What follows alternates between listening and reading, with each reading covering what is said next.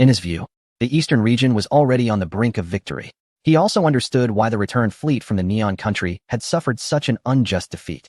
Perhaps a few months later, when the large fleet arrived in the Far East, he would be just like Yamamoto Ganahayo, losing the possibility of victory amidst endless harassment. Looking at this authorization document, Xiao Maoqi realized that from this moment on, the empire had regarded the eastern region as an equal opponent.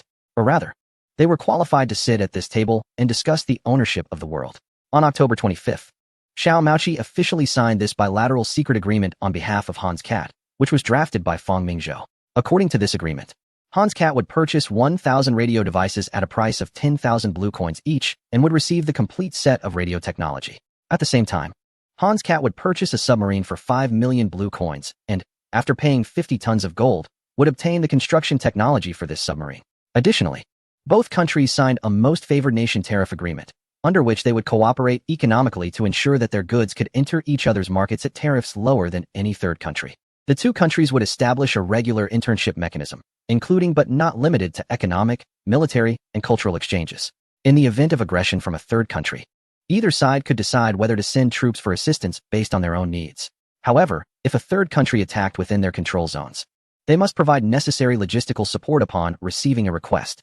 Meanwhile, the eastern region would also procure a complete set of equipment, including 3 million-ton steel mills and 5 50,000-ton steel mills. Hans Kat would provide no less than 1 million tons of affordable steel annually for 5 years, helping the eastern region train 1,000 skilled workers each year, also for 5 years. The two countries would jointly develop a 13-inch, 330mm naval gun. Regarding whether to make this agreement public, both Hans Kat and Wei Air chose to decide based on the situation. It seems that Wei Air still does not see the potential of the Eastern Empire clearly. However, this is fine. Fang Mingzhou does not want to ally with Hans Kat at this time. Even before the official start of S1, this idea is not under consideration. When that time comes, it will be the Eastern region's turn to wait for the right price. Just like those countless posts in later years, speculating that the alliance must be sweeping through the lighthouse for supplies. How could they come all the way to buy things from you? Once they finish S1, you would become a thorn in their side, and so on. However, Fang Mingzhou prefers the later republic, when the entire manufacturing sector was in full swing. It's not about who chooses you. It's about who you choose that determines who cannot lose. Want to defeat the opponent quickly and achieve victory? Have you asked yourself if you are ready? If the wheel of history truly turns, with the support of its own technology, the Hans Kat could win a 1-on-3 matchup and Wu Ti Mine joining the alliance. Choosing to buy supplies from the lighthouse can determine your upper limit. But choosing the eastern continent sets your lower limit, which ensures you won't lose. The goods from the lighthouse are close and easy to transport, but it's not as strong as it used to be after being harvested several times. Moreover, given the military strength of the S1 lighthouse, if it were to border the Eastern Empire, sending a battle zone could prevent them from daring to send a single soldier to Europe. At that point, it wouldn't be the lighthouse shouting to defend Europe, but rather calling urgently to defend itself. Thinking of ending S1 in 4 years. It seems the two major groups want a piece of the action. A 6 or 7 year conflict is more likely, as the strategists in Fang Mingzhou wouldn't be idle. When Fang Mingzhou received this secret agreement signed by both emperors, he finally felt a sense of relief. The Eastern continent's shortcomings have been fully addressed, and all that's left is to wait for 10 years. Speaking of which, it shouldn't be advanced, right? After all, he had given so much help to the Hans Kat, including battleships and submarines. Who knows, there might even be dreadnoughts or tanks and planes in the future, which Wilhelm II could resist the temptation to give his uncle a good beating. What does the Gallic rooster count for?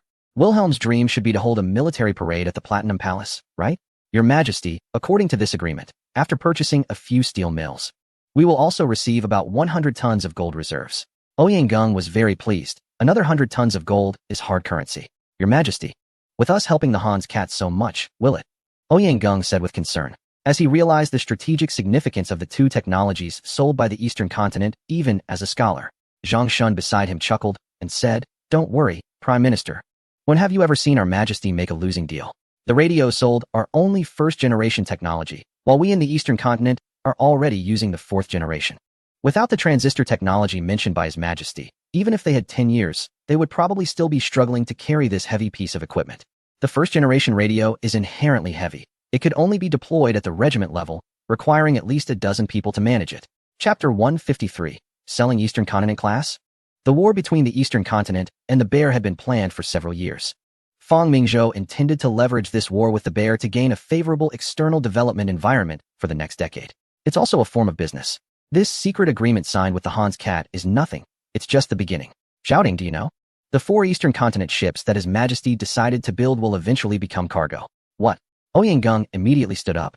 What is an Eastern Continent ship? That is a war weapon that the Empire has spent countless manpower and resources to develop over a decade to surpass this era. As Your Majesty mentioned, from the moment the Eastern Continent ship appears, all battleships currently under construction or previously built will become scrap metal. It will be a revolutionary weapon that can be called a scrap metal manufacturing machine.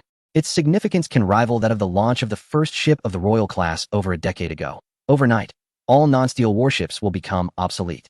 But now, Zhang Shun actually says that such warship technology is for sale? Am I hearing things? Or has the Chief of Staff betrayed us? However, when he saw that Your Majesty was silent, he was immediately taken aback. Your Majesty, are we really going to sell the Eastern Continent class technology? Ouyang felt his voice tremble. He truly could not fathom Your Majesty's thoughts. Each of his actions was so bold, yet each time brought unparalleled benefits to the Empire. Is the Son of Heaven truly a child of destiny? Ouyang felt as if he was becoming a superstitious believer in the words of His Majesty. Fang Mingzhou nodded. This decision had been made long before he constructed the Eastern Continent class. Once the Eastern Continent ship is unveiled, Fang Mingzhou could imagine that all naval powers around the world would be cursing him madly. While cursing, they would also have to pour money into keeping up. An even harsher arms race was about to begin. To put it bluntly, the Eastern Continent Empire currently does not qualify to join this arms race. It has only developed for a few years, and compared to those century-old capitalist powers, the Eastern Continent is far behind. If it weren't for the land and population, the Eastern Continent wouldn't even qualify to join the S1. Yet, even if he chooses not to participate in the military competition, the immense historical inertia would pull him in. Unless Fang Mingzhou and the Eastern Continent Empire abandon their quest for world supremacy, give up the tribute system, and choose to remain at peace as the first regional power. If they really choose that path, it may not matter now, but he fears that when he passes, the ancestors will not be able to hold back their anger. How can they let such a good opportunity slip away? Could those who once thrived tolerate these clowns riding on their backs? The imperial militaries might should command respect, and all nations should pay tribute. Such a vision of a celestial empire must reappear on this land. Therefore, joining this military competition is essential. Competition sounds nice, but in reality, it boils down to 2 words: spending money, and spending it wildly. Just thinking about the grim faces of his Prime Minister and Finance Minister makes Fang Mingzhou feel that if he really engages in an arms race, these people might hang themselves in front of his palace. To proceed or not, if the Empire's finances can't bear it, they might not even be able to sit at the table when the time for conflict comes. So, he must make money, a lot of money. All preparations during this period have been centered around making money, and now that the 4th year of the Imperial Decree is approaching, some weapons and equipment need to be updated. With 10 years of time, plus the shipbuilding cycle, by the time the war breaks out, his ships will be in their prime. S1 cannot be won with just a few battleships. At least 10 to 20 are needed, even if Fang Mingzhou has many trump cards. However, battleships still possess unparalleled deterrent power. A ship from the Eastern Continent easily costs 20 million blue coins. Not to mention the Army, the planned mechanized divisions, and the Air Force aircraft. Any of these are major projects that burn money. Technology can be referenced from libraries, but real funds must be spent. My Prime Minister, rest assured, the sale of these weapons will not affect our military superiority. First of all, regarding radio, as you know, we have been using it for 7 or 8 years. We intend to sell not only to Hans and Cats, but also to other countries like John Bull and Lighthouse. Zhang Shun said with unwavering determination. Ouyang had become numb. Today he wanted to hear what His Majesty and the Chief of Staff really thought. Not to mention anything else, at least for so many countries, 100 million blue coins can still be sold. 100 tons of gold. Ouyang's eyes lit up. Zhang Shun secretly laughed and continued, Prime Minister, don't forget that the patent for radio is in His Majesty's hands. Although we do not receive royalties from military radios, once radio becomes widespread, the civilian market is a huge cake. If possible, Fang Mingzhou would really like to collect military patents. Unfortunately, whether now or in the future, the military aspect has never cared about patents, and no one dares to collect them. Moreover, our 4th-generation radios can already decrypt the 1st-generation signals. Zhang Shun dropped another bombshell. Even Ouyang, no matter how naive, understood what this meant. When the enemy began to set up front lines through radio, the Eastern Continent would be aware of their deployments. Of course, it couldn't be decrypted 100%, and those countries weren't fools, so they would definitely develop encryption later. But that was still acceptable. Ouyang didn't believe that His Majesty and Zhang Shun had no backup plans. As for submarines, there was even less to say. As a world power, John Bull not only had a formidable navy, but also 2 million tons of merchant ships. Submarines were inherently designed for disrupting communication. The submarines sold to Hans and Katz were newly built, so they wouldn't pose a threat to our warships. The brand new sonar technology was about to complete development and would be equipped on our warships. It was the nemesis of submarines. Of course, Fang Mingzhou and Zhang Shun also knew that submarines themselves are unpredictable. If they really wanted to ambush you, they could be hard to detect. However, if not sold, the development of submarines was already close to military use. The submarines sold by the Eastern continent were basically at the level before World War I. And even if Hans and Katz developed in recent years, they could only reach the mid to late stages of World War I at most. To achieve the historical S-2U class submarines wasn't a technical issue, but a materials issue. This submarine technology, we will not let it spread. I believe as long as Hans and Katz are not foolish, they will not leak submarine information. Hearing that the two most important arms sales would not lead to a decline in the military strength of the Eastern continent, Ouyang Gung also breathed a sigh of relief. However, he still couldn't understand the sale of the Eastern continent warships. This was indeed a formidable weapon. Even if the royal authority had emerged at the beginning, the situation was tightly controlled. Chapter 154 Military Competition. Fang Mingzhou's side. The sale of the Eastern continent class had initially met with opposition, even from Zhang Shun. The reason he wanted to sell was that it concerned whether S1 could be initiated. If John Bull were to build the Dreadnought class first, Hans Kat would fall behind, and he would miss out on earnings. Without the diffusion of Eastern continent class technology, the naval competition would not be so frantic. Those who have not experienced this period of history cannot understand why John Bull and Hans Kat were competing fiercely in shipbuilding before S1. The dry and superficial reasons presented in textbooks about the struggle for hegemony are merely the surface. The contradiction between John Bull's position as a world leader and Hans Katz's national policy to become one is irreconcilable. It is akin to the Eastern continent empire's tribute system, which cannot reconcile with the colonial-centric countries in Europa. Additionally, the emergence of dreadnoughts placed the world's navies on the same starting line. With the escalation and uncontrollable costs of the competition, once lost, everything would be gone. Since everything would be lost anyway, it was better to invest in shipbuilding. Fueled by nationalism and interest groups, military-industrial complexes like Rheinmetall, Krupp, Armstrong, and Coventry were pushing forward. As the saying goes, when the dough increases, add more water. When the water increases, add more dough. Faced with each other's rapidly increasing armaments, both sides had no choice but to keep up. They led the charge. And while other countries were not as frantic, they still harbored a gambler's mentality. The winner takes all, while the loser loses everything. The Eastern continent fleet acted as a catalyst for accelerating this competition. Tilpitz overestimated the deterrent effect of the risk fleet he proposed, and John Bull found himself in a double-standard dilemma. One side's defensive measures were viewed as a threat by the other, leading to an endless spiral of confrontation. However, neither Zhang Shun nor Ouyang Gung could possibly foresee the global war that would sweep the world a decade later. Therefore, from their perspective, selling the Eastern continent fleet would only diminish their advantages. The current world is anything but peaceful. Without some real capabilities at hand, one must be wary of being robbed.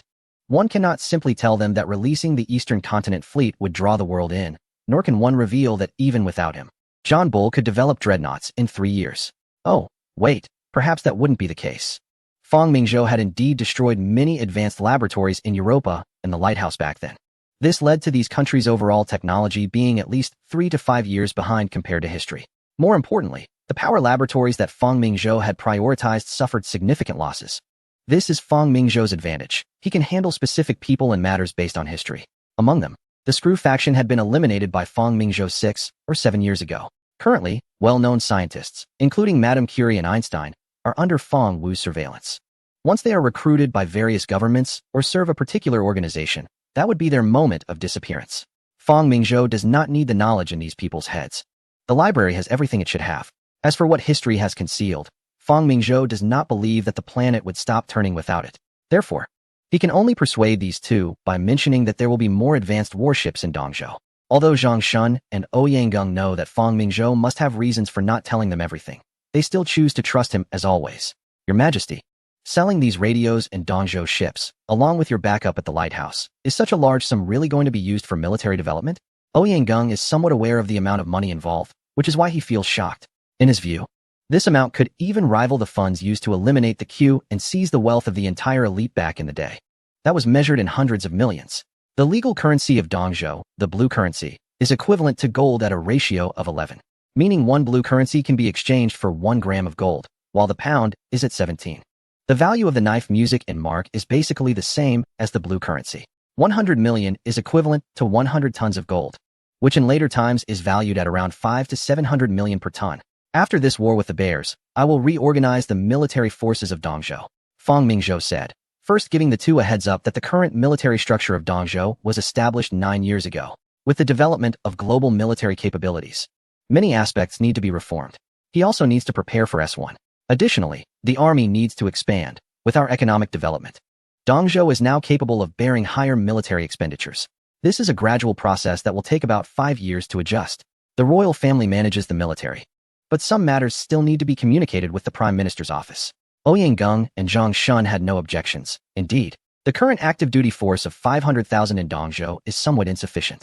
If it were not for the implementation of the 11 reserve forces in Dongzhou, they would likely be in a chaotic situation during this war with the bears. Moreover, after this war, the empire's territory will certainly expand further, along with overseas colonies, which indeed requires expansion. Furthermore, the first 4-year plan will expire next year, and the Prime Minister's office needs to start organizing the second 4-year plan. This plan aims to transform Dongzhou from an agricultural nation into an industrial one, growing from small to large, from nothing to something. I can tell you at most, there are only 10 years left. By then, the entire world will probably not have the peaceful situation we see now. After Fang Mingzhou finished speaking, both of them were stunned. It was not that they did not believe him, but they simply did not know what basis the 10 years mentioned by the Majesty was founded on. Seeing that Fang Mingzhou did not explain further, they did not ask again. They still greatly admired the Emperor's vision. Currently, our Navy's main battleships are also facing the possibility of becoming scrap metal after the emergence of Dongzhou ships. After saying this, both of their expressions darkened. Making other countries' warships scrap metal is satisfying, but if it were their own, it would not be pleasant. The maintenance cost of battleships is inherently high. If they are kept, several cannot compete with one Dongzhou-class ship, and if they are not kept, it would be too wasteful. The Tiangong-class ships are also contributors to Dongzhou, witnessing the Dongzhou Empire's rise from weakness to strength. Rest assured, those old-fashioned warships will be sold eventually, Fang Mingzhou said with a smile. Zhang Shun was secretly skeptical, thinking that once the new class of ships was launched, who would still be foolish enough to buy these outdated vessels? Wouldn't that just be throwing money away? Your Majesty, we won't have to rebuild all 16 of our main ships, will we? Ouyang Gung felt his heart racing. 16 ships was no small matter. No wonder His Majesty was trying to raise funds everywhere. Each ship would cost at least 10 to 20 million blue coins, which adds up to about 300 million in total. Ouyang Gung shot an angry glance at Zhang Shun, as if questioning him why it was so expensive. Zhang Shun shrugged, stating that battleships were something only powerful nations could manage, much like aircraft carriers in later times. Only about a dozen countries in the world currently possess battleships. It seems that after 100 years, the world hasn't changed much. Don't worry. These dozen ships won't all be built at once. Fang Mingzhou was not about to rush into a military competition. He wanted to maintain a good pace, making both major factions reluctant to back down. Chapter 155. The fleet is about to set sail. This was the largest strategic adjustment by the Eastern Continent Empire before S1. Besides the costly navy, the army and air force were also expensive ventures. The first deployment of the Ben-Cat armored vehicle in actual combat annihilated the elite 7th Corps of the Eastern Bears Eastern Army during the Central Road ambush. 50,000 were encircled and destroyed, with Eastern Continent suffering fewer than 1,000 casualties and only over 200 dead. This made Zhang Shun and the staff see a different mode of warfare. Zhao Ting. This amount of money looks substantial, but once it's put to use, it won't last long. The Navy will take at least half of the funding, while the Army will consume another 40%. And the Air Force is still managing to save money for now. However, I must tell you that in the future, the Air Force will be even more expensive than the Army. A B-29 costs over $700,000, which is roughly equivalent to the blue coin price. Currently, a battleship costs only $5 million.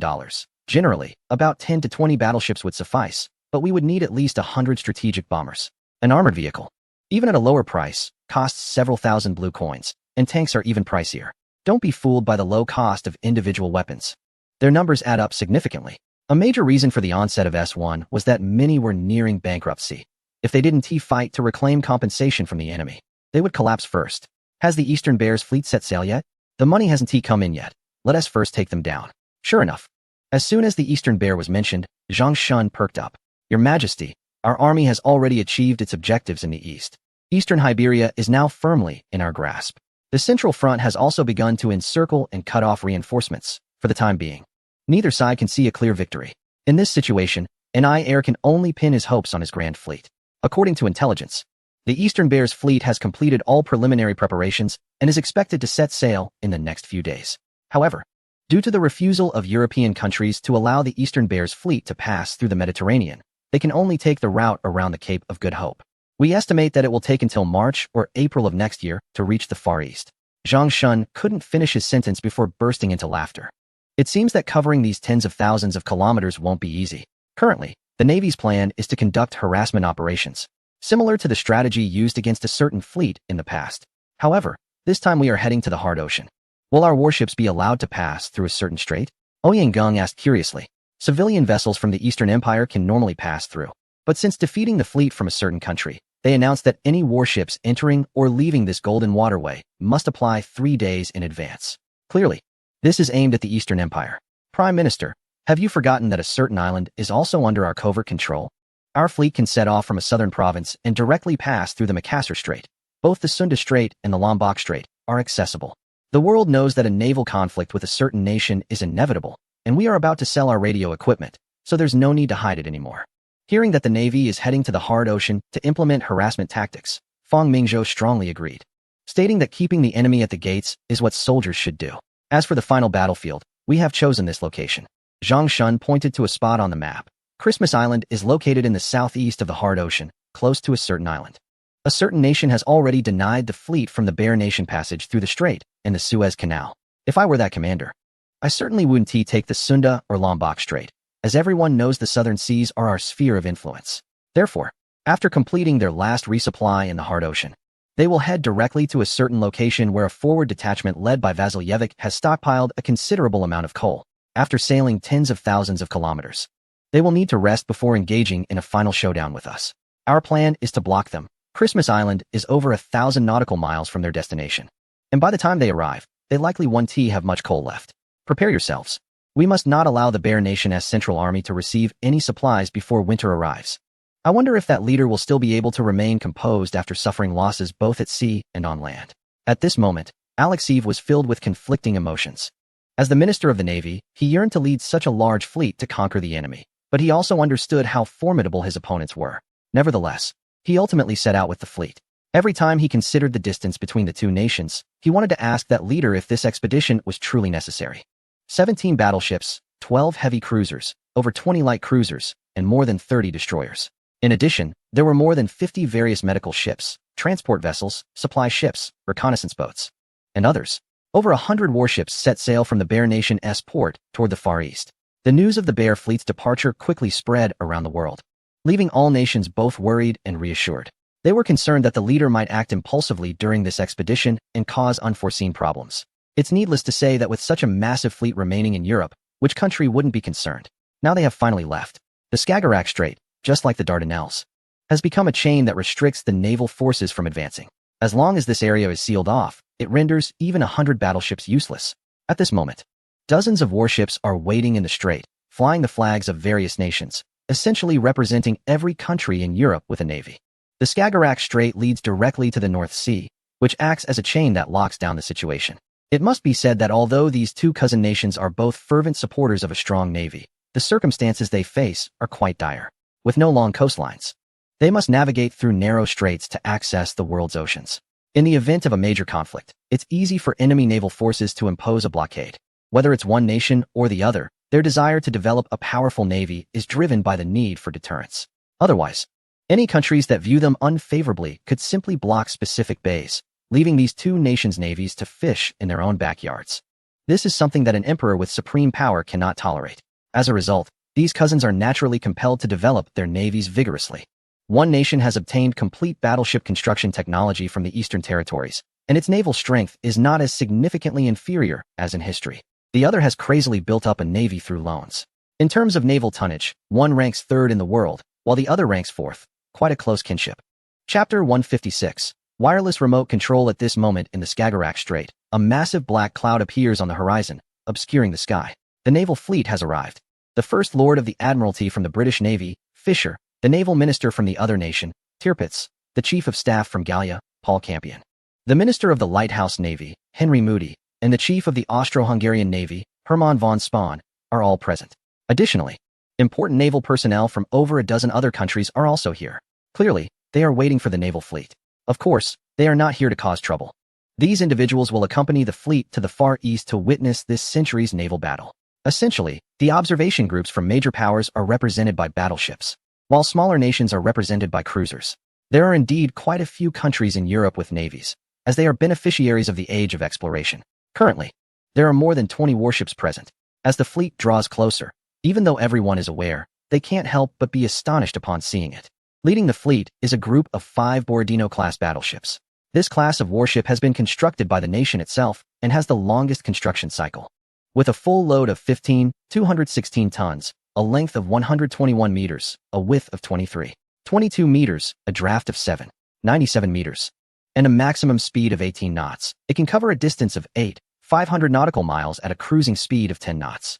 In terms of firepower, there are 4 units of 305 mm guns, 12 units of 152 mm guns, as well as 10 units of 76 mm guns, 10 units of 47 mm guns, 8 units of 37 mm guns, and 2 units of 64 mm guns. Currently, mainstream countries have eliminated torpedo tubes on battleships. However, adhering to the principle of prioritizing firepower, this country has stubbornly installed 3 torpedo tubes of 381 mm at the bottom. The main armor belt is only 190 mm thick, while the main turret and command tower have armor thicknesses of 254 mm. This can be described as a typical style of heavy firepower with light protection. Nevertheless, the displacement of 15,000 tons has already reached the tonnage of a first-class battleship. Alexeyev was also inspired by this scene. In his view, such a large fleet heading to the Far East would not encounter much danger, even if it couldn't completely defeat the Eastern Empire.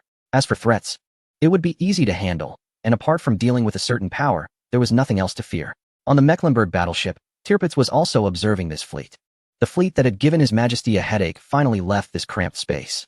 Over the past 2 years, the Imperial Navy had been constantly vigilant. Now, they could finally take a breather, as long as these warships left the continent. The Empire could confidently compete with other navies without worrying about being squeezed by 2 naval forces. Regardless of the outcome, Tirpitz believed that the Empire had gained something. If the Eastern Empire won, there would be one less threat. Of course, if the Eastern Empire lost, the Hanskat fleet stationed in the Far East would likely want to share in the spoils. While openly offending the Eastern Empire wouldn't happen, a weakened Eastern Navy would provide an opportunity to seize benefits under the guise of mediating a ceasefire. The more disastrous the defeat for the other side, the more their naval power would be drained. This time, during the expansion of the Navy, the Hanskat fleet did not receive a single order for a warship, which indicated some underlying dissatisfaction. Even a second-rate entity like the Lighthouse could secure warship orders, while the Empire, which possessed a dozen battleships, couldn't even get orders for destroyers. Tirpitz viewed this as hostility towards the Empire. He had also read the telegram sent back by the young officer. And with that thought, a smile appeared at the corner of his mouth. The foolish actions of the other side would naturally come with consequences. As the Minister of the Navy, Tirpitz still believed that this victory belonged to the Eastern Empire, albeit a costly one.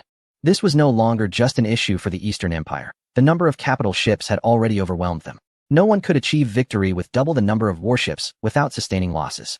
However, this was also good, as long as the other side failed. His Majesty was prepared to use loans to control their economy and force them to align with the Empire, breaking the dominance of another power over them. Meanwhile, on the Duncan-class battleship, Fisher shared the same sentiment. As the warship that troubled naval powers finally set sail, he too would head to the Far East to witness this naval battle. The fleet surged ahead through the Skagerrak Strait, led by the Bear Nation, followed by battleships from several major powers, and finally various countries' cruisers. Of course, these observation ships would not take a detour like the Bear Nation did. After all, they were here to observe, not to suffer. They would pass through the Mediterranean and then enter the Suez Canal, waiting near the canal's exit for the Bear Nation's fleet, as this was their last resupply point before entering the Far East. Not far away, a transport ship flying a lighthouse flag was also observing the scene. This was a busy shipping lane, not only filled with warships, but also numerous merchant vessels. Wei Hua looked at the fleet through his binoculars, sneering inwardly. Aside from the strait, the Bear Nation's good days were over. On the deck, several young people were fiddling with a few models. Despite having seen them many times, Wei Hua was still captivated by these models. These aluminum boats, about 2 meters long, were one of the weapons the Eastern Navy used to trouble the Bear Nation. They were controlled by radio remote. This technology had been perfected years ago, and as the first country to use radio, the East had never stopped developing it. With diode control, the remote range reached 10 kilometers, packed with various high explosives.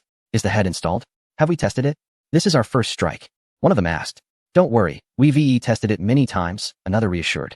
Once they pass through the strait, we'll launch the attack directly. With so many ships here, no one will suspect us. On board the Borodino battleship, Alexiev watched the observing group behind him, feeling furious. Why could these people pass through the Mediterranean while they had to take a detour around half the globe?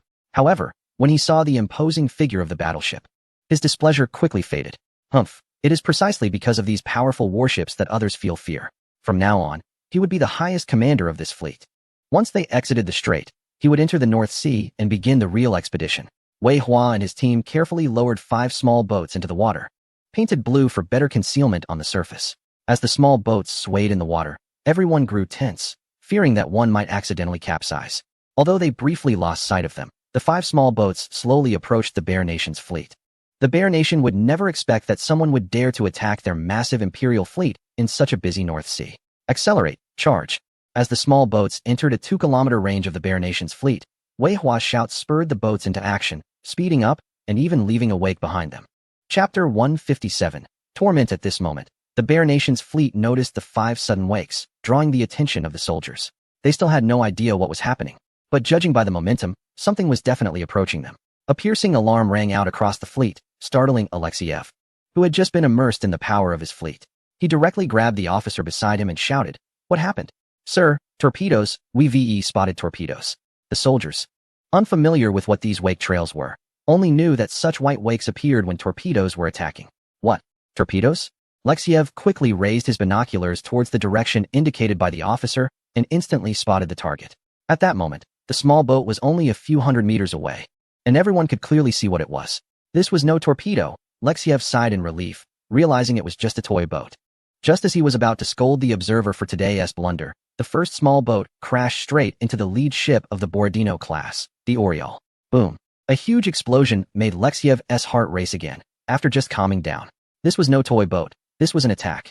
Before the fleet could react, a series of explosions erupted within the enemy fleet. Everyone was stunned. What was happening? The battle alarm rang in everyone's ears, but when the soldiers opened the gun covers, they couldn't find any enemies to attack. The attacked warship quickly realized what was happening, and everyone hurriedly looked towards the site of the attack. Due to the distance, Wei Hua and others couldn't accurately aim at which ship, only able to see roughly where it had collided. 1 battleship, 2 cruisers, 1 destroyer, and 1 transport ship. Thick smoke billowed from the explosion sites, and as the black smoke cleared, several warships were unharmed, with the most damaged being the destroyer. Its side armor was charred in a large area, and there were noticeable irregular deformations, but it hadn't been breached. However, the transport ship nearby wasn't so lucky. As the enemy fleet needed to traverse half the globe, each transport ship was loaded with coal. The sea, with its unpredictable weather, required that these precious coals be covered with tarpaulins to prevent them from getting wet in the rain. The tarpaulin, made of a drying oilcloth with a surface of tung oil, could keep out rain but had the downside of being highly flammable. The flames from the explosion of the small boat ignited the tarpaulin, which in turn set the coal on fire. At that moment, the transport ship was engulfed in thick smoke, flames spreading along the tarpaulin until the entire vessel was ablaze. The crew aboard didn't even dare to fight the fire, grabbing life rings and jumping directly into the sea. In the distance, Alexiev was wide-eyed in disbelief. He had just set sail and the first loss had already occurred. Looking around, he realized that apart from his own fleet, there were no other ships nearby. After all, nobody was foolish enough to run toward the fleet. What if there was a stray shot? That would be tragic. Watching the fire grow larger and completely uncontrollable, the transport ship's deck was burned through, and there was no saving it. Half an hour later, everyone watched as the transport ship sank, a question rising in their minds. Where was the enemy? At this moment, Wei Hua had already accelerated away at the moment of impact. Even if the black powder was completely packed, it was impossible to expect these small devices to sink a warship, especially a destroyer, which has at least 20 to 30 millimeters of armor at the waterline. These little things were far from capable of penetrating that. But as the saying goes, the best defense is a good offense. Meanwhile, the observing group following behind was also in a state of confusion, wondering what had happened. Why was there thick smoke coming from the fleet ahead? Concerned about being mistakenly targeted, and given the lack of trust in the integrity of the fleet, the observers were mostly positioned about 10 kilometers behind. Just as the fleet had entered the North Sea, and before everyone had split up, this situation arose. Had the navy of the eastern continent arrived in the vast ocean? Soon, news arrived that the fleet had suffered an unknown attack, resulting in the loss of a transport ship.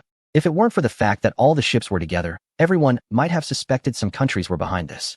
Consequently, The decision was reaffirmed that the fleet could not be allowed to pass through the waterways controlled by them. At this time, the port of Kaliningrad had turned quiet with the departure of the fleet, which had previously been bustling with activity.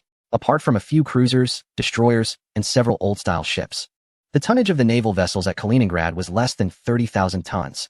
Of course, there were solid defensive fortifications here, and it was also a fortress defending the capital, so there was no fear of anyone causing trouble. In a residential building here, a few individuals were seated together. "You finally arrived, Comrade Unianrov." As the officers, who appeared to be from the fleet, saw the newcomers, they immediately stood up, their faces showing fervent expressions. As everyone took their seats, the officers began to report. "In the past 2 years, we have developed over 50 comrades. But the evil regime places great importance on the Navy, so their treatment is quite good, leading to our slow development. Unianrov, I suggest we initiate more movements to increase our influence. Only with more people joining us can we overthrow the regime." A month ago, following the defeat of the army on the Eastern Front, Unianrov published a further statement, "Take 2 steps back." It exposed the opportunism regarding the issues within the organization, comprehensively discussing the establishment of a new type of proletariat. Upon its release, the book immediately caused a huge reaction worldwide. "Yevgeny, you have done very well. In just a few months, you have developed so many comrades." Unianrov was very pleased with this young man, who he had met in prison. Although he was not from the same nationality, his loyalty to the organization was unquestionable. "Comrade Unianrov, there are not many soldiers left here now. I believe this is a good opportunity." Seeing that no one else spoke, Yevgeny continued, "The evil regime has its army trapped in the Far East, and its navy has already set sail. This is a very good opportunity. I believe we can mobilize our comrades and initiate a revolution, which will surely overthrow the current regime." Ulyanov's heart stirred. He had considered this possibility as well and knew he had to take action. With the recent shift of the Dream 10 faction towards the bourgeoisie, their strength was rapidly growing, surpassing his own faction. If this continued, there would be no one left to stop the tyrannical rule. In his view, the Dream 10 faction was on the wrong path. Chapter 158, Going to the Far East? While everyone awaited Ulyanov's reaction, Dmitry stepped forward. "No, Yevgeny, your thinking is flawed." At this remark, everyone was taken aback. Even Ulyanov looked over. At this moment, Yevgeny secretly laughed, thinking that Dmitry was just relying on his proximity to this figure, constantly opposing his comrade with a deep-seated grudge. "Humph.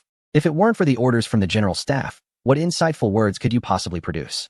Dmitry seemed oblivious to the expressions of those around him and continued earnestly. "Yevgeny, your thinking is mistaken. Although the forces are engaged in battle with the Eastern continent, they still have over 1 million soldiers on the front lines, especially Commander Gurko of the Western Army, who staunchly supports the regime. If we recklessly initiate a revolution, this commander will undoubtedly withdraw the most elite 500,000 soldiers from the West. At that point, our comrades would be facing such an opponent, which would be irresponsible for their lives." Ulyanov nodded. Dmitry's words echoed his own thoughts. Now was not the right time. The foundations of the regime were not yet shaken, even if they lost 200,000 to 300,000 soldiers in the East. Those nobles and capitalists still stood by their side. Their own strength was still weak, and if they acted rashly, not only would they fail to resolve the issue, but their struggle could also be extinguished. "Humph, Comrade Dmitry, are you suggesting we do nothing?" Yevgeny shouted angrily. "No, we are not doing nothing. I believe Ulyanov is already prepared. What we need to do is follow the arrangements." Ulyanov was momentarily taken aback. To be honest, he didn't have a good idea himself, or he would have acted earlier. However, in front of everyone, he couldn't admit he had no plans and began to resent Dmitry. To be frank, Ulyanov has already gone to the Far East to connect with the soldiers captured in the last war. They are our best allies. Indeed, how could he have forgotten what he previously said? Ulyanov scolded himself for almost overlooking such an important matter. So he nodded and said, "Yes. I will be heading to the Far East soon to meet with the Emperor of the Eastern continent. I believe he won't refuse another ally." Ulyanov was merely saying this for effect. The Emperor of the Eastern continent wasn't someone he could just meet at will, and he probably didn't even know who he was. But the most important thing now was to instill confidence in those present. Hearing what Unianrov said, several people showed expressions of joy. "We must endure for the time being. The two nations are currently at war, and we can only act after the war reaches a conclusion. This war will be over by next summer," Unianrov said seriously. "The million-strong army of the enemy is not to be underestimated. Comrade Unianrov, there are still 2 years until the centenary of our nation's downfall. I can no longer wait. My homeland has suffered for too long," Yevgeny said with indignation. He had not forgotten that he belonged to that nation, which was currently occupied. But he had not given up. This was also why Unianrov had such faith in him. After all, it was a matter of national vengeance. "Yevgeny, I understand your feelings. Don't worry, When we overthrow the enemy's rule, you and your country will be reborn. Our ideals are not to oppress others, but for a greater cause. Hearing this, Yevgeny nodded. I can wait for the sake of the great nation. If the enemy fails in the Far East, I will risk my life to stand up and resist. Although Ulyanov was not entirely confident, he still believed that by next summer, the war between the two nations would surely end. If the enemy were victorious, he would have to continue to remain hidden. Yevgeny was a crucial ally, not only a comrade, but also an important member of the National Revival Organization. Only by uniting more forces could they resist the powerful enemy. After some discussion, they began to part ways, with Yevgeny stating he would contact more naval soldiers to join them. Meanwhile, in the dwelling, Ulyanov had also made up his mind. He decided to send someone to the Far East to reach out to the soldiers who had been captured by the enemy. Just as Dmitri had said, these soldiers, having been abandoned, were natural allies. Now the problem lay before him: whom to choose. First, finding out where these soldiers were held captive would require considerable effort, let alone convincing them to join his cause and resist the enemy. Moreover, this would be right under the watchful eyes of the enemy. Clearly, this was a daunting task. I have decided to send one person to the Far East to persuade those soldiers, Ulyanov concluded, and everyone felt a jolt of apprehension. Clearly, no one was willing to go. They knew nothing about the situation in the Far East, and going there would be like stepping into the dark. Not to mention trying to recruit like-minded comrades. There was a chance that as soon as one arrived, they could be eliminated by the enemy's intelligence organization. Furthermore, being around Ulyanov meant being close to the inner circle. Going far away from him was akin to exile. Seeing that no one spoke, Ulyanov understood their thoughts. He could not force them. After all, he had stated that everyone was equal, and he was merely a guide. There was no one more noble than another. The room fell into a prolonged silence, and eventually, a sigh was heard, indicating that Ulyanov was disappointed in everyone. Comrade Ulyanov, I shall go. It seemed unbearable to hear the sigh, and Dmitri stepped forward. As everyone knows, I come from a wealthy family. My grandfather was once an immigrant from the Eastern Empire, and my appearance is somewhat similar to theirs. Everyone is aware that Comrade Dmitri's ancestors are from the Far East, but he is a steadfast revolutionary. Unlike Comrade Joseph, I do not possess exceptional organizational skills, nor do I excel in propaganda like Comrade Vasily. I only have a firm belief in my faith, and I will seek out that emperor from the East. As long as he does not kill me, I am sure I will persuade him. I believe he would not want Nier to continue confronting them, Dmitri said fearlessly. The crowd was also moved by Dmitri's spirit, feeling ashamed when they reflected on themselves. All right, Dmitri, I strongly agree with your thoughts. I announce that starting today, you are a member of our committee. You will be responsible for matters concerning the Far East, and I hope you can bring us good news. Comrade Ulyanov, I will not let everyone down.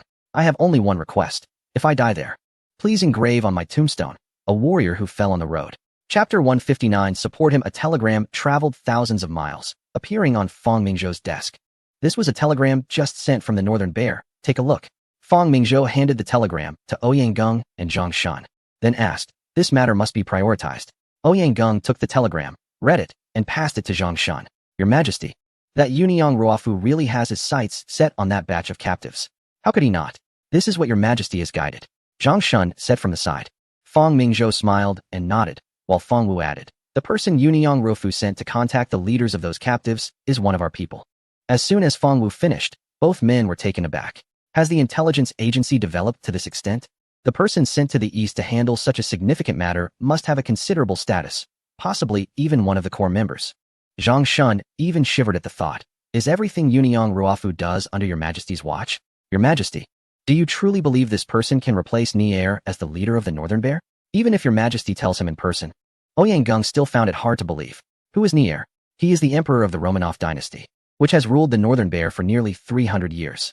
During these 3 centuries, it has transformed the Northern Bear from a remote little country into one of the 5 great powers of Europe and even the world. Many wise emperors have emerged, such as Peter the Great's reforms, Catherine the Great's bold declarations, and Alexander's reforms. That famous quote, if I could live for 200 years, all of Europe would crawl at my feet. What a powerful statement from a female monarch. It can be said that the Romanov dynasty has a deep foundation of rule in the Northern Bear. Even if Nier initiates a war, there are still over 1 million soldiers heading to the battlefield with guns. But now His Majesty actually says that someone who can't even guarantee safety and has to hide will overthrow the regime. It's as ridiculous as saying a beggar on the street could become an emperor. Oh, it seems there actually is one. Fang Mingzhou certainly can't tell his trusted officials that he knows history, if it weren't for someone with experience. Who would have thought that this bearded man could end the regime, even with the boost from S1? I believe you all must have seen their theory by now.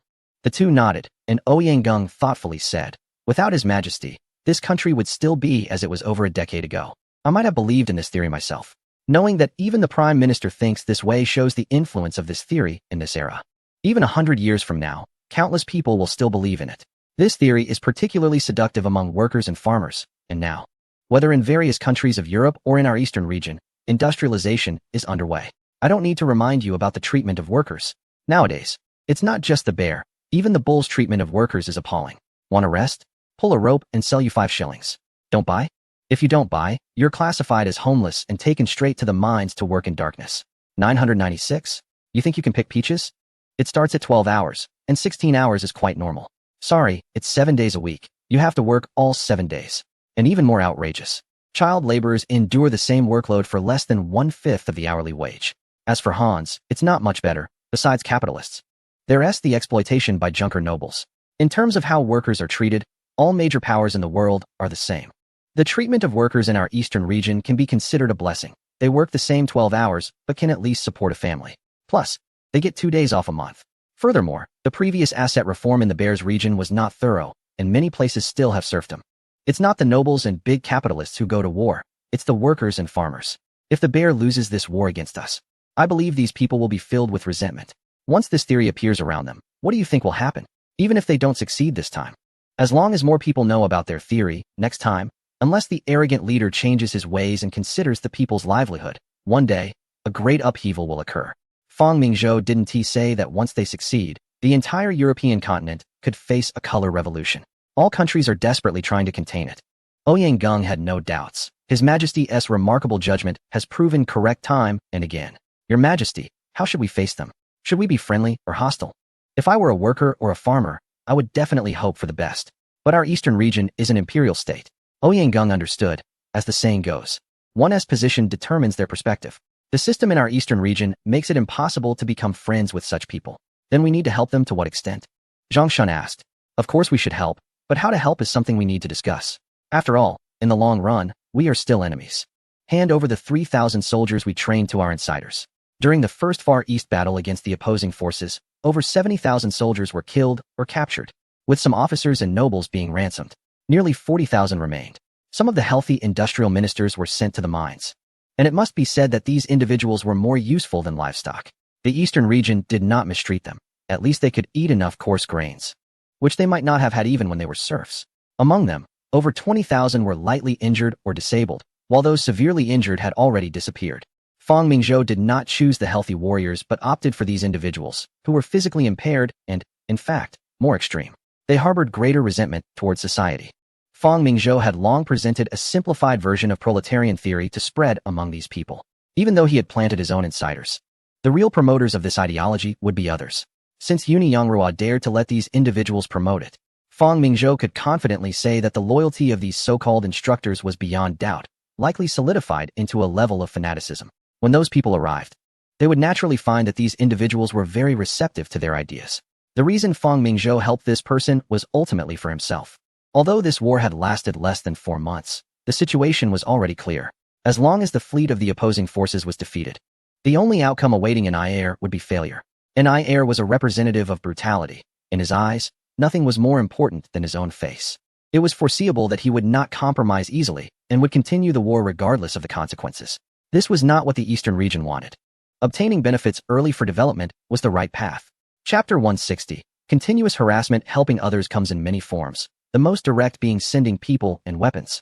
However, Fang Mingzhou was not that familiar with this mentor, and if he were to do so, the mentor would probably suspect his motives. Therefore, providing covert assistance became Fang Mingzhou's best option. The 3rd year of Zhao Ming's rule had not yet ended, and even if Uni Yangrua wanted to incite action, it would not succeed. To reiterate, An foundation of rule had not been undermined. His control remained solid.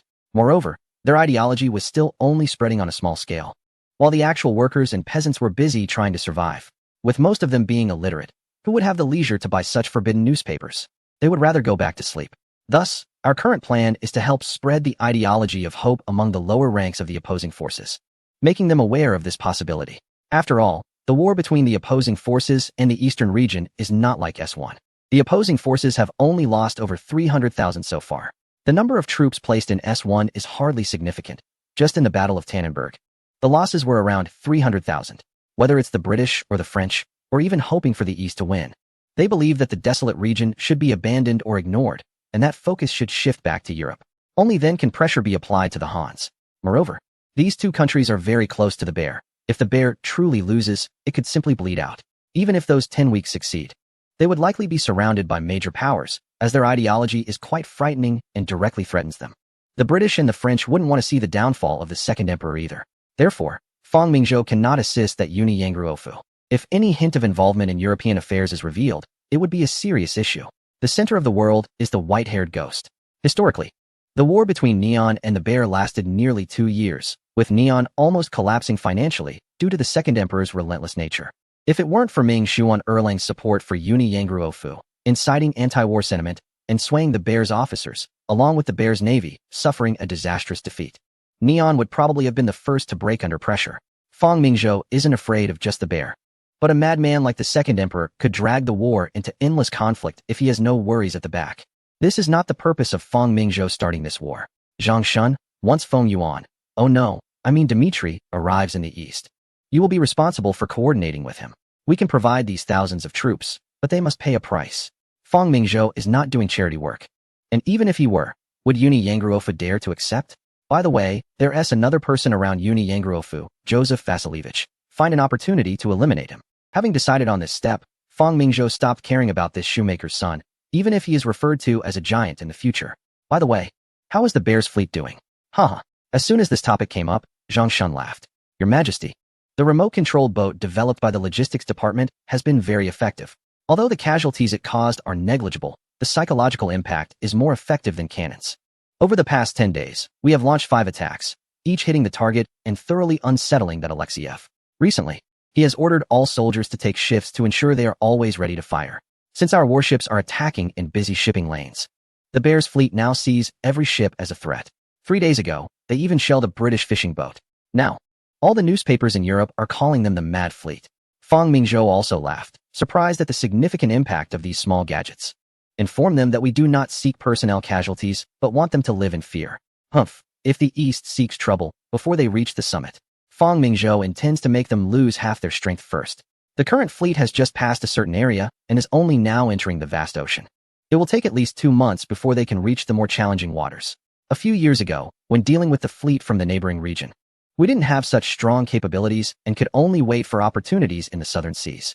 Now, once we navigate through the strait and enter the more formidable waters, they will truly understand what strength means. How is the sea trial of our new battleships going? This is our ace against the opposing fleet and is also one of the key factors to stimulate maritime competition. Currently, ships have been undergoing sea trials for over 4 months and have already been improved. They should be ready for official use in about a month. However, judging by the current fleet speed, I estimate it will be early next year before they can be fully operational. So these 4 battleships are currently training in the southern seas. Speaking of the new battleships, Zhang Shun's expression brightens up. Your Majesty, we have tested the new class, and it can be said to completely outclass current battleships. Even our existing models have a combat range of no more than 10 kilometers. While most countries still operate within a distance of 5,000 to 7,000 meters. This range is not arbitrary. It is the furthest distance achievable under visual conditions at sea. Currently, only our new class possesses wireless fire control, while even the neighboring fleet relies on mechanical fire control to keep their range within 10,000 meters. It's important to note that our new class is designed for a range of 20 kilometers, which is significant.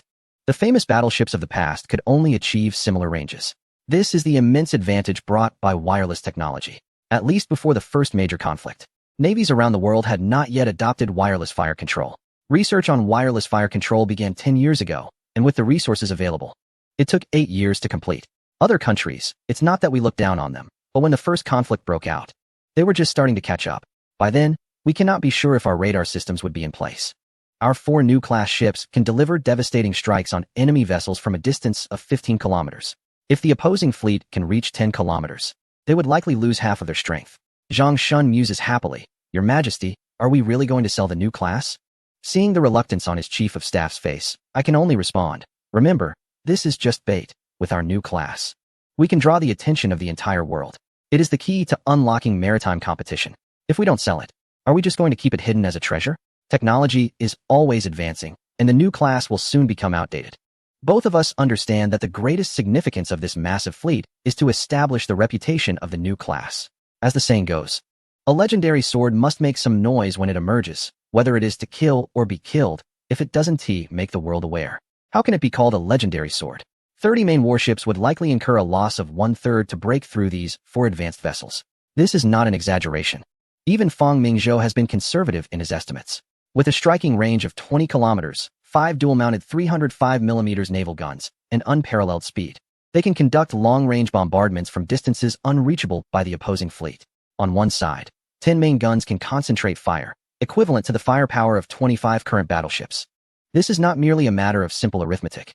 On the same weapon platform, 10 naval guns can share the same fire control system, and with a bit of luck, they could achieve instant kills, unlike relying solely on the favor of fortune as before. As for how to fire all 10 main guns simultaneously to one side, the historical battleships of the Breton class were equipped with 5 dual-mounted guns. As long as the main gun turrets are arranged along the ship's centerline, it can be accomplished.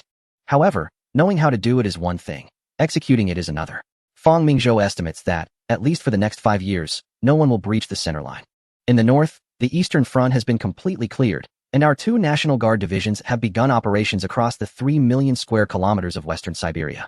The central route is currently at a stalemate, with the opposing forces in Irkutsk remaining in a defensive stance. Li Yongchang has already eliminated over 50,000 enemy soldiers through a strategy of encirclement and cutting off reinforcements. Zhang Shun remarked with a smile that the opposing commander is determined to hold onto the Irkutsk fortress and prevent our forces from occupying both fronts, which has led to continuous rescue attempts on the central route. According to Li Yongchang's advice, we plan to take advantage of the weather. The 200,000 to 300,000 troops in the central fortress will not have enough supplies to last through the winter. We estimate that sporadic skirmishes will not cease before winter arrives, as the commander in the central route is likely hoping to obtain supplies from the rear. The winter in Siberia is no joke. Yankelchev has been too indecisive. Had they abandoned the Irkutsk fortress earlier instead of relying on support from the rear, they might have already returned to the European continent. Our intelligence indicates that Yankelchev has been learning from us and has dug numerous trenches and barbed wire, effectively locking himself in the fortress while waiting for rescue. To obtain supplies, the central route must break through the blockade, and similarly, for the opposing commander to rescue his central forces, they must also penetrate the eastern defenses. Ultimately, it will depend on who is more skilled in the art of encirclement and reinforcement, whether the eastern forces or the opposing side will suffer losses. Unfortunately, this commander seems to be going against the grain, perhaps doubting his ability to penetrate or lacking faith in his reinforcements. The Western Front is relatively tense.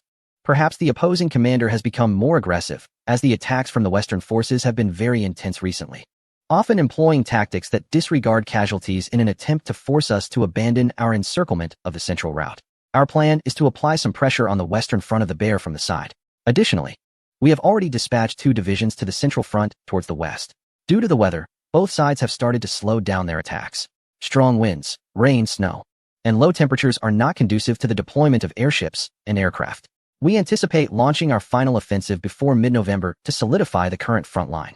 After November, this area will become a world of ice and snow, and any military actions will be halted. It can now be said that the war has completely deviated from the initial plan. Of course, war itself is inherently uncertain, and what the command now needs to consider is how to end this conflict. The Prime Minister's office has also begun to allocate a large amount of winter supplies to the front lines. On October 20th of the 3rd year of the reign, the Prime Minister's office of the Eastern Empire announced the completion of all campaign objectives on the Eastern Front. The Eastern Empire has reclaimed its historically held territories and demanded that non-Eastern citizens in the region leave within 30 days. Warning that those who fail to comply will not be guaranteed safety.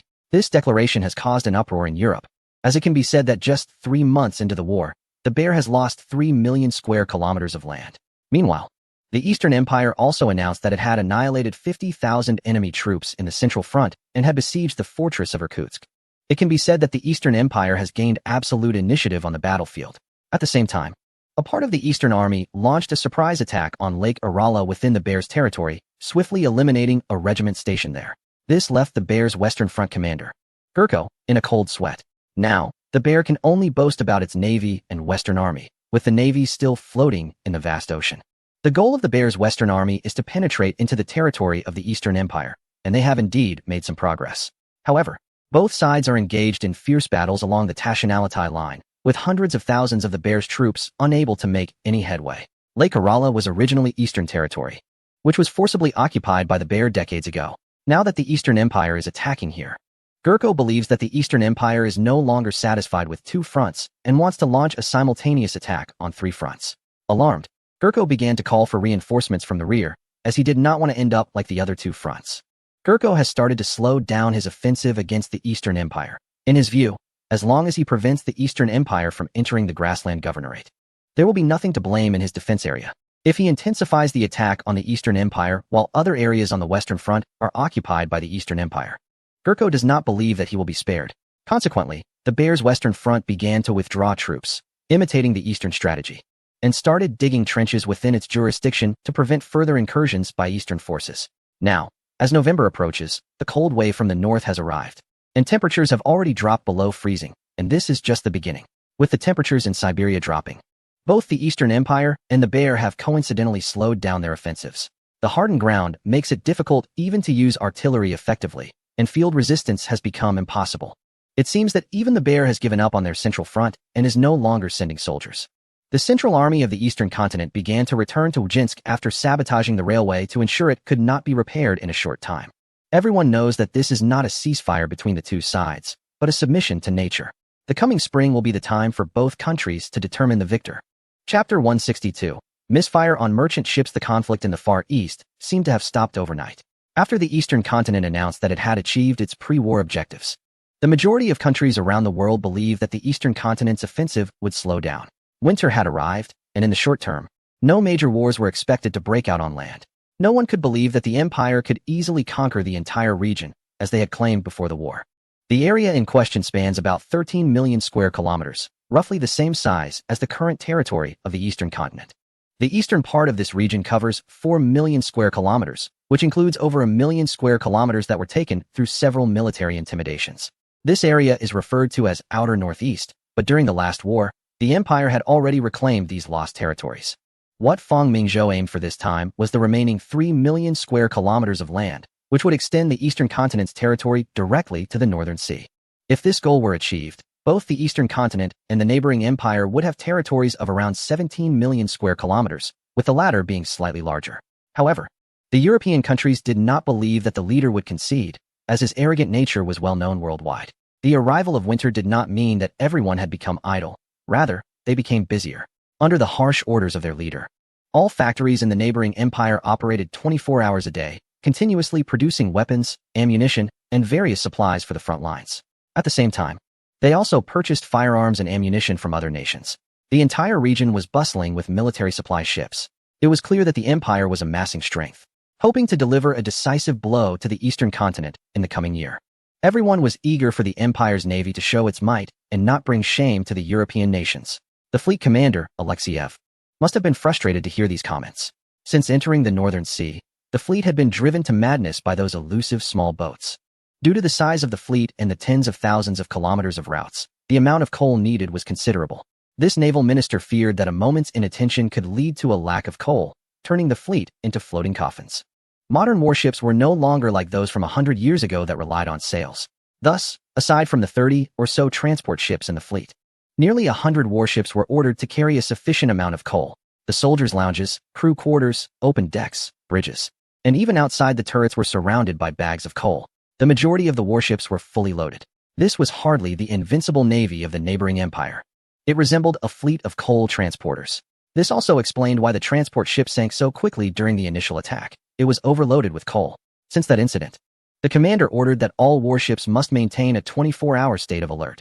Soldiers were required to sleep in their uniforms. The ship's cannons had to be uncovered and loaded with live ammunition. Any unidentified vessels approaching the fleet could be fired upon first and reported later. However, the commander forgot that this was a busy international waterway, teeming with ships crossing continents daily, easily numbering in the thousands. Although encounters weren't constant, whenever they did happen, the fleet reacted as if facing a formidable enemy. Previous attacks had occurred in the presence of other vessels, leading the commander to believe that they were being manipulated by adversaries. This situation was tough on the soldiers, as they had to endure 24-hour shifts. And whenever they finally managed to rest, they would be awakened in less than an hour by piercing alarm sounds, only to find that it was just a normal merchant ship. After 2 weeks of this, everyone felt they were going mad. A staff officer cautiously reminded the commander that this could lead to a growing war fatigue among the troops. As a result, that officer almost faced severe punishment. Gradually, the confident demeanor the fleet had when departing faded away, and the first feeling upon waking each day became one of exhaustion. Just 7 days ago, the fleet faced another attack while only a cargo ship was present on the surface. The fleet commander believed he had finally found the culprit and ordered to open fire. Obviously, a cargo ship was no match for one of the world's leading fleets, and within 5 minutes, the cargo vessel sank into the cold waters. However, this incident was witnessed by a passing cruiser, raising alarms about attacking an Empire's merchant ship in front of the Royal Navy. As the shattered cargo vessel slowly sank, the scene of the fleet firing was captured. It turned out that the ship was innocent, and after the Navy rescued the remaining crew, the situation escalated. A piercing alarm echoed through the fleet. This time, it wasn't an attack from small boats or a false alarm. It was a serious confrontation. And it wasn't from a neighboring empire, but rather from the leading global power. When the news reached home the next day, the fleet mobilized 3 battleships in pursuit. While the commander wasn't afraid of those battleships, the nation they represented was something he couldn't afford to confront. He still needed to supply the colonies in West Africa.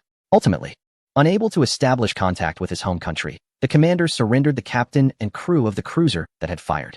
Although it was his order, he had to take responsibility. Meanwhile, on the supply ship, preparations were being made. An officer approached, saying, "Commander wants you to go to the Duke of Suvorov."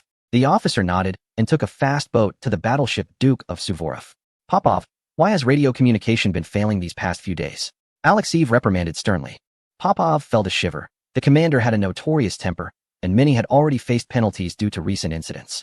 "Your Excellency, we are currently at sea, and the humidity is quite high, coupled with the fog, which is causing these radio malfunctions," Popov said earnestly. As the country that pioneered radio technology, he himself was among the earliest and most skilled in this field. "Oh, are you implying that this is our fleet's fault?" Alexeyev replied with a smile, though those familiar with him recognized it as a sign that he was beginning to get angry. Unaware of this, Popov continued to explain, "Yes, Commander. These radio devices are quite delicate. I have mentioned before that we currently do not have a good solution, but I suggest placing the equipment in a relatively dry location. Additionally, I hope to construct a specialized protective box to secure them, which could mitigate the effects of humidity and turbulence at sea." Popov was still speaking earnestly, completely oblivious to the commander's grim expression. Chapter 163 Enemy also has radio, so the fleet has radio capability? At this time in Dongzhou Garden, Fang Wu was reporting to Fang Mingzhou about the situation of the fleet. "Yes, we received relevant intelligence prior to the fleet's departure, indicating that they have developed preliminary radio capabilities. Recently, our harassment squad in the Great Ocean conducted tests and confirmed that there are indeed radio signals from their fleet." Fang Wu understood the significance of radio technology to the Dongzhou Empire, so upon acquiring this intelligence, he began to investigate further. Fang Mingzhou was not surprised. Since the discovery of electromagnetic induction decades ago, electromagnetic theory had been rapidly advancing. Over 20 years ago, electromagnetic waves were also discovered. Fang Mingzhou knew that radio would eventually be invented. It was not unique to Dongzhou. This was why he signed an agreement with Hans Cat to sell radio at a good price. Moreover, John Bull had also discovered similar radio devices. "We have identified an individual, Stepanovich Popov," Fang Wu continued. "He is an outstanding physicist and electrical engineer from their country, a pioneer in the study of electromagnetic waves. Our intelligence indicates that he conducted experiments 8 years ago, achieving radio communication over a distance of 5 kilometers. 2 years ago, this distance increased to 45 kilometers. He is also listed among the logistical personnel for this expedition fleet." 45 kilometers? That could cover the entire fleet, Fang Mingzhou remarked. "Does this mean their fleet can achieve radio communication?" Sun Fu asked seriously, noting that having radio capability would lead to a completely different mode of combat. "Yes, if nothing unexpected occurs. Have Zhou Chuan come over," Fang Mingzhou instructed. Before long, Minister of Science and Technology Zhou Chuanjian hurried over. "Fang Wu, please explain the situation to Chuanjian." As Fang Wu spoke, Zhou Chuanjian's frown gradually eased. "Your Majesty, if Fang Darren's explanation is accurate, this can't even be considered a radio. It's merely a naturally occurring phenomenon between electromagnetic fields. It doesn't even compare to our first-generation radio. Is there any way to stop it?" Sun Fu continued to ask. "Yes," Zhou Chuanjian replied, and everyone turned to look at him. "At this point, if we increase the power, this primitive electromagnetic phenomenon will become chaotic and communication will be impossible." Seeing the puzzled faces, Zhou Chuanjian further explained, "As long as we carry a high-power radio device and activate it near the fleet, this strong power can disrupt their radio communications, rendering them useless." After Zhou Chuanjian finished speaking, Everyone understood that this was merely a primitive electromagnetic induction amplifier. Once Zhou Chuanjian left, Feng Wu continued, "Your Majesty, the fleet completed its resupply at the Gambian colony yesterday." Zhang Shun, glancing at the nautical chart, added, "After leaving here, they will likely follow the West African coastline southward and are expected to reach Bull for resupply before entering the Hardness Ocean in a month. At that time, they will not be able to effectively obtain supplies, as there are no colonies in this area. We have already sent people to monitor the Strait Colony, but I believe they won't have the opportunity to reach there. The Navy has chosen Christmas Island as the location for the decisive battle, which is just over 1,000 kilometers from the colony. Clearly, this is a show of deterrence." On the supply ship Yakut, Popov was lying in bed, groaning in pain. 3 days ago, this radio expert had been severely whipped a dozen times by Commander Alexeyev for not repairing the radio in time. The reason was the failure to fix the radio promptly, but Alexeyev also understood the importance of the radio. Thus, he only received a dozen lashes. Otherwise, he would have become a meal for sharks by now. Dragging his painful body to his repair room, he could finally relax. As one of the trump cards of the fleet, Popov had a room of about 20 to 30 square meters on this supply ship. He opened the disassembled radio box and sighed. The salt and moisture at sea often caused these devices to malfunction. Carefully replacing the damaged components, he tested it. And the Morse code flowed through his hands, sounding like beautiful music to his ears. Though it was rough and very old, in Popov's eyes, this device that could communicate without wires was truly a masterpiece of God. Although it currently only had a range of several dozen kilometers, he believed that given a few years, it could reach over 100 kilometers. Unfortunately, due to his initial position as a naval instructor, his invention naturally belonged to the Navy. This made it impossible for him to even register a patent for this little electromagnetic communication gadget. Due to his belonging to a certain naval force's secret weapon, he was ordered by the Naval Department not to share any information about the radio with anyone. Enduring physical pain, he was planning to make a few more small parts, knowing that the road ahead was still long and there would definitely be more damaged components along the way. Suddenly, the telegraph he had just repaired emitted a buzzing sound. This startled him, and he quickly picked up the radio to investigate. However, no matter how he operated it, the sound not only did not disappear, but grew louder. He hurriedly turned off the device and sat in the equipment room deep in thought.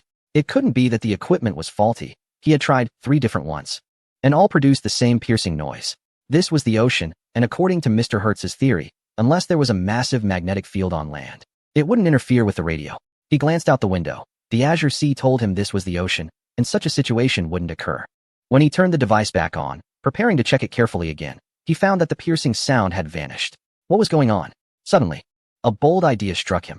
The radio itself could be a magnetic field. It could transmit electromagnetic signals for dozens of kilometers around, and the receiver would convert the received signals into visual signals.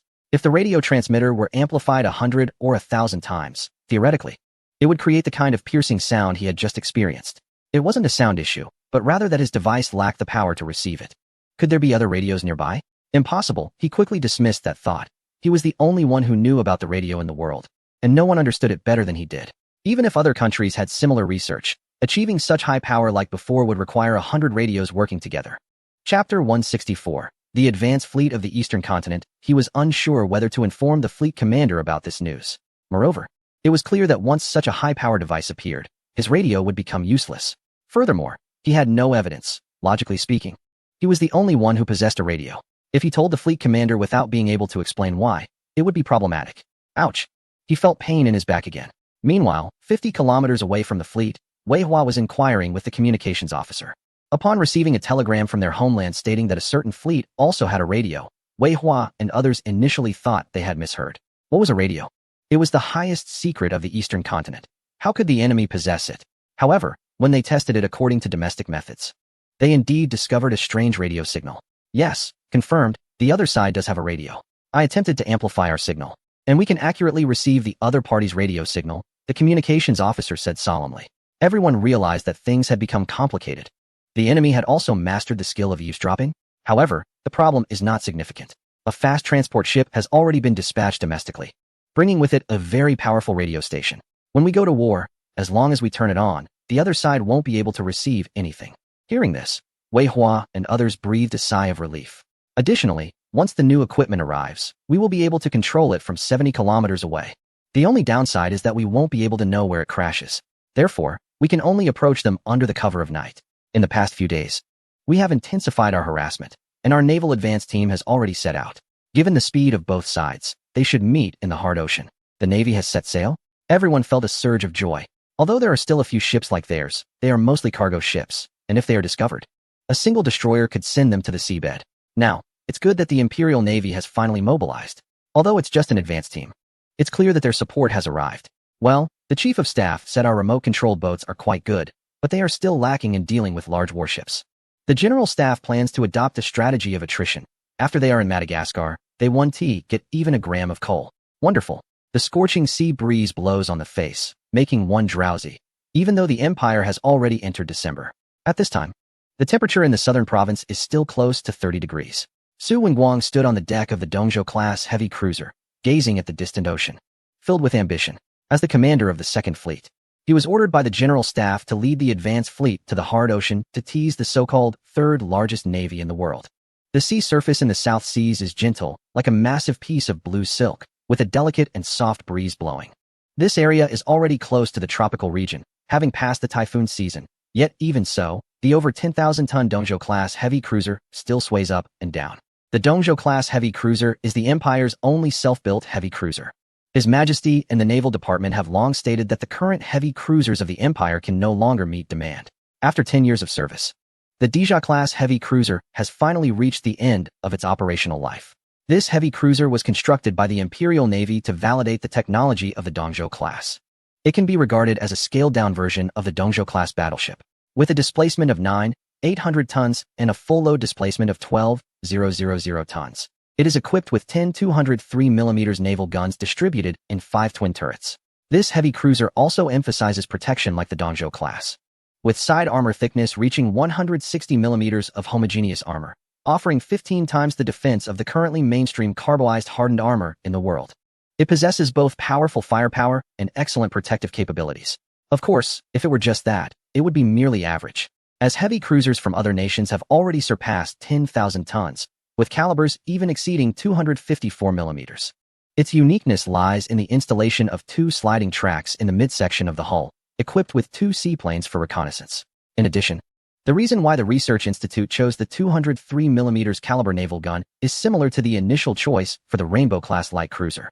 After several years of research, Dongzhou has finally achieved this Model 5 type 203mm naval gun with automatic loading capabilities. It is also the first large-caliber naval gun in Dongzhou to adopt an automatic loading system, as the previous 152mm caliber was not considered large caliber. It is capable of reaching a firing rate of 910 rounds per minute. How can one describe it? Currently, around the world, including the heavy cruisers or battleships of the maritime power, the secondary guns that are 203mm typically fire about 3 rounds per minute. This means that theoretically, this heavy cruiser can achieve the firepower damage equivalent to 3 heavy cruisers. Moreover, since they are on the same platform, their data is more accurate. During the initial design phase, the Research Institute confidently assured that it could achieve a 1v3 capability against similar types of warships, as it also employs a unified main gun caliber design like the Dongzhou-class battleship, although it is 203mm instead of 305mm. Furthermore, this class of heavy cruiser is not equipped with other naval guns. Oh, I stand corrected. It has installed small rapid-fire guns mainly for dealing with nearby small warships. This allows for synchronized firing, significantly enhancing fire density and accuracy. In terms of power, thanks to Tuo Fengming's Hao, many advanced power laboratories around the world were disrupted. As a result, the highest speed of heavy cruisers globally is now only about 23 knots. The Cressy-class armored cruiser, the best armored cruiser currently, has a maximum speed of 21 knots, and its displacement is the same as the Dongzhou-class heavy cruiser at 12,000 tons. However, the Dongzhou class can reach a terrifying speed of 30 knots. Although they are roughly the same weight, other countries are merely inflated, like those who consume protein powder. In contrast, Dongzhou is like someone trained on a construction site for years, capable of delivering a knockout punch to those who rely on protein supplements. The 3 essential elements of a warship are firepower, speed, and armor. The Dongzhou class has comprehensively surpassed the current world standards, even reaching a different level altogether. In the absence of the Dongzhou-class battleship being able to make an appearance, this heavy cruiser represents the highest standard of Dongzhou warships. Of course, the heavy cruiser is not operating independently. It is accompanied by 2 Rainbow-class light cruisers and 6 newly commissioned Jianghe-class destroyers. The 500-ton destroyers, with a terrifying speed of 40 knots, are not unable to go faster but deem it unnecessary. They are also equipped with formidable weapons, 4 twin-mounted oxygen torpedo launchers, which are sure to instill fear in the enemy. Chapter 165. Supply ship: a Dongzhou-class heavy cruiser, 2 Rainbow-class light cruisers, and 6 Zhanghe-class destroyers, along with an electronic reconnaissance ship. Su Wenguang glanced back and saw, besides their combat vessels, 3 supply ships, 2 Type 01 comprehensive supply ships, and 1 Type 02 ammunition supply ship. With the modernization of Dongzhou's navy, what was once an international fleet has now been fully domesticated and formalized. The continuous expansion of the empire's maritime territory has led to an increasing demand for logistics vessels. The Navy not only requires powerful warships, but also relies on the often overlooked logistics support. In recent years, the construction of logistics vessels has become a priority, and more importantly, their construction can be carried out openly without the fear of espionage. This is because the Navy has transitioned from coal to fuel oil. Unlike many navies around the world that still rely on coal, this shift is not just a change in fuel, but represents a significant enhancement in the Navy's operational capabilities. A simple example is the heavy cruiser currently in service, which has a displacement just over 10,000 tons and can carry 500 tons of fuel oil. This allows for an impressive operational range of up to 8,000 nautical miles at 15 knots, equivalent to approximately 150,000 kilometers. With a full tank, it can travel directly from the Empire's northernmost naval base to the home port of the Second Fleet, Victoria Harbor. Early supply vessels were essentially large transport ships, as coal was the only fuel used. Now, with the switch to fuel oil, storage cannot be simply piled on transport vessels. Additionally, with fleets often consisting of thousands of personnel, the provision of living supplies is equally crucial. The Type 01 comprehensive supply ship has a displacement of 150,000 tons and can carry over 8,000 tons of fuel and fresh water in one trip, along with specialized refrigerated storage for food and other essentials exceeding 800 tons. It is also equipped with 2 medical compartments. The Type 02 ammunition supply ship has a displacement of 8,000 tons and can carry over 4,000 tons of ammunition and weapons in one go. As the fleet commander, Su Wenguang is well aware that the funding to construct 4 East Continent-class battleships was extremely tight, barely sufficient for the project. The Navy managed to piece together the budget by cutting unnecessary training, streamlining its organization, and with the approval of the monarch and the Prime Minister's office, issuing a special naval bond in the South Seas region. The construction of 4 Type 01 comprehensive supply ships and 2 Type 02 ammunition supply ships cost over 15 million blue coins, comparable to a single East Continent battleship. Even so, both the Chief of General Staff and the Navy personnel agreed to the construction with determination. With these vessels, the Navy's combat capabilities could at least double. The high cost is not only due to advanced technology. The comprehensive supply ships are also armed with 2 single-mounted 152mm naval guns, arranged fore and aft. Additionally, they are equipped with 12 twin-mounted 76.2mm rapid-fire guns, enabling them to face smaller warships like destroyers and torpedo boats without fear. Furthermore, the propulsion system is the most expensive part of the entire ship, featuring 10 advanced steam turbines and fuel oil boilers, allowing for a maximum speed of 21 knots, comparable to the speed of other nations' heavy cruisers. This also enables it to accompany main force vessels during military operations. As for the last ship, the Tianyan reconnaissance vessel, even Su Wenguang does not know much about it. He only knows that this ship operates independently. When it set out, the Chief of General Staff specifically reminded him not to worry about its mission, but to ensure its safety, as it is the most important vessel in the fleet. The reconnaissance ship, as its name implies, is designed for scouting purposes. This vessel, weighing only 4,000 tons, is equipped with just a few rapid-fire guns and lacks any other weaponry. However, it is equipped with 10 long-wave radio sets, 15 short-wave radios, and a radio direction finder, enabling it to receive radio signals from extremely long distances. Additionally, it features signal analysis equipment and oscilloscopes, and its tall mast is fitted with the latest antenna systems, including large vertical and horizontal antennas that can receive signals from various directions and frequency bands as needed. It also has plotting and recording devices for analyzing and mapping intercepted signals. Theoretically, it can intercept any type of long, medium, or shortwave radio communications in the world, allowing for the analysis and location of enemy radio positions. Although it may not have the advanced capabilities of the equipment installed in certain government facilities, it can still receive domestic telegrams within 10 minutes, even in remote areas. With this ship, it's as if one possesses a pair of all-seeing eyes and all-hearing ears. This time, Su Wenguang is willing to venture into the ocean because of these vessels. The 3 supply ships can sustain the advanced fleet's consumption for several months. Furthermore, they are equipped with unique high-capacity specialized fuel, freshwater, seawater pumps, crane booms, and cable systems. One could say they are like oversized caregivers, allowing the fleet to focus solely on combat. At this moment, the advanced fleet, consisting of 13 warships, is passing through the Sulu Sea. Commander, our harassment ship has sent a telegram confirming the presence of the enemy fleet's radio signals, reports an officer. Su Wenguang's eyes narrowed. It seems that before addressing the enemy fleet, this hidden threat must be dealt with first. Additionally, yesterday, we launched another attack on the enemy fleet. Although we didn't sink any of their warships, we did manage to cause flooding in one of their transport ships. Due to our continuous assaults and the enemy's inability to locate us, they frequently misfire. The governor of West Africa from a certain country has already denied the enemy fleet coal supplies in the colonies of Senegal and Gabon, forcing them to rely on the coal they brought from home. Su Wenguang nodded. The fleet led by Alexev now has a new nickname in the world, the Mad Dog Fleet. Along the way, they have attacked over a dozen passing merchant ships, including those of a certain nation. Frustrated, that nation sent a battleship to confront Alexev, and both countries' foreign ministries have been engaged in a heated war of words. It must be said that the harassment fleet has nearly driven them to a state of nervous exhaustion. Now, all shipowners worldwide have received notifications forbidding them from approaching this fleet within a 10-kilometer radius.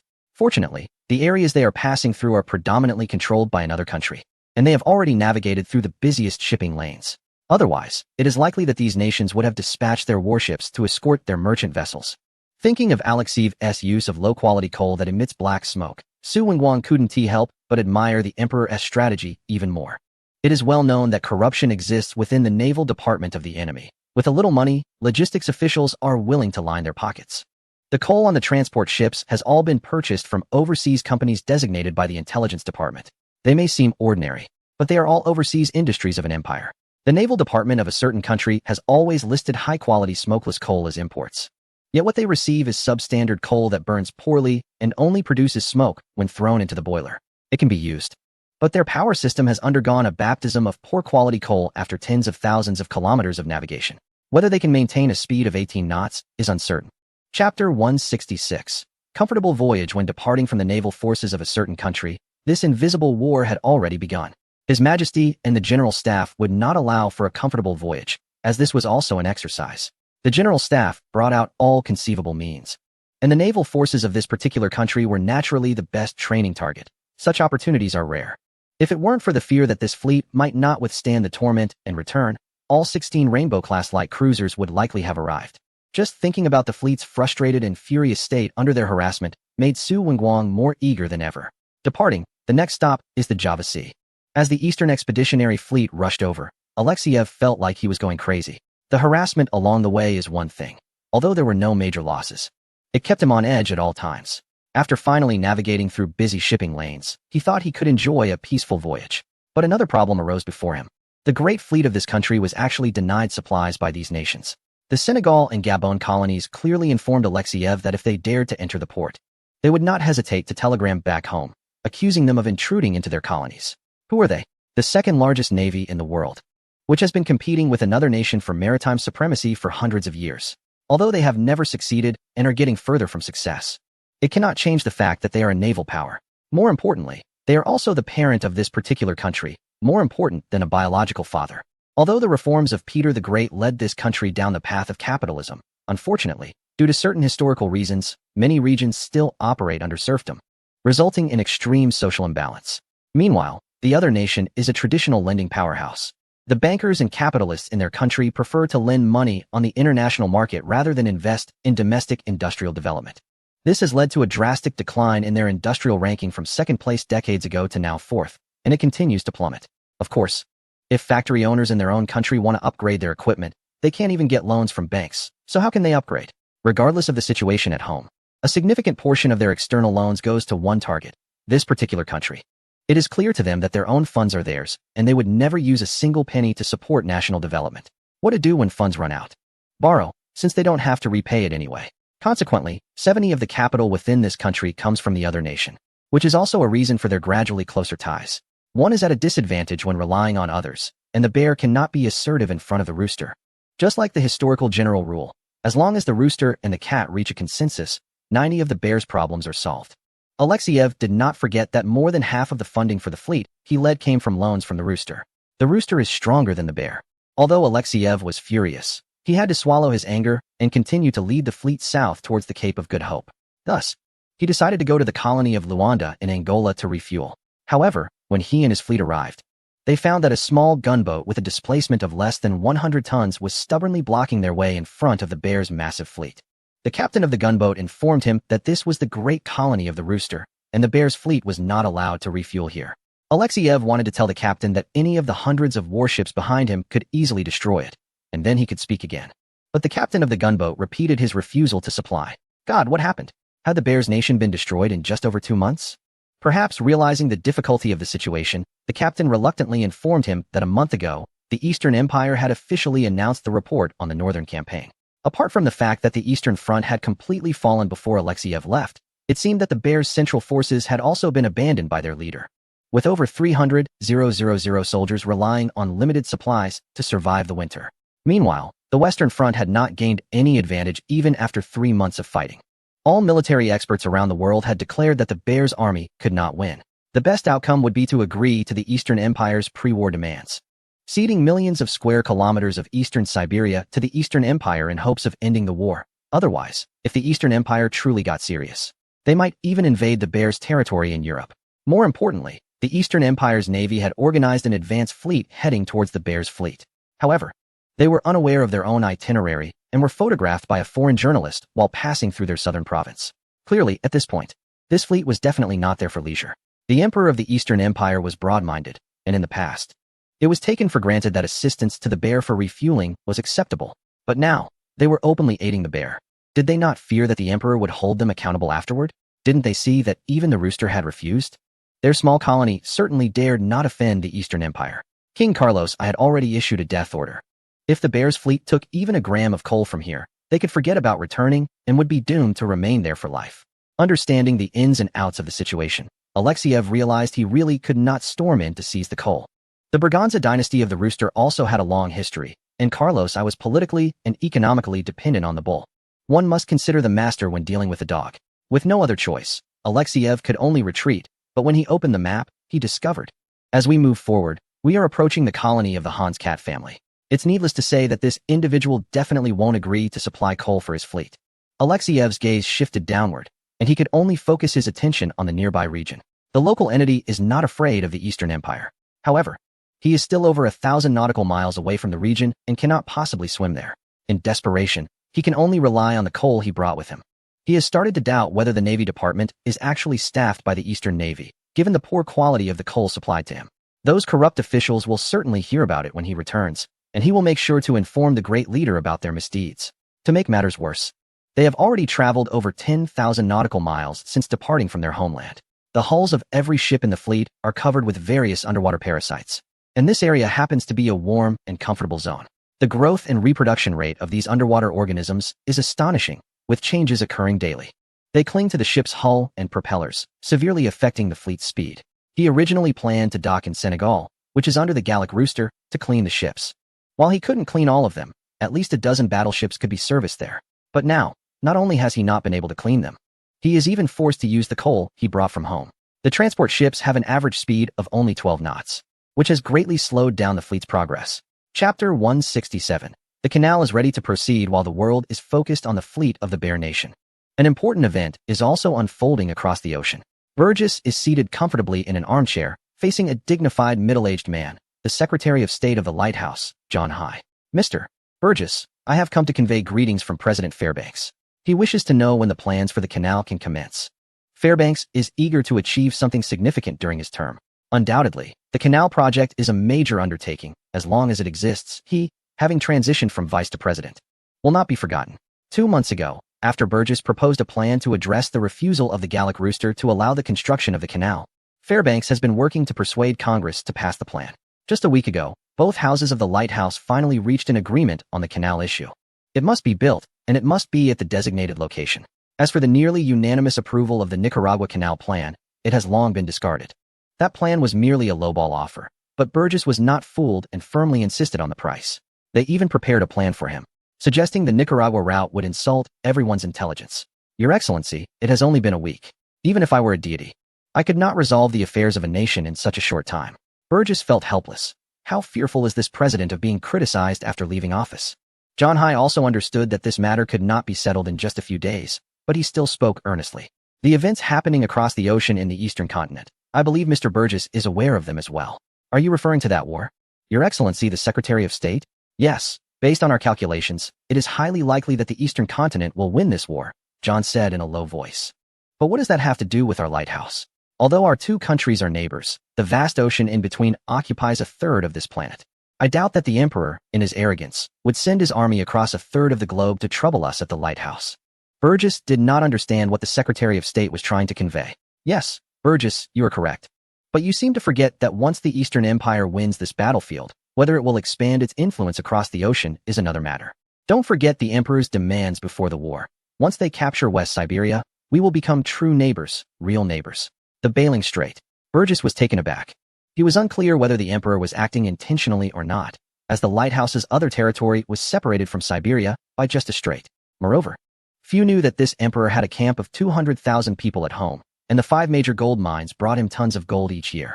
Our president does not want to be neighbors with such an aggressive nation, especially since our territory is divided into 2 coasts. If this canal cannot be repaired in a short time, once the eastern continent digests East Siberia, it is likely that our territory will be next. To ensure Burgess took this seriously, John even shared such confidential information with him. The Emperor is not interested in that cold land of Alaska.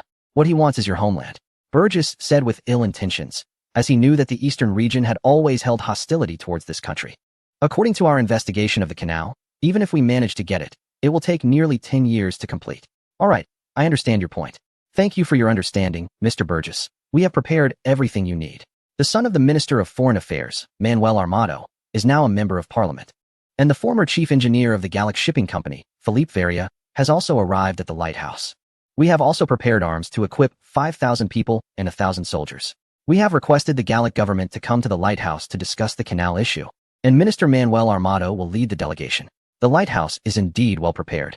It seems the president wants to take advantage of the hard-won ceasefire in the Far East to settle the canal. If the lighthouse transitions from a potential power to a true great power, the turning point was that war 4 years ago. The war between the lighthouse and the Western region, although complicated by the interference of the Eastern continent, which secretly aided the West, led to a massive naval battle. Although the lighthouse won, the National Navy suffered devastating losses. Of the 4 Indiana-class ships, only 1 remains. Both ships of the Chichester class sank. And of the 3 Illinois-class ships, only 1 is left. Additionally, over 4 armored cruisers were lost. It can be said that they fought to a standstill with Siaosi. The first part hasn't been written yet. This has led to a significant decrease in the voice of the lighthouse over the past 2 years. Without battleships, no one is afraid of them. Fortunately, the previous president approved the construction of 3 battleships of the main class in one go and added a supplemental plan for 3 more, with the 2 already in existence. The lighthouse now has over 8 battleships. Additionally, the construction of 5 Virginia-class battleships has also begun, with the first one already completed and the others nearing completion. The keel for 5 Connecticut-class battleships has also been laid. It can be said that the navy of the lighthouse has not only been restored, but is also advancing towards becoming a naval power. However, everyone's attention is focused on the countries of Europa, and few notice this industrial power across the ocean. In their eyes, this country is just a nouveau riche. But in Burgess's eyes, he knows that this country has begun to make real progress, thanks to the Emperor of the Eastern Empire, who has used a massive navy to defeat one opponent after another. It has become a presence that even the most prominent nations do not wish to provoke. Such an inspiring experience undoubtedly serves as a great example for the lighthouse. Thus, they have also begun to increase their military investments. In 2 years, once all the warships are completed, the lighthouse will become a world-class navy with 18 battleships and 10 heavy cruisers.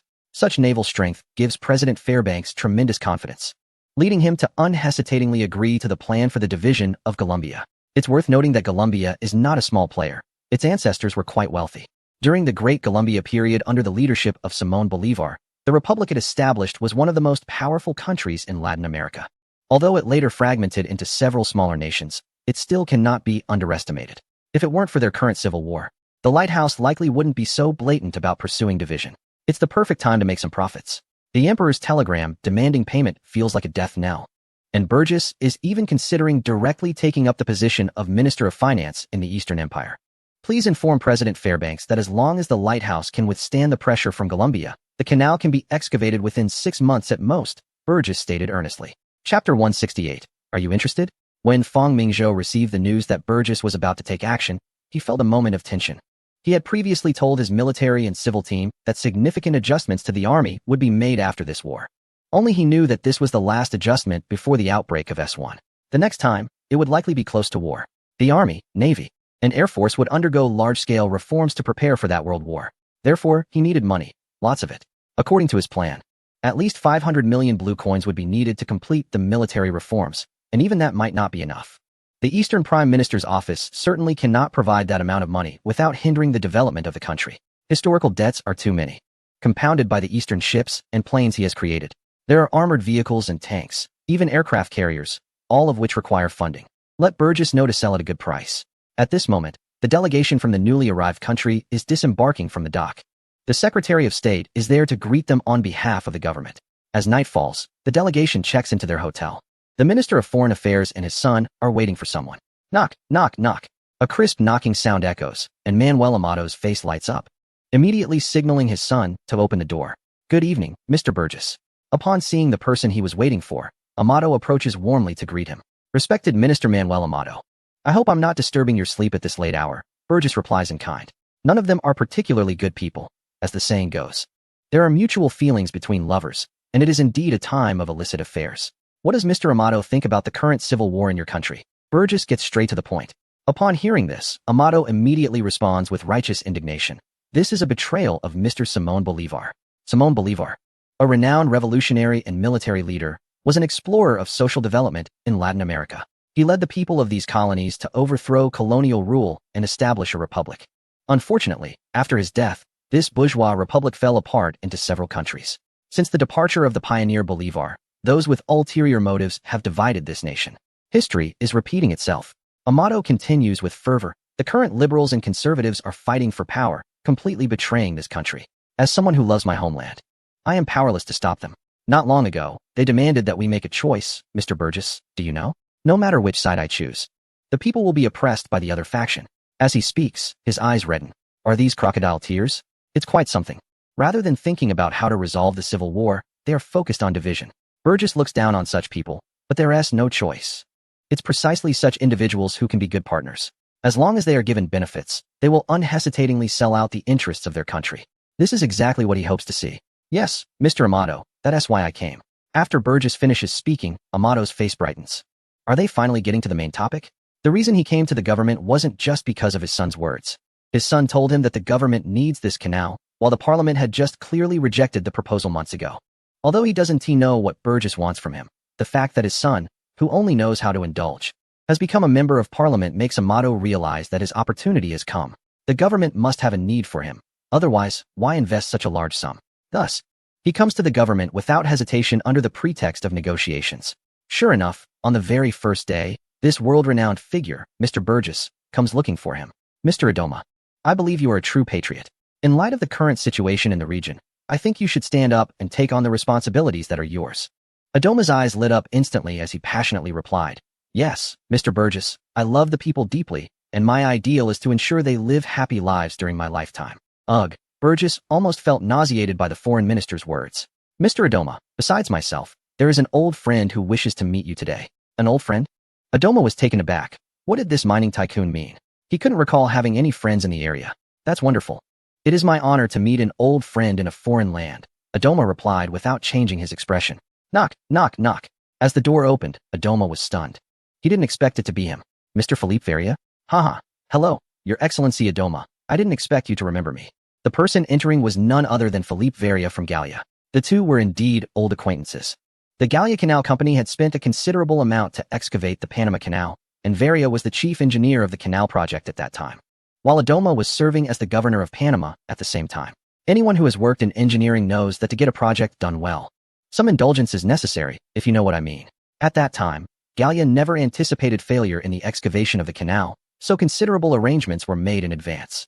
Naturally, Adoma was also swept away by the capitalist charm. A deep friendship was established between them. Unfortunately, after 8 years of work, with nearly 3 billion francs invested and over 40,000 workers losing their lives, nothing was accomplished, and the canal company went bankrupt. When Varia returned to Gallia, his reputation plummeted, but he was good at making connections and helped the canal company's president, Ferdinand de Lesseps, clear the so-called charge of treason. After all, the investor's money is still money. Losing 3 billion is equivalent to 600 million, and it's only natural to seek compensation. In any case, the investors lost their money. While others made a considerable profit, no one knows where things went wrong. Once the three were seated, everyone knew the main event was about to begin. Mr. Burgess must have invested a lot for more than just a reunion between two old friends.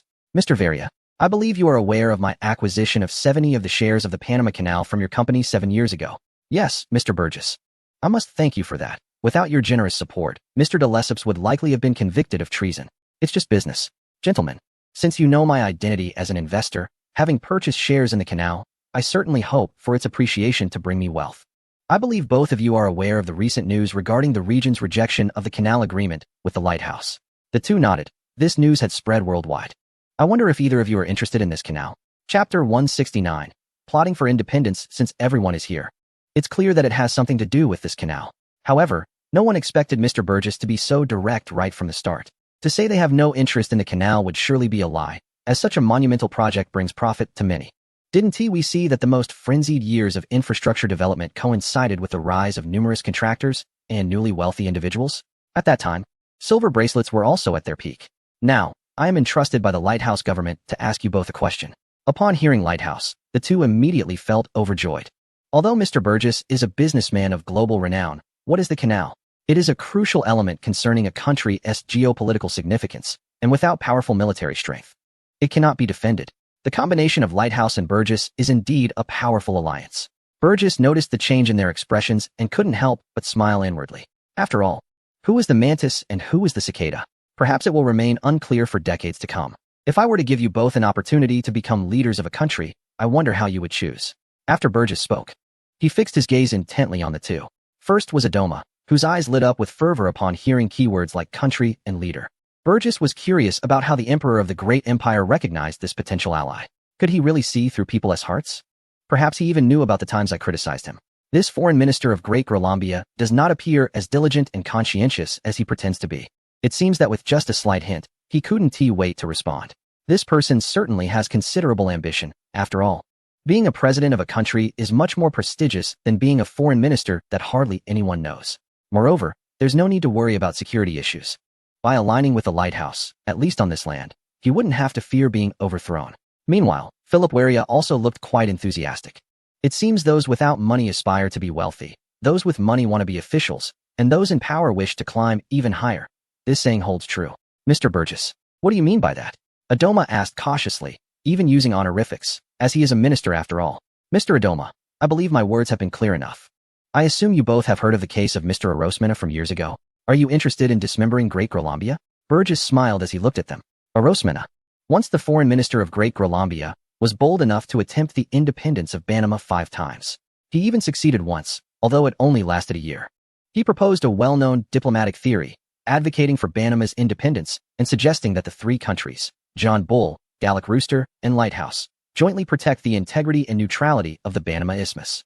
For this reason, Great Grolambia signed the Mariano Pedrolec Agreement with the Lighthouse, which became the legal basis for the Lighthouse's intervention in the canal. It must be noted that this place has a history of division for the past 60 to 70 years.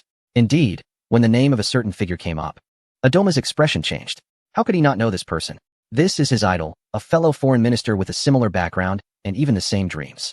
He has always regarded this individual as his guiding star. Now, the dream is right in front of him? Mr. Burgess, you must be joking. Adoma was so excited that he struggled to speak clearly. He thought that during this visit, the intention was for the lighthouse to persuade the government to lease the land on both sides of the canal, and he was even prepared to politely decline the lighthouse's request. It wasn't that he didn't want to persuade them, he simply lacked the ability. However, he never expected that the lighthouse had no intention of persuading the government at all, but rather, they were directly and ruthlessly dismantling the Golambia. This was too shocking. He thought that in his lifetime, he could only hide this dream deep within, but now this mining tycoon was telling him that the dream was within reach. Whether he could grasp it would depend on his choice. What choice was there to discuss?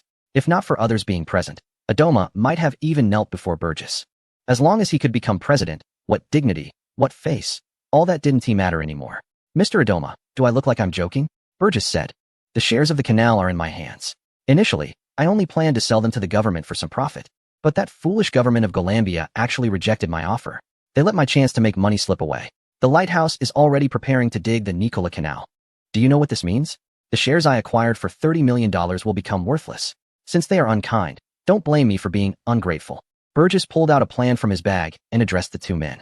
Mr. Adoma, Mr. Philip, this is a plan for the independence of Banama. I have received authorization from important figures. If we can achieve independence for Banama, the lighthouse will support whoever becomes president. The cost will be similar to the previous agreement with Golambia, leasing the canal to the lighthouse. If both of you are interested, you can take a look. Of course, I know this is putting pressure on you. If you find it hard to accept, Burgess took out 2 checks and said, "Here are 2 checks for $200,000 each, as my apology to both of you." Holding the plan in one hand and the checks in the other, Burgess looked at them, seemingly waiting for their decision. Without hesitation, Adoma picked up the plan, believing that delaying even a second would be disrespecting his dream. Philip, on the other side, also picked up the plan and began to read. Burgess smiled slightly, sitting on the sofa with his eyes closed, seemingly waiting for these two. Half an hour later, the two exchanged glances, both recognizing the surprise on each other's faces. Is Mr. Burgess really just a mining tycoon and not a general? This plan is incredibly detailed, to the point that anyone can follow the steps and have a very high probability of success. Have you two finished reading it? Burgess, who had been keeping his eyes closed, now looked at the two of them. Of course, this plan was not written by him. He was merely the messenger. The plan was given to him by a certain emperor, and he didn't know how that person could have such clear knowledge of events and people thousands of miles away. In any case, Burgess had seen enough to believe that the difference between that emperor and a deity was just a halo. If you both find this plan feasible, we should discuss it in detail next. Chapter 170. The plan finalized. Burgess opened the plan and said to the two, "As long as you agree, in 3 days, an armed ship capable of carrying 5,000 troops will arrive at a certain location." This news moved the two of them. 5,000 weapons is no small number. Additionally, there will be 1,000 soldiers who will serve under the future president of that location. Burgess understood that to gain their agreement, he needed to alleviate their concerns. Furthermore, a fleet composed of 2 battleships had already set sail from the eastern coast and would arrive in 20 days. They would provide fire support, and anyone or any nation wishing to prevent that location's independence must first defeat this fleet. Does the nearby nation have a fleet? Certainly, but it only has an armored cruiser that has been in service for nearly 10 years, weighing a little over 5,000 tons. The interest in the canal from the lighthouse is not just due to a certain president needing achievements, but primarily for economic reasons. The economy of the lighthouse has reached a bottleneck, and previously, Burgess initiated a southern strategy. Many consortiums from the lighthouse began to move southward. Although it was just the beginning, the scale would surely grow over time. However, the lighthouse is currently somewhat divided, not politically, but in terms of territorial distribution. Not to mention Alaska, the economic activities of the east and west coasts have been fragmented. The west coast boasts the world's largest ocean, while the east coast is home to the most prosperous continent. One cannot deny that the location of the lighthouse is indeed quite advantageous.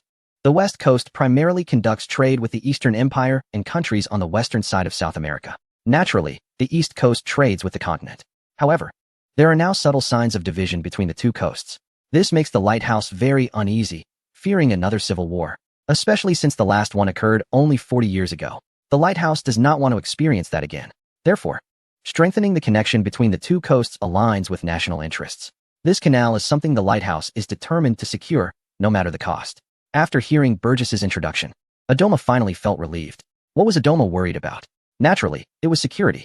After all, he was just a foreign minister and not a general, with no military power at his disposal.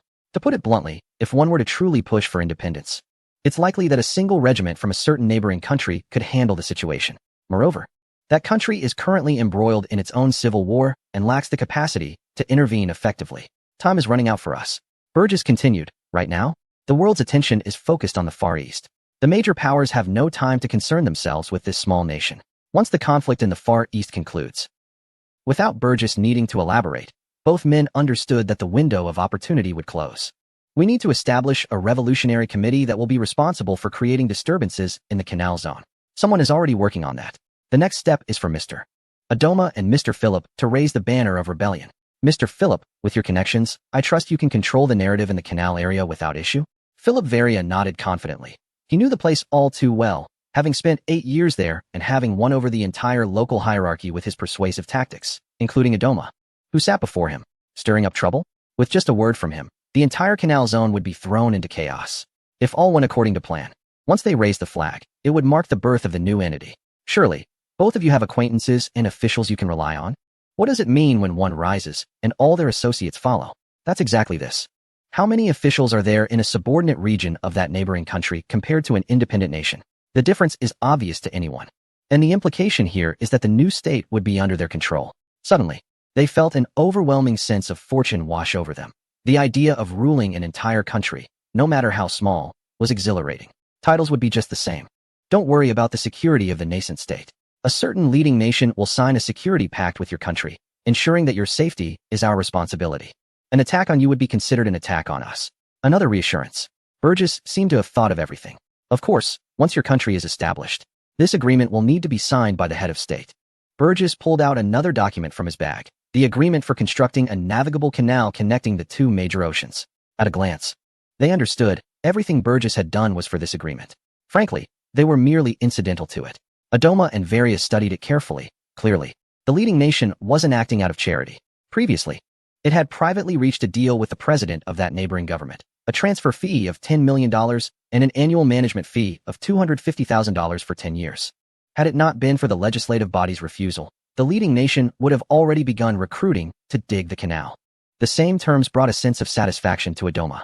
The neighboring country's territory spans 15 million square kilometers, while the region in question is only 750,000 square kilometers, a world of difference. However, the distribution of money remains the same, and with fewer people sharing it, the total amount hasn't changed, which increases the maneuverability significantly. Your Excellency Burgess, we have no issues now, Adoma said as he handed over the agreement to Burgess.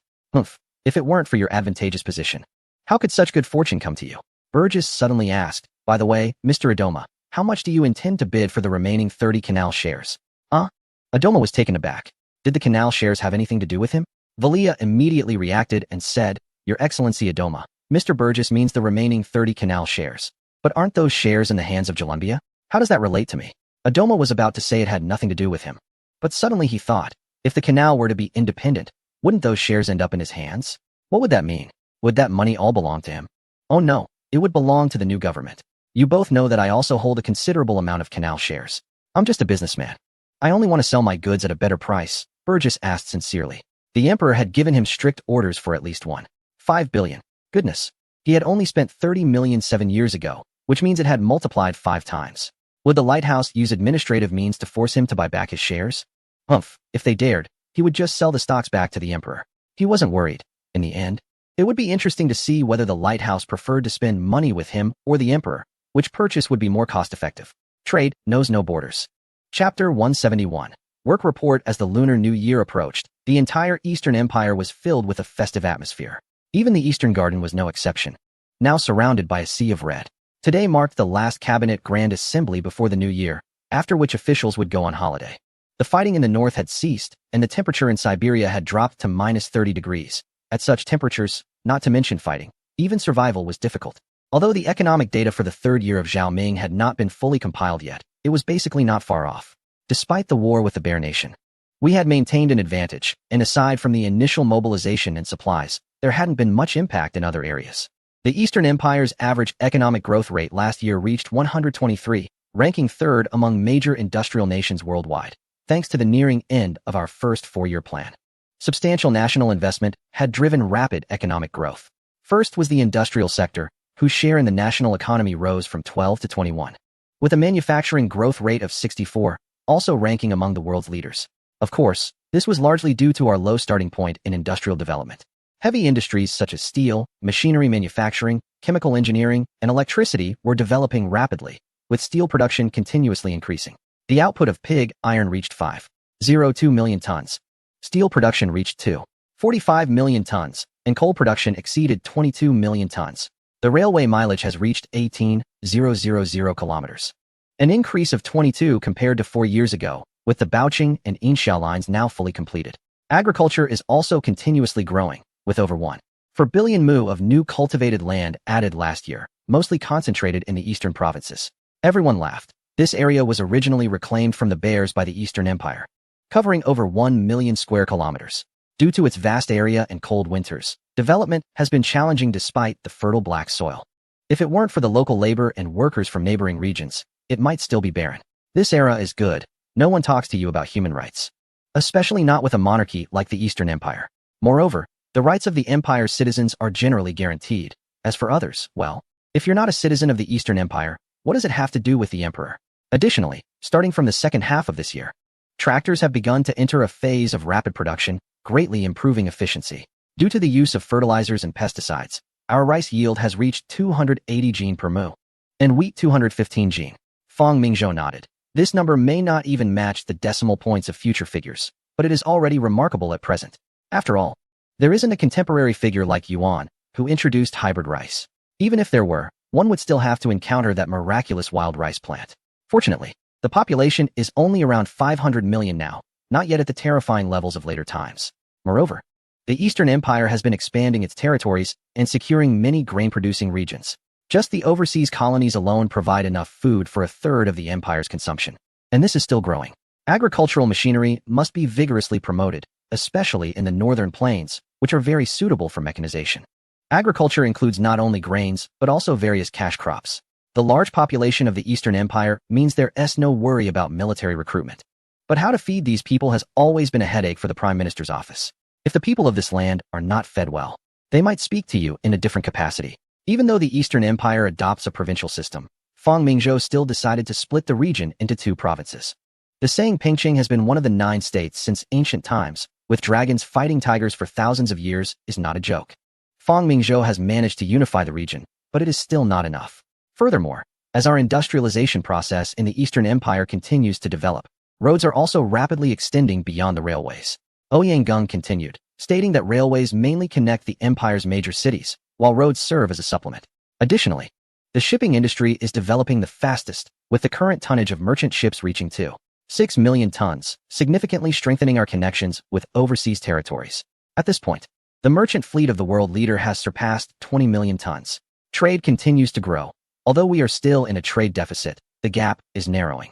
In the trade structure, the proportion of industrial products is gradually increasing, with machinery, electricity, textiles, and handicrafts being the main export commodities. Imports mainly consist of steel, raw materials, and some industrial machinery. It is expected that we will achieve a balanced budget next year. Fang Mingzhou knows that this is due to the secret agreement signed with Hans Kat, which will lead to peak industrial development next year. After the first 4-year plan, we also began to conduct a population census, and after 3 years, the first census has been completed. After Ouyang finished speaking, everyone looked up. In this era, population is of utmost importance. Currently, the population of the Eastern Continent Empire has reached 49.23 billion, with 36 million in overseas territories. Among them, the populations of the Java province and Borneo are 26 million and 8 million respectively, while the North Sea province has 1.23 million and the Dachau province has 780,000. The Dachau province was recently planned by the Prime Minister's office and mainly includes the birthplace of Xia Wei and some scattered islands in the Taiping Ocean. Our population plan is being further optimized. Excluding those who are not from the mainland, most of these people are indigenous and are meant to contribute to the empire's development. The optimization mentioned by Ouyang is understood by everyone present, increasing the population proportion of Eastern Continent people while reducing the proportion of indigenous people. However, this is something everyone knows but won't openly discuss. The Eastern Continent also has a separate department for foreign populations, directly led by the royal family, with the current minister being Zhang Shun, who also serves as the chief of staff. The choice of minister reflects the Eastern Continent Empire's attitude towards overseas populations. These are all major directions. Next is the Minister of Internal Affairs, Yin Yuling. Last year, the development of industry and commerce was rapid, mainly due to the Prime Minister's office actively guiding private capital and opening up some unimportant mountain and mining areas. Especially in the south, the growth rate has exceeded that of the north within 2 years. Light industry has developed well, and basic livelihood industrial products are now fully self-sufficient. This is quite impressive, as currently, there are no more than 20 countries in the world capable of achieving basic industrial localization, mostly distributed across the European continent. Chapter 172, Development of National Power. Agriculture, industry, and commerce are all indispensable. By the way, our population growth rate last year exceeded 14.33. Seeing everyone calculating, the Minister of Internal Affairs smiled and said, "I have already done the math for you. Just last year, our birth rate reached 71.65 million. Everyone gasped. Indeed, the annual birth rate of the Eastern Continent Empire matches the total population of some medium-sized countries in Europe. Ha. Everyone laughed. In this era, the saying more people means more strength is indeed a truth. This is thanks to His Majesty. After flattering the emperor, the Minister of Internal Affairs continued, If it weren't for His Majesty's strict implementation of land reform policies, these common people wouldn't even have land. Everyone also looked at Feng Mingzhou, pondering, do those common people not know? For thousands of years, this land has never had such favorable land policies. Although any dynasty at the beginning of its establishment would impose light taxes and levies, it is the first time to see an empire distribute all land to the common people like the Eastern Empire. The substantial reduction of burdens on the populace has made everyone reluctant to see such peaceful days disappear. Fortunately, as the founding emperor, the policies set by His Majesty are difficult for future generations to overturn. Feng Mingzhou is also aware that land policies are long-term, and he understands the concerns of the people. The frequent changes in policy are what they worry about. At just 30 years old, he has at least 20 more years as emperor to solidify the land policies. Only then will they become established norms. However, by that time, Feng Mingzhou estimates that the proportion of agriculture will already be quite low, and the empire will no longer place much value on agricultural tax revenues. He despises the idea of sacrificing agriculture for industrial development by exploiting the disparity in resources. If industry is not sufficient, they can develop it further, or if that fails, they can resort to war to obtain resources, as no one in the Far East can resist the military power of the Eastern Empire now. A sufficient population is the hallmark of a great nation. The reason the country in the north can remain one of the 5 major powers is largely due to its population of over 100 million. Otherwise, it would rely solely on its army's combat power. The continuous growth of the industrial workforce, particularly in light manufacturing, absorbs a large amount of labor. Last year, more than 1,000 hospitals were built, and the basic medical handbook compiled by the Queen has proven to be very effective. Initially, Feng Mingzhou had given the barefoot doctor manual from the 3 sacred texts to his queen. This former child bride, who grew up alongside him, has now taken charge of Eastern medicine and has become a revered figure among the people, even surpassing the emperor's own prestige. The Eastern royal family enjoys a very good reputation among the populace, with many believing that such an emperor should reign for eternity. Therefore, no system is inherently wrong. It depends on how it is executed. Of course, there is still much work to be done in healthcare and education. Currently, our police force has expanded to 500,000, and domestic security has been thoroughly stabilized. Last year, the number of judicial cases fell to 1.23 million, with 90 being relatively minor cases. The new household registration system is also underway. Overall, due to the military deterrence of the Eastern Empire, apart from the long-standing rival to the north, no other country dares to show hostility toward the empire at this time. In the Far East, the empire is undoubtedly the dominant power. Next is Lian Fu, the Minister of Education, whose greatest dream is to ensure that the people in this land can afford an education. Last year, we addressed the educational needs of 13 million school-age children, and secondary education is also developing rapidly. The number of universities has increased to 20, and the literacy rate in the Eastern Empire has surpassed 10. With literacy programs ongoing, starting next year, we will face the issue of a large number of school-age children entering the education system, with estimates reaching a range of 4 million, primarily due to the 6 years since our unification. Domestic stability and land policies have stimulated the birth rate, and this new generation of children born after the establishment of the empire is about to reach school age. Feng Mingzhou nodded. Education is an investment managed by the royal family, primarily aimed at cultivating the royal family's prestige among the public, but more importantly, the Prime Minister's office lacks funds. Free education sounds appealing, but the daily expenses involved are substantial. Just last year, Feng Mingzhou, as the emperor, spent 30 million blue currency on education, and it's estimated that this amount will double next year. Everyone looked at Feng Mingzhou, as the emperor's commitment to education earned everyone's admiration. The costs of education are significant because anyone can enroll. This is still in relatively developed areas. Many remote places have no access to education at all. By the time students reach secondary school, it becomes clear who is suited for this path. With 5 years of compulsory education, 9 years of schooling can be completed, and children without talent generally do not pursue this path further. Next, the Minister of Finance spoke. The current income of the region is still quite limited, so there isn't much to discuss. Agriculture still plays a major role, and it can be said that over 70% of the empire's finances come from agriculture. The Foreign Minister, the Justice Minister, the Minister of Science and Communication, and the Minister of Colonization summarize their reports one by one. The growth of national power has also driven technological development, and it is a well-known saying that technology is the primary productive force. Overall, the current development speed of the empire can be considered among the best in the world, mainly because this land has traditionally been an agricultural nation, and is now advancing towards becoming an industrial nation. The transition from nothing to something is certainly rapid. Lastly, there is the military aspect. The enemies in the fortress are still holding out, but thanks to our disruption of their railways and the destruction of their supplies, they are struggling. Additionally, we have discovered that they have begun logging trees in the surrounding areas from a greater distance, though at a significant cost in casualties. At this time in Siberia, with temperatures at -30 degrees, anyone exposed outdoors for an hour can expect to suffer from hypothermia. Another concern is food supplies. It is estimated that by the end of this winter, if half of the garrison in Irkutsk survives, it would be considered fortunate. This kind of victory without direct confrontation is certainly welcomed by all. With the railways damaged, supplying hundreds of thousands of troops in this icy world is practically impossible. Moreover, while large-scale combat has temporarily ceased, sporadic skirmishes continue. The entire world is waiting for the outcome of this naval battle. Currently, the fleet from the northern region has completed resupply in the area and is about to enter the hard ocean. With our advanced fleet only a few hundred nautical miles away from them, we are likely to encounter them within 3 days. Chapter 173. Waiting for them here. Once everyone finished their reports, it can be summarized that the development of the eastern region is still very rapid. The first 4-year plan was about laying the foundation, and the second will be about constructing buildings. The Prime Minister's office is preparing the second 4-year plan for the year after, and we need to take bigger steps. Time is of the essence. The first 4-year plan was considered to have exceeded expectations. However, it still does not change the current mismatch between international status and strength. But once this war concludes, it is likely that concerns will shift to other nations. The Eastern Fleet represents a very good diplomatic strategy. When everyone had left Dongzhou Garden, the sound of firecrackers announced the arrival of the new year.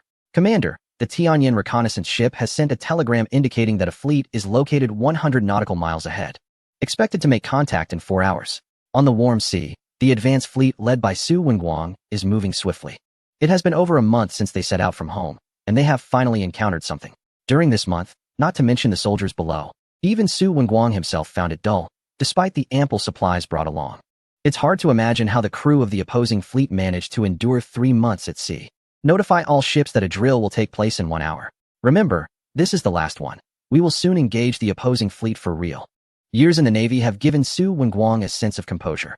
He represents the first generation of Navy personnel trained by Dongzhou, as well as the new generation described by Fang Mingzhou.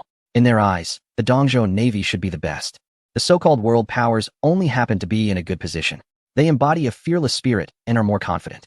Unlike others who came into contact with the Navy when the opposing fleet was the undisputed global naval power, they harbor a certain wariness of this nation.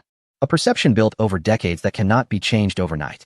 Su Wenguang and his peers, however, entered the Navy when Dongzhou had already become a significant force in the Far East. Over the past month, they have conducted multiple drills. Not only that, but in recent years, commanders of various ships have also served as fleet commanders. Only by standing at a certain height can one realize what is lacking. No other nation can achieve this. Fang Mingzhou dares to let a light cruiser captain command a formation, commanding over a dozen main ships in drills. Except for the shells being practice rounds, everything else is conducted as per real situations. It can be said that these frontline commanders from Dongzhou possess rich fleet command experience. Although they may still fall short compared to actual combat, at least they understand what a fleet commander needs to do. But can the opposing fleet do the same? No. Don't be misled by the perceived prowess of their navy. It is equally filled with darkness. Remember, the opposing fleet is also a monarchy. Without experiencing the 2 major wars, the influence of the elite remains very powerful. You can't expect these aristocrats to serve as common soldiers, as being labeled as army personnel is seen as an insult. Thus, the noble and less hazardous navy naturally becomes the first choice for these aristocrats.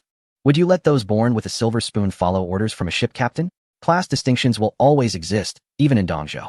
However, with an iron-fisted ruler like Fang Mingzhou, these individuals dare not cause trouble. Who doesn't he know that the Navy is the one most closely watched by His Majesty? Anyone who tries to meddle here would face serious consequences. My ancestors bled for this country, so what do you think you can do?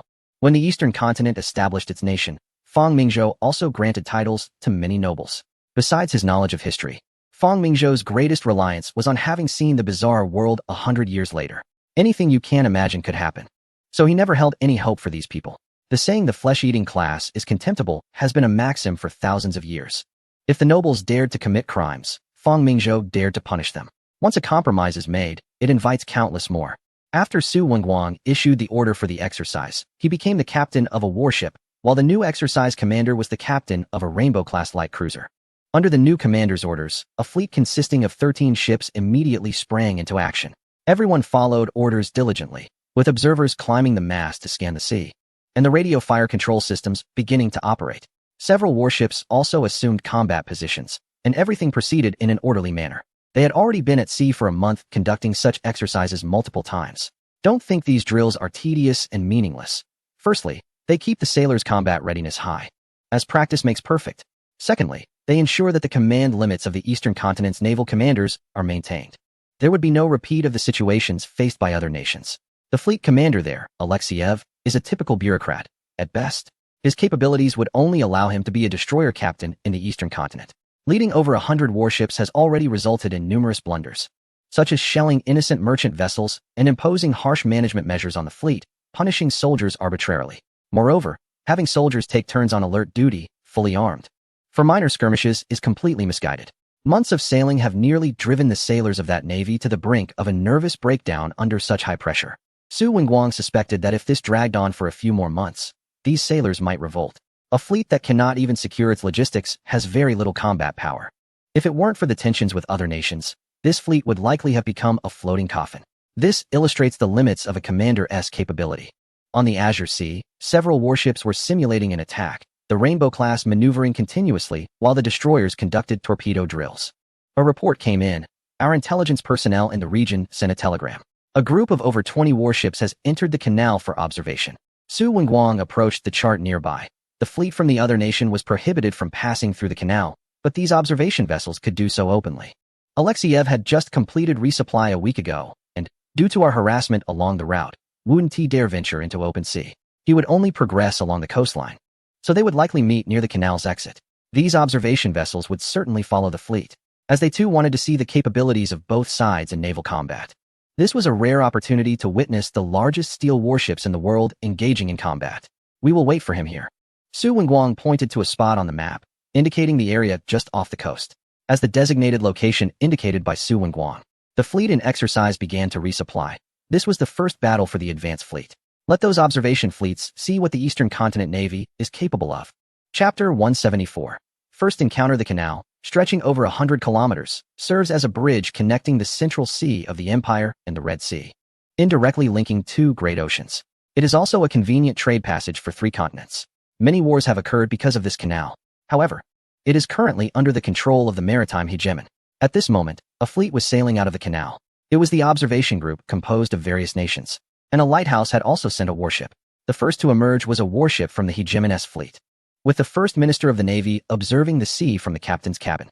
A dozen warships followed one after another through the canal. Your Excellency, according to our reports, the fleet from the Northern Bear left for resupply a week ago and is expected to arrive in this vicinity tomorrow. It was getting late, and we needed to find an anchorage. Ahead was Socotra Island, where there was an imperial outpost. We could dock in that area, and the Northern Bear's fleet would surely pass through here. With the command flag fluttering, the fleet headed towards the island over 100 kilometers away. Coincidentally, 3 fleets were all moving towards the same destination. The morning sunlight shone on the sea, resembling countless diamonds scattered across the surface. The observation group also began to mobilize. After all, according to intelligence, the Eastern Continent Empire had sent out an advance team, and they needed to hoist neutral flags. Sailors climbed up the mast to hang the neutral flags representing the black, white, and red stripes. A loud alarm sounded from the lookout post, and everyone looked up. Weren't they just an observation group? Why was there an alert? Upon hearing the alarm, the first minister quickly raised his binoculars towards the direction indicated by the sentry. Meanwhile, other warships did the same. Those who could board these observation warships were at least naval personnel with promising futures, due to the curvature of the planet. A few minutes later, they saw a long plume of black smoke rising in the distance. The fleet. All warships became serious. This was the hard ocean, where only the hegemon had a navy aside from the Kangaroo Nation. The closest fleets were the hegemon's hard fleets and those stationed at a nearby location. They wouldn't casually venture into this proximity to Africa. Thus, it was obvious who the identity of the fleet was, the advanced fleet of the Eastern Continent. The First Minister had many thoughts, and no one, including him, expected the Eastern Continent Navy to dare venture this far. It was known that this place was nearly 4,000 nautical miles from Java Island, and there were no colonies of the Eastern Continent here. As the familiar Sun Moon Star flag came into view through the binoculars, the observation warships began to feel tense. In an instant, these dozen or so warships hoisted their neutral flags and prepared for action. No one knew what the Eastern Continent's intentions were. Commander, we spotted the observation fleet ahead, numbering around 20 vessels. Su Wenguang nodded slightly, indicating that they need not worry about these observation groups. At least until the outcome between their fleet and the opposing one was determined, these individuals would not dare to take action. If they were to fire a single shot, not a single ship would make it back. The opposing fleet was about 70 kilometers away, and they would detect each other in an hour. He ordered all fleets to prepare for battle and to give that individual a warm welcome. Meanwhile, not far from them, a large fleet was also sailing. On the flagship, a heated argument was taking place as Alexeyev raged at his subordinates. He could not comprehend how the army had managed to lose over 300,000 troops within just 3 months of war. The Eastern Front was lost, and the Central Front was also precarious. It was bad enough that they were incompetent, but now they were dragging him down with them. The previously agreed supplies from various countries had begun to falter, leading to a depletion of their coal reserves by half. Originally, he had planned to cross the ocean directly to reach his destination, but now they could only head towards a certain colonial area. Otherwise, they simply did not have enough coal. Damn the Naval Department. He was fed up with this voyage. The entire fleet lacked proper support. The men were looking at each other with desperate eyes. This forced him to impose strict regulations to restrain them, but there was still little effect. Even after he had executed over 100 people. After venting his anger, Alexeyev instructed everyone to return and prepare. Previously, during the supply stop, a colonial official had informed him that a vanguard fleet had been dispatched. Although he doubted that this vanguard fleet would dare to fire on them, he was more concerned about the mental state of his own fleet. Suddenly, a piercing alarm sounded, startling Alexeyev, who hurried onto the deck. Just as he was about to assess the situation, he heard cannon fire in the distance. Cannon fire? Where was it coming from? He then saw towering columns of water erupting in front of him. An attack. The calm sea was startled by the sudden cannon fire, and Alexeyev doubted his own eyes as he spotted several large warships racing toward them through his binoculars. At least over 10,000 tons. The fleet from the eastern region. Alexeyev gritted his teeth. He hadn't expected the navy from the east to appear so soon after they had just reached the ocean. However, when he noticed that the opposing fleet consisted of only 5 or 6 ships, his anger boiled over. He commanded over 100 warships with a total tonnage exceeding 500,000 tons, who gave them the audacity to attack him. In a fit of rage, Alexeyev ordered the entire fleet to open fire, intending to teach the Eastern Navy a lesson. But he forgot that they were still in transit. And one of his fleet's key advantages, the radio, quickly transmitted signals to all ships. Yet, this Alexeyev had not commanded a fleet in over 20 or 30 years, and his meager knowledge of naval warfare was still stuck in the age of sailing battleships. As a result, the entire fleet began to turn. And even the most clueless captain understood that utilizing the broadside would maximize the firepower of the ship's guns. However, the battleships, armored cruisers, and various other warships began to turn in different directions. Some went left, some went right, and even a few were retreating. This was supposed to be a fleet, but it felt more like a chaotic mess.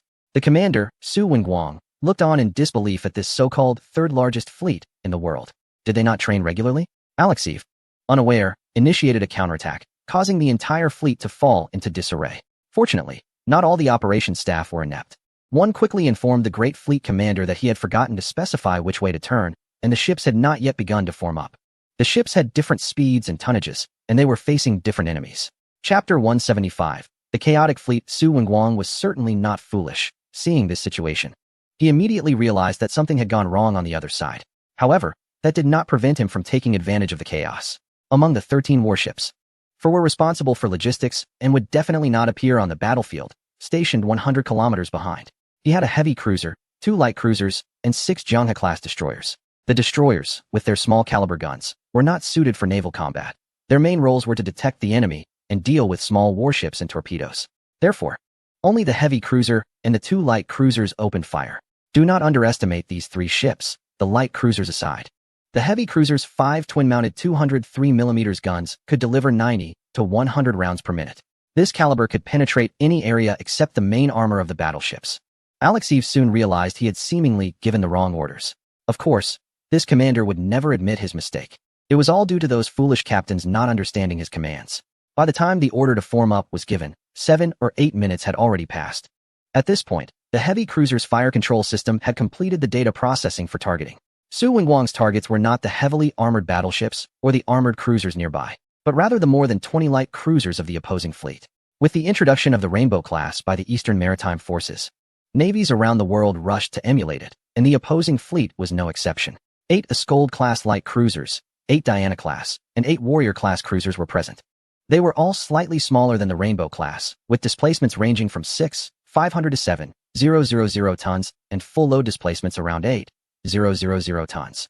Due to insufficient shipyards, These warships were constructed by several nations, but the differences were minimal. The main guns ranged from 8 to 12 152mm naval guns, with 24 secondary guns. And the maximum thickness of the deck armor was 38mm, while the armored bridge was 152mm thick. Their maximum speed was 22 knots. This was indeed the speed of the light cruisers. As the fire control room confirmed the lock-on, the three warships immediately opened fire. Boom, boom, boom. Suddenly, a rain of shells appeared in the sky, heading towards the fleet 15 kilometers away. On board the Borodino, Alexeyev narrowed his eyes. It had only been a few minutes since his fleet received orders, and the opposing warships had already opened fire. The commander on the other side was very confident in their artillery capabilities, even at over 10 kilometers.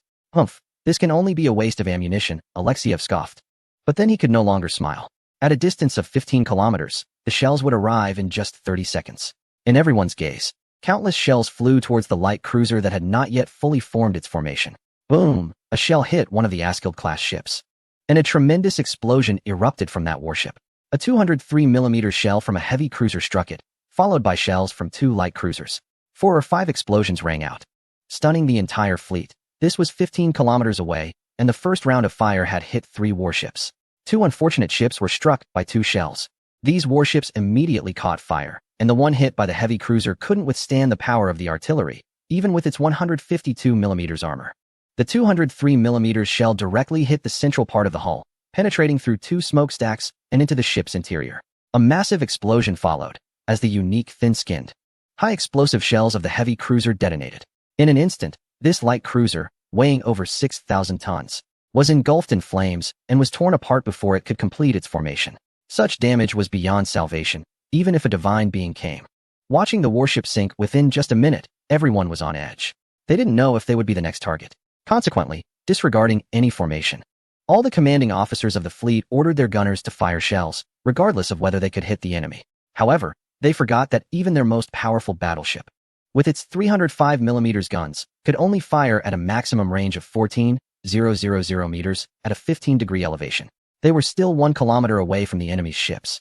Observing the countless shells splashing down in the water from a distance, Su Wenguang frowned. Although these warships couldn't hit him, the numerous water columns still affected the observers. Moreover, several armored cruisers from the fleet charged out. Clearly, Alexeyev understood that if the enemy continued their assault, his light cruiser formation would likely suffer. Seeing the 4 approaching armored cruisers, Su Wenguang smirked. Did they really think these ships were a threat? Steer left, maintain 25 knots, distance 15,000 meters. To catch up with him, these armored cruisers were not up to the task, as their maximum speed was only 20 knots. Whether heavy or light cruisers, he could reach 30 knots. The cat-and-mouse game had begun. Orders were given to all ships. The primary target remained the enemy's light cruiser formation, fire rapidly. And do not conserve ammunition. This time, he had brought along 3 support vessels. With Su Wenguang's orders, 3 warships formed a strike formation, with the heavy cruiser in front and the light cruiser behind. This is a cruiser, not a battleship, so there is no need to adhere to the battle line. Cruisers are meant to engage the enemy while in motion. This long-range bombardment leaves the opponent with no means of countering. After several rounds of shelling, the fire control data became increasingly accurate. With the sinking of the first light cruiser from the opposing fleet, another vessel of the same class was hit, this time by a 152mm light cruiser. However, even so, apart from the command tower and main armor, other areas could not withstand the 152mm caliber. After multiple tests, the Navy of the Eastern nation discovered that only when the combat distance exceeded 10 kilometers did the shells, due to gravity, primarily target the horizontal armor positions. The so-called horizontal deck refers to a section of transverse armor located in the midsection of the warship. Generally, countries around the world do not provide sufficient protection for horizontal armor. Most of it ranges from 35mm to 70mm, which clearly cannot stop 152mm shells. If this distance is extended to 15 kilometers, then the projectile's trajectory would essentially resemble a vertical drop onto the warship's deck. Currently, the main armor belt and command tower armor are the primary focus of protection. However, the light cruisers of the opposing fleet do not possess such defenses, causing the ship to erupt in flames and explosions, though thankfully it did not sink. But with the continuous bombardment from the Eastern Navy, Alexeyev's expression grew increasingly grim. Damn the Eastern Navy. How can they strike so far with such dense accuracy? Chapter 176. A brief naval battle even if Alexeyev was unwilling. After the second ship of the light cruiser class was hit multiple times, it could not escape the fate of a massive explosion. A tremendous fireball erupted from the light cruiser formation, causing the two nearby light cruisers to immediately distance themselves. This caused further chaos within the fleet. The second ship of the class slowly sank into the water. Fortunately, the descent was not quick enough for the soldiers to jump overboard and escape. From the moment the first shell was fired by the Eastern Navy, only 10 minutes had passed. In this brief period, the opposing fleet had lost 2 light cruisers before they even completed their formation. It's important to note that this was only 10 minutes. If this continued, did it mean that if they did not manage the 3 warships, their 20 or so light cruisers would all be gone in an hour or two? But upon seeing 4 armored cruisers heading towards the Eastern Navy without closing the distance, Alexeyev realized that he could not allow the enemy to continue their attack. Otherwise, morale would be completely shattered. Thus, 2 battleships detached from the main formation and headed towards the Eastern Navy. They did not seek to catch up, but needed to drive these 3 warships away. Clearly, this commander had no idea of the reputation of the latest class of warships. When the fleet from the neighboring nation was annihilated, countries around the world studied this class of vessels. There were only 2 methods to counter it. Either find a similarly classified ship of the same speed to engage in a duel, or another strategy is to use the sturdy main battleships at the forefront, leveraging their strong armor for defense, allowing the smaller warships in the fleet to safely retaliate. The Rainbow class is touted as the nemesis of second-class cruisers weighing 8,000 tons or less, and it's particularly effective against them. Fortunately, although Alexeyev might be a bit foolish, the naval forces have their strategists. With the kind reminders from these individuals, the fleet began to reform its formation, with a dozen battleships charging to the front and opening fire on the opposing fleet. Although their artillery capabilities were not impressive, it was clear that the towering battleships had completely obscured the visibility of the light cruisers and destroyers behind them. The observers could hardly detect the light cruisers hidden behind the battleships. In 10 minutes, over 1,000 shells were fired, sinking 2 and damaging 3 enemy ships. Su Wenguang was quite dissatisfied. Given the hit rate of the Eastern Continent's forces, the opposing fleet should have at least lost 4 or 5 ships. Noticing the enemy was on high alert, Su Wenguang snorted coldly and directly ordered several destroyers to launch torpedoes to intercept the advancing battleships. The 3 ships accelerated, tracing a graceful arc across the sea before quickly disappearing from view. The opposing fleet did not relax, and after 10 minutes, the observers still had not detected any ships from the Eastern Continent. Only then was the alarm lifted. In just 10 minutes of naval combat, these soldiers finally realized that their opponents were not to be underestimated, losing 2 ships in 10 minutes, and these were not even the main forces of the Eastern Continent. One could only imagine the outcome if they had appeared. Alexeyev did not dare to be careless. Since the Eastern Continent fleet had shown up, it was clear this would not be the last encounter. While the opposing fleet was busy dealing with the aftermath, the observation fleet in the distance was also in shock, unable to forget the experience for a long time. From the appearance of the Eastern Continent fleet to the end of the conflict, no more than half an hour had passed. During that half hour, the morale of the opposing fleet had plummeted. Fisher found himself involuntarily putting himself in the perspective of the opponent as commander. What would he do in such a situation? After pondering for a long time, he realized that although he wouldn't issue chaotic orders like Alexeyev, leading to moments of disarray, it was evident that they also didn't have a good solution. Fisher had been observing and noticed that the Eastern Continent's warships maintained a combat distance of 15 kilometers. Clearly, they were aware that the battleships of the opposing fleet had a maximum firing range of only 14 kilometers, meaning they posed no threat. How did the Eastern Continent Navy manage to maintain such good accuracy at such a long distance? The John Bull could also reach a firing distance of 15 kilometers, but couldn't achieve such a high hit rate. In his view, the response from the opposing fleet was not excellent, but it was at least acceptable. Other naval observation teams from different countries were equally astonished. They hadn't expected the Eastern Continent Navy to be so bold. It's surprising that they have come so far to harass the fleet of the Bear Nation. Not only did they succeed in their harassment, but they also achieved decent results. The Emperor really does not see this world's third naval power as a threat at all. The naval minister of the Hans Cat Nation, Tirpitz, was particularly sharp-eyed. He knew that while other countries were wondering why the Eastern Continent's Navy had such a high hit rate, he was focused on the leading heavy cruiser. The 2 following Rainbow-class light cruisers had been fully acquired through trade 5 years ago. The Victoria Louise class had already begun service, and Tirpitz believed it was quite comparable to the Eastern Continent's Rainbow class. He was aware of the Eastern Continent's Ji-Sha class cruisers, but he had never seen this particular ship before. Clearly, after inventing destroyers and light cruisers, the Emperor had begun to redefine the standards for heavy cruisers. Tirpitz thought about how all the major naval powers around the world, including the John Bull and the Empire, had pushed the classification of heavy cruisers above 10,000 tons. They possessed firepower and armor second only to battleships, and unless battleships were deployed, they could not be defeated. However, this heavy cruiser had such rapid firepower.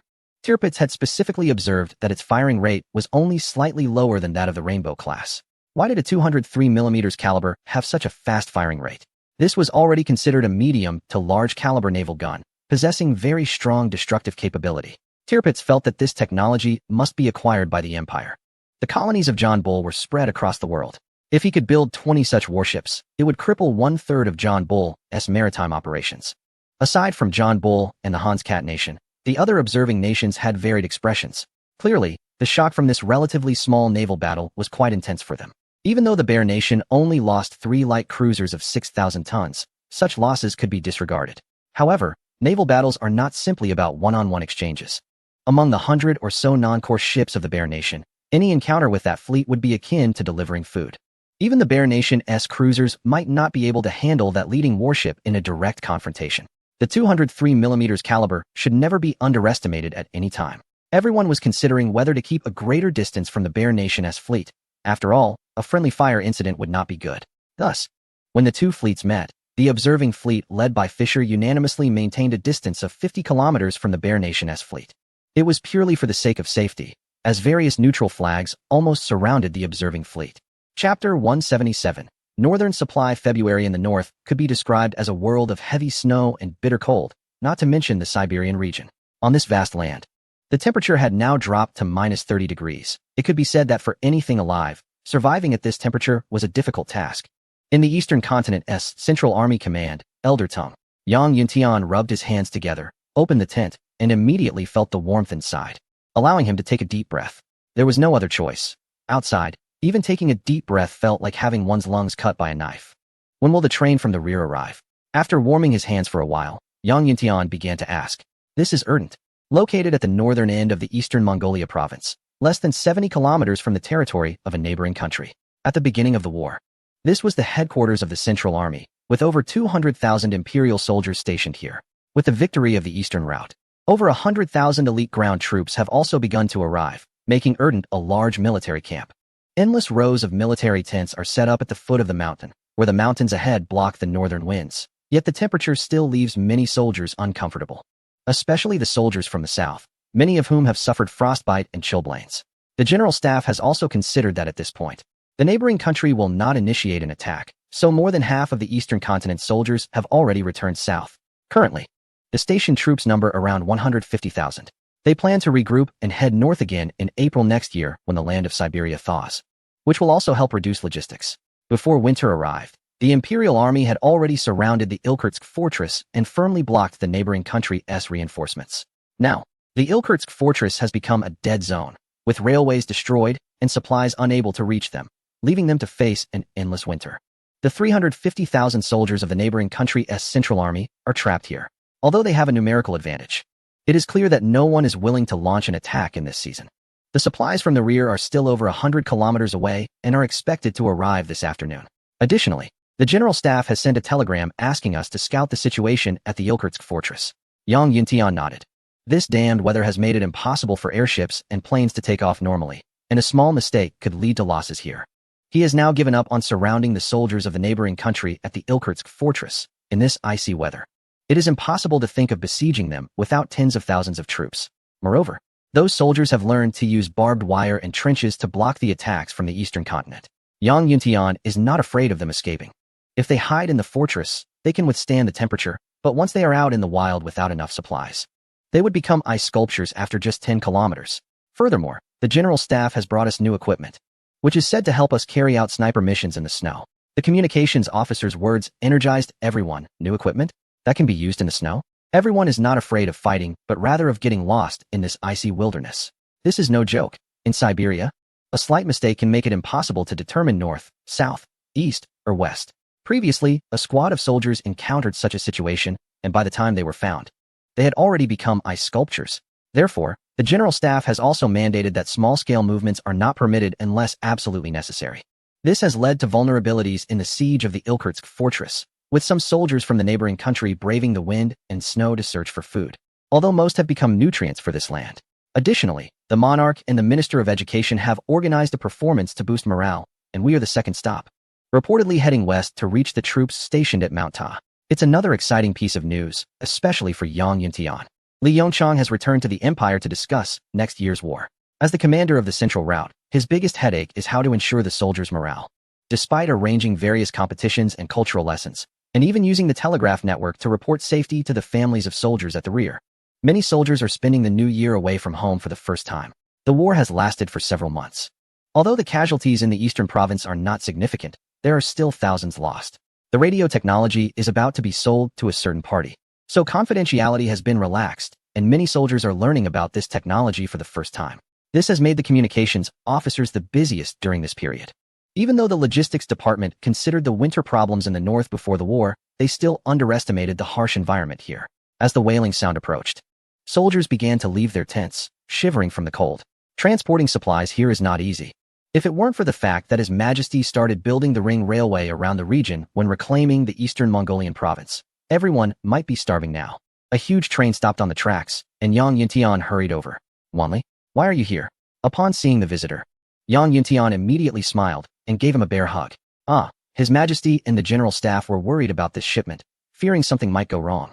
So I volunteered to come, Fong Wanli said with a smile. Yang Yuntian gave him a knowing look, and the latter also showed a wry smile. You, as a brother of His Majesty and the commander of the National Guard, came all this way just for this train? What is on it, gold? Yang Yuntian joked. But he understood that since His Majesty and the general staff sent him, it must be important. The two were old acquaintances. Fong Wanli was thrown into the army for training by Fong Mingzhou and was under Yang Yuntian's command back then. How did you manage to bring the train here? In this weather, it's not just people that can freeze, even the tracks are solid ice. One slip and the train could easily derail. There have been incidents before. Yang Yuntian noted. It was specially researched by the Military Research Institute, he continued, looking at the train and realizing that the locomotive looked different from what he had seen before. There was a huge triangular iron shovel at the front, almost at the same height as the tracks. So simple? Yang Yuntian slapped his forehead. This was just like a shovel used in farming. Why hadn't he thought of it? Simple? The logistics department is almost going crazy because of your supplies, Fong Wanli replied with irritation.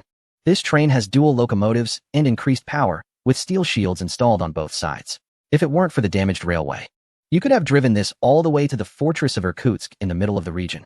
Yang Yuntian began to seriously observe the train.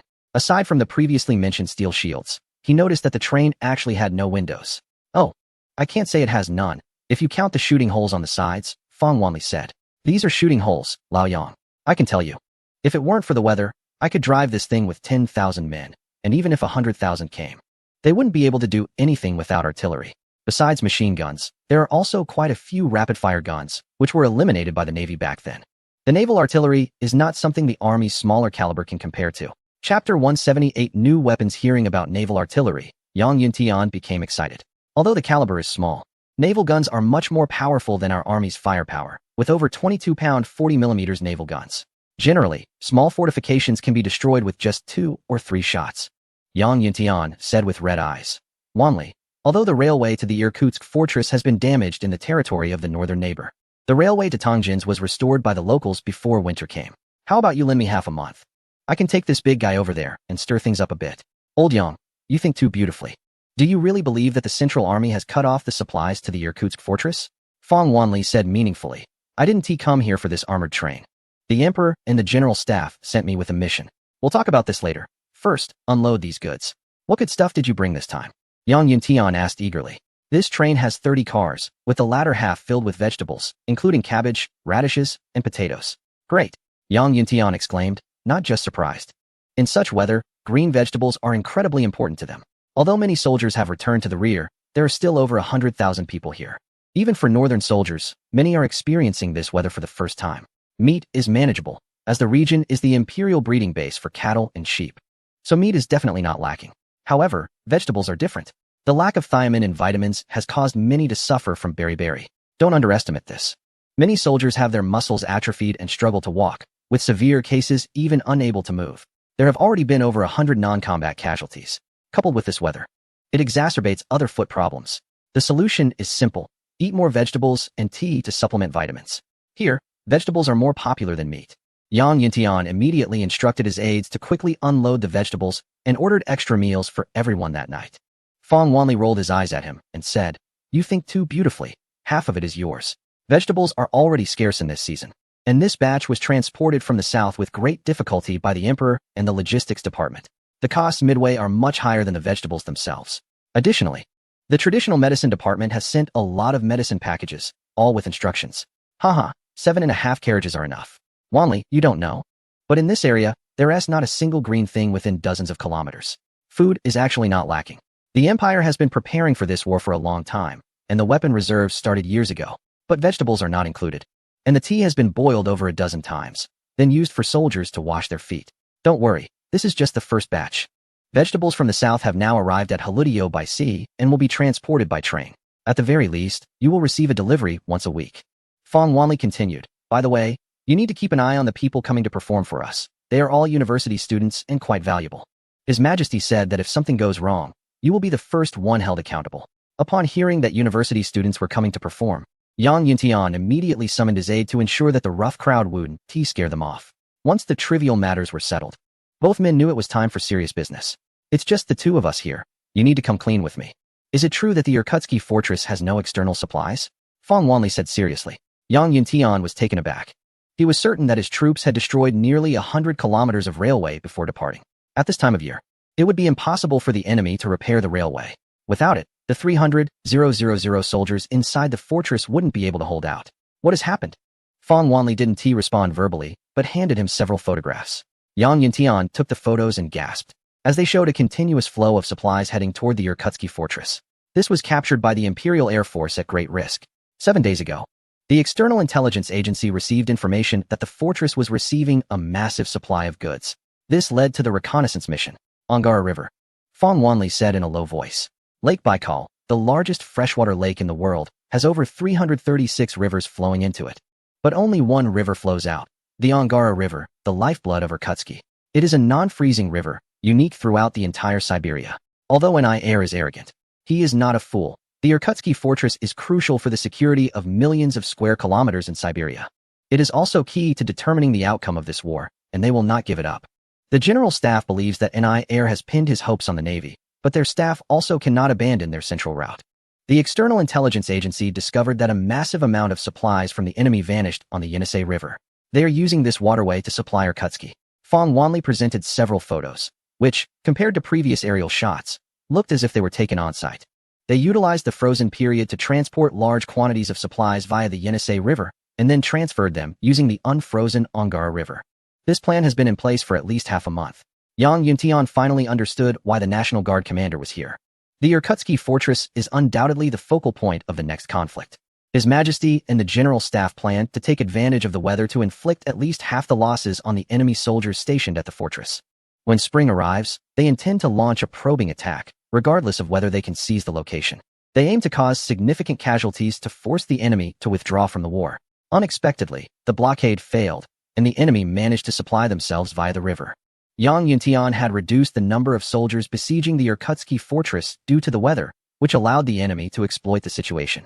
If it were usual times, I would probably have to return home to explain myself, or leave the military for good. This is a significant mistake. His Majesty and the General Staff are aware that this place is extremely cold, and it is not your fault. We cannot let soldiers lose their lives to this damned weather. Fong Wanli patted his shoulder. Has His Majesty and the General Staff found a solution? Yang Yuntian asked. If there is no solution, are we really going to sacrifice soldiers' lives? I came here for this matter. Follow me. Following Fong Wanli, the two arrived at a train carriage.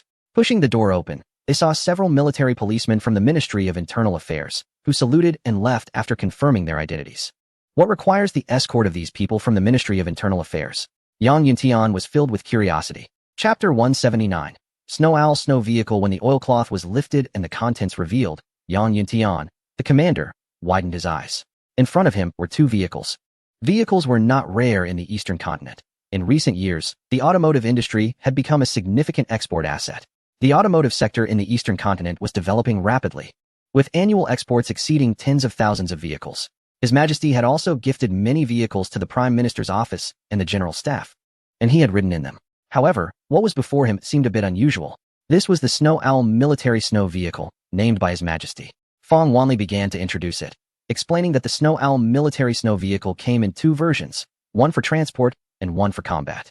The transport version featured an open cockpit, crew compartment, and engine layout, accommodating 16 crew members, with the rear able to tow 18 skiing soldiers using special ropes.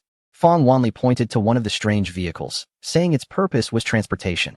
In the icy and snowy Hebrilia, the snow was higher than people, making movement difficult. Let alone transportation. Don't underestimate it, even if it looks a bit ugly. It measures 6 meters long, 6 meters wide and 8 meters high.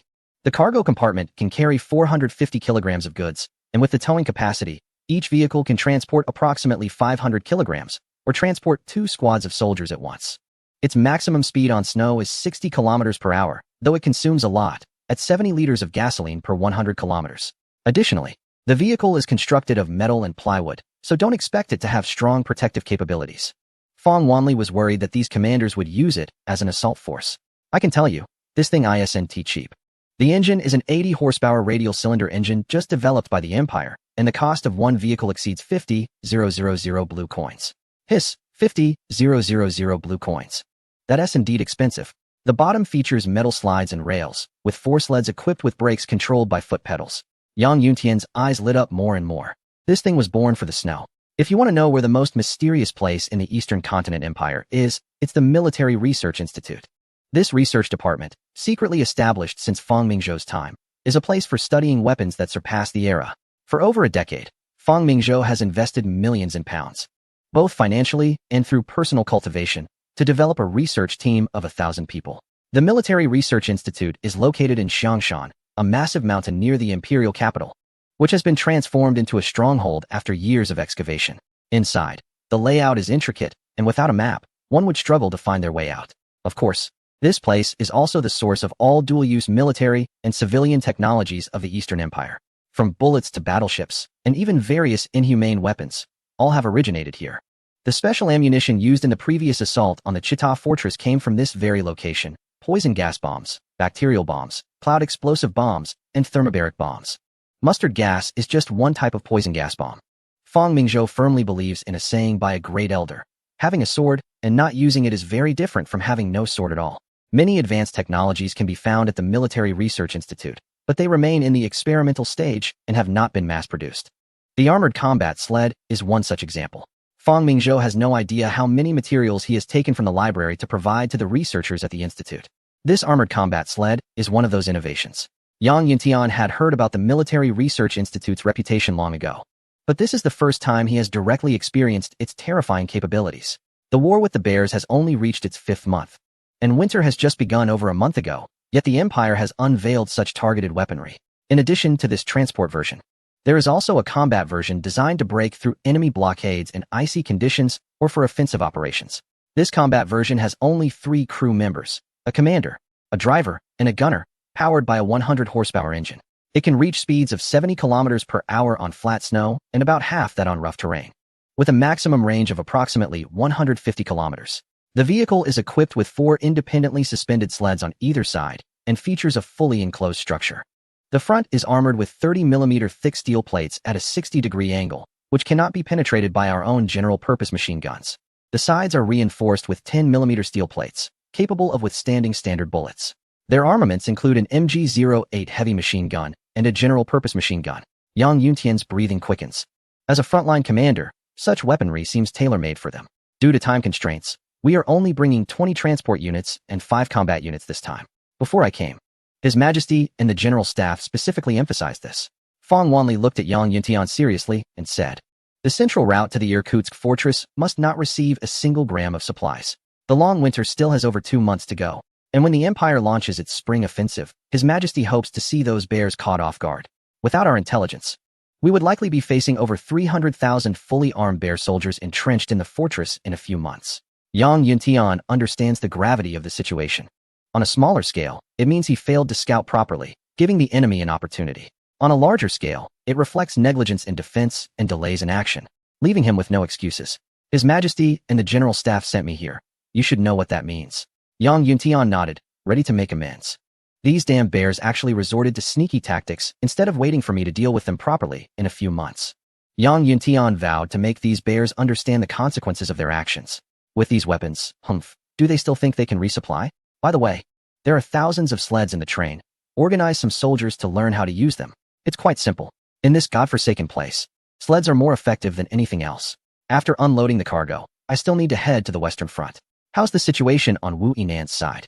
Although the general staff sends daily reports to the commanders, they are mostly just a few sentences. What else could there be? It's all a mess. Fong Wanli said helplessly. The temperature there is a bit higher, but not by much.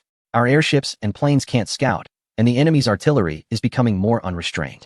However, our previous advance has made the Western Army's commander think twice. More importantly, it's time for the Navy to take center stage for both us and the Bears. His Majesty wants to eliminate the Bears' Navy and force them out of the war, while the Bears hope their Navy can attack the Empire's south, forcing us to redeploy our main army back south. It won't be long. Results should come in about a month, and then the battlefield will become truly clear. Chapter 180. The Bears' efforts at this moment in Erden. The massive train started unloading. Boxes of potatoes and cabbages were sent down by soldiers, and everyone was delighted to see the fresh vegetables. The soldiers joked that they had never wanted to eat vegetables so much in their lives. Watching the soldiers scramble for the potatoes, Yang Yuntian knew that the calm northern battlefield was about to experience turmoil again. After enjoying a meal, Fong Wanli continued to the Western Front with the train. In the hall, Yang Yuntian informed the commanders about the Bears' intelligence. Everyone fell silent, clearly aware that something was wrong. Over the past month, including myself, everyone had become negligent, thinking that the Bear soldiers were hiding in their fortifications, and with the railroads destroyed, it was foolproof. But the Bears taught us a lesson. They are more familiar with this land than we are. What we thought was impossible, they achieved. If it weren't for the intelligence department's discovery, what would have happened to our soldiers when they launched their attack months later? Just the thought of leading our soldiers to charge under the Bears' artillery fire due to our misjudgment sent chills down everyone's spine. Starting tomorrow, I want training to ramp up. The civilians are economizing in the rear to support us in defending our homeland, not to be lazy. After Yang Yuntian finished speaking, he left, and everyone looked at each other, filled with shame. The next day, Yang Yuntian carefully brought the military police to set up these large vehicles in the training ground. Meanwhile, technicians who arrived with the military snow vehicles were conducting final checks. Due to the use of aluminum engines, the weight has been reduced several times compared to steel engines. But this has also brought new challenges. In temperatures below freezing, starting them is a very difficult task. Therefore, the snow vehicles are equipped with engine preheaters that need to be warmed up in advance, usually taking over 10 minutes. Of course, on the battlefield, one cannot afford to wait, so in emergencies, directly heating the exterior with fire is also a viable option. The outer layer is made of a thin steel casing to prevent the risk of explosion when soldiers use fire to heat it. After about 10 minutes, with a crisp sound, the snow vehicle finally started, and a puff of blue smoke appeared from the front air pipe. Meanwhile, the northern soldiers, who had been trained in advance, were fully armed and waiting nearby. Liu Yuanbai of the Special Operations Brigade of the Eastern Empire nodded to everyone. Since this was the first time, the drivers of these vehicles were logistics and technical personnel from the rear. Yuanbai, I won't go into too much detail about the precautions. You are already aware of the intelligence. The only mission for your brigade this time is reconnaissance. The Angara River is the target, which is over 300 kilometers away from us. Don't worry, Commander Yang, I understand what to do. Liu Yuanbai nodded. His brigade was composed of elite soldiers. There were 20 transport vehicles and 5 attack vehicles, with each transport vehicle capable of carrying at least 20 people, leaving room for fuel. 300 people would be sufficient. It would be impossible for them to leave without at least 1,000 men. Let's go. With Liu Yuanbai's command, over 300 soldiers began to attach special ropes to the snow vehicles. The interior space was, of course, reserved for technical and logistical personnel. The 5 attack vehicles took the lead, rushing out of the camp first. A clicking sound was heard as the triangular crankshaft began to rotate, moving the sled beneath. The 4 supports at the bottom were sufficient for this 1-ton vehicle to traverse the snow, while the soldiers on top skillfully operated machine guns, beginning their patrols. They had thick armor, serving as vanguards, and would be the first to face any danger. Following them were the transport vehicles, which were not slow, reaching speeds of at least 50 kilometers per hour. The soldiers behind were being pulled along like candied hawthorns, needing only to manage their direction. Watching the departing vanguard, Yang Yuntian also began to get busy. The Angara River was a place where another battle was about to unfold.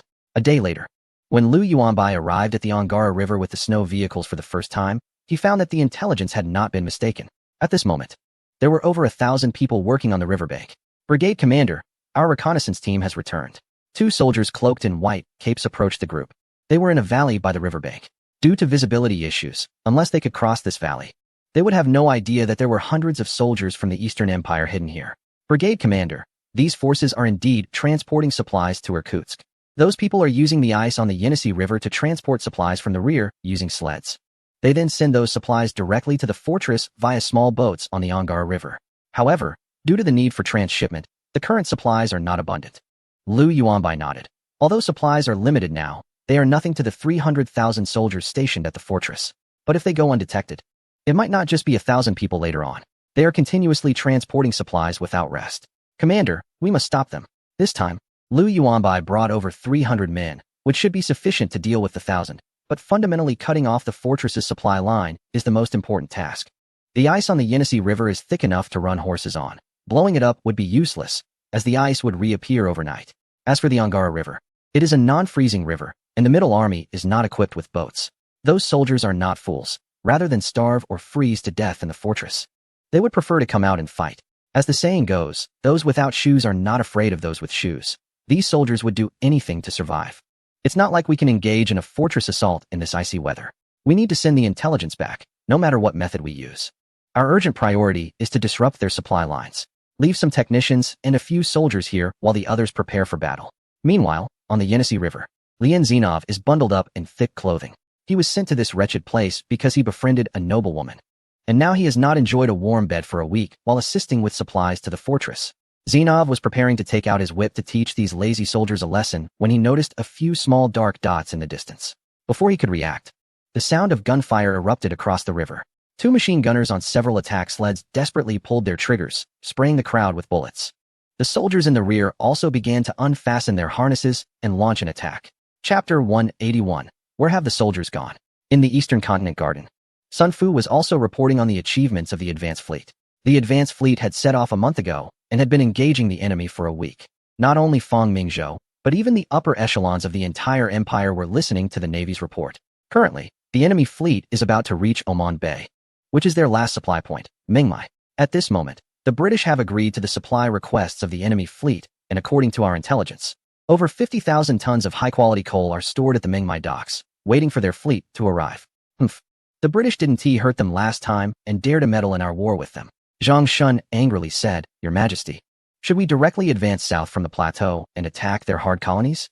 I see you have already made battle plans.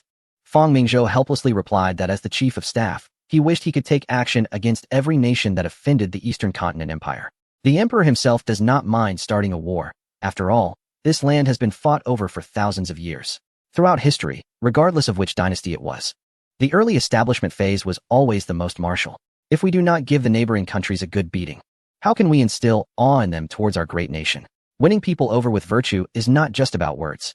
Zhang Shun laughed and did not oppose this view. It is not that we are afraid of them, but rather that taking action now, regardless of victory or defeat, is not beneficial. If we win, it only benefits the strong countries in Europe, especially the Gallic rooster and the Hans cat. If we lose, our own national strength would be greatly diminished. Moreover, that area is one of the colonies fiercely protected by the other party. We cannot start a major war just for a few thousand tons of coal. If we must fight, it should be after their true enemies take action. Zhang Shun was aware of this, but he couldn't stand the behavior of the other party.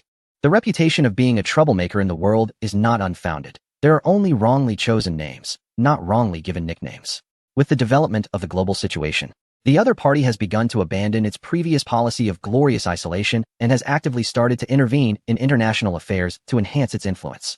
The two major military blocs have begun to take shape. First, there is the alliance between the two cats. The Hans cat and the mustached cat of Austria-Hungary signed an alliance agreement more than a decade ago. The Hans cat is worried about being squeezed by the Gallic rooster and the bear from both sides, while Austria-Hungary is concerned about the small countries in the Balkans where Slavic nationalism is on the rise, threatening their imperial rule. Therefore, their common adversary is the bear. These two countries stipulate that as long as either country is attacked by the bear, they must provide full support. Of course, if attacked by a country other than the bear, both sides will maintain neutrality. Italy, having previously failed in its colonial competition with the Gallic rooster in North Africa and being beaten by the rooster, can only seek safety from the Hans cat. Thus, the Hans cat and Italy formed an alliance, stipulating that if either side is attacked by the Gallic rooster, they must fully commit to attacking the rooster. A perfect triangle has emerged. The Hans cat fights the bear with Austria-Hungary as an ally, and fights the Gallic rooster with Italy as an ally. This is also why the Hans cat has been so arrogant in recent years, as this alliance holds 2 of the 5 major powers and 1 naval power. On the other hand, the Gallic rooster and the bear can only be considered a financial partnership, with both sides capital bound together, but not militarily. As for the other party, It has not yet fully emerged from its isolationist policy, although their navy is not afraid of facing two opponents. The Boer War revealed the shortcomings of their army. If they struggled against a nomadic country, what would happen when facing the world's strongest army? This is also why the Gallic Rooster has been slow to reconcile with the other party. They do not believe that adding a naval power can withstand the army of the Hans Cat. Therefore, the Rooster's primary goal now is to bring the Bear over, as the Bear has millions of soldiers and can pose a significant threat to the eastern front of the Hans Cat, before the two major coalitions are fully formed. Fang Mingzhou will not proactively provoke these countries, with the exception of the Bear Nation, as the two are neighbors, and the Eastern Empire must set an example. One must show strength to establish themselves, and the same goes for finding allies. If one does not demonstrate their capabilities, they might end up like the country known for its poor performance and teamwork. Seeing the chief of staff's indignation, Sun Fu quickly changed the subject. The distance from Mengmai to the territory initially occupied by the Bear Nation exceeds 500 nautical miles, which is over 500 kilometers. This is just within the maximum range of the Bear Nation's main ships. Even if the other side agrees to help maintain their warships in Mengmai, it would only involve cleaning off parasites. The entire colony lacks shipyards. They are not foolish, like Fang Mingzhou. They view the colony as a market and a source of raw materials, and they certainly won't kindly assist in its development. However, the Eastern Empire possesses a unique advantage that no other colonial nation has: culture. The areas occupied by the Eastern Empire are heavily influenced by the cultural sphere of the Central Plains. Do not underestimate culture. During the colonial period, it was more effective than weaponry. The Bear Nation also lacks a shipbuilding industry, and any maintenance they provide is merely a facade. Once the Bear Nation sets sail from Mengmai, our advanced fleet will increase harassment, forcing their fleet to maneuver as much as possible, depleting their coal reserves. During this time, the advanced fleet led by Su Wingguang has already destroyed over 10 of the Bear Nation's warships. Although most were destroyers and transport ships, 3 light cruisers were also destroyed, along with a heavily damaged armored cruiser. Sun Fu said cheerfully, now that Alexei from the Bear Nation is on high alert. It said he sleeps with one eye open. Additionally, as per His Majesty's orders, we have not interfered with the Bear Nation's radio communications, which are still in use. The reason for holding back is to wait for the right moment. Once the Bear Nation's fleet becomes accustomed to the convenience of radio, suddenly forcing them back to signaling would likely leave them forgetting how to use it.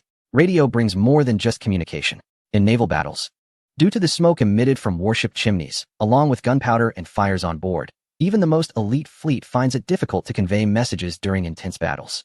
Therefore, in modern naval warfare, besides a commander-in-chief, each type of vessel also has its own commanding officer, enabling effective coordination during chaos. And what about the Bear Nation's fleet? That Alexei is confident in the presence of radio. Currently, he is the only commander for the entire fleet. Fang Mingzhou is eager to see that naval minister lose radio communication, leading to chaos within the fleet, appearing utterly helpless except for jumping around in frustration. Chapter 182. Personal Expedition. Is the Navy ready? When Fang Mingzhou turned to Sun Fu and asked this question, everyone in the hall instinctively straightened their backs. They understood that this question would signal the beginning of naval warfare between the two nations. Your Majesty, the Royal Navy of the Empire is always prepared. With a spirit of navigation, we can conquer thousands of miles. Sun Fu has shouted the Navy's most resolute slogan. Some may believe that war with the neighboring power can be avoided, while others think that the Empire should prioritize development. Fang Mingzhou's dignified voice echoed, stating that the nation and the people are never just abstract concepts. They are rooted in the flesh and blood of each one of us. In the 8 years since the Empire was founded, we have defeated one enemy after another, allowing the Empire's flag to fly in the Far East. We will let the spirit of martial valor reappear on this land, enabling the people of the Empire to stand tall before any nation without bowing down. However, this is not enough. Fang Mingzhou's words shook everyone in the hall. They knew that although this emperor was young, he had single-handedly established the Eastern Empire. He had lifted this land, which was on the verge of sinking, and propelled it toward greatness. In my view, wherever the Empire's military might points, all will submit. The Empire's campaign has just begun, and the neighboring power is merely the first target. There will be more enemies to come. Forget the previous victories. On this path, we will stand against the world. Ouyang Gung and Zhang Shun understood that if the Eastern Empire showed signs of re-establishing the tribute system, every major power would unhesitatingly launch a siege against it. Because within the tribute system, there can only be one supreme nation, unlike the current colonial system, where secondary powers can still thrive without shame. After Fang Mingzhou finished speaking, Zhang Shun stood up. Your Majesty, our Eastern Royal Navy will also go all out for this battle. According to the current itinerary of the neighboring fleet, our Eastern Empire's fleet will set sail in 3 days for the Hard Ocean. In this battle, Our Royal Navy will deploy 4 Eastern-class battleships, 8 Tiangong-class battleships, 8 Dishan-class heavy cruisers, 14 Rainbow-class light cruisers, and 18 Zhanghe-class destroyers, along with 3 Type 01 supply ships and 2 Type 02 ammunition supply ships. Additionally, there is already 1 heavy cruiser and 6 Zhanghe-class destroyers in the hard ocean. Everyone was astonished by such a massive naval force, in comparison to the neighboring fleet's 500,000-ton displacement. The Eastern Empire is equally formidable. This means that the naval battle will involve over 1 million tons of steel warships. Currently, the world's maritime hegemon, the British Navy, has a total tonnage of 193 million tons. Fang Mingzhou nodded, and Zhang Shun took out the appointment letter and read it aloud. By the decree of the Eastern Empire, Sun Fu is appointed as the commander of the Southern Ocean Mixed Fleet, fully responsible for naval operations against the neighboring power. The reading of the appointment letter also signifies that the naval conflict between the two nations is about to commence. Sun Fu knew that this might be the last naval battle of his career. This battle is about the fate of the empire and its future. Fang Mingzhou continued, saying, I will personally attend this battle. No. This was Ouyang Geng's voice. As soon as Fang Mingzhou finished speaking, he immediately stood up and said, Your Majesty. As the saying goes, a wealthy son does not sit idly. The neighboring fleet is indeed vast, but our Eastern Navy will surely prevail in battle. Moreover, the Empire has not yet reached a critical situation, so why should Your Majesty lead the expedition in person? Ouyang Geng said firmly. Although the Eastern continent practices constitutional monarchy, this young emperor has gained immense reputation through his unique charm and selfless spirit dedicated to the country. In just 8 years, the emperor of the Eastern continent has been accepted by hundreds of millions of people in this land. Furthermore, in an era where imperial power reigns supreme and in a country with thousands of years of imperial history, a royal expedition is not a favorable matter from any perspective.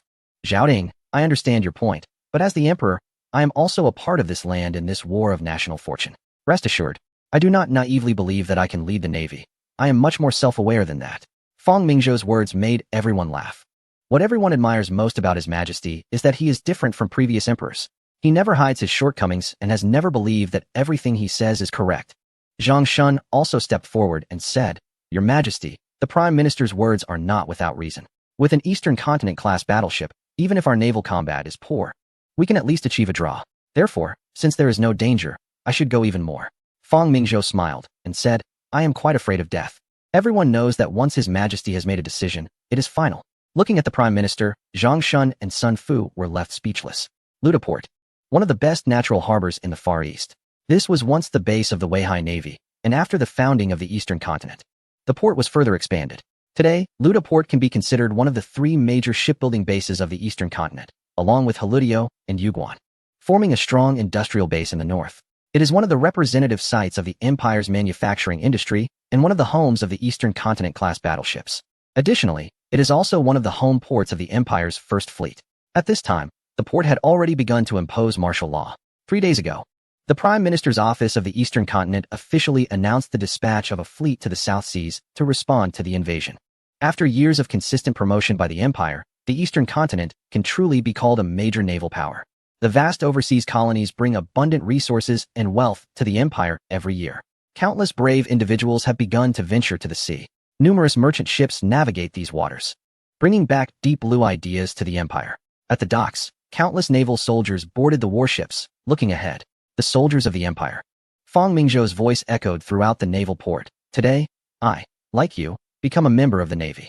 We all share the same goal, to set out on an expedition. I have said before, there is wealth upon the ocean, but there are also dangers. That individual hiding in the Winter Palace, refusing to return our territory and even sending fleets to invade us, will not be tolerated by me. Everyone looked at Fang Mingzhou with fervor. The supreme command of the Navy and Air Force of the Eastern Continent belongs to the royal family. His Majesty has single-handedly created them. Among them are Navy soldiers who have followed Fang Mingzhou since the beginning, naval forces that surrendered from the previous dynasty, and new recruits who joined after the establishment of the Empire. They all share the same identity at this moment, the Royal Navy of the Eastern Empire. Let us set sail and tell those enemies that the Empire will never compromise. As Fang Mingzhou stepped onto the battleship Tiangong, a melodious whistle sounded. The massive naval force of the Empire embarked on its journey once again. Chapter 183. Whereas the battlefield Alexev had been restless these past few days. Not because of the damned advance fleet from the Eastern Empire. Although their harassment was as bothersome as mice, forcing the great fleet to remain on 24-hour alert. Under his wise command, the fleet had only lost less than 50,000 tons of warships in a month of disturbances, which was still acceptable compared to over 500,000 tons. However, he completely forgot that the fleet suffered the most significant losses among the fast light cruisers and destroyers. Sir, we are currently over 100 nautical miles from the Cocos Islands, and we expect to arrive tomorrow, an officer reported. The fleet is 2,300 kilometers away from the capital, and our coal supply is running low. The report made Alexeyev's expression turn grim. Their last resupply was in a certain colony, and it had been nearly 3,500 kilometers since. Even the battleship with the longest range could only manage 7,000 kilometers. This meant they needed to replenish coal for these large vessels. Damn the Eastern Empire. If they hadn't destroyed a few transport ships, we would have had enough coal to reach the capital. He ordered each ship to reduce heating and living supplies, as long as they could reach the capital. After a rest, the fleet could launch an offensive against the Eastern Territory. Humph, with 30 main warships, even if they couldn't win, they wouldn't lose. As long as the Eastern Navy suffered losses exceeding half their fleet, Alexeyev was confident that the fleet stationed in the colonial straits would take advantage of the situation. Alexeyev had considered this long ago. Although his fleet was stronger, the Eastern Navy was not to be underestimated. To achieve victory, he feared he would be left with very few ships. Therefore, Alexeyev's goal was to leverage their numerical advantage, denying the Eastern Navy any chance and directly taking out half of their main warships. Then he could lead his fleet to occupy the eastern overseas territory of Funan province. By then, he could sit back and watch the tigers fight. Humph. Alexeyev looked into the distance where the observation fleet was located. Thinking of using the Empire as a tool, was he not also using these countries? Once the conditions were met, the Eastern Empire would face encroachment from all European nations, and he would become a hero of the Great Bear. Boom. A series of cannon sounds erupted. The damned Eastern mice had appeared again. Alexeyev quickly grabbed his hat and entered the command room. 30 kilometers away, in the observation fleet, the First Minister of the Navy, Fisher, lowered his telescope, watching a light cruiser and a transport ship sinking in the distance. His confusion grew stronger. A month ago, when the fleet from the Eastern Empire appeared in the Hardness Ocean, it became clear to everyone that the Eastern Empire's navy had once again employed the same tactics they used against the Neon Navy. This is understandable. Even if they were in the same position, they would do the same. However, a month prior, these warships only engaged with the smaller forces of the Bear Nation. Or rather, their supply ships, deliberately avoiding direct confrontation with the main fleet. In Fisher's view, the lead ship of the Eastern Fleet was quite formidable. Although its tonnage was just over 10,000 tons, even his battleship could not defeat it in a one-on-one situation. Yes, he concluded that it was unbeatable. It's important to note that his battleship was the lead ship of the Duncan class, which had just recently been launched. Moreover, it was a targeted battleship developed after the Navy learned about the Hans Cat and Gull Rooster constructing high-speed battleships. To increase speed, the Duncan class sacrificed armor protection, allowing it to reach a speed of 20 knots. The cost was a reduction in displacement of about 1,000 tons, using 178mm side armor instead of the 228mm armor of the Valiant class. However, the opposing warship's speed had already exceeded 30 knots, something that even his own fleet could not achieve. The Monmouth-class armored cruisers, which the Empire was still mass-producing, only managed 23 knots. A speed difference of 7 knots is no joke, indicating that the Eastern Empire's power systems had surpassed their own. How could this be? The Empire was supposed to be the leader of the world's navies. There were too many aspects of this fleet that Fisher could not explain. Firstly, how did they locate the Bear Nation's fleet in the vast ocean, especially since Alexeyev changed course multiple times? Even their observation teams lost track several times. Yet the Eastern Navy could always accurately find the Bear fleet. Additionally, as Fisher watched the retreating Eastern Fleet, he wondered what kind of antennas were on their masts. He glanced up at his own battleship's mast, which had no antennas besides the rangefinder. Was this the secret behind the Eastern Navy's faster fire control? It couldn't possibly be a lightning rod. Meanwhile, on the battleship Alsace of the Hans Cat, Tirpitz shared the same doubts. However, the Empire had already signed a secret agreement with the Eastern Empire. Although it had not yet been made public, as the Minister of the Navy, he was privy to some information. The communication within the Eastern Navy relied on radio technology, and once this war concluded, the Empire would acquire this technology as well. He was just as curious as Fisher about how the Eastern Navy maintained such high speeds and advanced fire control. Spee, where do you think the Eastern Navy will decide to engage in a decisive battle? Spee took a deep breath and replied solemnly, I don't know, but over the years, the Eastern Navy has never waited for the enemy to come to them. They always adhere to an offensive strategy. Therefore, I believe this time will be no different. Whether in their 2 encounters with the Neon Navy or the previous engagement with the Bear Navy, they have always employed ambush tactics. Taking advantage of the fleet's fatigue after long-distance sailing, a decisive strike is essential. Therefore, I believe they will adopt the same plan this time. Spee mentioned that the naval strength of the eastern region has already surpassed their own, referring to combat experience rather than tonnage. Remember, tactics do not need to be overly complex. As long as they are effective, that is sufficient. Tirpitz has high hopes for this naval officer and specifically brought him to witness this naval battle. After all, I believe that the Emperor will not allow the fleet of the opposing side to reach their destination. The disadvantages of the opposing fleet lie in logistics and fatigue, which are irresistible temptations for any commander. Don't forget, the region of Java is already under covert control of the eastern region. The opposing fleet can only reach their destination through this route, and I suspect the Emperor's fleet may already be waiting here. Tirpitz pointed to a location, Christmas Island. Chapter 184. The Emperor's personal expedition port Tanjung Perak, located in the western part of Java, currently has a large fleet conducting final supplies. Fang Mingzhou stood on an eastern region ship, and when they departed from their homeland, the presence of too many eyes meant that all 4 eastern region vessels did not appear initially. Instead, they joined the formation midway. Now, all the ships for this decisive naval battle have gathered. Your Majesty, we will be able to pass through here this afternoon and enter the hard sea. Sun Fu said hesitantly. The warships prepared for you have been waiting for a long time. Fang Mingzhou glanced at a nearby Zhenghe-class destroyer, knowing that once the fighting begins, this ship would surely take him as far as possible. Within 50 kilometers of the battlefield, Sun Fu would have a hard time explaining to the Prime Minister and Chief of Staff. It seems that he has only participated in 2 naval battles, one being the decisive battle against the opposing fleet and the other being the current one, both times on a destroyer. It seems he has a strong connection with destroyers. Fang Mingzhou also understood that Sun Fu was worried about an unexpected shell during the naval battle. As a naval minister, he could not bear that responsibility. But which man does not like massive ships and cannons?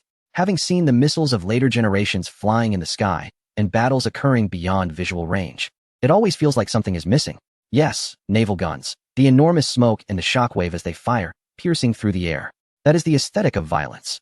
My naval minister, don't worry, when the time comes, I definitely won't interfere with your command. It's just that we haven't arrived yet, Fang Mingzhou said helplessly.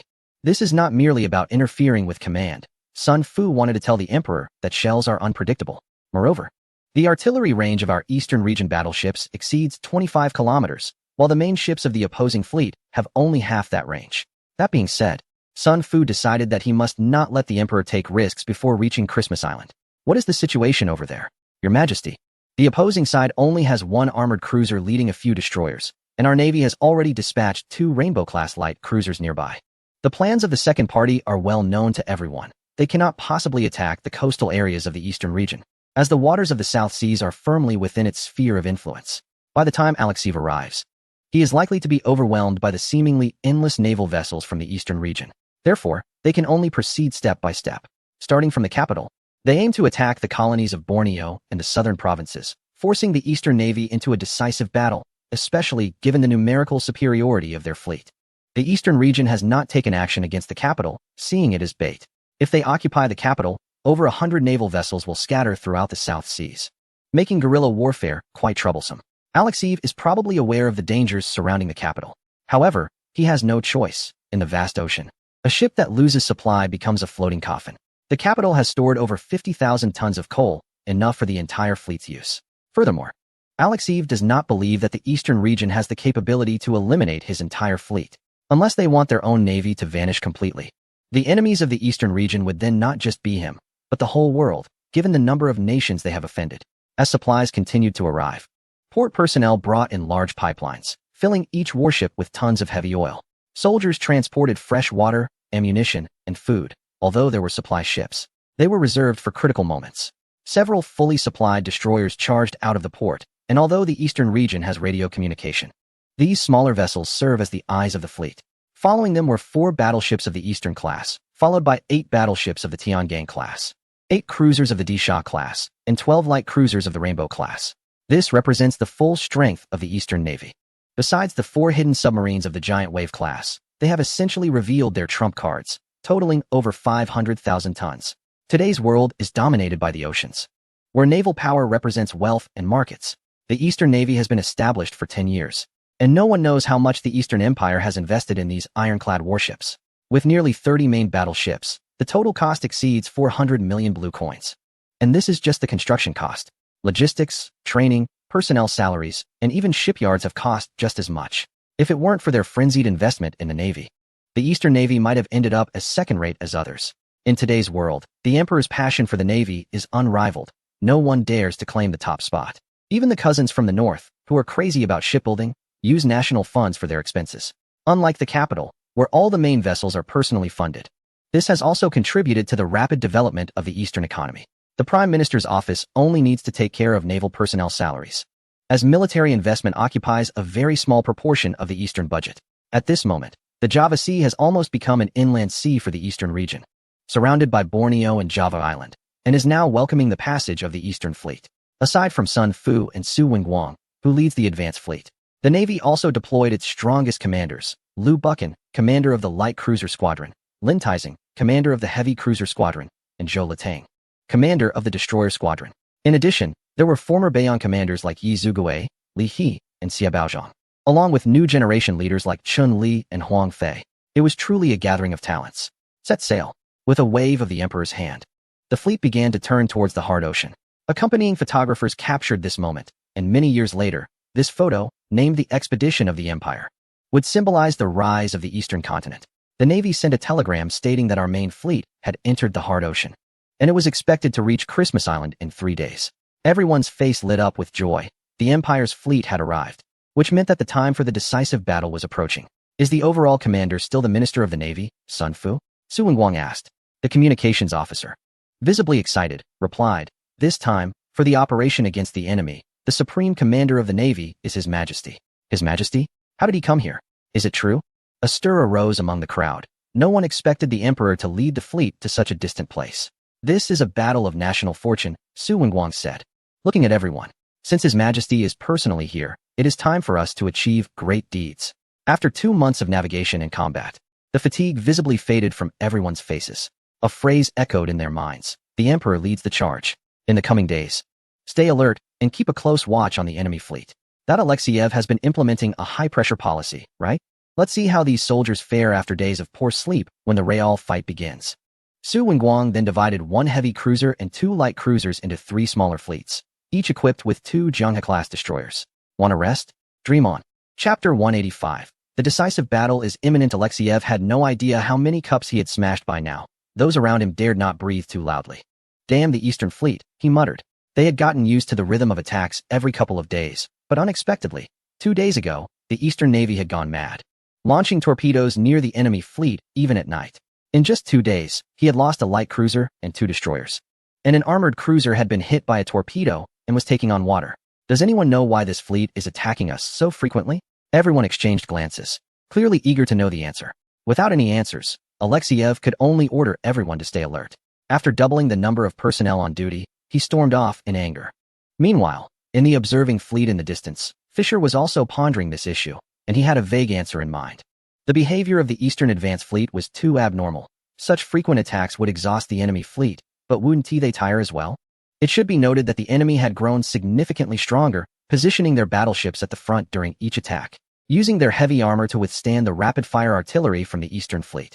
Although victories can be achieved occasionally, they are mostly offset by battleships, unless the main guns of that heavy cruiser can inflict damage on the battleships. Betty, what do you think about this operation in the Eastern continent? This delegation from Europa consists of naval elites from various countries. Your Excellency, I believe there might be significant actions taking place in the Eastern continent. David Betty said seriously, such high-intensity harassment could also be fatal for the Eastern continent's advanced fleet. This is the hard ocean, not within their sphere of influence. They have crossed over 10,000 kilometers to be here just to cause disturbances. I think they have lost sight of their priorities. Unless. Betty took a deep breath and said uncertainly, unless they have some backing. Fisher nodded, agreeing with his own speculation. Good, I believe they not only have backing, but their main fleet is likely not far from here. Fisher said with concern, this is the hard ocean. We previously thought that the Emperor and his navy would take action before the Bear Fleet arrived at the capital, or that the decisive battle would take place in the South Seas. I fear we have underestimated the determination of that Emperor. Your Excellency, are you suggesting that the Eastern continent's main fleet has already arrived? But it is still over 500 kilometers from the capital, on such a vast sea surface.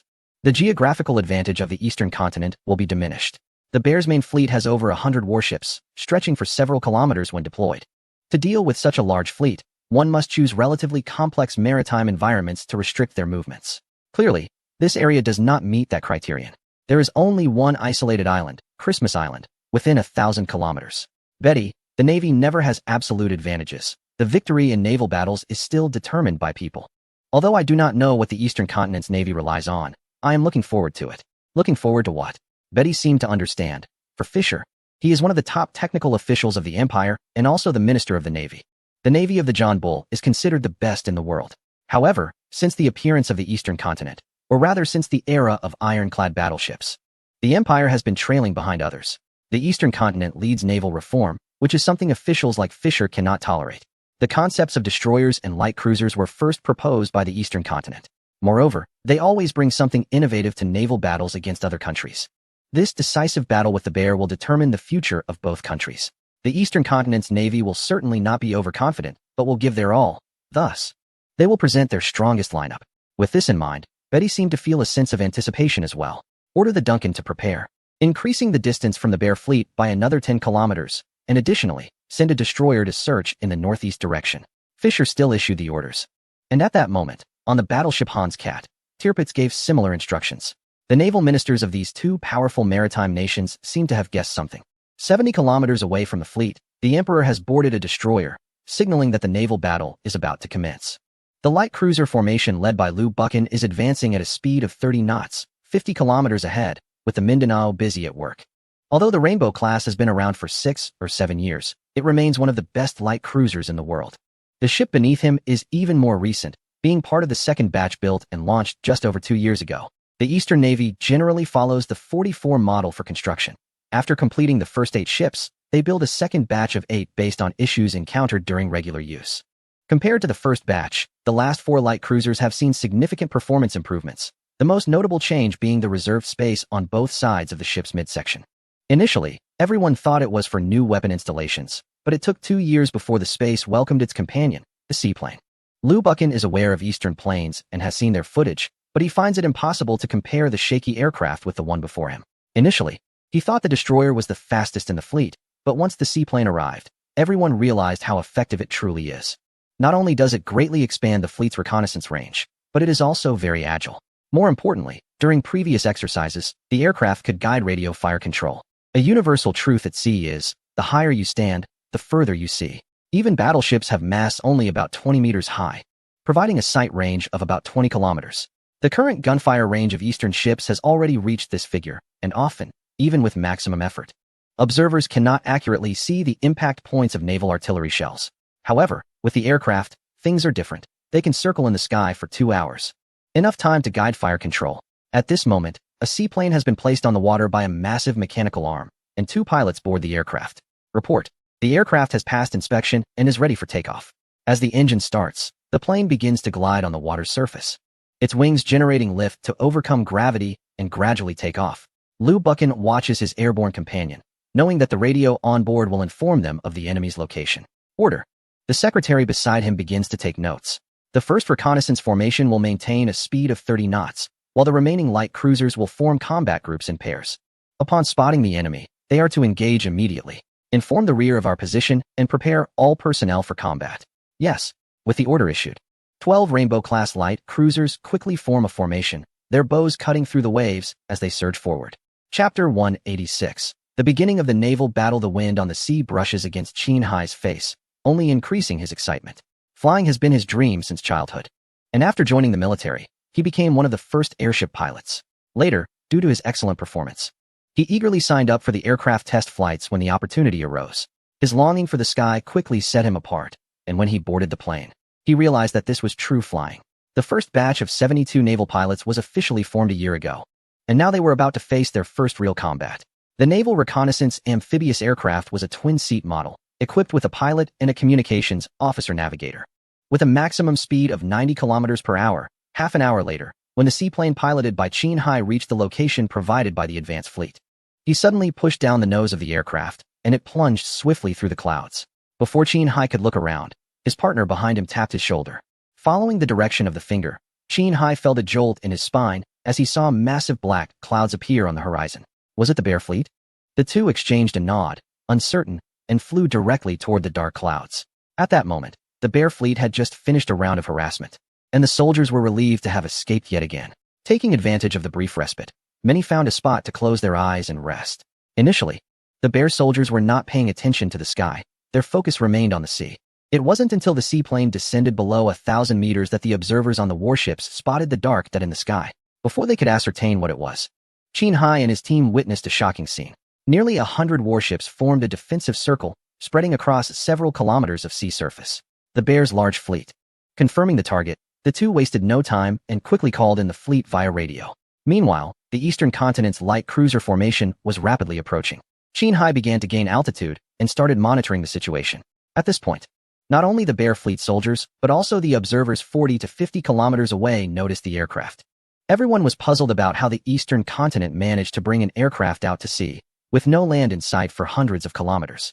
Fisher and others instantly understood the importance of the aircraft, even though they didn't know how it had arrived. The view from that wooden frame flying in the sky could encompass dozens of kilometers around. Previously, John Bull had tested using airships for naval battles. But due to unstable sea winds and difficulties in accurate descent, the plan to deploy airships on ships was shelved.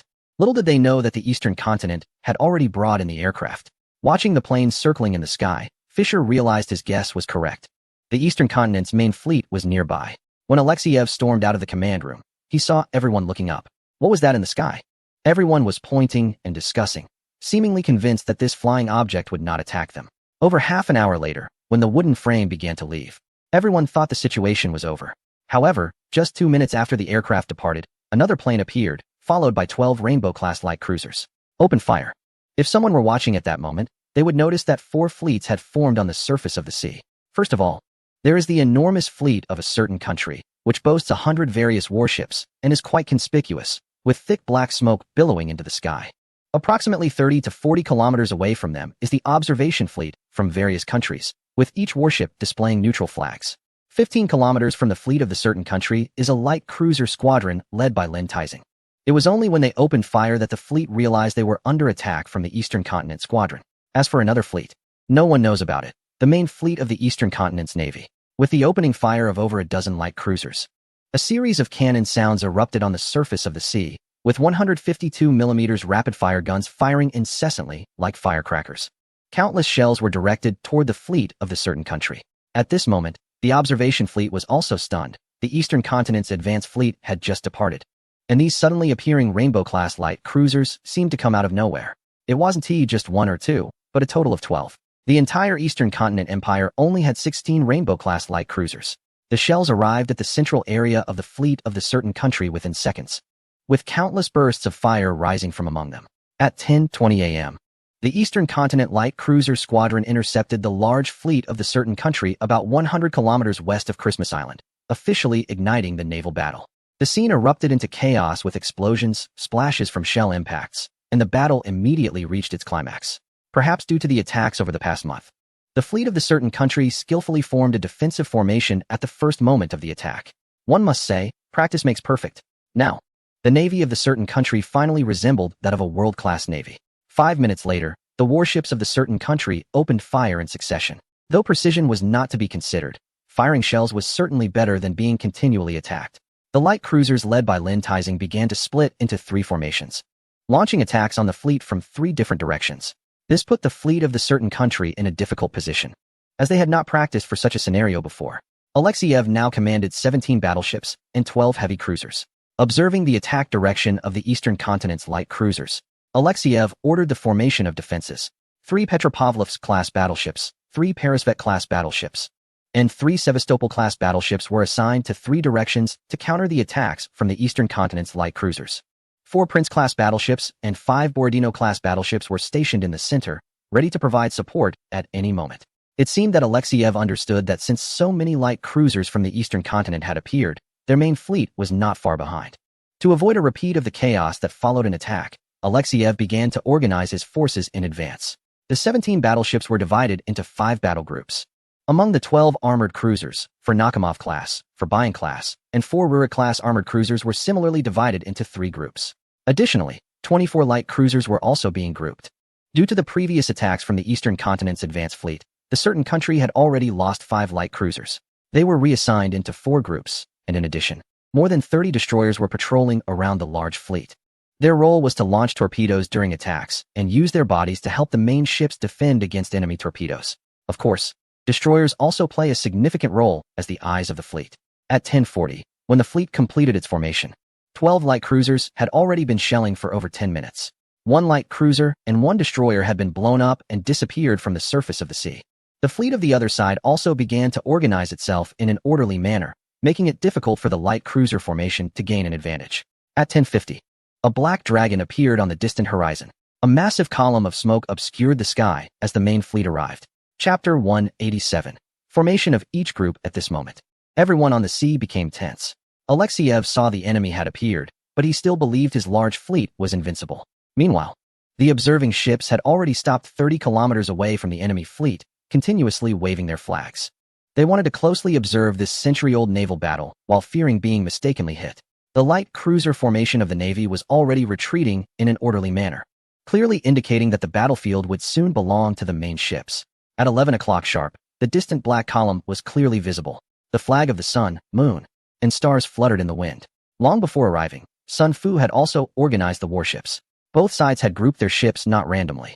Simply put, different naval battles required different types of ships to cooperate, with the most famous being the battle line, to maximize the effectiveness of broadside firepower. Similar or closely related battleships are grouped together, allowing for consistency in bombardment and maneuvering. Different warships have different performances. Battleships are responsible for assaulting. Heavy cruisers are responsible for providing fire support, while cruisers may either defend or advance. An important point is to facilitate command. Even for the Navy, Sun Fu could not command every single warship, so he had to delegate command authority.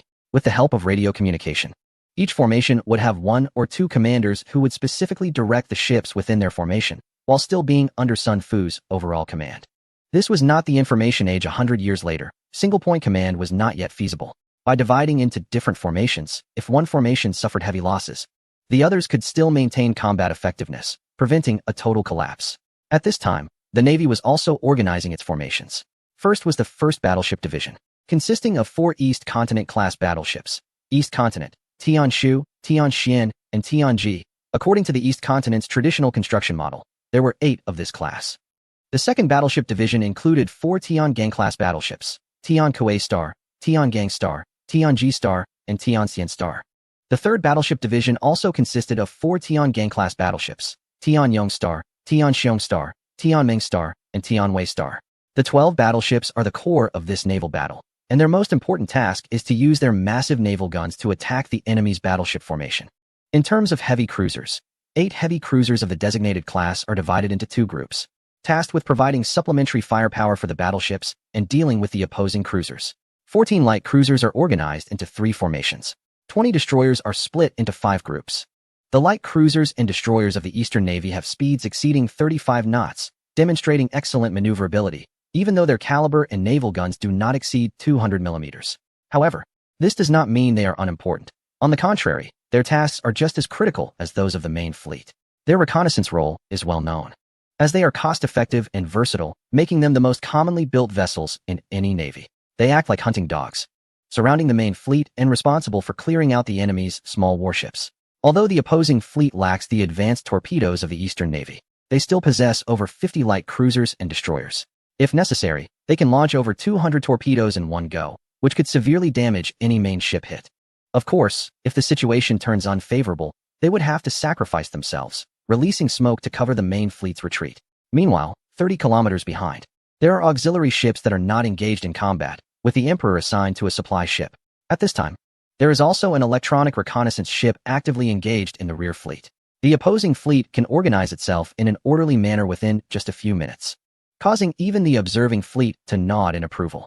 It is widely believed that the commander selected this time is quite competent. Alexeyev has proven to be quite capable. From the perspective of the observing fleets, being able to organize hundreds of warships in such a short time is impressive.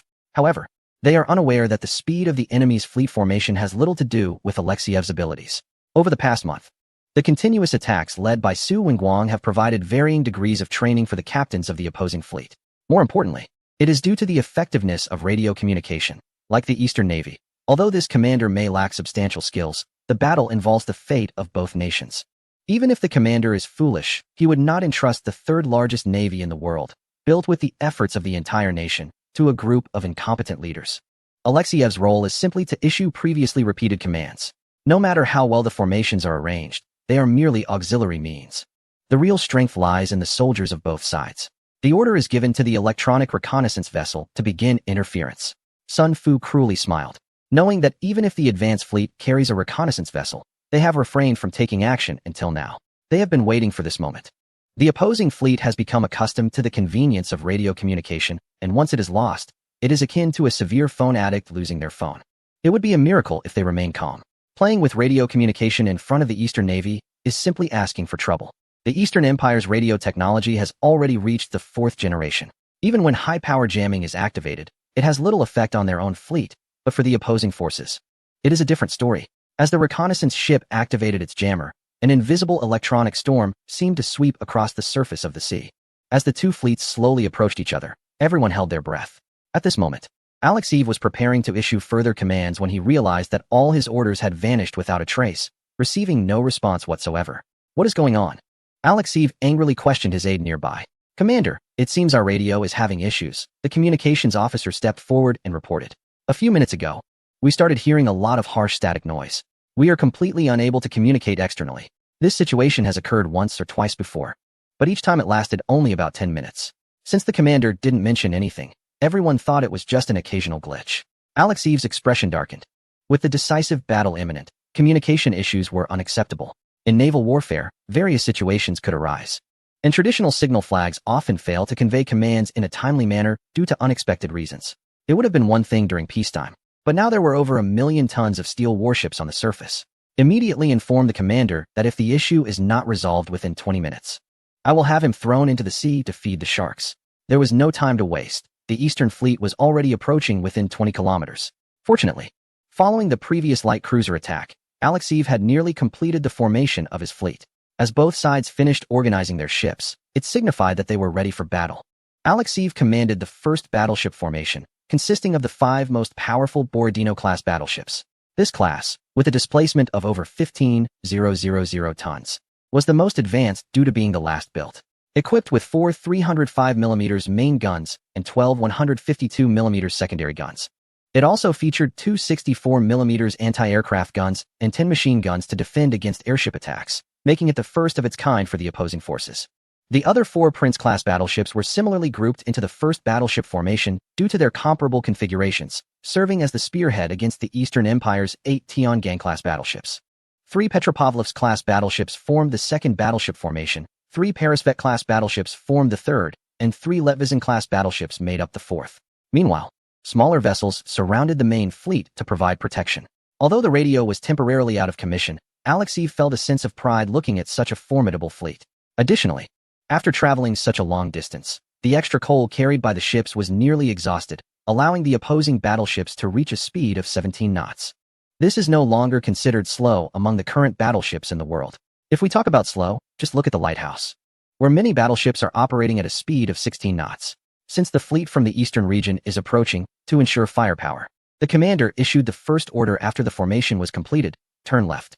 The 9 battleships of the first fleet began to turn left under the lead of the Borodino class, while the following formations also turned left simultaneously to keep up with the battle line.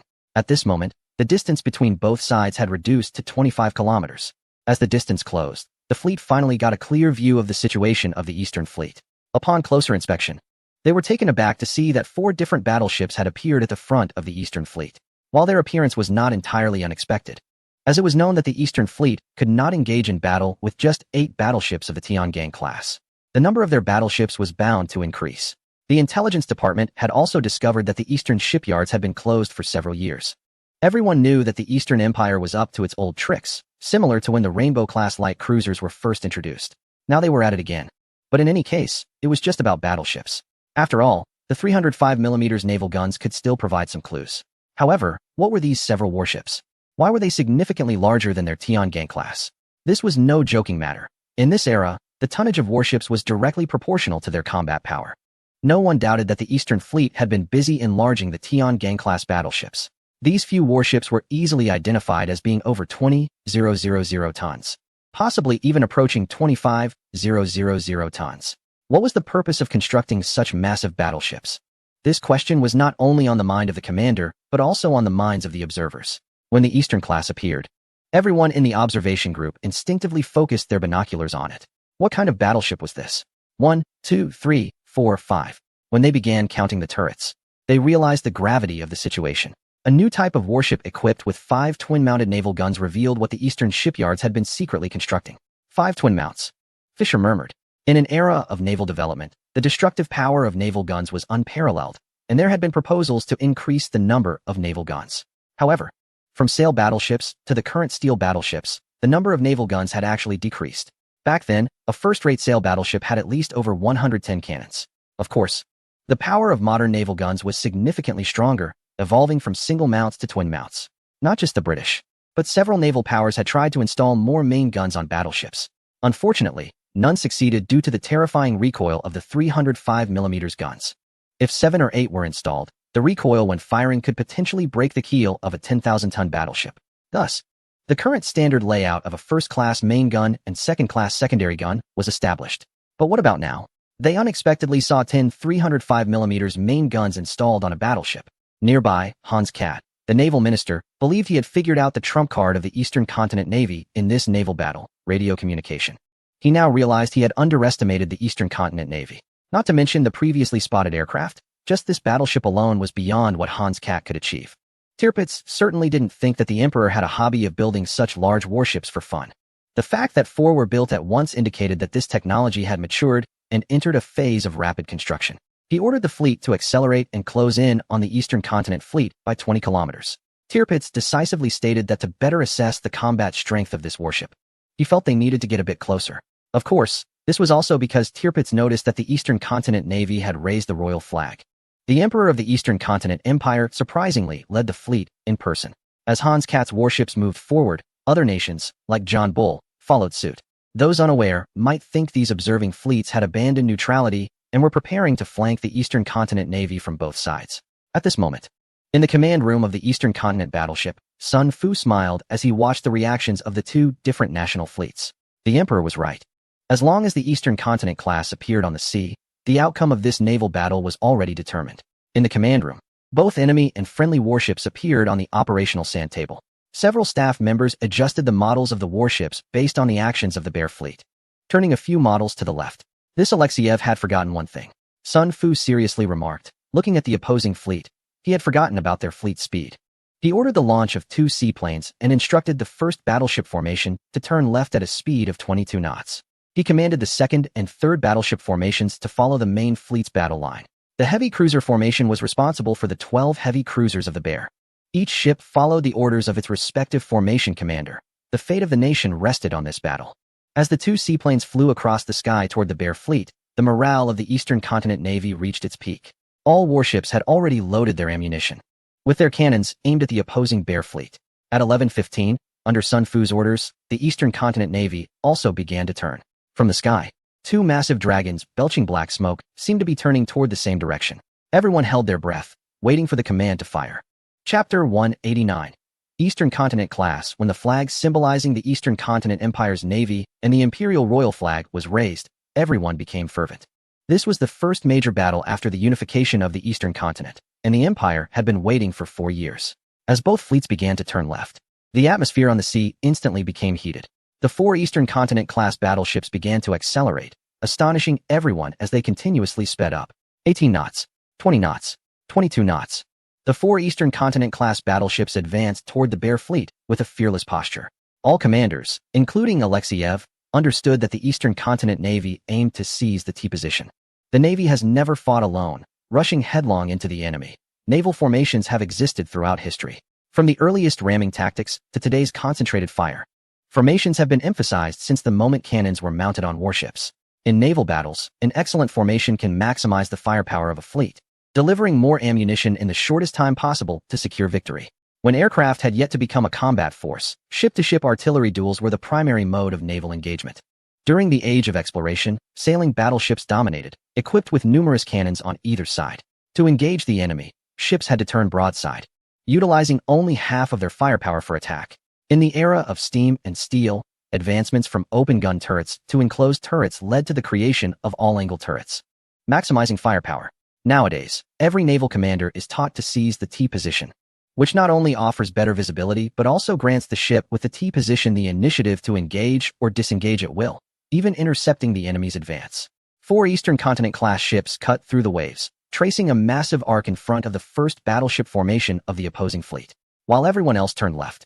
The faster side could seize the direct front before the other side completed its turn, perfectly forming AT advantage. Did Alexeyev not know this? He did, but he had no way to counter it. No one anticipated that these newly emerged ships, each over 20,000 tons, could move so swiftly. Of course, if they had known that the Eastern Continent class could reach a top speed of 25 knots, their jaws would have dropped in shock. Report, 25,000 meters. As the rangefinder indicated the distance between the two fleets, the Eastern Continent battleship formation continued without slowing down. 24,000 meters, came the voice of the navigator. 22,000 meters. Everyone was jolted. This was the distance from the Eastern Continent's wireless fire control system, while the opposing fleet was at 14,000 meters, an 8,000 meter difference. Sun Fu remained silent as the 12 Eastern Continent battleships maintained their speed of 22 knots while turning left. Not a word was spoken in the command tower. Everyone was nervously executing orders, seemingly ignoring the 17 enemy battleships across from them. Alexeyev urged his fleet to accelerate. But even the 5 fastest Borodino-class battleships could only muster a speed of 17.5 knots. The opposing fleet could only watch as the Eastern Continent fleet surpassed their bow and continued to advance. Alexeyev realized that even if he continued to turn left, he would not be able to seize a favorable position. The Eastern Continent fleet had firmly locked onto the front of the opposing fleet. Left rudder 5, maintain parallel, commanded Sun Fu. The massive battleships began to shift sideways under Alexeyev's intense gaze. The Eastern Continent showcased to the world's navies what it meant to seize AT advantage. From above, the bow of the completed Eastern Fleet battleship formation formed a right angle of 90 degrees with the battleship formation of the opposing fleet, at a distance of 20,000 meters. This was the optimal range for the new generation of unlimited fire control to be effective.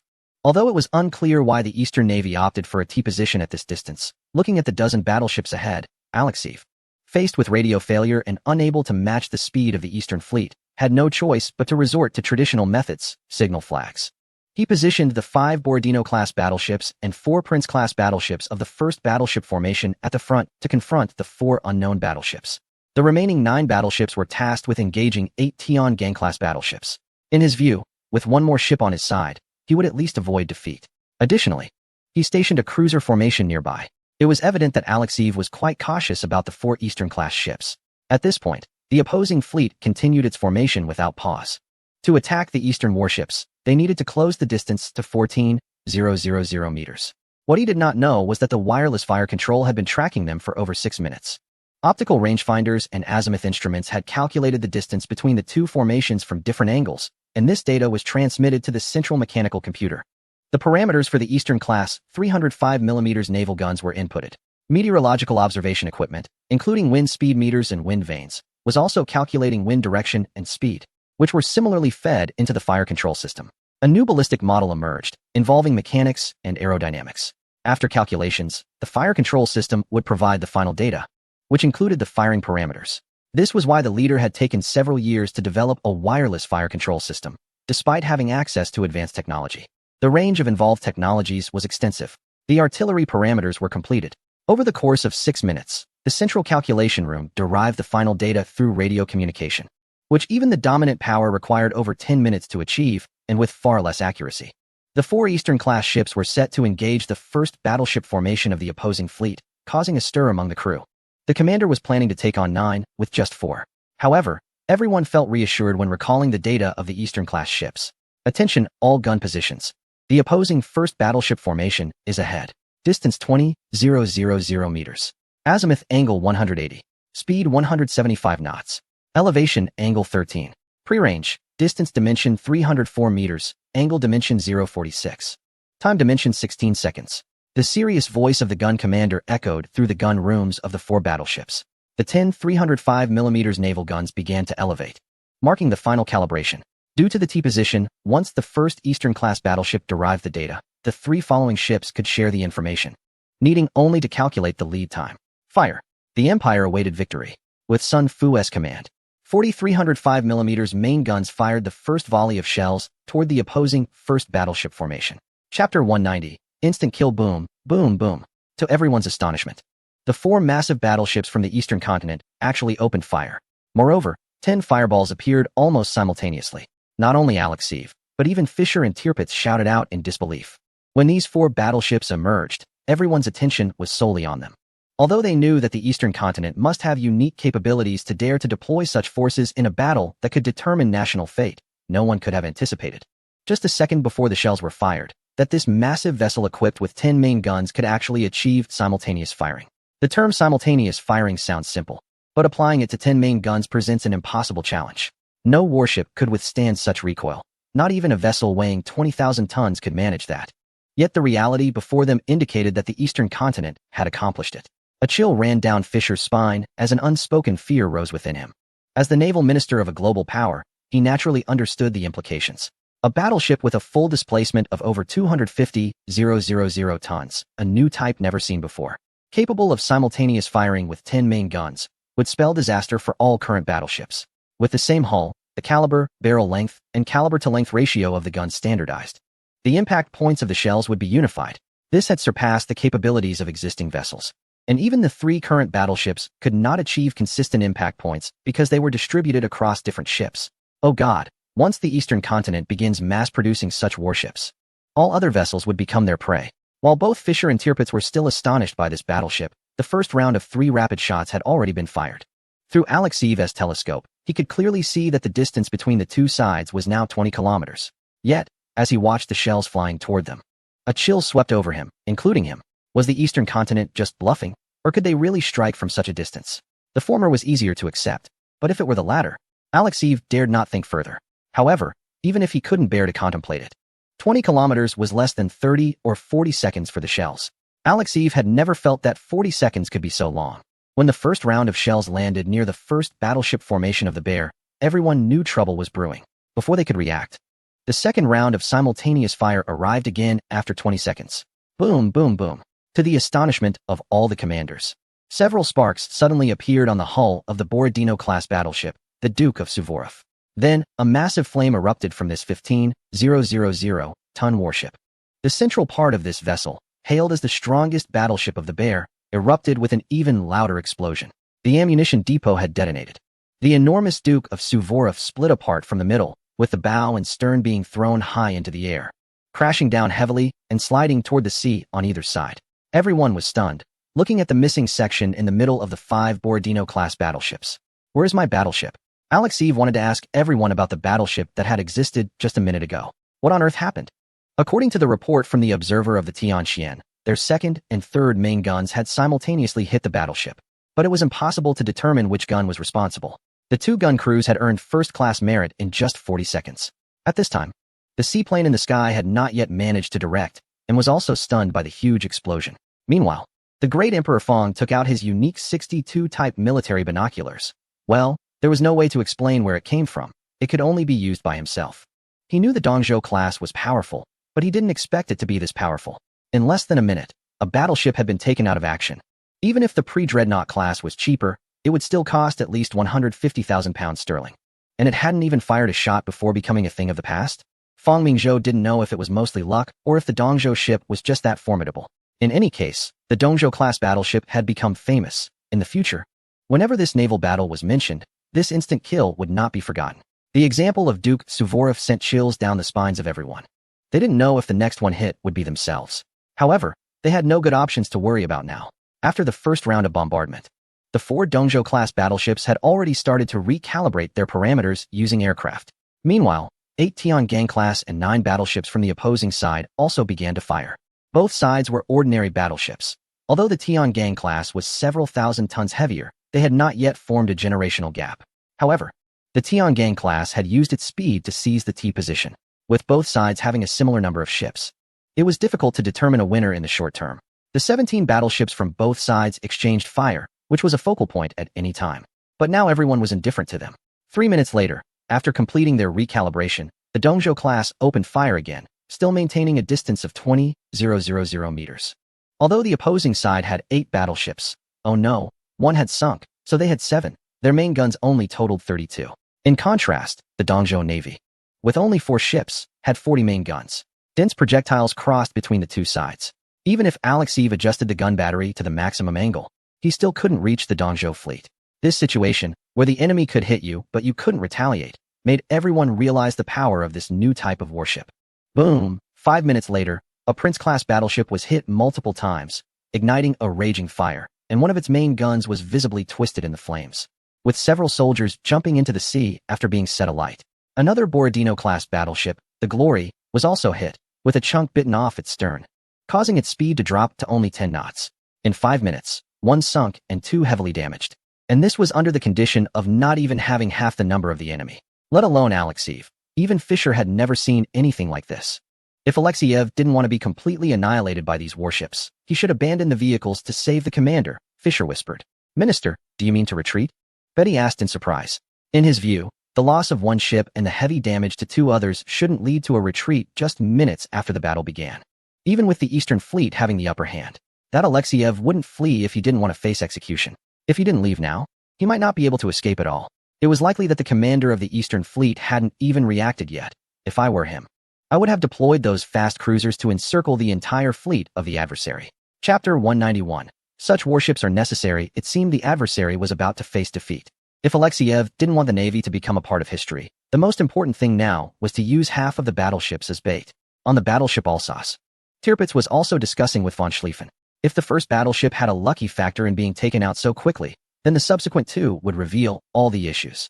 You know, I really envy the commander of the Eastern Navy right now, Tirpitz said with a bitter smile. The commanders there are truly fortunate. They have no powerful enemies nearby, unlike the Empire, which is surrounded by strong naval forces. And their technology, this is already their 4th time leading naval development, right? Schlieffen nodded. Destroyers, light cruisers, submarines, and now the new battleships. You know, I regret it a bit now. Although His Excellency went to the Eastern Empire and signed a series of agreements with their emperor, it's clear that the emperor has not shared much technology with the empire. That's normal. If I had such warships, I would keep them locked away too. I think once this naval battle is over, we need to pay a visit to the Eastern Empire. Schlieffen understood that not only their group, but also the naval leaders from the observation teams were eager for such technology. Thinking of this, Schlieffen felt relieved that the relationship between the Empire and the East seemed to be the best among all European nations. The two looked at the sides of the warships simultaneously. One was from a certain nation and the other from a neighboring region, both seemingly not having good relations with the East. Tirpitz thought more deeply. Whoever got hold of these new battleships would likely worry the most about that certain nation. He wondered if their maritime hegemony was still stable. While these individuals had varying thoughts, the naval battle continued. At that moment, Alexeyev had only one thought in his mind: to stay away from these warships. Thus, he made his first erroneous command in this battle. Since the fleets of the adversary and the East were positioned in a T formation, to escape this unfavorable situation, Alexeyev ordered a left turn, attempting to avoid the T position. Of course, he wasn't foolish. He commanded the remaining battleships to release smoke. Suddenly, a large mass of black smoke appeared on the sea, and during this moment, the remaining 8 battleships began to turn. However, it seemed that everyone only focused on the opposing fleet and forgot that there were still 2 aircraft in the sky. The smoke could obscure the view from the ships, but it could not hide the aerial perspective. More importantly, when they were in the T formation, although the opposing fleet was bow on to the enemy, their cross-section was significantly reduced as well.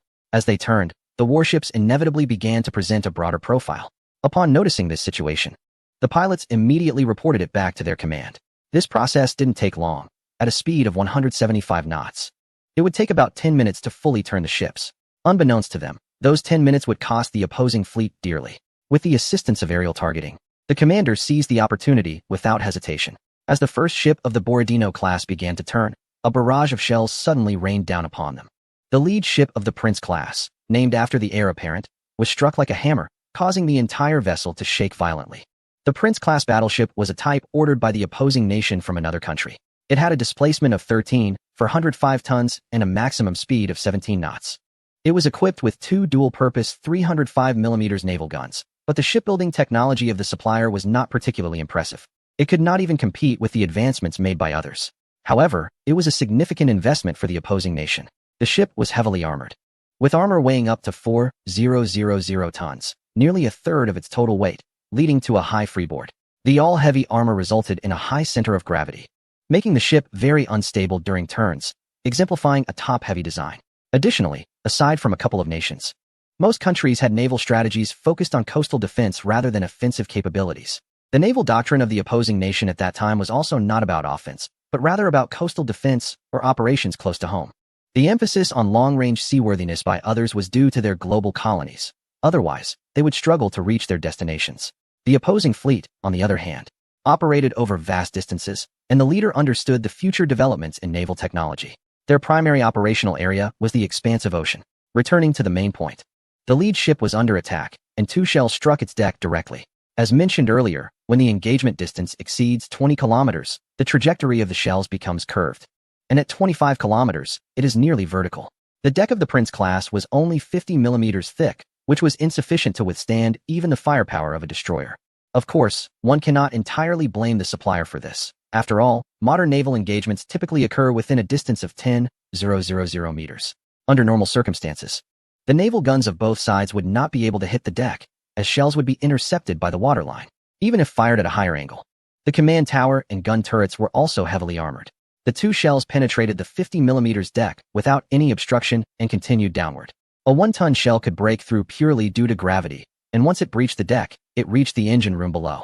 With a deafening explosion, the warship instantly lost power, but due to inertia, it continued to move forward. Even more terrifying was that the engine room contained a large amount of coal, and massive flames surged up from below, instantly eliminating any survivors in the engine room. The internal explosion blew a large hole in the hull of the warship, causing seawater to flood into the compartments. Coupled with the ship's design being top-heavy, it became as unstable as a soft shrimp under the pressure of the water. Less than 3 minutes after the explosion, this pride of the shipbuilding industry disappeared from the surface of the ocean. On the observation ship of the other nation, the Chief of Naval Staff, Paul Campion, was explaining the power of the Prince-class battleships to several naval officers. Otherwise, the commander of the opposing fleet would not have taken this class of battleship to form the first formation. However, before he could finish his introduction, the sudden barrage caused the ship to begin sinking. Even those who had witnessed this new type of warship's brutal attack for the second time were still left in shock. They all thought in unison that their country must have such warships. Chapter 192. The Cruelty of Destroyers on the Surface. The largest steel warship in human history was reaching its climax in battle. Following the sinking of the Duke of Suvorov, the Prince-class battleship also went down, with 2 battleships heavily damaged. The most powerful first battleship formation of the opposing fleet had already lost nearly half of its striking power. At this moment, Alexeyev realized that something was wrong, but the turn was already in progress, and he couldn't just stop halfway. Moreover, even if they retreated, they would need to turn around, wouldn't they? At 11:30, Alexeyev ordered a continued left turn. He was now frightened, as the destructive capability of these new battleships was formidable. They had already lost 2 and heavily damaged 2 before even engaging in a real battle. Plus, the speed of his own fleet was simply insufficient to close the distance. Thus, Alexeyev could only order the few remaining light cruisers and destroyers to be dispatched to cover the main fleet's turn. With the signal raised, a light cruiser formation and destroyer squadron began to accelerate toward the 4 opposing ships. They knew what their fate would be, but naval warfare was this brutal. Both types of warships were equipped with torpedoes and with speeds above 25 knots, especially the destroyers, even with the opposing fleet's subpar power systems. These small vessels weighing hundreds of tons could exceed 28 knots.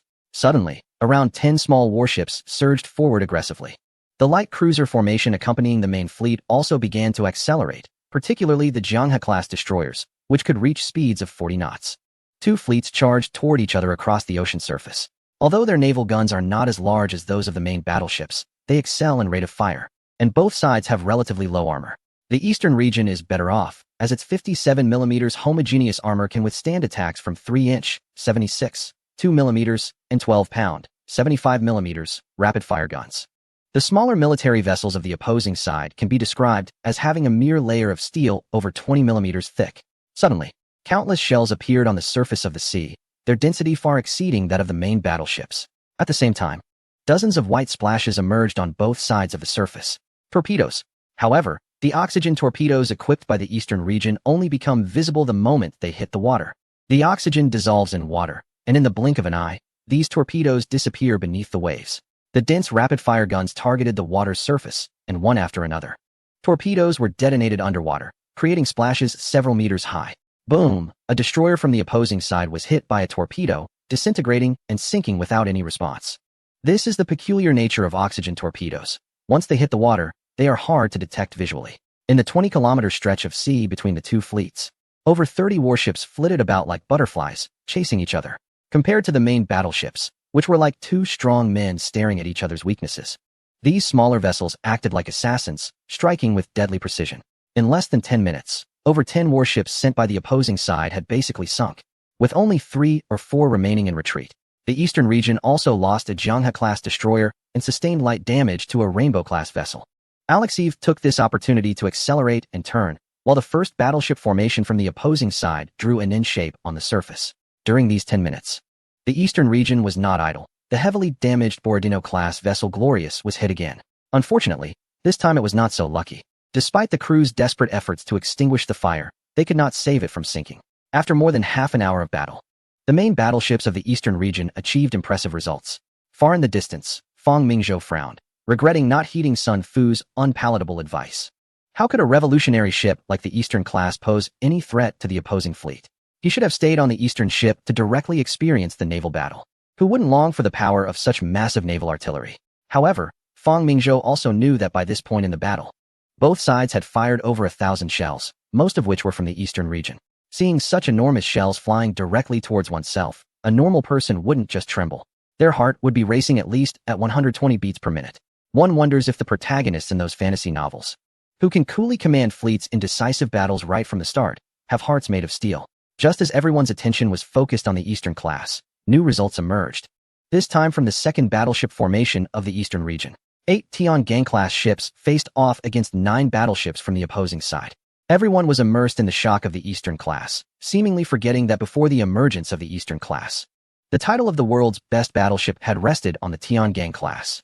The 15,000-ton displacement, combined with nearly perfect tonnage utilization, is something that only a few can barely achieve.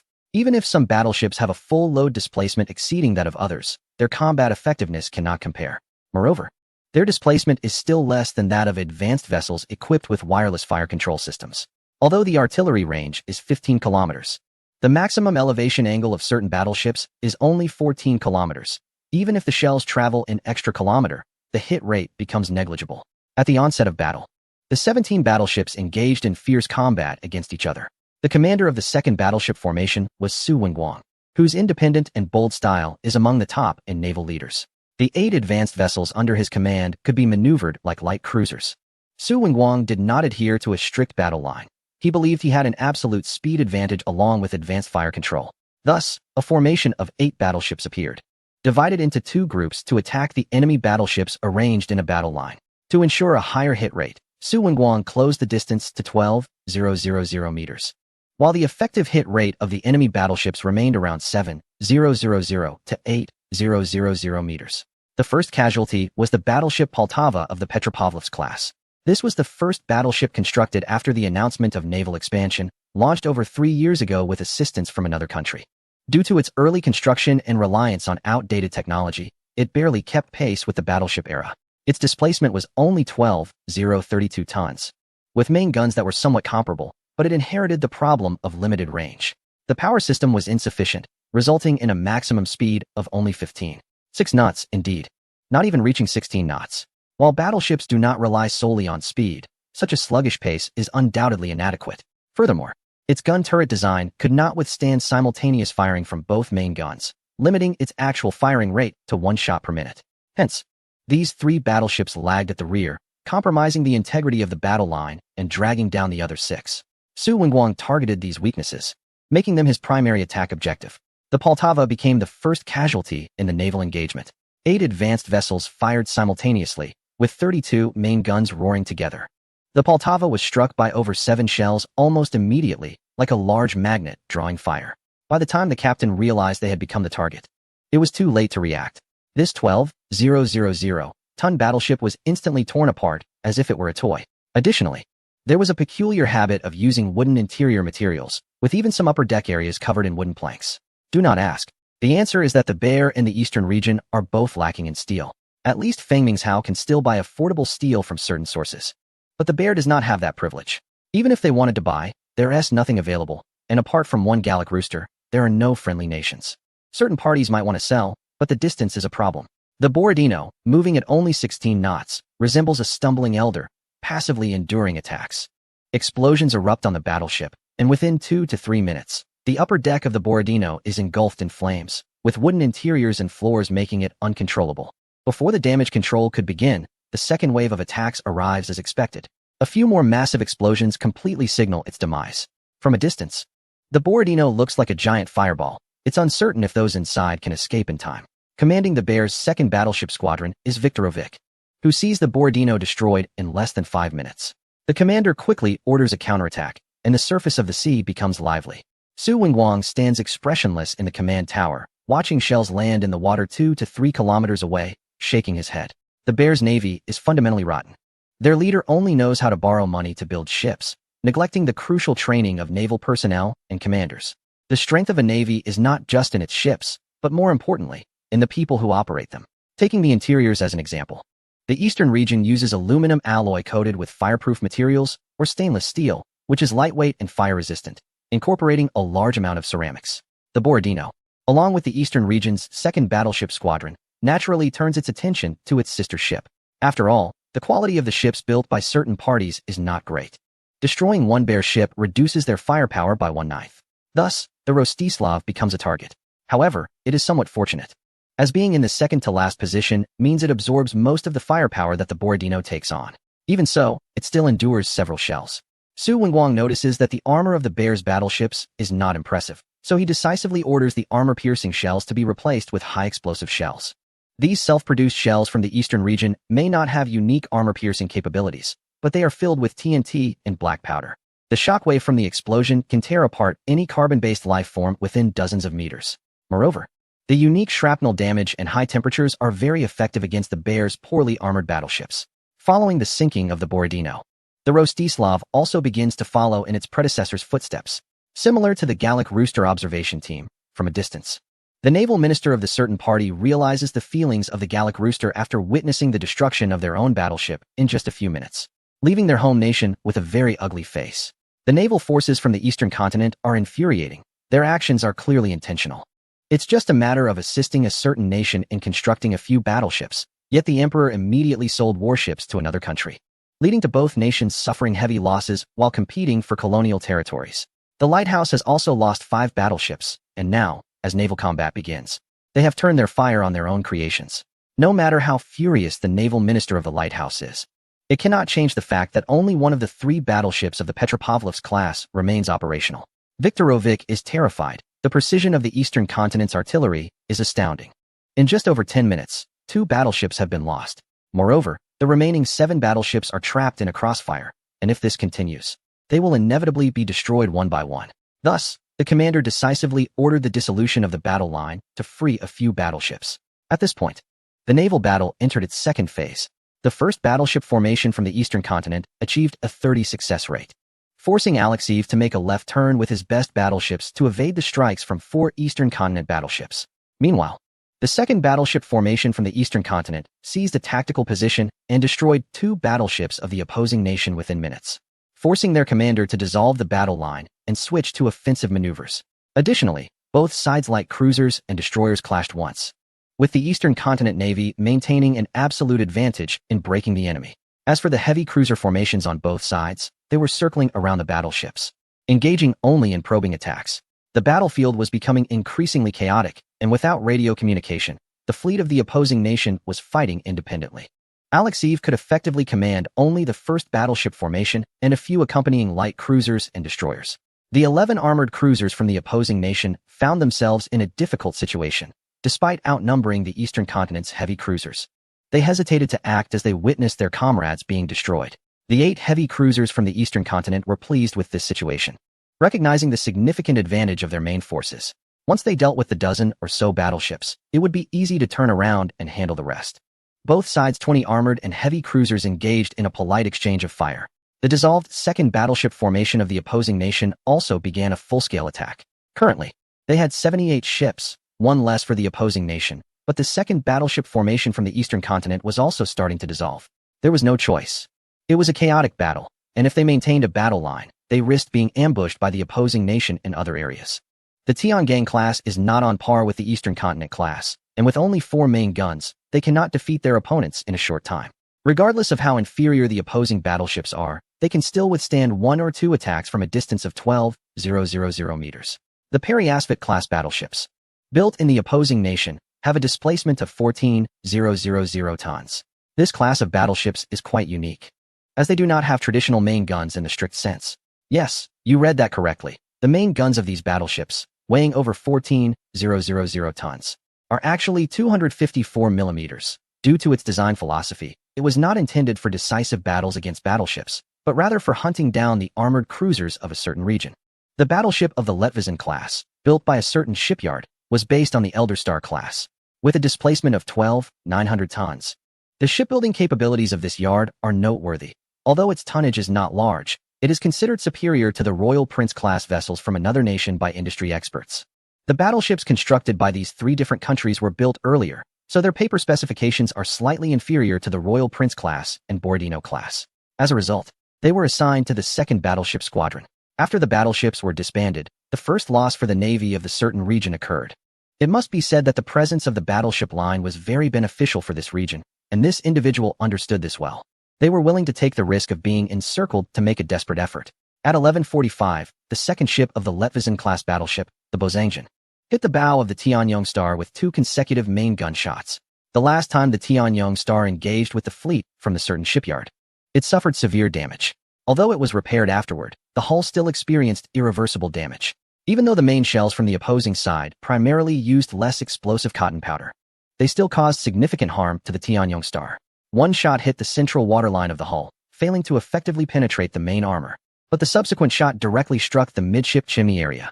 The shell penetrated downwards and directly hit the boiler room, causing a massive explosion that rendered the Tianyong Star completely powerless. This alone should not have caused the battleship to sink, as the power of the cotton powder shells was significantly lower compared to others. However, this shell caused an explosion in the boiler room, while other nations still used coal. This region utilized heavy oil. Although it provided stronger power and improved endurance, once ignited, it resulted in a major incident. The explosion in the boiler room caused the keel below to fracture, and a vast amount of seawater began to flood in from the bottom of the hull. The soldiers quickly closed the isolation compartments, but the hull's fracture could not be prevented. In less than 10 minutes, this battle-hardened battleship vanished beneath the waves. Of the 843 naval personnel aboard, only 216 were rescued. The sinking of the Tianyong Star brought tears to the eyes of everyone in the 2nd Battleship Squadron. The Tianjixing and Tiangxiangxing battleships immediately abandoned their opponent and aimed their main guns at the Bozangin. Before this ship could indulge in the excitement of sinking a major vessel from the opposing region, it was struck by consecutive main gun hits. The main armor and command tower of the Letvizin-class battleship were only 229 millimeters thick, meaning even secondary guns had the potential to penetrate. At 12:03, an observer on the Tianxian Star reported that one shell from its second main gun hit the command tower of the Bozangin. The 305mm shell shattered the command tower, resulting in a massive explosion of TNT inside, instantly killing the captain and all officers within. The 2 shells from the Tianji Star directly struck the bow of the ship, destroying the main gun and causing significant flooding in the bow area. Even with the highest construction standards, the vessel couldn't maintain its balance as the bow of the Bozangin began to lose buoyancy and plunged towards the deep sea. A few minutes later, all that could be seen of the battleship was the stern's propeller, raised high and spinning continuously. It must be said that Bozangin was quite fortunate to hit the Tianjixing from a distance of 12,000 meters, leading to its sinking. However, such luck was not consistent. After the final shot from Bozangin, the 2nd battleship formation from Dongzhou began to maintain its rhythm, using speed and distance advantages to closely engage the 2nd battleship formation of the opposing side. At 12:17, the battleship Osliabia from the Peresvet class was hit. Although this class had a maximum caliber of only 254 millimeters, which was less powerful than mainstream options, its speed made it the fastest among the entire opposing battleship formation at 185 knots, a stark contrast to the slower 16-knot vessels. Since the beginning of the conflict, none of the 3 Peresvet-class battleships had been hit, which could be considered fortunate. However, with the opposing formation losing 3 main ships, Dongzhou achieved a numerical advantage. Its speed was particularly noticeable among the slower battleships. Commander Su Wenguang decisively ordered to prioritize attacks on these 3 vessels. Dongzhou was not afraid of the firepower of the opposing battleships, as even the strongest firepower would be ineffective if it failed to hit. However, the threat posed by these fast and heavily armed main ships was greater than others. It is worth noting that the Peresvet-class battleships were not equipped with 305mm main guns, but rather had 2 twin-mounted 254mm guns, 11 single-mounted 152mm guns, 27 single-mounted 75mm guns, 27 single-mounted 47mm guns, 6 single-mounted 37mm guns, and 5 381mm torpedo tubes, making them a moving arsenal. These weapons were installed on both sides of the center line, resulting in very low freeboard on both sides and poor wave resistance, causing waves to wash directly onto the deck in harsh sea conditions. Unfortunately, the conditions in the region were among the worst across all oceans. Although they were equipped with many weapons, most were of smaller caliber and lacked stability, making aiming difficult. Despite this, they remained a prioritized target. The remaining 7 battleships directed all their firepower at these 3 battleships of the Leviathan class. Instantly, countless water columns erupted near these ships, causing them to maneuver frantically. However, under the guidance of wireless fire control and aircraft, the guns of several Tiangong-class ships became increasingly accurate. Massive fireballs erupted from the guns, and before the first shells reached their targets, a second round was fired. The Oslabia was hit first, followed closely by the Peresvet. The former caught fire upon impact, while the Peresvet was struck directly at the stern by a high-explosive shell, causing its speed to plummet below 10 knots. At 12:52, the naval battle of the second battleship reached its climax. 2 vessels of the class were hit, and a shell from the battleship Victory struck the designated target, setting it ablaze. This marked the last hit for the second battleship squadron. In the following 10 minutes, both of the battleships were pierced through their main armor by continuous bombardment, sinking at a visibly rapid pace. If there had been concerns earlier, now Commander Viktorovic was filled with dread, as 5 out of the 9 battleships he commanded had sunk in less than 40 minutes. He was left with only 4 battleships, uncertain if they would be hit in the next moment.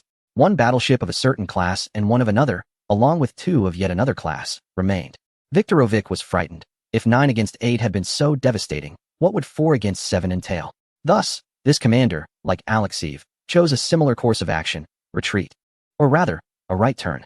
The battleship of the last class began to release smoke and was the first to leave the battlefield.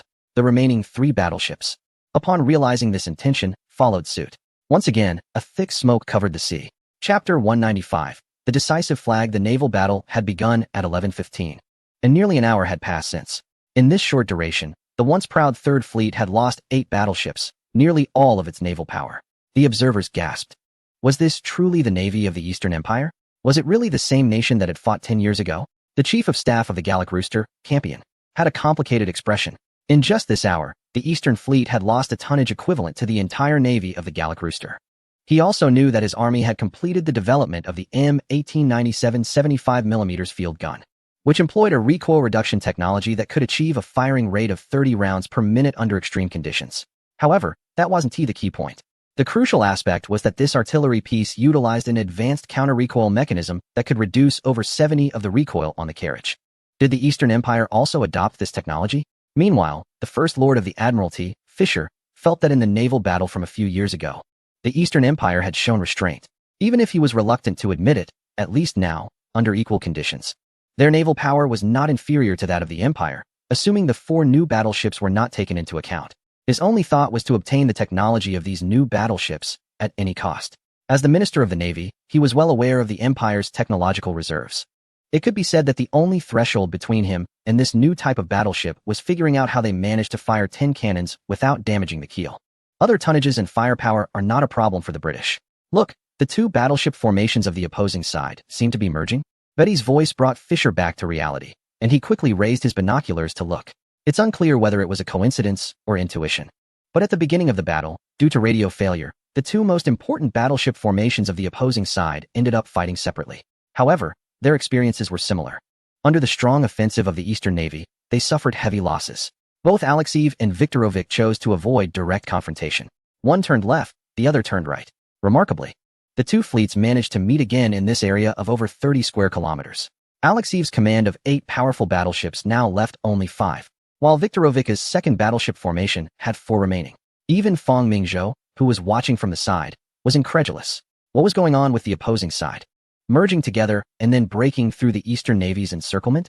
Even Sun Fu and Su Wenguang were stunned, and for a moment, the sea seemed to fall silent. As Alexeyev completed his left turn, the thick smoke dissipated in the sea breeze, and the situation of the naval battle became clear again. Clearly, the opposing fleet was only one step away from defeat. Even though they still had half of their battleships left, their cruisers were intact. Losing half of their battleships and over a dozen light cruisers and destroyers seemed acceptable. However, anyone with a discerning eye knew that the opposing side could no longer turn the tide.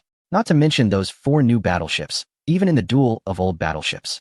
The Eastern Navy had still achieved a 15-1 kill ratio. Now, Alexeyev knew he couldn't win. So, during those few minutes, he had been contemplating what to do next. Clearly, he had only one option in front of him, to escape. But upon further reflection, he realized that this route was completely impractical. First of all, where was this? The open ocean. More importantly, within a radius of 500 kilometers, apart from a Christmas island, there wasn't even a rock in sight. The speed of the Eastern Navy's ships far exceeded his own, and without the cover of islands, he was like a large beacon. Moreover, Alexeyev thought that he had already sailed over 5,000 nautical miles since departing, and the remaining coal for his battleships could only sustain a few hundred more kilometers of travel. The transport ships had coal, but unfortunately, he had no time to refuel. Alexeyev even suspected that the Eastern Navy chose this battleground instead of the South Seas precisely because they anticipated the current situation. In the South Seas, with countless islands, Alexeyev could still attempt to hide, but now, he couldn't even manage to escape. Furthermore, Alexeyev looked at the planes in the sky. These little things had been circling above the fleet since the naval battle began, although he didn't know their purpose. This was the first time the Eastern Navy had deployed such flying objects. It indicated that their role was significant. Could this be the reason for the Eastern Navy's precise bombardment? Alexeyev had no time to think. It was the highest point of the day, and there were still at least 7 or 8 hours until nightfall. The option of retreating under the cover of night was not feasible. He certainly didn't believe his fleet could hold out for that long. This concern was not only his. The observation groups nearby had also noticed it. In their view, even if the large fleet of over 100 ships from the north could not prevail, they could still retreat, as long as they weren't completely annihilated. Allowing these warships to escape would mean the southern seas of the eastern continent would face the risk of bombardment. But now, they had to admit that the Emperor had considered every possibility. Was the world's Third Fleet destined to perish here today? The mere thought of this possibility sent chills down everyone's spine. If that were to happen, not only would the continent of Europa undergo a transformation, but the entire world would as well. Moreover, the Emperor of the Eastern Continent had deceived the world before the war between the two nations. The images they released showed a shaky wooden frame, which was completely different from the aircraft that had been flying for over an hour now. These individuals silently reminded themselves that once they returned home, they must accelerate the development of this small gadget, the aircraft. As the two fleets merged, the North's battleship formation was restored to 9 ships. However, their enemies had also surrounded them, with 11 ships closing in. Alexeyev knew he couldn't escape, and thus the last remnants of courage within his people were ignited. At 12:20, all of the North's warships raised the white and blue St. Andrew's cross flag, signifying the battle flag. Everyone understood that the most brutal naval battle was about to commence. The Eastern Continent also raised the sun, moon, and stars flag, known as the 3 celestial bodies flag, symbolizing the brightness of the heavens. This ancient flag had represented the most noble emblem of the land since the time of Emperor Shun. However, the back of this flag bore the red dragon, symbolizing the Eastern Continent's royal family. The Navy of the Eastern Continent also defiantly raised the dual flag, clearly indicating that the commanders of both sides had reached a consensus. This battle would be to the death. Chapter 196: The Final Struggle. At 12:50. The naval commanders on both sides coincidentally began to regroup. At this moment, there were still over 100 ships on the sea, with towering masts densely packed like a forest. All 8 seaplanes from the 4 Rainbow-class ships took to the air, tasked with providing fire correction for their respective fleets. On the north side, Alexeyev organized all 9 battleships into one group and the 12 armored cruisers into another. Additionally, the remaining 12 light cruisers and 17 destroyers were organized separately. On the Eastern Continent's Navy side, the 4 Eastern-class and 7 Tiangong-class battleships were grouped separately. In Sun Fu's view, the Eastern-class battleships were unlike any other battleships in the world. It was better to operate independently than to coordinate with them. The Eastern-class battleships, with a displacement of 25,000 tons, were 10,000 tons larger than the Tiangong class, making their differences as distinct as those between youth and maturity. Other fleets also formed formations like that commander. In March, the temperature could reach 30 degrees, and the scorching sun hung high in the sky, making everyone feel parched. The two fleets were separated by more than 20 kilometers, like 2 martial arts masters waiting for the final commands from both sides. Boom. As the first shell was fired from the Dongzhou, the previously quiet fleets seemed to instantly enter battle mode. To make up for the lack of engagement distance, the commander once again employed a surprise tactic. The fleet, consisting of over 30 light cruisers and destroyers, moved out first at a speed of 25 knots, releasing smoke while charging towards the main fleet of Dongzhou. They knew that this move could be perilous, but to cover the main fleet's approach to attack range, it was necessary to create a sense of threat for the Dongzhou Navy. They maneuvered as much as possible to close the distance. The only thing that could pose a threat, even to battleships, was the torpedo. Currently, apart from the oxygen torpedoes used by the Dongzhou Navy, the rest of the naval forces primarily employed black-headed torpedoes. These were improvements based on the earliest white-headed torpedoes. Their cruising speed was generally around 25 knots, weighing about 500 kilograms, with warheads exceeding 300 kilograms, which maximized their explosive power when detonating at the waterline. The underwater explosion effect was a nemesis for large warships. The torpedoes equipped by the fleet were similar, but their effective range was within 10 kilometers. This meant that these light cruisers and destroyers had to break through the interception of Dongzhou's Rainbow-class and Jianghe-class vessels, which was clearly a challenging task. As the small warships launched a desperate assault, the Dongzhou Navy also began to send out ships for interception in response. In an instant, dozens of warships could be seen speeding across the surface, leaving white water lines in their wake. The commander, like a gambler, ordered 12 armed cruisers to engage in the first wave of confrontation. These cruisers, weighing around 10,000 tons, had speeds of about 19 to 20 knots. And their 254mm and 190mm naval guns were not to be underestimated. Dongzhou's 8 heavy cruisers also responded, although they were 4 ships short. The speed of the local class could exceed 28 knots. The ships from both sides began to engage in fierce combat. At 13:17, the first round of shelling from the Dongzhou Navy had arrived, once again from the Dongzhou fleet. Although the commander had tried to release smoke to obscure the vision of the opposing forces, there were still 4 aircraft from the battleship formation providing fire correction. It was practically a 360-degree no-dead-angle situation. Unless the opposing navy could become invisible, once locked on by the fire control system, the shells launched could be corrected by the aircraft. At 13:30, a main gun from the Tianji directly hit the main armor of the 3rd Borodino-class battleship, Eagle, located in the midsection of the hull, instantly creating a large hole in the 254mm thick armor. A main gun located here was directly destroyed, and more importantly, the shell detonated the torpedo compartment beneath the hull. Yes, all battleships of that nation are equipped with torpedo launchers. Although this class of battleships has an underwater protective armor layer of 100mm below the waterline, it still could not prevent the penetration of this shell. According to the accounts of captives from the battleship, they were eager to attack the battleships of the eastern region.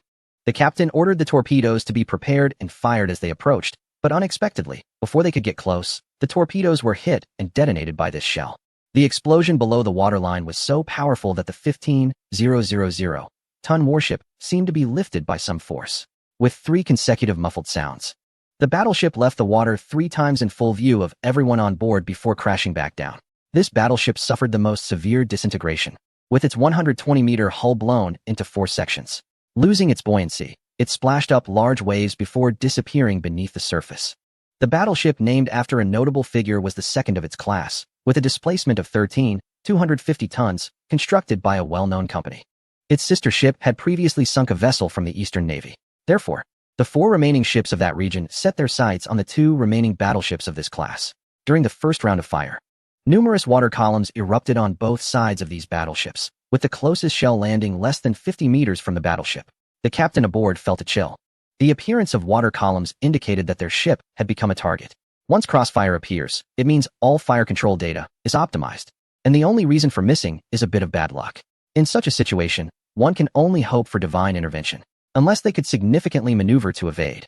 It was too late, and the battleship was still advancing toward the main force of the eastern region. However, divine intervention did not come. In the following 20 seconds, the second round of shells appeared, followed by a third. Explosions erupted on the battleship, and this 13,000-ton vessel was like a small boat in a downpour. Everyone within sight became fragments in the explosions. At least 10 shells from the 4 ships of the Eastern Navy hit it.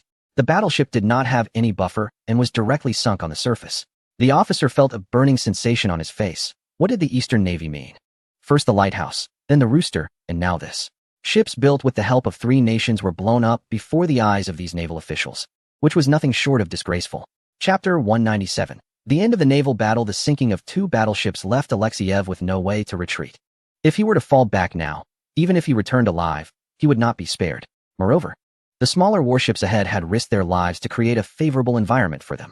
It must be said that the light cruisers and destroyers of the opposing fleet performed well, managing to push out over 10 kilometers in just a few minutes. Of course, this came at a cost. A brutal melee once again unfolded between the 2 fleets. Compared to the capital ships, these smaller vessels had a smaller cross-sectional area and higher speed, making them difficult to hit completely. Zhou Letang was commanding a Jianghe-class destroyer. engaging in a pincer maneuver against the opposing fleet's Falcon-class destroyer. This model, which was a copy of the first-class destroyers from the eastern region, had a displacement of 500 tons and a full load displacement of 879 tons. Despite their smaller size, they could reach a speed of 30 knots. Equipped with two 75mm main guns, six 47mm rapid-fire guns, and four 381mm torpedo launchers. In contrast, the Jianghe-class destroyers had a displacement of 240 tons. Armed with four 102mm main guns, eight 47mm rapid-fire guns, and 12 127mm heavy machine guns. Most importantly, they featured three quadruple 610mm oxygen torpedo launchers. Boom! A Falcon-class destroyer was blown apart on the surface, but the torpedoes it launched left white trails in the water. Nearby, the eastern region's destroyers began to maneuver rapidly, directing their rapid-fire guns and heavy machine guns toward the torpedoes and opening fire. Bang! Bang! Bang! Continuous splashes erupted as the torpedoes were detonated. Since the opposing fleet still used blackhead torpedoes, which had a maximum speed of less than 30 knots, the Jianghe-class destroyers, capable of reaching 40 knots, could easily outpace them. The light cruiser squadron also saw an advantage for the eastern region. However, at this level, although the opposing fleet's speed was slightly lower, both sides were equipped with 152mm rapid-fire guns. Therefore, the Rainbow-class cruisers could only rely on speed to contain the enemy and launch torpedo attacks. With oxygen torpedoes being particularly stealthy upon entering the water, Yu Wenguang led the heavy cruiser squadron into the final battle. Both sides exchanged fire, with the eastern region having a speed advantage while the opposing fleet had a numerical advantage. However, due to the presence of a standalone eastern region heavy cruiser, the opposing fleet's numerical superiority was negated. With a range exceeding 20 kilometers, the opposing fleet's cruisers were hesitant to approach. Meanwhile, this heavy cruiser could engage enemies from a distance. At this point, the battle had continued for over 2 hours, and the commanders on both sides faced the same issue, visibility. Even with the guidance of seaplanes, the chaos of over 200 warships, combined with explosions and fires, created a thick smoke screen released by the opposing fleet. The waters 100 kilometers west of Christmas Island were now shrouded in dense smoke. Indeed, the collision of 1,000,000 tons of steel, with more than 200 or 300 smokestacks, made it impossible for sunlight to penetrate this area. The observer could barely see the opposing capital ships through the smoke. Clearly, this situation was very advantageous for the fleet, as the fire control systems were restricted. Both Sun Fu and Alexeyev noticed this, and he believed it was a very good opportunity. As long as they couldn't see him, he still had a chance. At this point, he was no longer thinking about winning. He only had 7 battleships left, and aimed to achieve as much as possible. He didn't want to be marked with the shame of history. A report came in. Our light cruiser squadron had sunk 4 enemy light cruisers and 8 destroyers. We lost 1 ship and 1 destroyer, along with 1 lightly damaged ship. Our heavy cruiser squadron had destroyed 2 enemy armored cruisers and heavily damaged 1, while we had 1 lightly damaged ship. Sun Fu nodded. After such a long battle, it should come to an end. At 1410, in very low visibility conditions, Sun Fu decided to concentrate on attacking the remaining enemy battleships. The 4 Eastern-class ships abandoned long-range bombardment and, under the cover of smoke, accelerated to 25 knots. It was important to note that the 2 sides were heading towards each other, meaning they would close the distance of 5,000 meters within 10 minutes. The observing fleet was also in a state of confusion, as both sides were invisible to them, let alone the observers. They dared not move closer, knowing that both sides were fiercely engaged, and any misfire could lead to disastrous consequences. At 1417, when Alexeyev's remaining 7 battleships burst out of the smoke, they found the 4 Eastern-class ships had already positioned themselves in a T formation. This was the 4th and final T position of the naval battle. With 40 main guns aimed at a distance of 7,000 meters, the fire control could achieve over 50% accuracy. The first to fire was the lead ship of the Borodino class, which was also Alexeyev's flagship. Several main guns hit the command tower directly, although they did not penetrate. The tremendous force knocked the personnel inside unconscious. Until the battle ended, Alexeyev did not issue another command. Following closely was the Alexander III, which was not so fortunate. The ship was struck head-on, and the massive explosion caused it to begin sinking almost instantly. The remaining enemy battleships did not expect the Eastern-class ships to dare to close the distance. Even when they started to retaliate, their speed of 16 knots was no match for the 25-knot modern battleships. At 1423, the Petropavlovsk-class battleship Sevastopol was hit in the turret, although it did not sink. It lost all ability to attack. In less than 10 minutes, 3 of the last 7 enemy battleships were rendered combat ineffective, while the enemy's fire control systems were still unprepared. When the smoke cleared, only 4 enemy battleships remained. among them the Osliabia, which was overlooked due to its 254mm main guns. A Romanov-class battleship, a Leviathan-class battleship, and the flagship of Alexiev remained, witnessing the near-total loss of its main fleet. The few light cruisers and destroyers still in action, under the command of Captain Odovich, launched a torpedo attack to break through the encirclement and headed towards the direction of the Empire. Meanwhile, the remaining 5 heavy cruisers, under the assault of the 2nd Battleship Formation from the Eastern region, raised the white flag.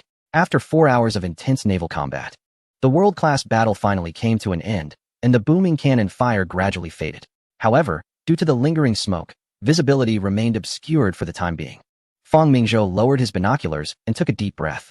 The fleet, which had taken 6 years and over 1 billion rubles to build, had now become a historical footnote in this moment. Chapter 198. Aftermath of the naval battle 100 kilometers west of Christmas Island. The smoke had cleared, revealing the azure sky above the sea once more. Yet the surface was far from clean, littered with burning warships and countless soldiers from the fallen forces in the water. Several destroyers from the eastern region came alongside to rescue those in distress.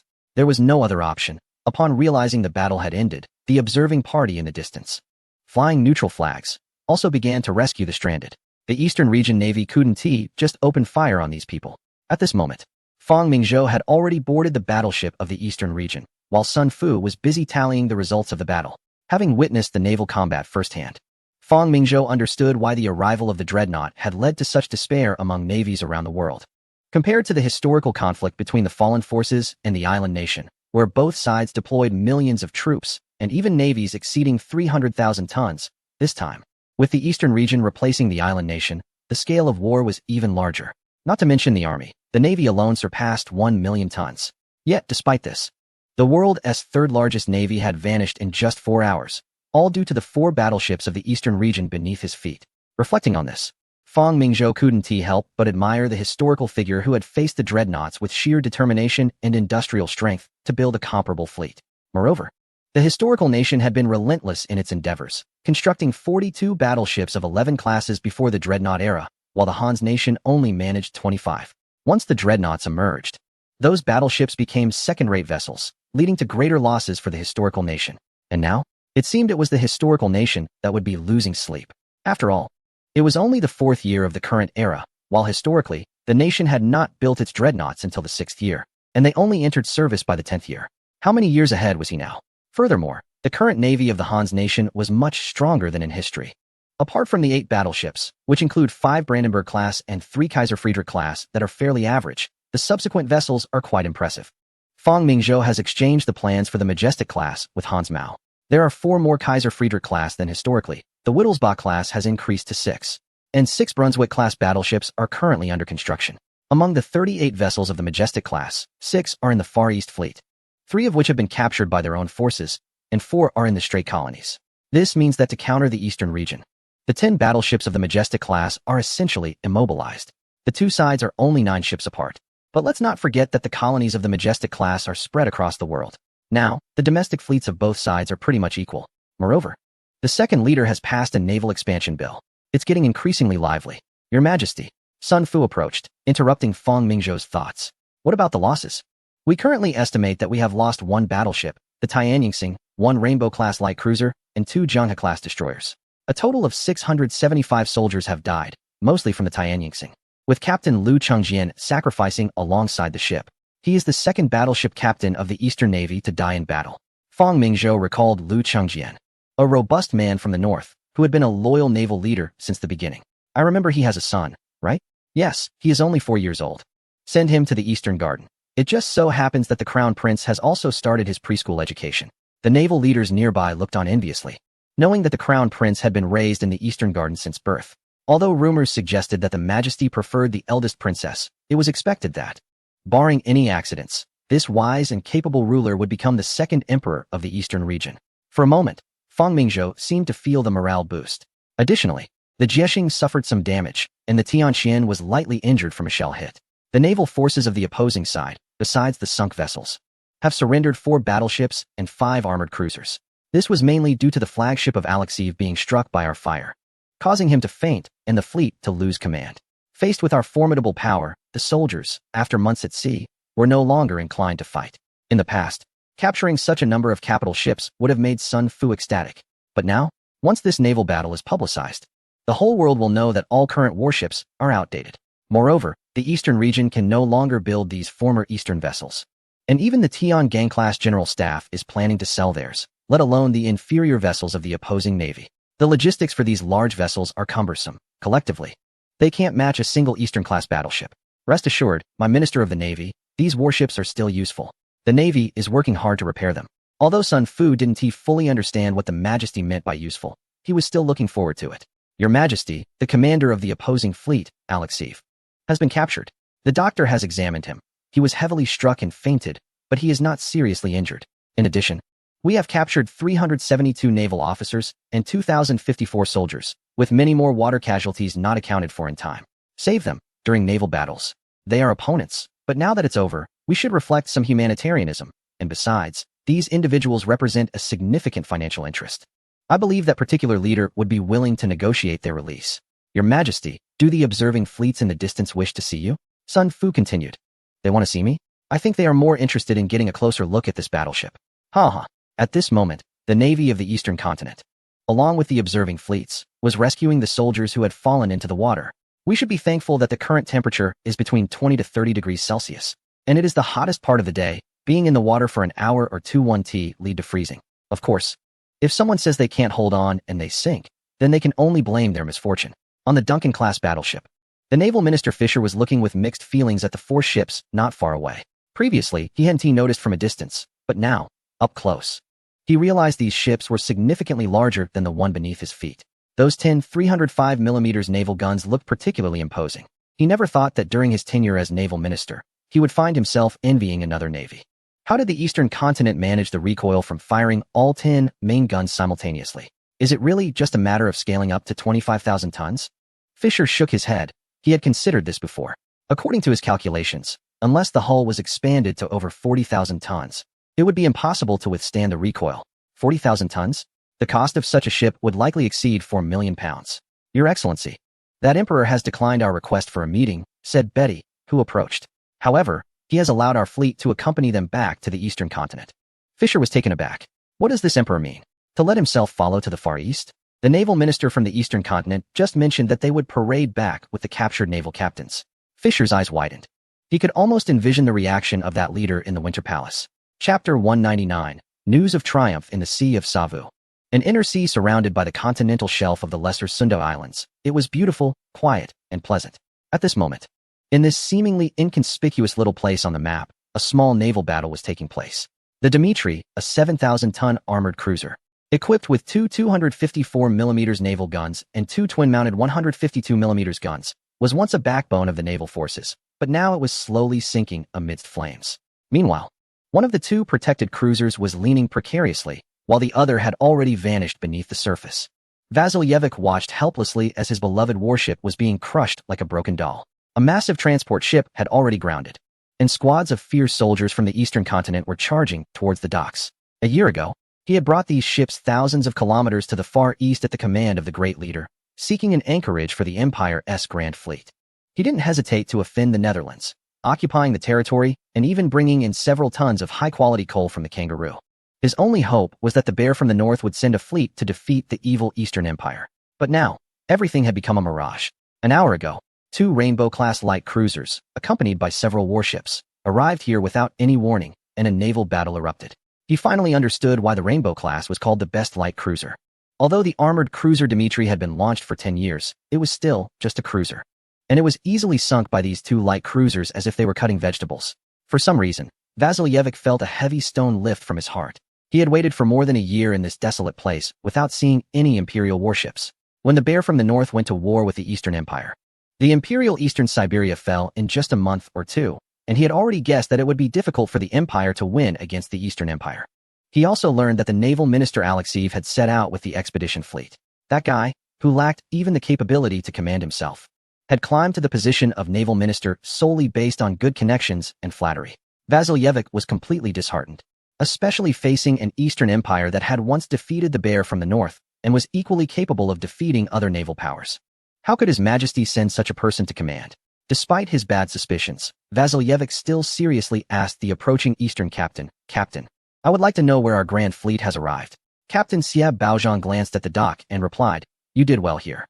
As the former commander of the Beiyang and now the Eastern Empire's light cruiser commander, Xiao Baozhang's abilities and vision were unquestionable. It should be noted that the total population of this territory was less than 1,000. And this bear's advanced commander had managed to expand the dock here in just over a year. One must admit that he had some skills. Vasilyevic was extremely angry. He felt that this captain was making him uneasy even as a captive. As a team of soldiers came to take him away, Vasilyevic stubbornly asked again, "Captain, please." In the spirit of being fellow naval officers, the fleet you mentioned has now become the navy of the Eastern Empire, entirely. Xiao Baozhang smiled and walked away, completely ignoring the hysterical shouts behind him. Whether it was the bear from the north or the other naval power, they would understand one thing after this naval battle. The Far East no longer allowed any country to act recklessly. It was the Far East of the Eastern Empire, a territory of over 20 million square kilometers with tens of thousands of kilometers of maritime borders. It was the Empire's forbidden zone. Just imagining the Empire, having defeated the world's 4th Land Army and 3rd Navy, marching forward was a sight to behold. At this moment, the sea surface was already vastly different from before. But who could know that beneath this sea, over 400,000 tons of steel had sunk into eternal slumber? Your Majesty, we have taken the territory. The navy of the bear from the north has been completely annihilated. Sun Fu stepped forward and said, "Currently, the naval fleet of a certain country only amounts to over 100,000 tons, with most of it being outdated ships. For this naval battle, significant investments were made, including 17 battleships, 12 cruisers, and hundreds of various warships. It can be said that since the last naval defeat against the Eastern continent, the world's 3rd largest navy, built over 6 years through loans, has become a thing of the past. Now, the naval tonnage of that country has likely dropped to around the teens in ranking. Meanwhile, the Eastern continent's ranking is expected to rise to 4th, just behind 3 countries in the European region. Let us go, leading this glorious fleet, starting from Java Island and heading north. The citizens of the Empire need such victories. We must not forget the humiliation of decades ago when the doors of our nation were forced open by the cannons of those powerful countries in Europe. This is the era of the oceans. Everyone's expression turned serious, and some even felt a sense of disorientation. Indeed, not to mention the humiliation of decades past. Even just over a decade ago, wasn't he at the same? If it weren't for His Majesty's efforts to turn the tide and directly annihilate the joint fleet of the Neon Nation in battle, this country might still be sinking further. Now, 10 years have passed, and the changes that have occurred in this decade are simply unbelievable for those who have followed His Majesty all this way. 2 defeats of the Neon Nation. 2 defeats of that country, ending the decayed dynasty and reuniting the nation. The territory now exceeds that of the previous dynasty at its peak, aside from the vassal states. The central territory controlled by the Great Yuan was barely 14 million square kilometers. Meanwhile, the Eastern continent boasts numerous colonies. We must continuously strengthen our maritime awareness. And this is a perfect opportunity for a naval promotion. Fang Mingzhou knew that after this naval battle, the Eastern Continent Empire would usher in at least 7 to 8 years of peace. Even before the S1 conflict began, no short-sighted country would dare to provoke trouble. If we simply consider national strength, the Eastern continent could enter the world's top 10. If we consider military strength, it would certainly have a place among the 5 great powers. Unfortunately, the center of the world still lies on the European continent. And even if that country loses this time, as long as that leader remains in power, true peace between the 2 countries will not be achieved. However, Fang Mingzhou thought about this and smiled. That mentor has developed quite well, and he certainly held back a lot of history to allow the Neon Nation to struggle to victory in its war against that country. Now, with the Eastern continent relying on its own strength to directly defeat that country, it would be surprising if that mentor could remain calm. The upcoming war will not rely on people, but rather on negotiations. Fang Mingzhou mused that if he could make that mentor even stronger, would a red tide sweep through all of Europe? Let us go, lead the fleet out. The citizens of the Empire are still waiting for news of our triumph. Chapter 200. Naval Victory in early March. The winter chill had not yet dissipated, but spring had quietly arrived. At this time, in the Prime Minister's office, Ouyang Geng was discussing the indicators for the second 4-year plan with the Interior Minister and other cabinet members. According to what His Majesty mentioned earlier, after the war with that country, the Eastern continent would usher in a period of peace lasting 58 years. This period presents the best development opportunities, and we must seize them firmly. The 4th year of the reign has already begun, but the first 4-year plan has been completed with remarkable success. Ouyang Geng is also aware that this is not the achievement of the Prime Minister's office, but rather His Majesty leveraging the international situation with unparalleled political wisdom to secure immense wealth, industrial growth, and favorable trends for the country. Your Excellency, I believe this data needs further adjustment. Currently, we have 5 steel plants undergoing expansion, which are expected to be completed by the end of this year. At that time, our steel production will at least double. I think a doubling in 4 years is a conservative estimate, said the Internal Minister Yen Fu. After Yen Yiling finished speaking, he noticed that the Prime Minister did not respond and thought he might have a different opinion. However, after waiting a few minutes, he was surprised to find that the Prime Minister was actually lost in thought. This realization astonished Yen Yiling, as he always remembered the Prime Minister as someone full of vigor. It took several calls of the Prime Minister's name to bring Ouyang Gung back to reality. And he smiled, saying, "Yiling, I was daydreaming. Please repeat that. Is Your Excellency concerned about naval battles and His Majesty?" Yen Fu speculated, observing Ouyang Gung's expression. Ouyang Gung nodded and sighed, saying, "Yiling, don't laugh at me. Although I could only see His Majesty every few days at Dongzhou Garden, I always felt that nothing could defeat us. But now that His Majesty has been away for less than 2 months, it seems like everything is approached with hesitation." Yen Fu paused, seemingly recalling something, and could only nod in agreement. Both men were among the earliest followers of Feng Mingzhou in their quest for power. One as Prime Minister and the other as Minister of Internal Affairs, traditionally regarded as high-ranking officials. Now, they shared the same sentiment. "Haha, Yiling. You say His Majesty is younger than us, yet he knows so much."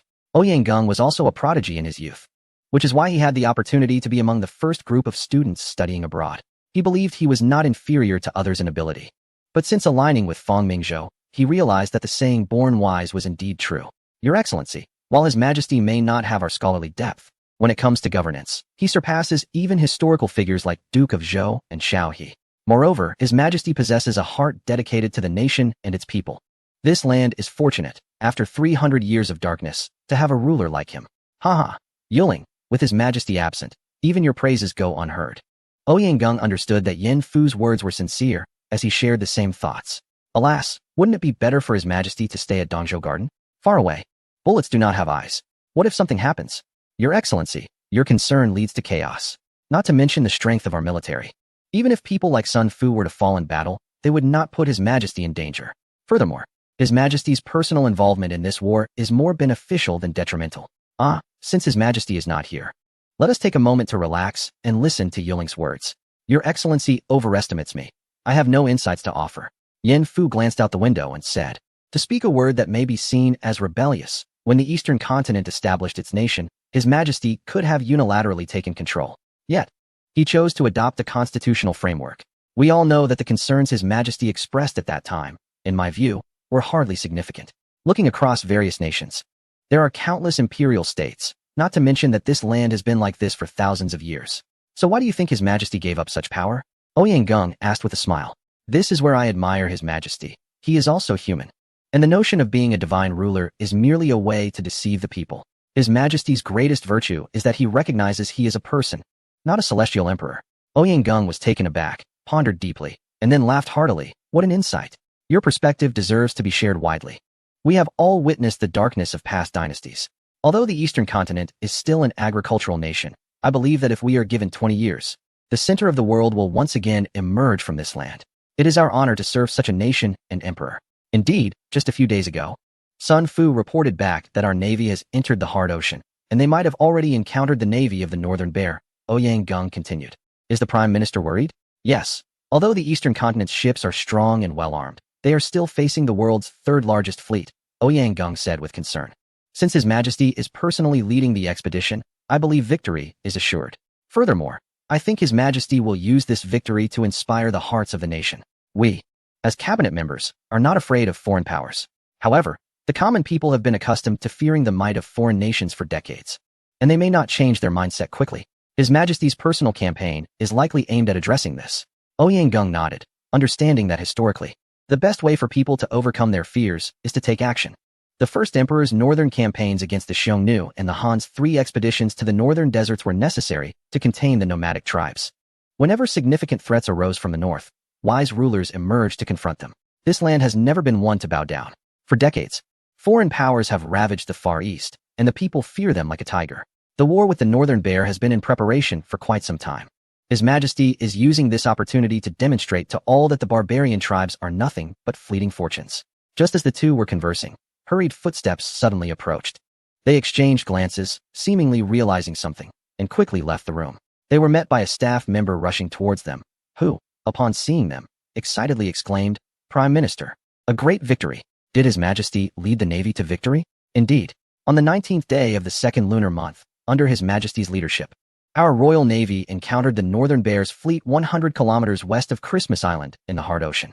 After 3 hours of fierce battle, our Navy achieved a tremendous victory, annihilating the Northern Bears Fleet with no survivors.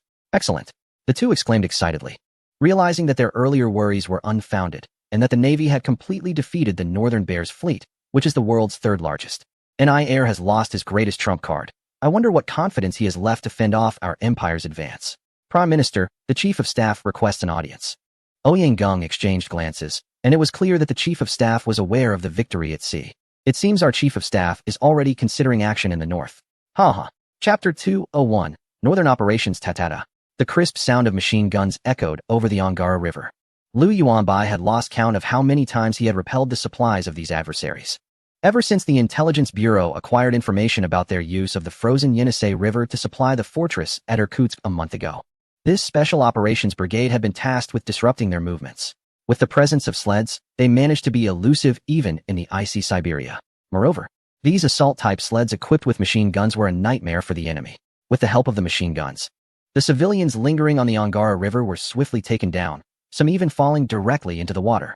In such weather, falling into the water meant certain death. Lianze Nua was huddled in a trench, watching countless bullets fly overhead, frightened into a tight ball.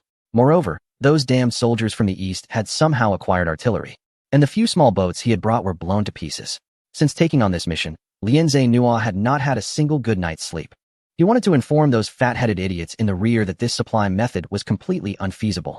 Less than 1/10 of a ton of supplies could reach the fortress, and it came at a tremendous cost in casualties. Yet those people insisted that the enemy had an abundance of manpower, especially recently, as they had captured many mobs claiming to be from Dream Tenwei Coup and involved in protests. Under the guise of resource utilization, all of them were sent here. But no matter how many people there were, it wasn't enough to withstand the onslaught. Fortunately, before long, soldiers arriving from Irkutsk came to provide support for their life-saving supplies. These men bravely charged toward the enemy soldiers. 20 minutes later, witnessing the sunken boats and the panicked fleeing of enemy soldiers, Liu Yuanbai ordered a halt to the pursuit. It was still the same valley, but it had undergone a complete transformation. The small valley, less than 5 kilometers in circumference, now housed nearly 1,000 troops. Brigadier! Brigadier! As Liu Yuanbai arrived at the camp, his adjutant rushed over excitedly. Brigadier, we have achieved a great victory. Our Navy has won. Liu Yuanbai was taken aback, quickly taking the telegram to read, and all his worries from the past month dissipated immediately. Haha, well done, Navy. What a farce the so-called Third Fleet was. Now they're feeding the turtles in the sea. Has everyone heard this good news? Yes, everyone thinks the enemy probably won't hold out much longer. Liu Yuanbai nodded. The reason NI Air could rule such a vast country was due to his million soldiers and the support of the nobility. Over the years, NI Air had publicly stated on multiple occasions that the Eastern Empire was a nation filled with heretics. The Great Bear must eliminate this nation. Its confidence comes from this fleet, but what about now? The Grand Fleet built over several years was defeated in just one day. This means that the leader now has no cards left to play. The ground forces are surrounded and divided by the eastern region, not to mention eastern Siberia. Even central Siberia is under the strikes from the eastern side. Not a single naval ship has escaped. Once the weather warms up, that leader will likely worry whether their territory will be completely swallowed by the eastern region. Brigade Commander, we have a call from the General Staff, said the communications officer as he approached. The General Staff requests that we abandon the camp here and return to the Central Army headquarters at Erden within 3 days. What happened? Why are we retreating when supplies are still coming in? The adjutant asked in confusion. Order everyone to pack up and prepare to return, Liu Yuanbai said, glancing at the distant river with a smile. If I'm not mistaken, the General Staff is planning to take action against Irkutsk. Really?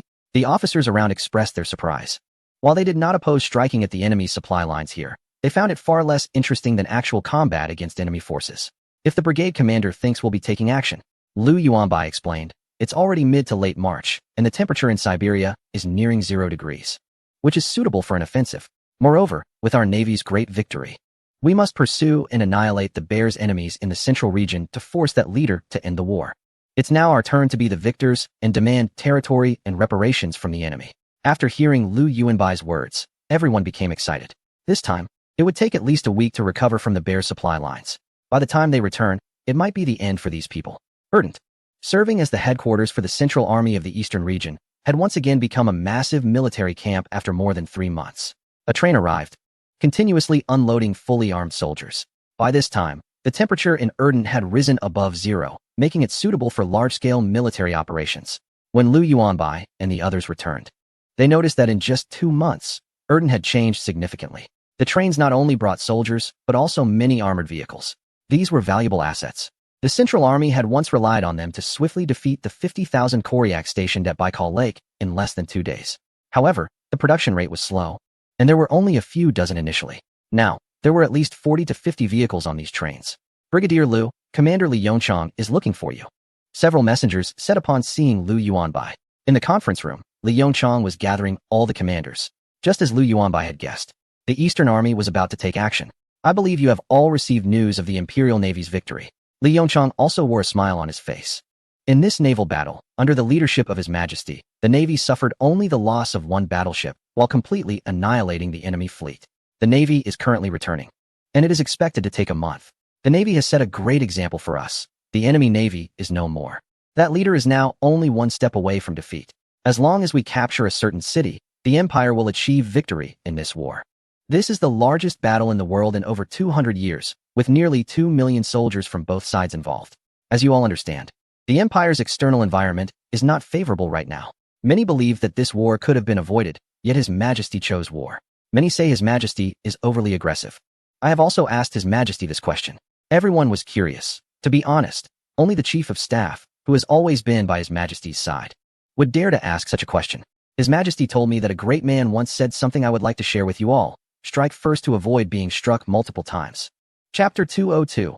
Combat Plan. Everyone was hearing this for the first time and was pondering over these 10 words. The more they contemplated, the more alarming it became. These words truly encapsulated the international situation facing us. Li Yongchang noticed that everyone was stunned and nodded. He hadn't forgotten that his reaction upon first hearing this was not much better than theirs. His Majesty told me that when the Empire faces external threats, one cannot passively wait to be attacked. Otherwise it would be like the previous dynasty, retreating step by step.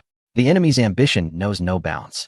If it weren't for His Majesty, who knows what chaos would have ensued on this land. Therefore, when it's time to act, one must act, to end war through war. The enemy is a formidable opponent, not to mention our adversarial relationship. Just being neighbors makes conflict unavoidable. There has never been a peaceful coexistence between great powers. Everyone was breathing cautiously, knowing that His Majesty was using the voice of the Deputy Chief of Staff to convey the Empire's strategy. In just a few years, our region has developed to dominate the Far East, relying on a completely open approach to share knowledge with everyone, regardless of whether they are commoners, soldiers, workers, or merchants. Many of those present could not even write their own names before, but now, they have become commanders in various armies. Following His Majesty's example, no one treasures their experience too much. Fang Mingzhou also knew that by opening up this knowledge, it would lead to one consequence: enlightening the people. Historically, why have those dynasties preferred to keep the populace uninformed? It's because the ignorant are easier to govern. It should be noted that the current system is still constitutional. And theoretically, Emperor Fang Mingzhou possesses the power of life and death. Once the people are enlightened, it will test him as an emperor, if not managed well. The imperial system could collapse. After all, the impoverished scholar often leads revolts. Ku Fengming's house still did this because he knew that enlightening the public was an inevitable trend. Rather than being overthrown in a few decades, it was better to let go from the start. Monopolizing knowledge led to the rise of certain political factions, and monopolizing martial arts gave rise to regional groups. 3 years ago, the naval battle with a certain entity established the Empire's naval reputation. And now it has defeated a formidable fleet, making it so that no one underestimates the naval forces of the Eastern region anymore. But what about our army? Li Yongchang exclaimed. Everyone knows about the Eastern Navy, but no one knows about our army. The Chita Fortress made us known to the world. Yet everyone attributed the credit to the Air Force. I do not deny the strength of the Air Force. Now the opportunity to prove our army has come. And I hope you all won't let another army take the lead. Everyone became enthusiastic. In the eyes of these commanders, the claim of another army being the best in the world was unfounded until they faced the Imperial Army. Everyone believed that His Majesty was an ardent novelist, which wasn't entirely incorrect. However, this emperor of the Eastern region had another point. The army is always the sharp sword that resolves the last mile of war. The final blow of war must be delivered by the army. Having a strong army is an indispensable force for a country, especially a land power. The General Staff has authorized an attack on a certain city in a week. When Li Yongchang finished speaking, no one hesitated. Everyone's eyes were filled with fighting spirit. First, let us introduce the situation in that city. Brigade Commander Liu, please share. Liu Yuanbai stepped forward confidently and said, more than 3 months ago, when we thought that disrupting the enemy's railway would cut off their supplies and force a retreat, their command found an alternative route to supply the city via ice. Fortunately, our intelligence department discovered this in time, and over the past 2 months, we have engaged in about a dozen battles with them, effectively thwarting their efforts. Brigade Commander Liu, do you know the current supply situation in that city? Li Yongchang asked, as this was crucial for subsequent operations. Liu Yuanbai nodded seriously and said, half a month ago, we conducted a test. They placed a deer and a cannon near the enemy's outer defense line. A few hours later, their soldiers discovered it. And a few people even fought over the deer meat. But that cannon remained untouched. Li Yongchang's eyes lit up. It should be known that the Central Army was already short on weapons and ammunition before winter arrived, and after enduring a winter, it should be even scarcer.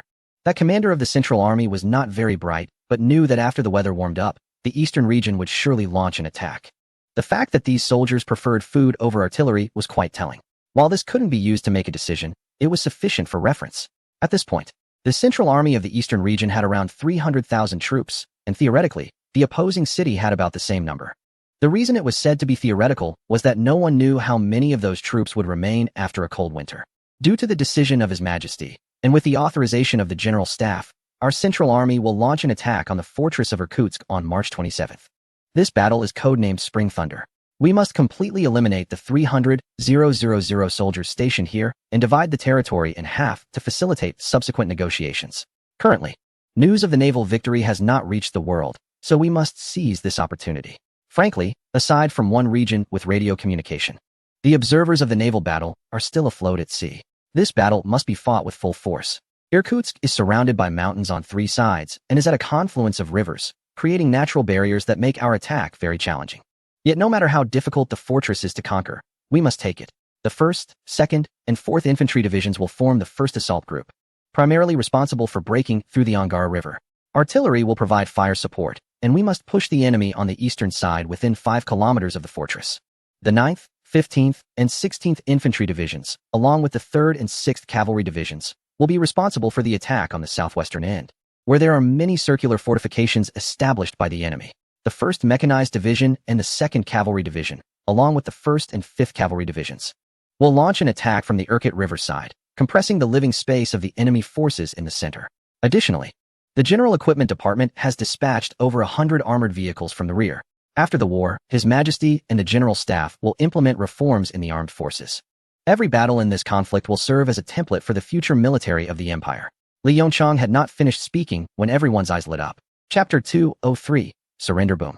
The continuous sound of artillery echoed around the perimeter of Irkutsk, with shells flying and bullets whizzing through the air, intertwining into a song of attack and defense. A 105mm army shell fell into an enemy trench, instantly blowing several soldiers sky high. Startled, Lebedev immediately crouched deep in the trench, afraid to raise his head, while making the sign of the cross on his chest, hoping for divine protection. Fortunately, this was the last round of artillery fire, and a few minutes later, the sounds of death and terror gradually ceased. Lebedev came from a minor noble family. In this country, only true high nobles enjoyed tax-collecting rights, and those of his rank were not much better off. Since joining the army last year to participate in the attack on the eastern region, he felt he had made a mistake from the very beginning. To reduce danger, he had specifically paid to join the Central Army, as it was the only route without combat missions. To him, this was the safest place. However, since the destruction of the Eastern Army Group commanded by Sokolovsky, everything had changed. The elusive soldiers from the eastern region began to attack the Central Army. Although they did not directly assault the fortress, they cut off supplies, leaving the 300,000 troops here without logistical support. The continuous harassment further instilled fear in everyone. It wasn't until winter arrived that this situation temporarily calmed down, and he had no idea when it would end. Meanwhile, at the fortress of Irkutsk, Yangalichev had also received news of the appearance of the eastern soldiers. He has no way out now. It's simply that people's hearts have scattered, and it's hard to lead them. The fortress in question has been under blockade for nearly 3 months, and during this time, he has been deeply troubled. The first issue he faces is what to feed the soldiers. This is no joke, with 300,000 mouths to feed. If it weren't for the previous attacks from the eastern region that reduced the fortress's population, they might have already been overwhelmed by starvation. Since last month, the food supply has been exhausted, and everything edible has been scoured. With winter approaching, staying warm is also a major problem. The daily consumption of supplies for 20 to 30,000 people is an enormous figure, and all the trees within a 10-kilometer radius of the fortress have been cut down. In the end, he had to issue orders to prohibit heating during the day, but as a result, 20,000 people have not survived the short span of 3 months. Damn the eastern region for cutting off the railway. Although there are towns nearby, the local production is only enough to feed its own people. To survive, he had no choice but to use force to confiscate food, but even so, it couldn't satisfy everyone's needs. The horses of tens of thousands of Cossack cavalry have already been slaughtered, and in this past month, countless people have simply gone to sleep and never woken up. Now, as the eastern region launches another attack, he doesn't know if the fortress can hold, nor does he know how many can still fight. As no one has the energy to tally these figures anymore, it would be better to sleep a little longer, at least to reduce consumption. At this moment, the Angara River is witnessing the first attack group from the eastern region easily breaking through, facing almost no significant resistance. Reports have come in from the southwest. They have completed the clearing of peripheral positions. Progress on the side of the Irkut River is also going smoothly. With each telegram received, Li Yongchang contemplates just how much fighting power the bears still have left. Losing these important outer defenses, do they really think a fortress can stop the eastern region's offensive? According to the plan, they will encircle the fortress, first eliminating the outer enemies, and contact the Air Force to break open this turtle shell. Near the fortress, armored vehicles are speeding towards the battlefield. They are approaching the minimum defense line of 5 kilometers from the fortress. And the eastern forces are also encountering resistance from the bears. The crisp sound of gunfire rings out. The trenches built by the bears cannot stop the armored vehicles at all. Bullets strike the armored vehicles, producing a clanging sound, while the 30mm steel plates on the front can withstand heavy machine gun fire. Behind the armored vehicles are fully armed soldiers from the eastern region. The bears are also organizing their defense, but their rifles cannot penetrate, even though the armored vehicles cannot pass through the trenches when they come face to face. A burst of machine gun fire leaves few survivors. The soldiers behind are hastily filling in the trenches. In just over 2 hours, the first defensive position set up by the bears within the fortress has been breached. Sporadic cannon fire erupts as the bears' remaining artillery begins to show its power. Unfortunately, the speed of the armored vehicles is very high, and without a certain density of shells, it's difficult to hit them. The untouched snow became the best reference point for those unprotected and clearly targeted soldiers. 2 machine guns positioned above swept mercilessly over these soldiers who had endured a harsh winter. The more than 30,000 soldiers deployed around the fortress could not hold out even for a morning. Li Yongchang now suspected that the commander was depleting the population.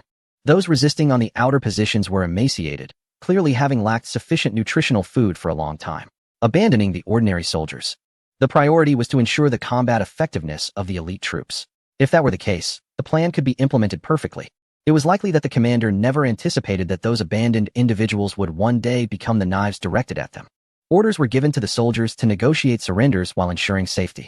Additionally, a batch of food was to be mobilized from the rear to be sent here. Li Yongchang recalled the Red Envoy Dmitry, whom he met with the chief of staff before his departure. The Empire's intelligence agents had infiltrated to this extent, and the plans of His Majesty and the chief of staff were startling even to him. A person who couldn't even guarantee safety was capable of toppling the regime. Yet when Dmitry revealed their theories to him, Li Yongchang recognized the seductive nature of those ideas. If it were an ordinary person, they might easily fall for it. Now he had to admit that the commander might indeed succeed. Even if he didn't, the Empire's continuous support would surely be appreciated by the regime. The one-sided battle continued at the fortress. Under the powerful firepower and the temptation of food, the soldiers outside the fortress began to surrender en masse to the eastern territories. As for those who resisted, Li Yongchang certainly felt no pity. The first large-scale combined arms operation in human history was reaching its climax. On the first day of battle, over 10,000 soldiers were killed, and nearly 20,000 surrendered. The fortress had completely become an isolated island. Chapter 204, Naval Victory Announcement on March 17th. As the world focused on the naval battle between the Eastern Territories and the enemy, the Prime Minister's Office of the Eastern Empire, represented by Ouyang Gong, issued a statement. The Royal Navy of the Eastern Empire encountered the enemy's Grand Fleet 100 kilometers west of Christmas Island on the 19th of February in the 4th year of the reign. After 4 hours of intense combat, the Royal Navy completely annihilated the enemy fleet, with none escaping from the enemy's naval minister Alexiev downwards. In this battle, 14 battleships, 7 armored cruisers, 8 light cruisers, and numerous other types of vessels were sunk.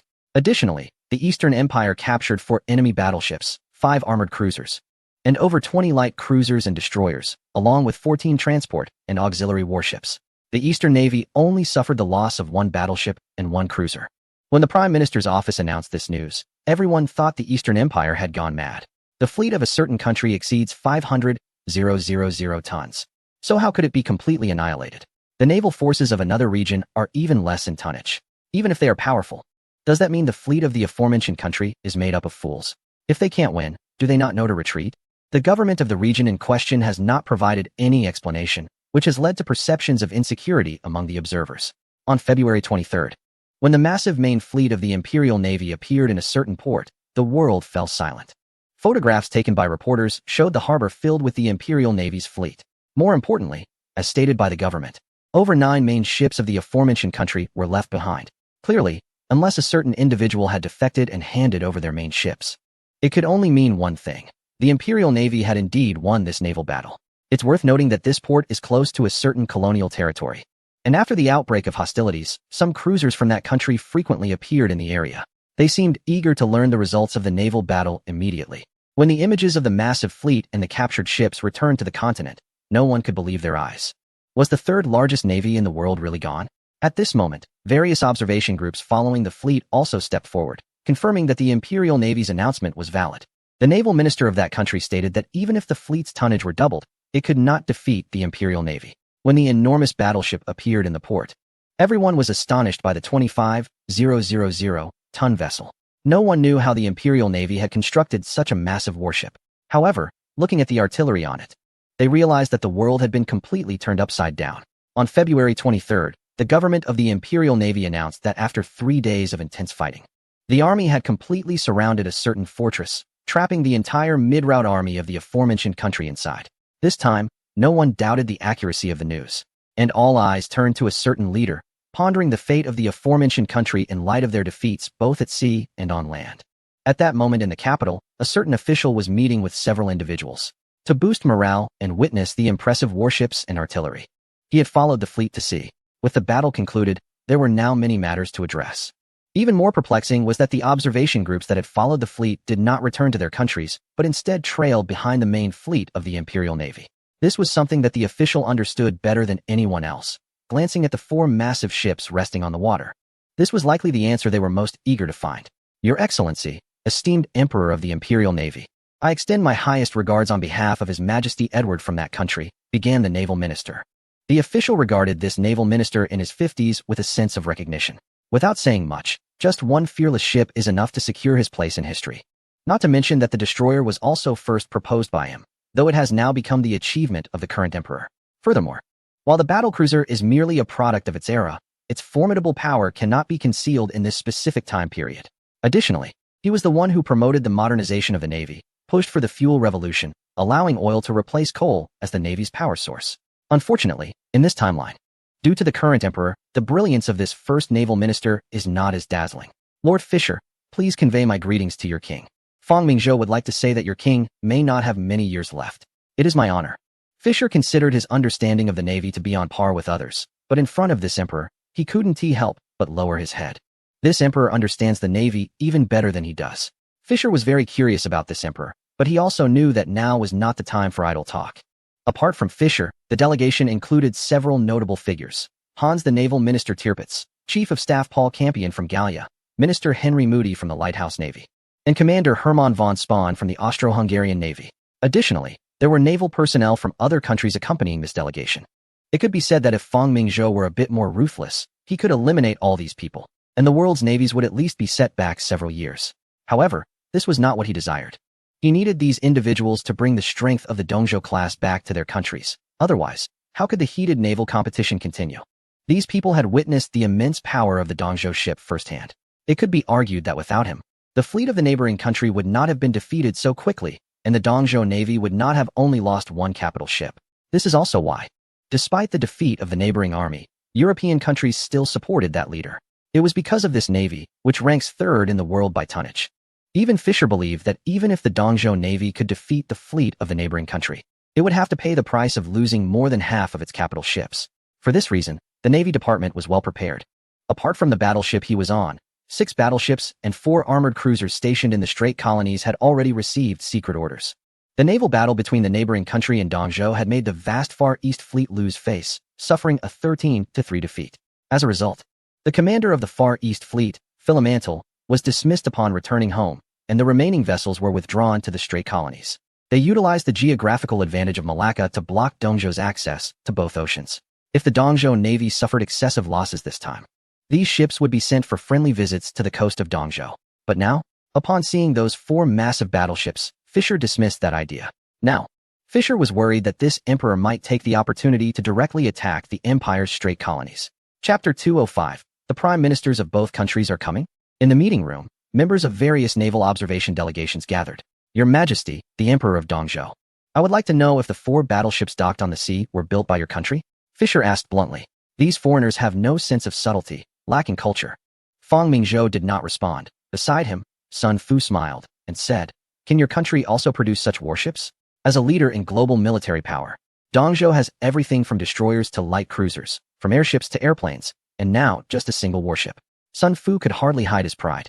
The key is that these people cannot counter his argument, because what this naval minister of Dongzhou said is all true. Is your country interested in selling the technology for such warships? Fisher, having passed the age of naivety, continued to press. Sorry, this is a top secret of the Empire. Although it is known that His Majesty intends to sell the Dongzhou class, it certainly won't be now. What have you offered? Just relying on words to obtain technology? Such bold demands are reminiscent of the past. Sun Fu was not going to indulge these people. With 4 Dongzhou-class warships here, it was as if all 8 main ships of the colonial forces were present. Let them swim a few laps. Does the Empire really not know about their little maneuvers? His Majesty is right. Only with absolute strength can these clowns be disregarded. Seeing that this naval minister rejected Fisher, those nearby were not surprised. It would have been strange to agree. Did they not see that even battleships can only be produced by fewer than 10 countries, and not all parts can be manufactured? If they were so generous, why wouldn't they make their battleship construction technology public? Your Majesty, I wonder what you think about the war between your country and the bear? Fisher was merely probing. Although he desired the technology for this battleship, he understood the Emperor's consistent demeanor. He would not be swayed by mere words. However, after this naval battle, the bear had no possibility of victory. How Dongzhou would handle the bear became the focus of everyone's attention. Fisher knew that neither he nor the entire continent wished to see the bear fall. Well, except for that certain individual, Fisher thought, glancing at Tilpitz. And a surge of anger arose. Since the war was initiated by that individual, when it ends will naturally be decided by our Dongzhou Empire.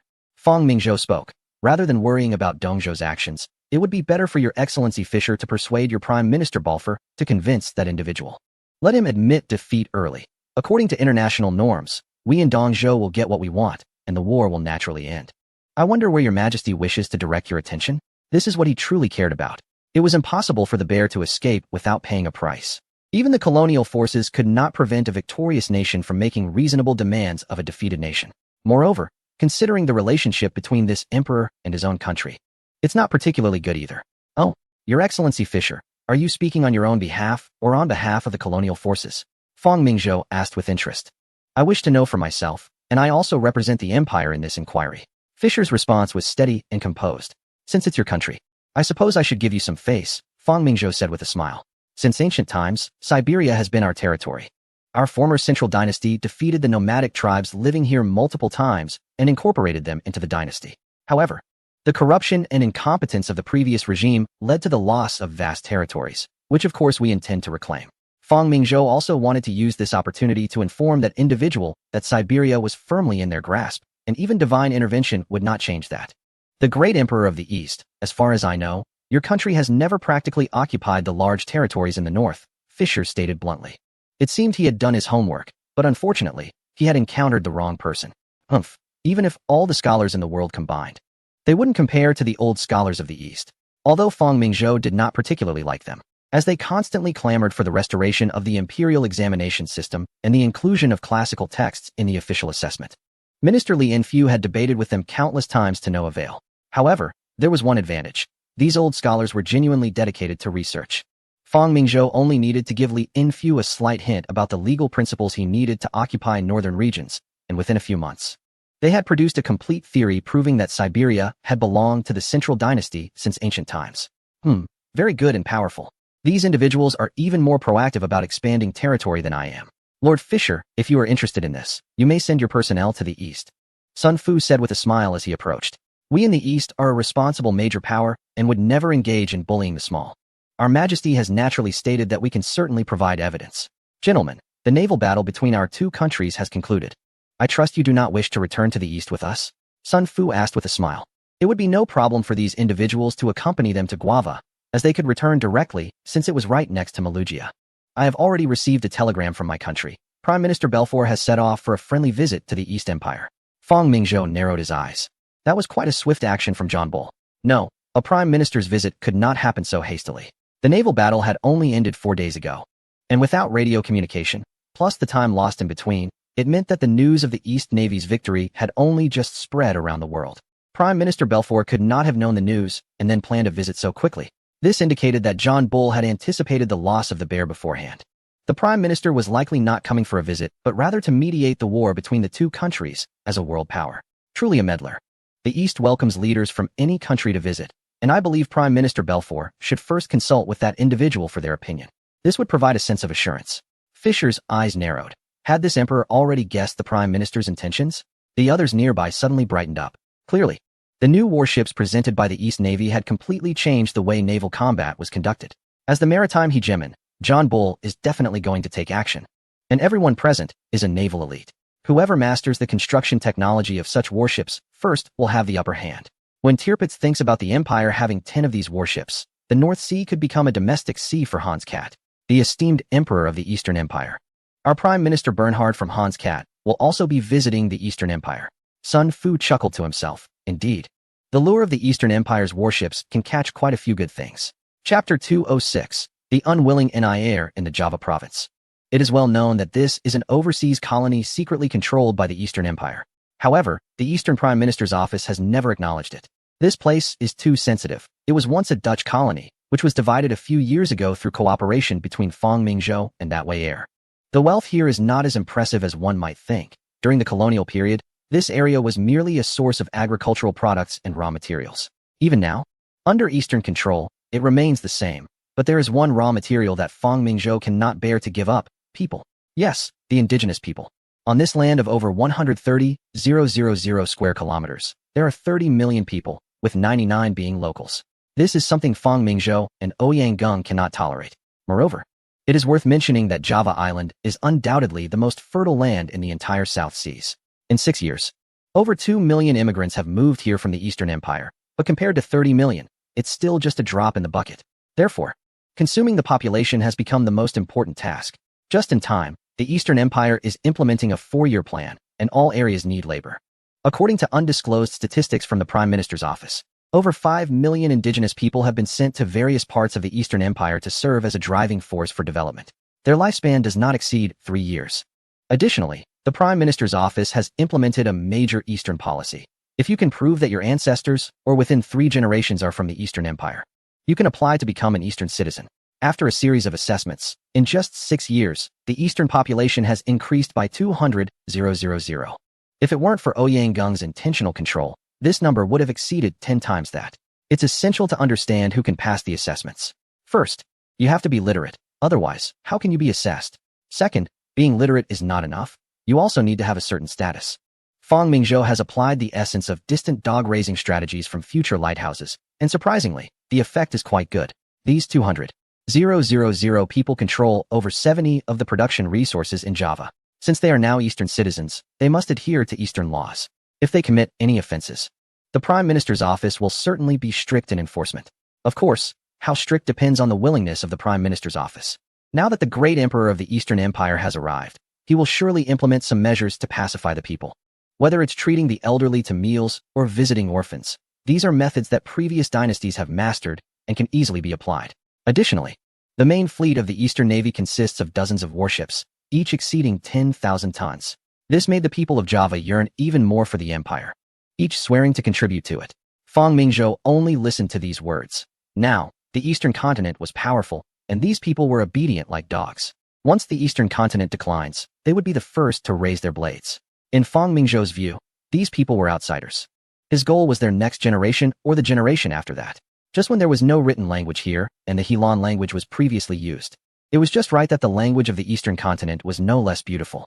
Fang Mingzhou took this opportunity to inspect the overseas territories while the fleet was heading towards them. Now, a large part of the South Seas had already become the sphere of influence of the Eastern continent. And how to manage these vast overseas colonies was a headache for Fang Mingzhou.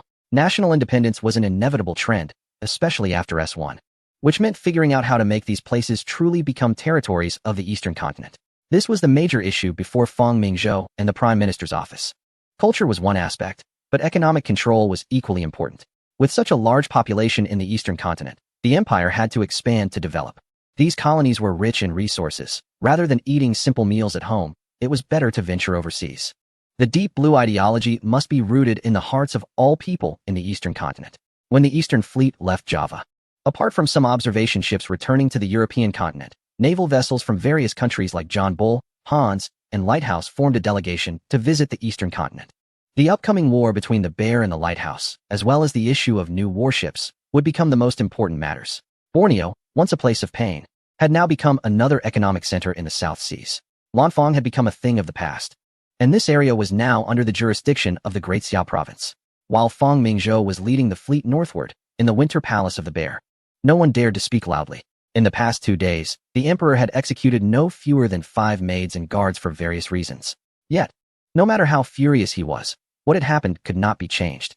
Half a year ago, this heir had confidently declared in the palace that he would defeat the Eastern continent and make its emperor bow to the great empire. Now, half a year later, the reality was quite the opposite, which was unbearable for someone as proud as an heir. My Prime Minister, what is the situation in the north now? Prime Minister and Finance Minister Sergei Vit stepped forward and said solemnly, Your Majesty, according to our frontline reports, Irkutsk is now surrounded by over 200,000 troops from the Eastern continent. Commander Yangalichev sent people several times for help before the encirclement. Currently, we have lost contact with the Irkutsk fortress. Sergei forced himself to speak. I don't understand why. In just over 6 months, the war has come to this. Not to mention a stalemate. We can't even maintain any dignity. If the Eastern Front was careless, that could be excused, but on the Central Front, the Eastern continent has fought several hard battles against us. The million-strong army, once boasted as the 3rd largest in the world, could not hold out for even a few months. As for the Navy, let's not even mention it. Sergei feared he might die from anger. Is there no way for the Ministry of Defense to rescue these people? The voice of Nir was calm, but everyone here knew that the more calm he was, the more terrifying he became. Kuropatkin's heart trembled as he pondered and replied, Your Majesty, we have currently mobilized 300,000 of the 1 million soldiers in our 2nd batch of training. There are 200,000 who have completed their training. After a winter of preparation, we have also purchased weapons from various countries, but we can only guarantee rifles, artillery, and Nir interrupted Kuropatkin directly, standing up and addressing the Minister of Defense. Give them the weapons and let them depart tomorrow for the region of Siberia to the fortress of Irkutsk. Go and attack the Eastern Empire. The empire will not surrender. Nir, who had been holding back for days, wished he could send all of his soldiers to the Far East. In his view, the Eastern Empire was nothing but a bunch of despicable people who took advantage of a sneak attack to surround his powerful army when it was unprepared. As long as he could organize another 1,000,000 soldiers and send them to the Far East, he believed he could defeat the evil Eastern Empire. Chapter 207. Continue sending troops. Thanks to the great deity for the certification and reward, Kuropatkin wanted to cry. He desperately wanted to tell Nir that completing soldier training did not mean they could go to battle. Your Majesty, although we have weapons, we cannot send soldiers to Irkutsk. The railway has been disrupted. Before winter arrived, the Eastern Army destroyed this railway, and there are no transport planes available these days. Moreover, Siberia is desolate and landlocked. So maritime transport is not feasible. Then let them walk there. Nir didn't care about the lives of these soldiers. He only cared about not losing. Otherwise, how would his cousin view him? What would those countries oppressed by the Romanov dynasty think? More importantly, since his ascension, nothing had gone smoothly for him. Just after holding his coronation ceremony, a tragedy occurred, trampling over 1,000 lives and injuring more than 20,000, casting a shadow over his coronation. Finally, he wanted to use the military action in the Far East to open a maritime route from that cowardly region. Unexpectedly, he lost a fleet and 70,000 soldiers to Duke Fang, who was still in Hawaii at that time. Your Majesty, because we mobilized a large number of citizens for training last year, our grain production was greatly affected, said the Minister of Agriculture, Yermolov. He did not want to be held accountable by Nir later for not being able to provide food. Moreover, most of the grain had already been sold off, and food supplies within the country were already very tight.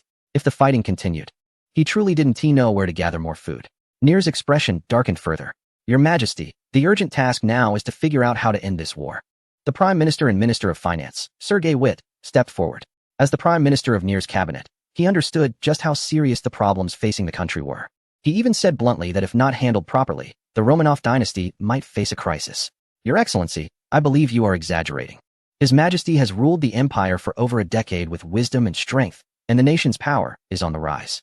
A small region like the Eastern continent can certainly be defeated if we take it seriously. At this moment, Bezuobalaf immediately stood up to refute. As a trusted favorite of Nair, no one dares to offend Bezuobalaf. Even Prime Minister Sergei has to be cautious in some matters regarding him. This favorite is not just a title. Bezuobalaf has real abilities. He is particularly skilled at reading the room, which is a standard for a favorite, and more importantly, he actively promotes the expansion policy in the Far East. This aligns with Nair's thoughts.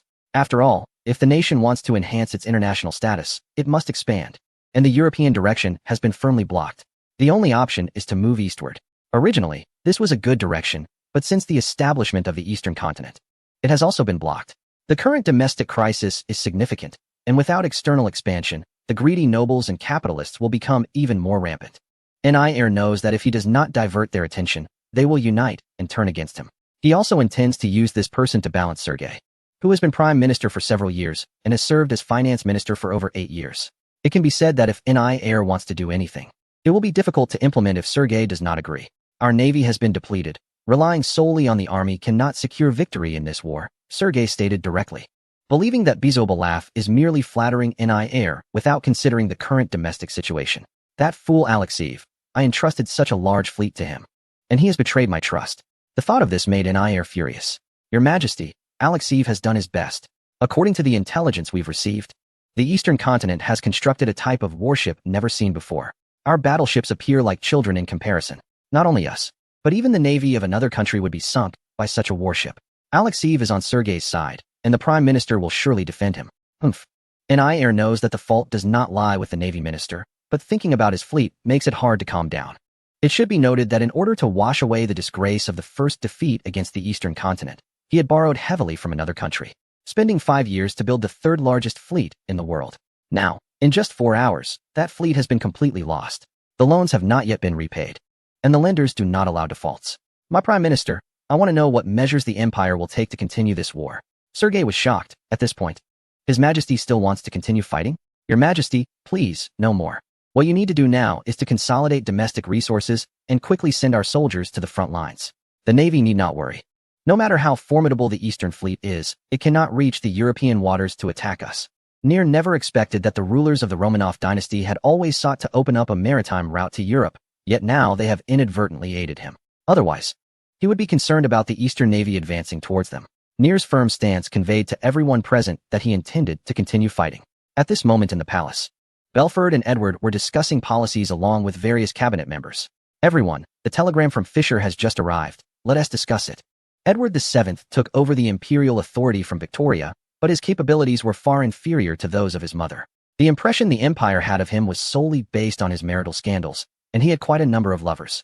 However, the influence of Victoria still lingered. So even though John Bull suffered a significant defeat in the Boer War, the position of world leader remained relatively secure. Lord Selborne, please go ahead. As the former First Lord of the Admiralty, Selborne held considerable sway. Ladies and gentlemen, I believe we have trouble. Selborne's opening statement brought bad news. If Sir Fisher's telegram was accurate, the consequences of this naval battle were more severe than the Empire's defeat in the Boer War. Edward was taken aback. Was this meant to frighten him? The Boer War was John Bull's most significant loss in decades. Yet, this former naval minister was suggesting that the ramifications of this naval confrontation were even graver than that disastrous defeat. Selborne sighed, saying, in the Boer War, we only suffered embarrassment on land. No matter how poorly it went, the Empire's naval reputation remained unaffected. He seemed oblivious to the displeased expression of the army minister, St. John Broderick, beside him. But now, the power of that battleship from the east is unprecedented. It even surpassed the shock brought by the Empire's first dreadnought.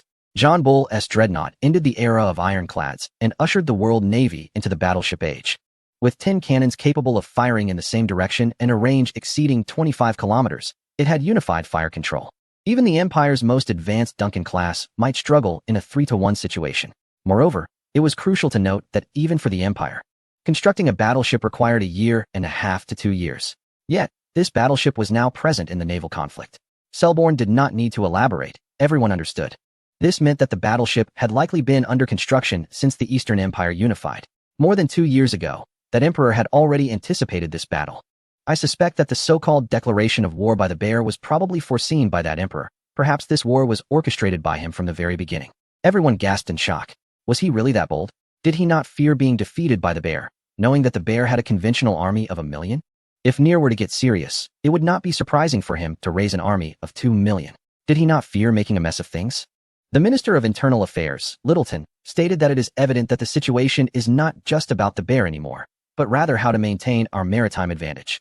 Earl Selborne sighed and remarked that the real issue facing the Empire is not the bear, but how to sustain our naval superiority. It has just now occurred to everyone that the biggest headache for this battleship is not the bear, but rather our own situation. The bear is not particularly strong in naval power. Had it not lost to the East region a few years ago, it would still be resentful. Their navy probably ranks outside the top 5 in the world, and with no access to the sea, John Bull has never feared the bear's naval development. But what about the East region?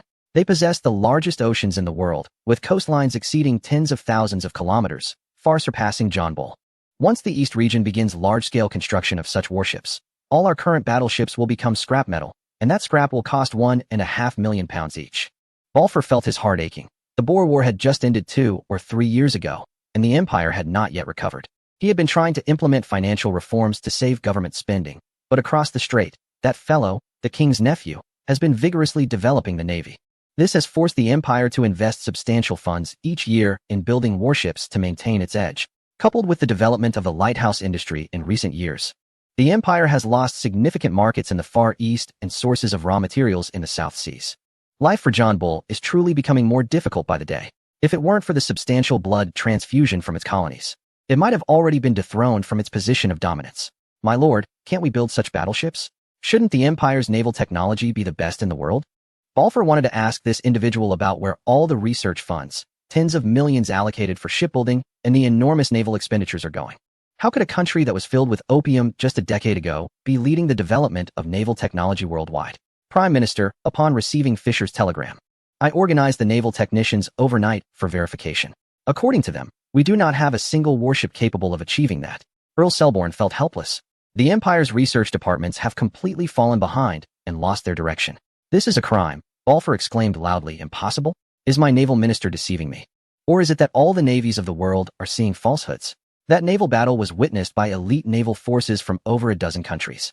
Although the news has not fully spread, it is clear that the East region has indeed succeeded. My lord, by any means necessary. We must conquer the technology for constructing this battleship within 6 months. The Empire has numerous colonies. If the East region or hostile countries acquire such warships, our colonies will become their spoils. He instructed those researchers and laboratories in the Navy that if these fools do not want to be swept out of the Naval Department, they must recognize reality. Your Majesty, everyone, I believe I should pay a visit to the East region. His Excellency Fisher is right. Since the Emperor of the Eastern Continent has allowed this warship to appear and let these nations observe, then there is room for discussion. If it were me, and I wanted to keep things confidential, I would simply send a few warships to block the observation group. We must possess such warships, otherwise, tomorrow our colonies and dominions will break away from the Empire's control. Without a navy, our entire nation will decline completely. The first empire on which the sun never sets is not the common realm, but rather the Eastern Continent.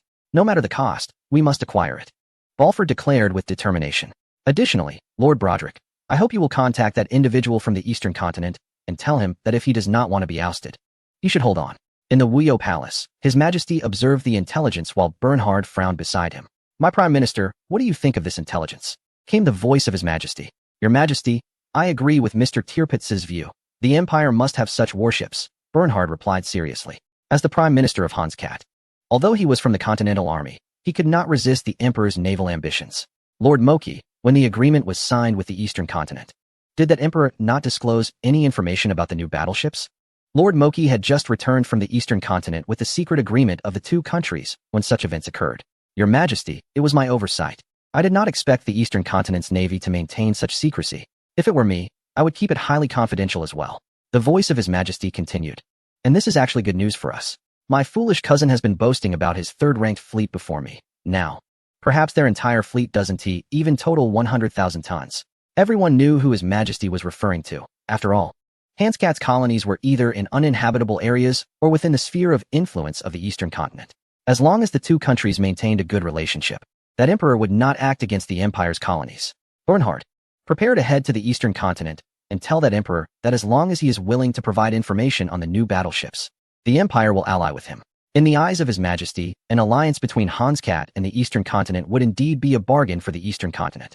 Chapter 209 Economic Warfare in Lighthouse Federation City, the Stock Exchange. If Lighthouse is the world's first industrial nation, then the stock exchange located here is the heart of this country. Here, one can see all kinds of goods and bulk transactions from around the world. With the rise of the internal combustion engine industry, especially driven by the automotive industry of the eastern continent, the exploitation of global oil resources has surged. As the leading oil family in Lighthouse, the John Leffey Consortium has profited immensely from the monopoly on this black liquid. In addition to oil, coal, steel, and precious metals are also the targets of these merchants in pursuit of wealth. Moreover, wheat, soybeans, cotton, and various agricultural products, as well as rubber and chemical products, are also in demand.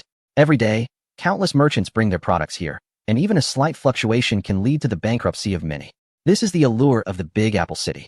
At this moment, on the rooftop, Burgess is watching the busy scene below, unable to suppress a smile. He is about to make a fortune again. Since the beginning of the year, with the departure of the large fleet heading to the eastern continent, everyone knows that the Eastern Navy will not allow the fleet to enter their coastlines. A world naval conflict is unavoidable. Furthermore, the commander of the fleet has been dubbed the Mad Dog Fleet for repeatedly bombarding transport ships on the ocean, causing the world's largest naval forces to shrink. The territories controlled by both the fleet and the eastern continent are among the most important raw material sources in the world. This has led merchants to stockpile large quantities of goods at major ports in recent months, as no one knows if they might encounter the fleets of these two nations and mysteriously disappear.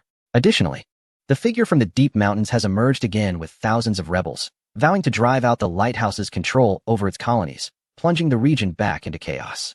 The turmoil in the global situation soon reflects in commodity trading, with rubber, sugar, and various raw materials and agricultural products at the forefront. In just 3 months, the prices of these goods have tripled, and there is a scarcity of supply. Countless merchants in the exchange wave checks, eagerly waiting to resume operations in their factories. However, no one has raw materials to sell, and no one knows how long the naval conflict will last. Burgess observes the people below, knowing that the telegraph office has received news. Good news, good news. 5 minutes later, a staff member bursts in and stands at the front of the board. Before anyone can shout, he announces loudly, the naval battle between the fleet and the eastern continent has ended. Instantly, the previously noisy exchange falls silent. The man picks up the telegram and begins to read. On March 21st, the Eastern Navy completely annihilated the fleet in the Hardness Ocean. The naval battle is over. Shipping is about to return to normal. Everyone cheers, indifferent to which country won or lost. They only know that their factories can finally resume operations. However, they soon realize another problem. Normal shipping does not mean they will receive goods immediately. Even from the nearest region, shipping will take more than half a month, let alone from resource-rich areas in the Far East and South America. This means they will have to wait at least another half month. Instantly, curses fill the exchange, while some well-connected individuals prepare to seek favors. A day of factory shutdown means lost profits. Burgess nods as a middle-aged man walks out of the room. When the middle-aged man enters the trading hall, everyone falls silent. The manager of Burgess Mining, who also controls 1/3 of the raw material supply, stated that with just a word from him, you could acquire various raw materials even now. Everyone, regarding the current shortage of raw materials in the market, Burgess Mining will release a batch of raw materials in the coming days. At that time, everyone can come to purchase. By the way, this batch of raw materials is all in stock. As long as payment is made, they can be obtained at any time. With the departure of the middle-aged man, everyone looked at each other. It was clear that since the naval conflict between the two nations had ended and shipping had returned to normal, the prices of these raw materials would surely revert to what they were a few months ago. But is Burgess Mining a charity? Clearly not. So what about the prices? Thanks to Mr. Burgess, my factory is on the verge of shutting down. If I get this batch of raw materials, I can start producing goods before all the factories are operational. The price of goods has been consistently high. I need to rush back to raise funds. After a large factory owner finished speaking, he hurriedly left. Those quick-thinking individuals realized that while raw materials are expensive, so are the goods. Since it's not their own money, they could simply raise the prices of the products. Besides, who knows if they can secure those raw materials in 2 weeks? It has been several months, and the gap in raw materials cannot be filled overnight. The previously noisy trading floor suddenly fell silent, and everyone hurriedly left. No one knew what they were thinking. Damn the Emperor Fong, he must increase my shares this time, Burgess said indignantly. However, he also knew that only Emperor Fong could pull off such a thing. Long before the two nations went to war, this emperor hoarded various raw materials and kept them off the market. When the war broke out, especially with the fleet's departure, global shipping was affected, and the prices of various raw materials skyrocketed. The previously hoarded raw materials had now at least tripled in value.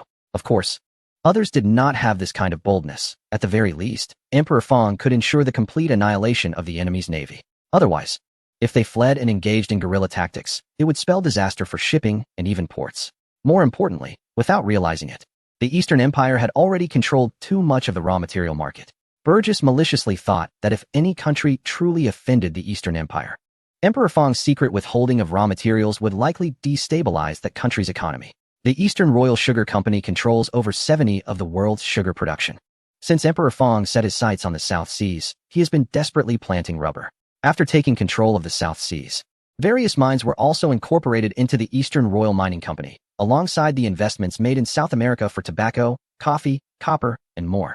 The Eastern Empire and the silk production from the Neon region also account for over half of the world's output. Not to mention oil. Their traditional products such as tea, silk, and porcelain have quietly become the possessions of the Emperor of the Eastern Empire. Burgess even suspects that the Emperor might now be the richest person in the world. Prepare the vehicle. I am heading to the presidential office. Chapter 210. The canal. As Burgess arrived at the presidential office, the staff quickly welcomed him inside. John Hay was waiting at that moment. Mr. Burgess, I believe you are aware that the war between the Eastern Empire and the Northern Bear has ended. I would like to know when the issue of the canal can be resolved. Regardless of John Hay's concerns, President Fairbanks only has 8 months left in his term. Yes, this Fairbanks, who assumed the presidency after McKinley's assassination, is approaching another election. Moreover, in the latest polls, his approval ratings are not high. Clearly, the difficulty of re-election is significant. During these 4 years, President Fairbanks cannot be said to have achieved nothing. At the very least, the lighthouse remains stable. People live for their reputation, and so does Fairbanks, who has ideals. Your Excellency, the Secretary of State, I am here today to ask if the government is prepared. John Hay was taken aback. It seemed that things were about to commence. All preparations have been made. If you agree, within a month, you will see a nation gain independence. If it weren't for the war between the Eastern Empire and the Northern Bear, it might have already concluded. All right, Mr. Burgess. Your word is enough. I will inform the president, and I hope to initiate this within 3 days. As far as I know, the Emperor of the Eastern Empire is currently inspecting his territory with his grand fleet and captives. Oh, Mr. Hay, is this to showcase the strength of the Eastern Navy? The stronger the Eastern Navy, the more the lighthouse will worry. Yes, to my knowledge, several leaders from various countries have already traveled to the Eastern Empire. If it weren't for the canal issue, I would have set off by now. The Emperor's victorious parade is expected to reach their capital in about a month. And at that time, a meeting that could change the world situation will begin. The lighthouse must be involved. Burgess understood President Fairbanks's mindset. One canal is not enough. He also wants to increase his visibility through this negotiation. After all, such significant events are bound to be heavily recorded in history. Burgess chuckled to himself. President Fairbanks truly has good fortune, gaining a presidency, a canal, and now even a chance to shine without any cost. The Emperor of the Eastern Empire seems to be his benefactor. Your Excellency, I think you should prepare to depart now. Once you arrive at the canal, you should be able to directly sign the canal agreement. On March 27th, under Burgess's orders, the already prepared independence duo of Manuel Armado and Philip Veria began to take action in the canal. At this time, the civil war in Gambia had finally ended, with the liberal and conservative parties having fought for over 2 years for differing ideologies and to seize the national narrative. This conflict, also known as the Thousand Days War, resulted in casualties numbering in the tens of thousands, with the economy nearly collapsing and national strength severely weakened. The outcome is still undecided. But both sides are aware that if this continues, the nation will soon be lost. Although the Liberal Party has surrendered, it still controls the coastal and northern regions, while the Conservative Party holds the central and southern areas, with both sides engaged in ongoing internal strife. At this moment, 2 battleships from the lighthouse are positioned off the coast of Cuba, ostensibly to protect their colonies. They have now received orders and are rushing towards the Banama Isthmus province. In the Isthmus province, Amado and Valeria are engaged in final discussions. Alongside them is an aide dispatched by Burgess, who is actually from the Eastern Contingent's command, as well as a colonel from the lighthouse with over 2,000 soldiers under his command. These individuals are part of the support from the lighthouse. Gentlemen, the battleships Wisconsin and Nebraska are on their way and are expected to arrive in 2 days, Colonel Egbert stated. Additionally, our forces are ready. Once the army from Jalandia is deployed, we will take responsibility for intercepting them. That's great, Amado exclaimed, having waited for this day for over a decade. And it is finally about to come to fruition. Lord Valeria, are your people prepared? Rest assured, Mr. President. As soon as you give the order, starting tomorrow, the entire Banama will be plunged into chaos. Good. Tomorrow morning, we will establish the Banama Revolutionary Committee. Mr. Valeria, your task is to lead your people and patriots to drive out the Jalandian government officials. Subsequently, we will issue a declaration to announce the independence of the Isthmus province. At this moment, Amado looked fervent. If this matter could be accomplished smoothly, he would become the president of this new nation. On March 28th, a serious civil unrest occurred in the Jalandian Isthmus province. Thousands took to the streets demanding the departure of the Jalandian government. As the ongoing war had severely harmed the interests of the Isthmus province, they expelled officials and police, demanding separation from Jalandia. The former governor of the Banama Isthmus province and current Minister of Foreign Affairs, Manuel Amado, announced the establishment of a revolutionary committee due to the ongoing turmoil in Banama. As a former workplace, he did not wish for bloodshed to occur. On March 30th, amidst the support of many citizens, Amado issued the Independence Declaration and a draft constitution for Banama. In the early hours of the 31st, with the help of 2,000 freedom fighters, Amado seized the telegraph office and train station in Banama City, arresting the Jalandian military commander and the governor. At 10 a.m. on the 31st, a large public rally was held in the center of Banama City, where Amado declared independence and established a provisional government, appointing himself as president. He even proclaimed at the rally, "Yesterday we were slaves of Jalandia, today we are free. Long live President Fairbanks." In less than a week, the Isthmus province, which belonged to Jalandia, unexpectedly declared independence as a nation. Of course, the Jalandian government would not allow such a situation to unfold without a response. They also know that there must be the shadow of a certain power behind this. The small Isthmus province is certainly not important, but the canal wrapped within it is the most crucial part. President Manuel of a certain country immediately dispatched General Reyes and 5,000 troops from Cartagena to prepare to suppress this rebellion. However, before they could set out, they encountered a problem. The railway company refused to provide transportation. Indeed, the railway to the capital of that country was built by this company. Therefore, Reyes decided to set off by sea. But before these soldiers could board the transport ships, 2 battleships from the company appeared in the port and announced a blockade. It was the first time Reyes heard of foreign warships blockading ports in his own country. Clearly, the certain power had made its move. This time, the independence of the canal and the Isthmus province was a massive conspiracy. When the certain power intervenes, it completely forces that country into a desperate situation. Of course, this plan was devised by Burgess, or one could say it was formulated by the general staff of the Eastern Empire. Faced with the blockade by the battleships, President Manuel of that country sent a message to the government of the certain power, demanding an explanation. When the ambassador from that country arrived at the presidential office of the certain power, he received only one response. The people of the capital have the right to determine their own fate. Clearly, in order not to be the most inconspicuous president of the certain power, Fairbanks was also taking a bold stance, directly showing support for the independence of the capital. Poor that country, just having ended years of civil war without reaching a consensus, now faced this predicament. The current state of that country was already in ruins, and it could hardly muster any strength to confront the certain power. Moreover, the main naval vessel of that country was merely an armored cruiser of a few thousand tons. Facing the navy of the certain power which possessed nearly a dozen battleships, there was simply no chance of victory. On the day after Manuel Armado announced the independence of the capital, the certain power was the first to recognize this new country. Subsequently, a delegation led by Secretary of State John Hay was sent to visit the capital. The events occurring in this small country did not attract the attention of major powers. Everyone's focus was on the war between the Eastern Empire and another nation. The province of a former colony had now become an overseas territory of the Eastern Empire.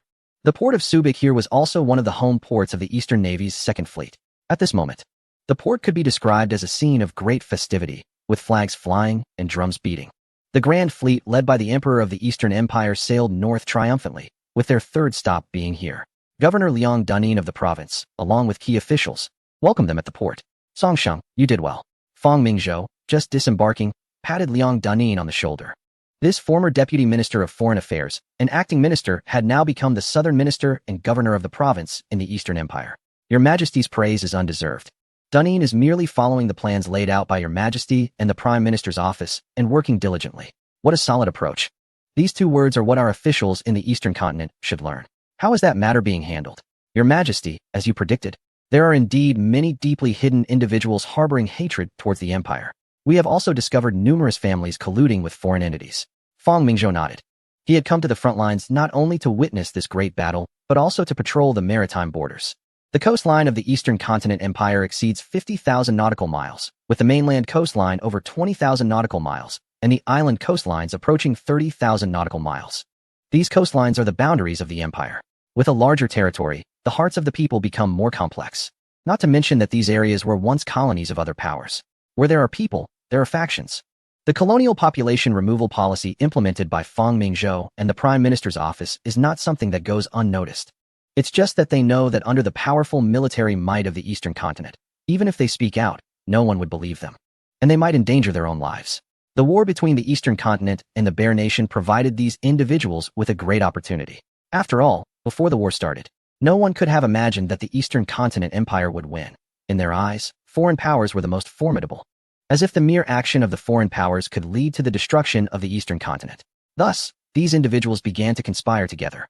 Especially when the Bear Nation's Grand Fleet set sail, no one expected that they would be sunk within hours.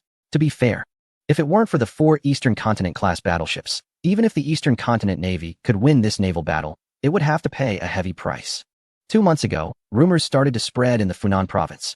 Those once high-standing families, dissatisfied with their interests being stripped away, sought to use the Bear Nation to eliminate the influence of the Eastern Continent. They even made plans that if the Eastern Continent lost the naval battle, they would incite a rebellion to drive out the Eastern Continent's influence and then hand Funan over to the Bear Nation. Little did they know, the Overseas Intelligence Agency had long been monitoring them. However, these individuals were deeply hidden and often presented themselves with a facade of propriety, making it difficult for Liang Dunyuan to take direct action. We have secretly obtained a list of these individuals, investigated several warehouses, and uncovered over 3,000 rifles, along with more than 10,000 trained youth. Liang Dunyuan was speechless. Even if the empire wasn't watching them, did they really think that with just these tens of thousands, they could achieve independence for Funan? One of the home ports of the Second Fleet is right here. If provoked, a few rounds from the naval guns could easily turn all those youth into dust. Just one National Guard division would leave them with no hope of victory. Has Aquina participated in this?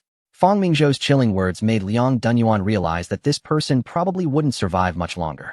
Although he hadn't directly taken action, Aquina had provided considerable cover for these individuals over the years. However, he was still unaware that we had gathered evidence of his treason.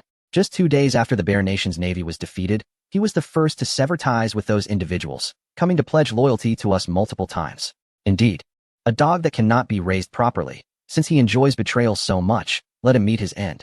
Song Sheng. Cooperate with this individual to stage a scene. Allow him to take action and eliminate these local influential families. The choice is his. Either he perishes, or these families do. Over recent years, I've observed their lives becoming too comfortable, forgetting the days when they served as subordinates to another power. Seize this opportunity to conduct a thorough purge in the region. We no longer fear any adversaries. There's no need for superficial gestures anymore. I will have the intelligence department provide you with a list. Everyone on it must be sent to work in the mines of a remote northern territory, which the empire is currently developing. Liang Dunyuan nodded inwardly, thinking that if he were in their position, he would prefer a swift end rather than face such a fate. The most recent instance was the clearance of influential families from a neighboring region years ago, where over 100,000 were exiled to the north, and it's estimated that fewer than a tenth have survived. Further back, during the previous dynasty, more than 200,000 individuals vanished entirely. His Majesty has never been one for mercy when dealing with those who betray the empire. The principle has always been to err on the side of caution rather than risk leniency. The economic policies for the region must remain unchanged. It is to focus solely on agriculture, mining, and light industries, with no heavy industry permitted. Also, ensure these plantations are well maintained, as they are crucial to the empire's finances. For over a decade, Fang Mingzhou has been tirelessly cultivating rubber here and in nearby areas. And now it's finally time to reap the rewards. Combined with control over other regions, the empire holds the majority of the world's rubber supply. Cross the empire, and you'll find yourself without even wheels for your vehicles. Chapter 212. Promoting the Deep Blue at the military port. A grand welcome ceremony is still underway. After more than 8 years of development, the region has transformed dramatically. An increasing number of coastal settlers have arrived. Supported by consistent immigration policies and subtle adjustments in education and healthcare, leading to a significant shift in the demographic structure. When the empire first took control, the settler population was barely 1 million, while the local inhabitants numbered over 7 million. According to Liang Dunyuan's latest statistics, the settler population has now grown to 3.5 million, while the local residents have decreased to 4 million. In just 2 or 3 years, the ratio is expected to balance evenly. A decade from now, the indigenous people are likely to become a minority. The Prime Minister's office is considering whether to place the region under direct imperial jurisdiction, as there are substantial differences between a colony and the homeland. Across the empire's various occupied territories, both Feng Mingzhou and the Prime Minister's office tacitly implement this population reduction strategy. Even after nearly a decade of establishment, the empire still faces high birth and death rates, particularly in remote areas. In these colonies, merely skewing medical resources can have the birth rates among local populations.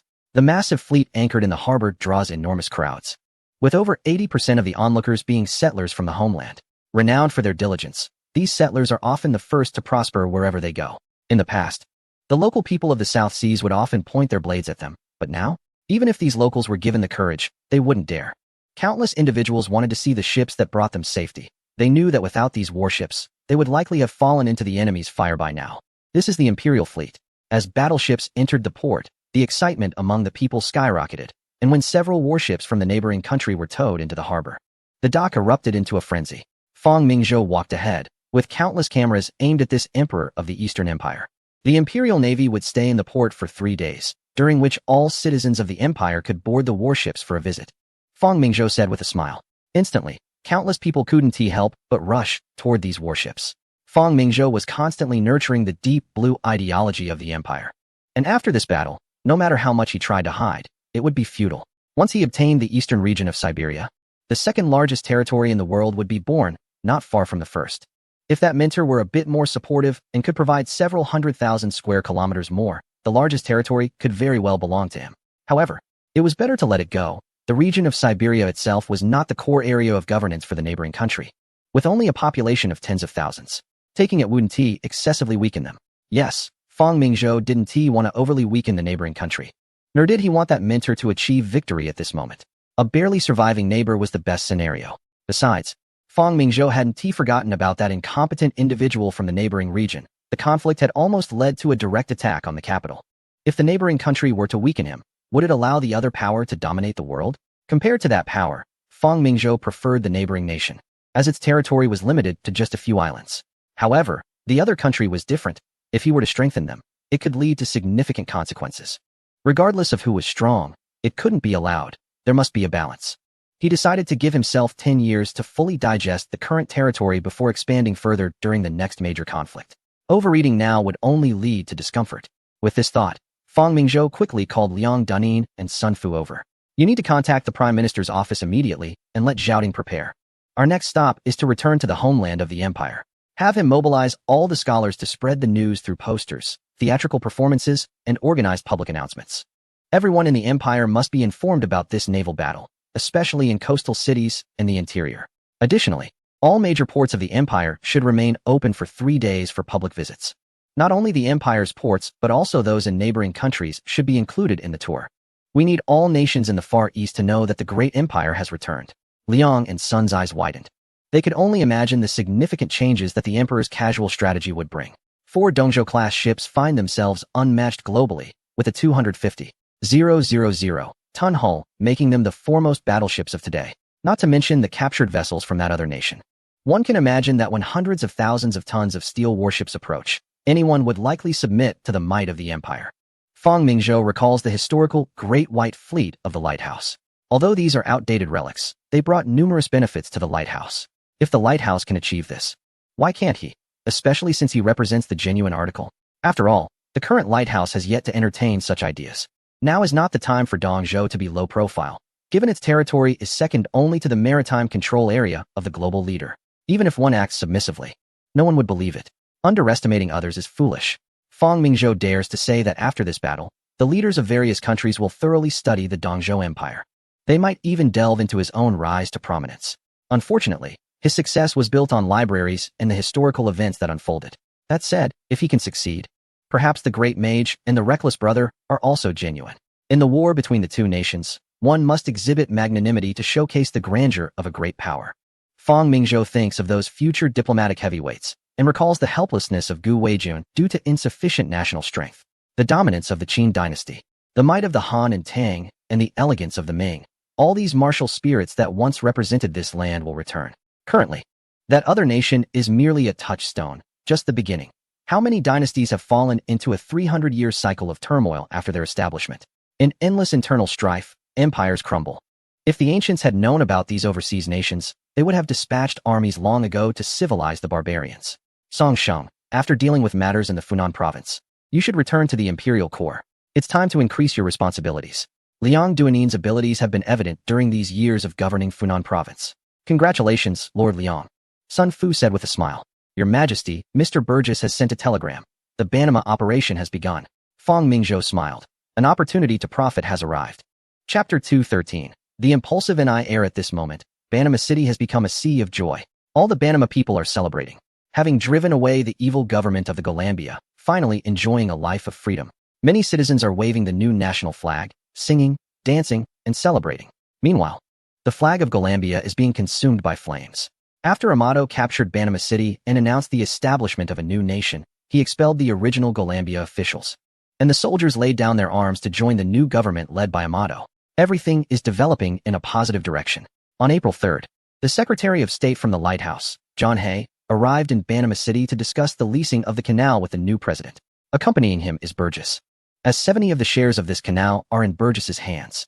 Without him, the excavation of the canal would be impossible. Burgess's stance is very clear.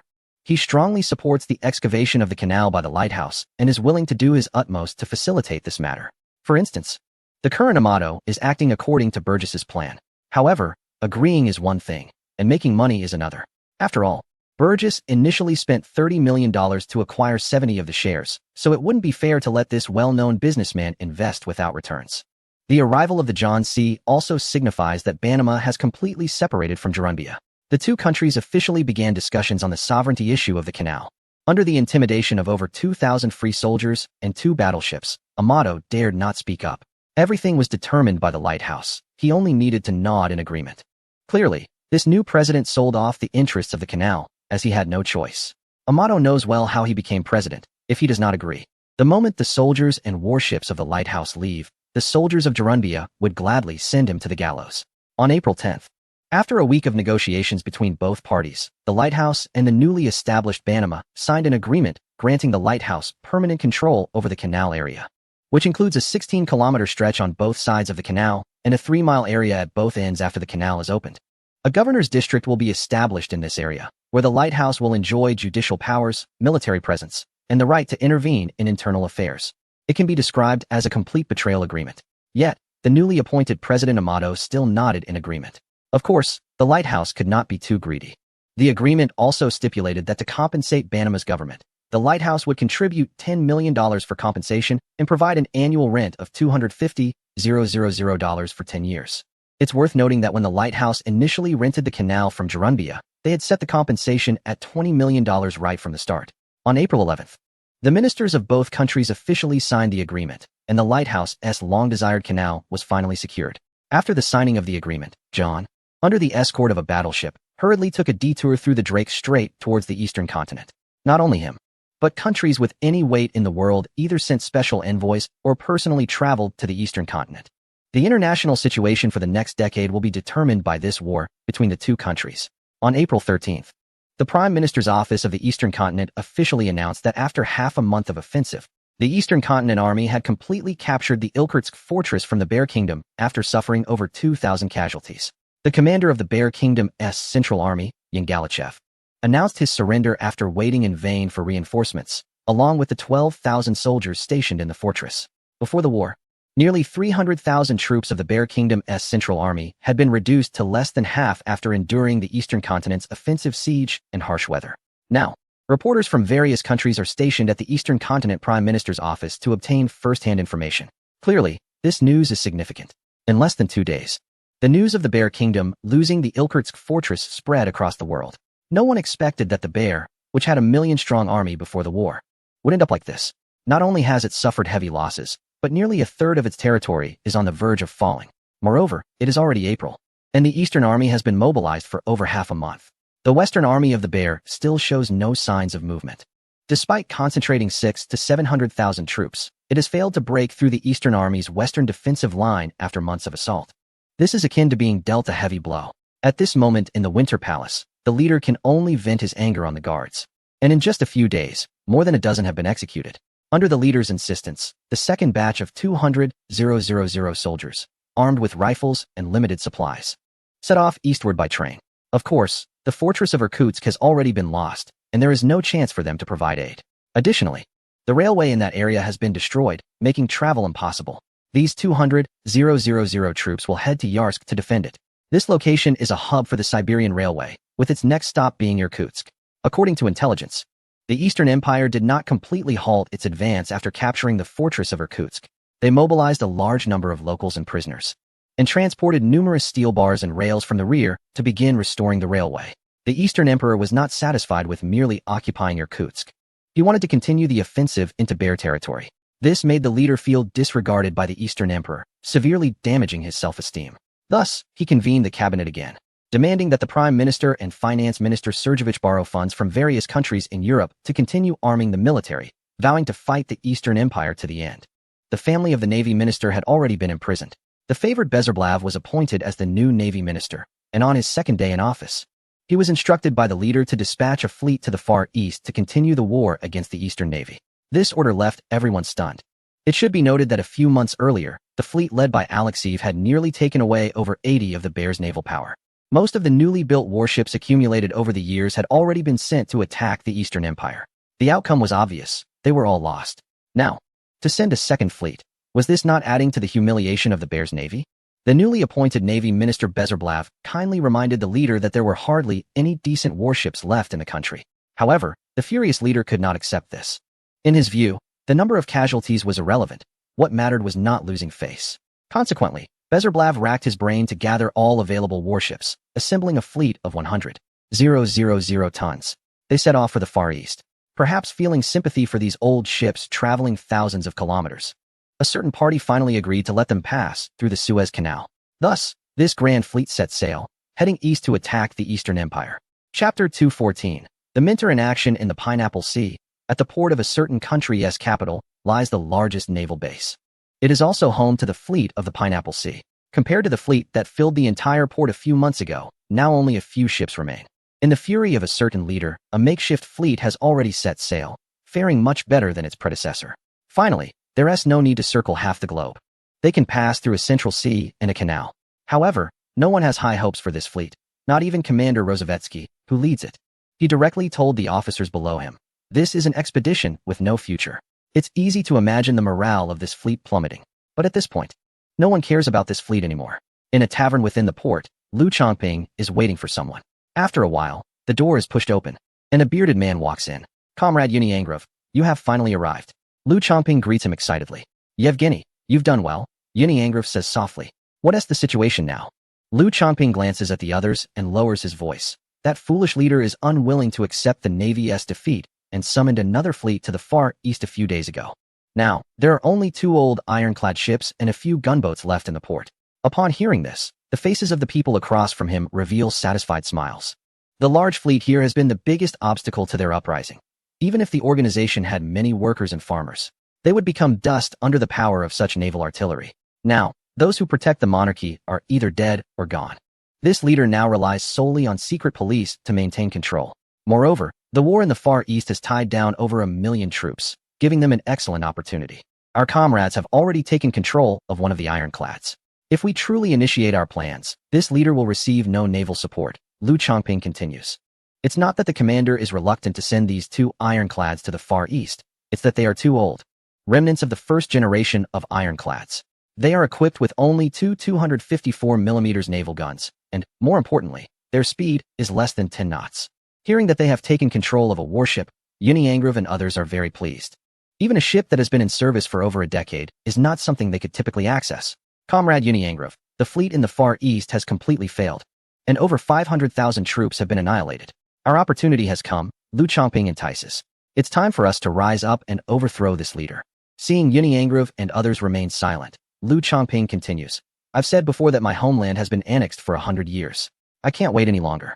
If you don't take action, I will lead my comrades to shell the leader's palace and make that evil leader pay the price." Liu Chongping said with indignation that his role was part of the restoration organization of a certain entity, and by coincidence, he encountered this mentor. Both respected each other's ideals. It can also be said that Liu Chongping's character, Yevgeny, and this mentor had a relationship that was both cooperative and subordinate, though this subordination was only nominal. The other person, Dmitry, or Feng Yuan, was a staunch supporter of this mentor. Comrade Yevgeny, like you, I harbor a deep hatred for this evil figure, which has caused us countless sufferings, Lu Chongping passionately declared. Let us take this opportunity to overthrow him. Onyayan Roth nodded. Although this person's ideas were somewhat radical, he was still a good comrade. Joseph then stepped forward and said, Yevgeny, overthrowing him is not something that can be achieved with just words. Are we supposed to wait indefinitely? Of course not. We already have a plan, Joseph proudly replied. We have prepared a petition that will have 100,000 signatures demanding that he and the current cabinet improve workers' conditions, implement an 8-hour workday, and grant land to farmers. Similar to the land laws in another region. Lu Chongping almost lost his breath. The empire had brought the situation to such a dire state. And these people thought a petition would work? Didn't the chief of staff say that these people were very bold? Just this? Perhaps sensing Lu Chongping's doubts, Joseph continued. Do you think he would agree? Of course not, Lu Chongping said without hesitation. This ruler's treasury is said to contain thousands of tons of gold, not to mention the various jewels and luxury items collected by past rulers. Just the gold alone totals 3,000 to 4,000 tons. This ruler values his wealth above all else, like a greedy dragon that only takes in but never lets out. Now that the front lines are at a disadvantage and weapons are in short supply, he will not only refuse but will also extend working hours. After Lu Chongping finished speaking, he looked at the others across from him, seemingly understanding their intentions. The general staff had not been wrong. These people were indeed skilled at manipulating public sentiment. Utilizing the petition to unite workers and farmers was clearly a tactic where, regardless of whether he agreed or not, the outcome was inconsequential. If he agreed, they would become the leaders and gain prestige and support. If he refused, these people would likely blame him for all the problems. Moreover, these benefits were merely illusions, requiring them to invest nothing but some words. At that moment, Lu Chongping felt that these people deserved to be condemned for using workers and the populace as stepping stones for their own power. Indeed, Joseph's plan was not much different from what Lu Chongping had imagined, and it was even more bloody. They actually intended to arrange armed individuals within the petitioning crowd. Suppressing his anger, Lu Chongping asked with satisfaction, even if his million-strong army is deeply engaged in the Far East, the secret police alone number over 10,000. The workers and farmers are unarmed. I believe you all won't place your hopes on the mercy of that leader. A dynasty that dominates the world cannot be easily overthrown. This is just the beginning, Joseph explained. So what?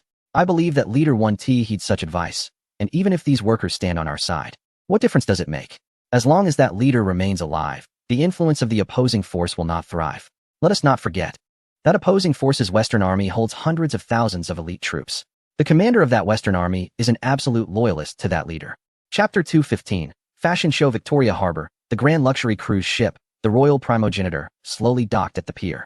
This royal cruise ship was ordered in the name of celebrating the birth of the royal heir and is currently the largest civilian vessel in the Eastern Empire. The main reason, of course, is that it was part of the plan to build 4 Eastern-class battleships to facilitate the overseas funds to be transferred to the Prime Minister's office through normal channels. Therefore, this sum was disguised as the order for 2 royal cruise ships. With a length of 220 meters, a width of 22 meters, a height from the keel to the top of the bridge of 18 meters, and a draft of 73 meters, its tonnage is 30,000 tons, with full displacement exceeding 350,000 tons. Of course, it is not the largest. The Princess Long, currently undergoing sea trials, has a displacement exceeding 450,000 tons.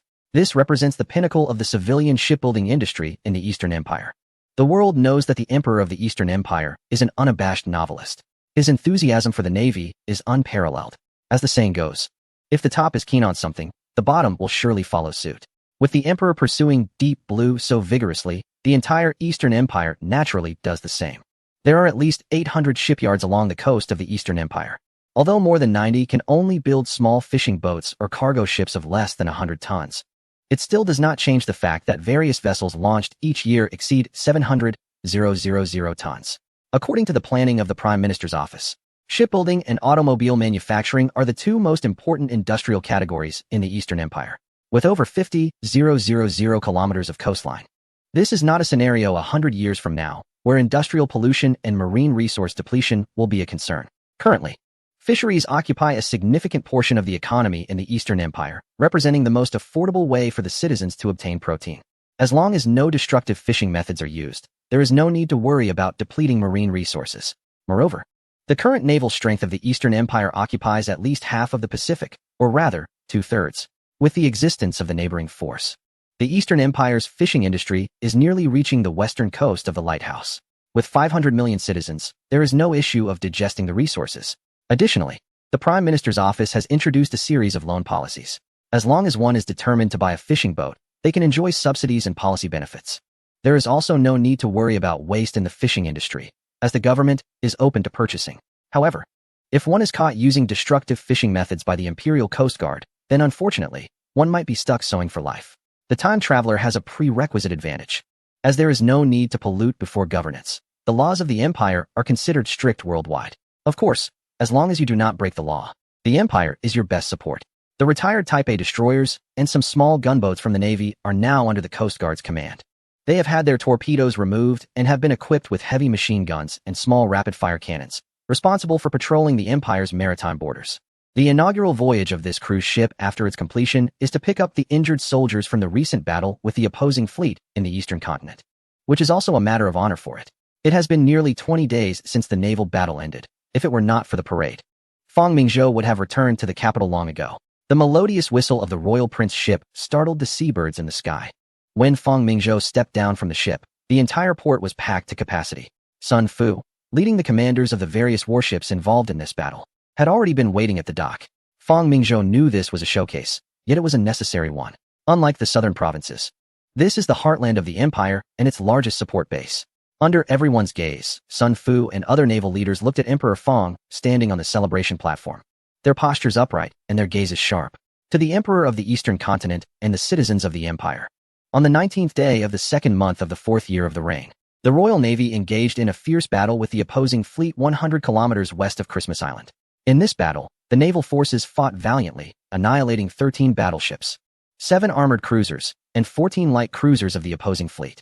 We captured the fleet commander Alexiev and 342 officers of various ranks, as well as 321 sailors. The Imperial Navy returns victorious with all those who fought in the expedition, now presenting this decree to His Majesty the Emperor. Salute. Everyone raised their right arms firmly, their eyes glowing with fervor. This is the Imperial Navy. Feng Mingzhou was also infected by the atmosphere and passionately said, "Welcome back to the victorious Navy of the Empire. You are the strongest support for the Empire's maritime borders. The ambition to sail the seas knows no bounds." Everyone shouted this phrase with enthusiasm. And Feng Mingzhou knew that after today, the Eastern Continent would truly enter the maritime era, especially for the attendees. Their urgent need for a powerful navy was felt deeply by all. Victoria Harbor had been occupied by foreign powers for decades, becoming the home port of their fleet in the Far East.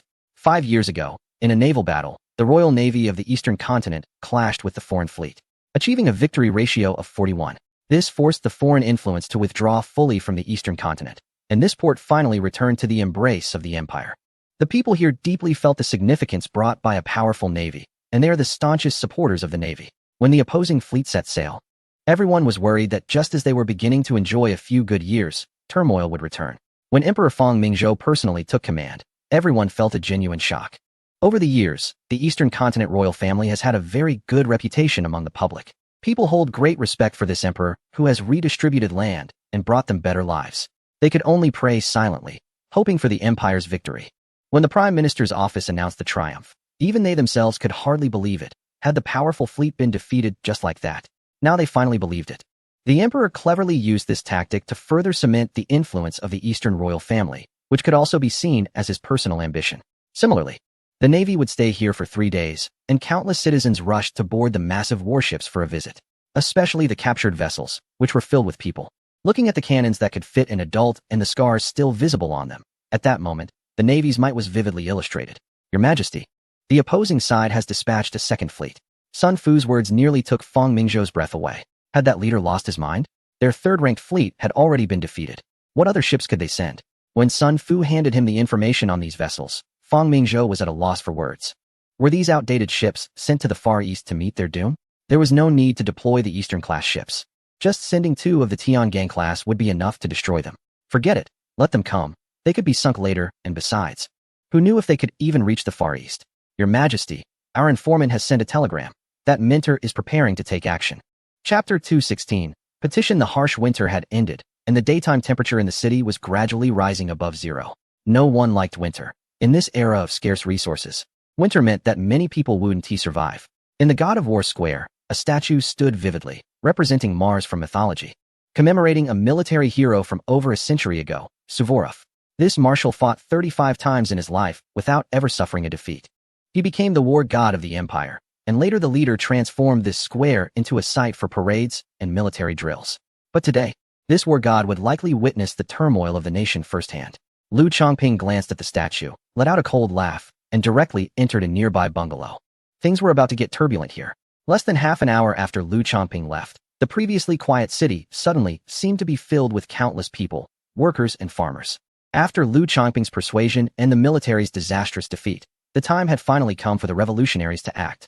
Days earlier, this plan had passed, and they began to reach out to the workers and farmers scattered around the city. They informed them about the war's outcome between the empire and the eastern region, noting that over 500,000 soldiers had been lost in just over 6 months. Many of these soldiers had been conscripted from among these workers and farmers. Of course, the leaders Wu Ti informed the public about the defeats on land and sea. Telegrams and newspapers were tightly controlled by the government, and the secret police had long taken over the telegraph office and railways. Anyone returning from Siberia had been warned. Additionally, the Western Army continued its offensive. Although there had been little progress, the initiative still lay with the empire. The public knew nothing of the frontline situation. But now, in the past month, a significant number of flyers have been printed by a group, spreading the news of the complete destruction of the fleet throughout a large part of the country.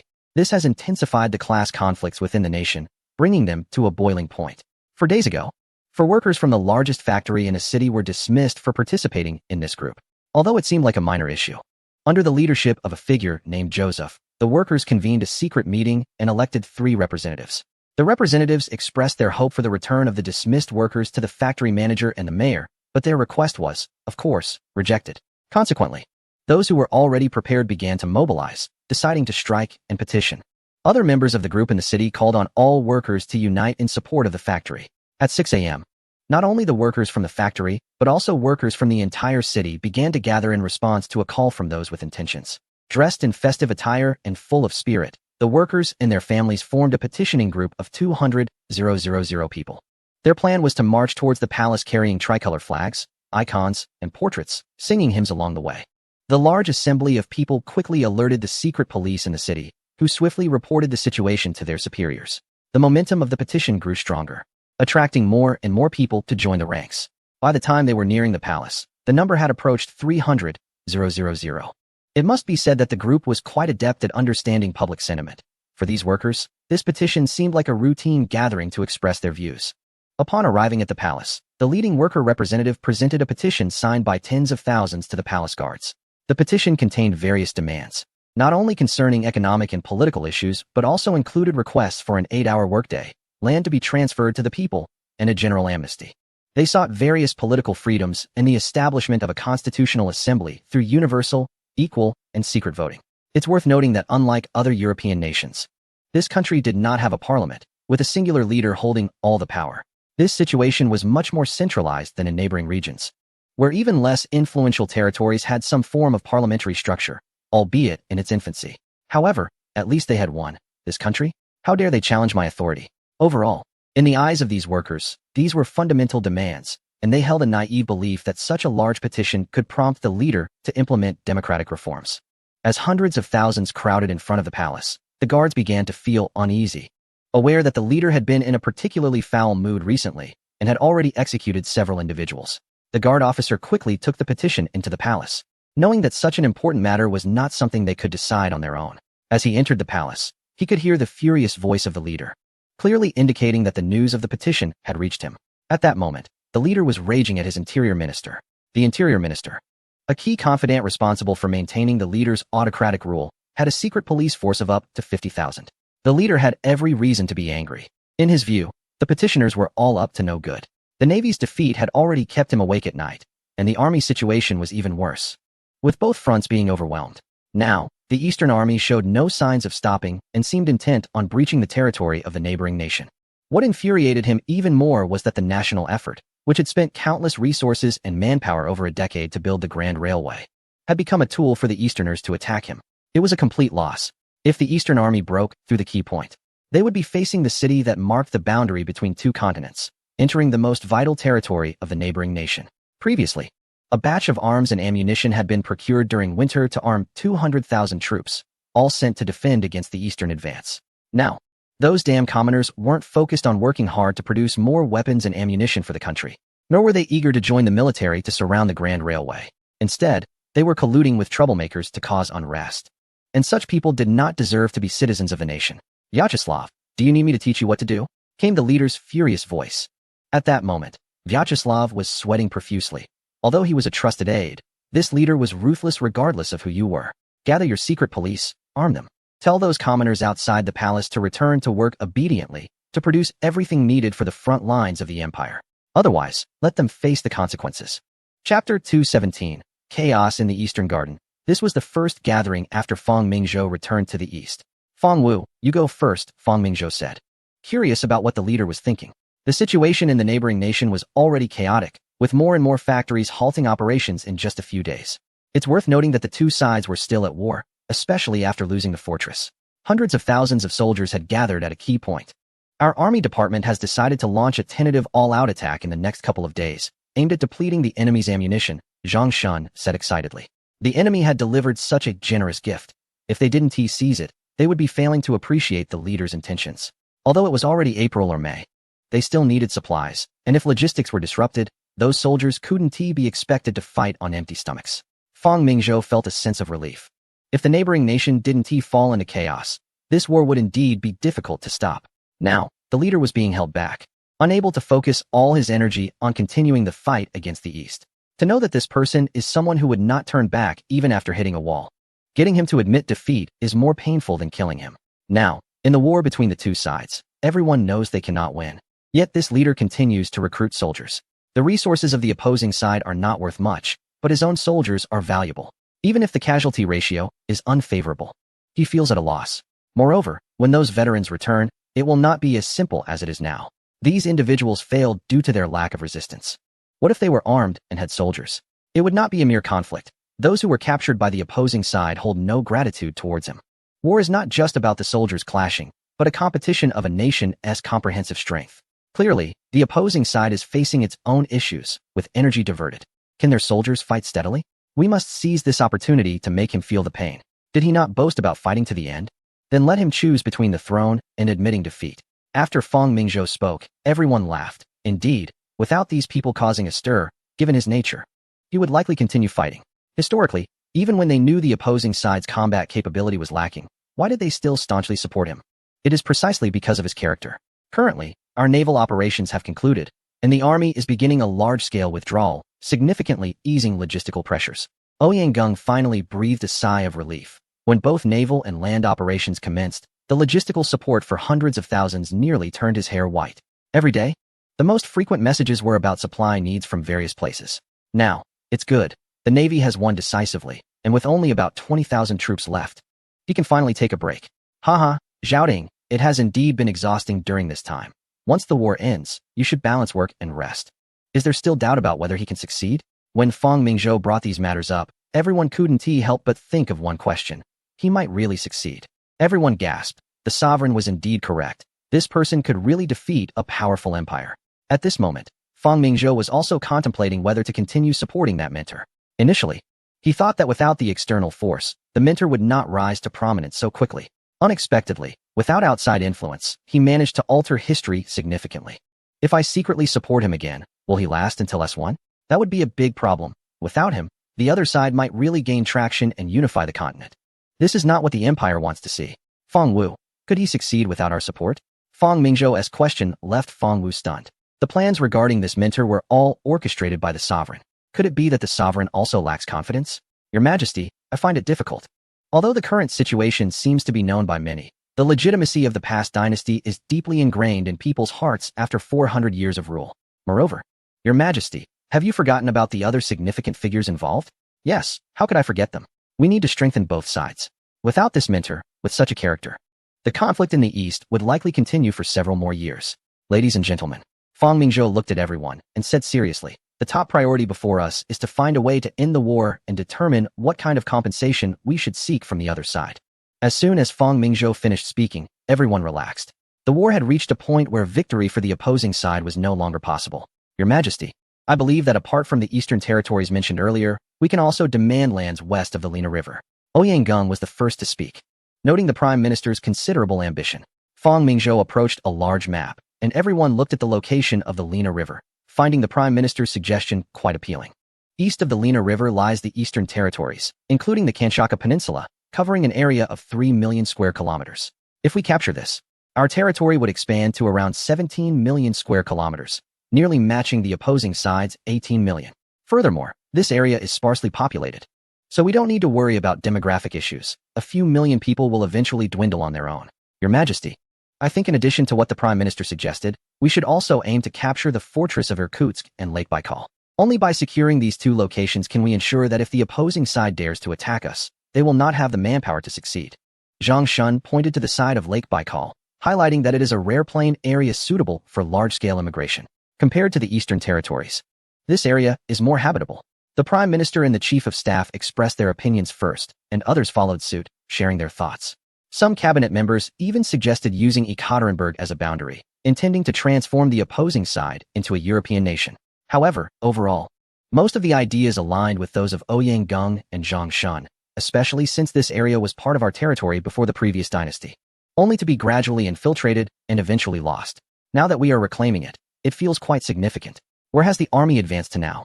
Fang Mingzhou was curious, as Zhang Shun had previously mentioned in a telegram that they had captured the fortress of Irkutsk.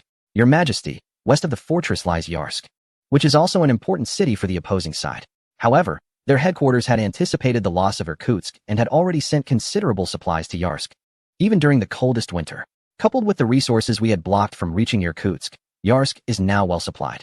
Recently, they dispatched another 200,000 soldiers. They seem to have an abundance of resources. Don't they consider how much pulling away young laborers will impact the nation's agriculture? We estimate that the front line will likely be a stalemate around the area, unless we deploy a significant number of soldiers. Everyone understood Zhang Shun's words. The eastern region, like another certain country, will not employ a human wave tactic. The importance of this area to that country is self-evident. If we cannot block the Eastern Army, the most valuable part of their territory in Europe will face an attack from the Eastern forces. Therefore, regardless of the circumstances, this location will be fiercely defended. The Eastern region will definitely not deploy more troops. Otherwise, a stalemate could truly develop. Additionally, our Western forces have also reached a standstill. The commander of the Western Front has now abandoned the offensive, and we have detected that some of their forces have begun to withdraw. It seems that the consequences caused by the mentor are significant. Clearly, these soldiers must have been recalled for specific tasks, such as suppressing unrest and dealing with certain groups. Based on our estimates, there will likely be no major battles on the Western Front anymore. Land warfare is basically coming to an end. Whether both sides want it or not, the Eastern region will not continue its offensive due to logistical issues. The other country can receive support at any time due to their railway network, and there will be no results in the short term. Continuing the fight would not be cost-effective. As for the Navy, it's even less significant. Although a fleet has been dispatched, those older ships are not taken seriously. The Eastern region has already consumed most of the gains, and the next step is to digest and convert them into energy. The willingness of the other side to send a fleet indicates they do not wish to end the war. Continuing the fight would lead to losses. So we will force them to cease hostilities. How are the discussions with Feng Yuan going? Feng Yuan, also known as Dmitry, is now a commissioner of a certain group and was sent to the Eastern region by the mentor to handle issues related to veteran soldiers. The discussions are basically settled. We will hand over more than 3,000 trained veterans to them, and they will provide financial compensation. Moreover, the mentor has promised that when he gains power, he will recognize our legitimate rule over a certain territory. Zhang Shun seemed worried that everyone might not understand, so he added, the entirety of that territory.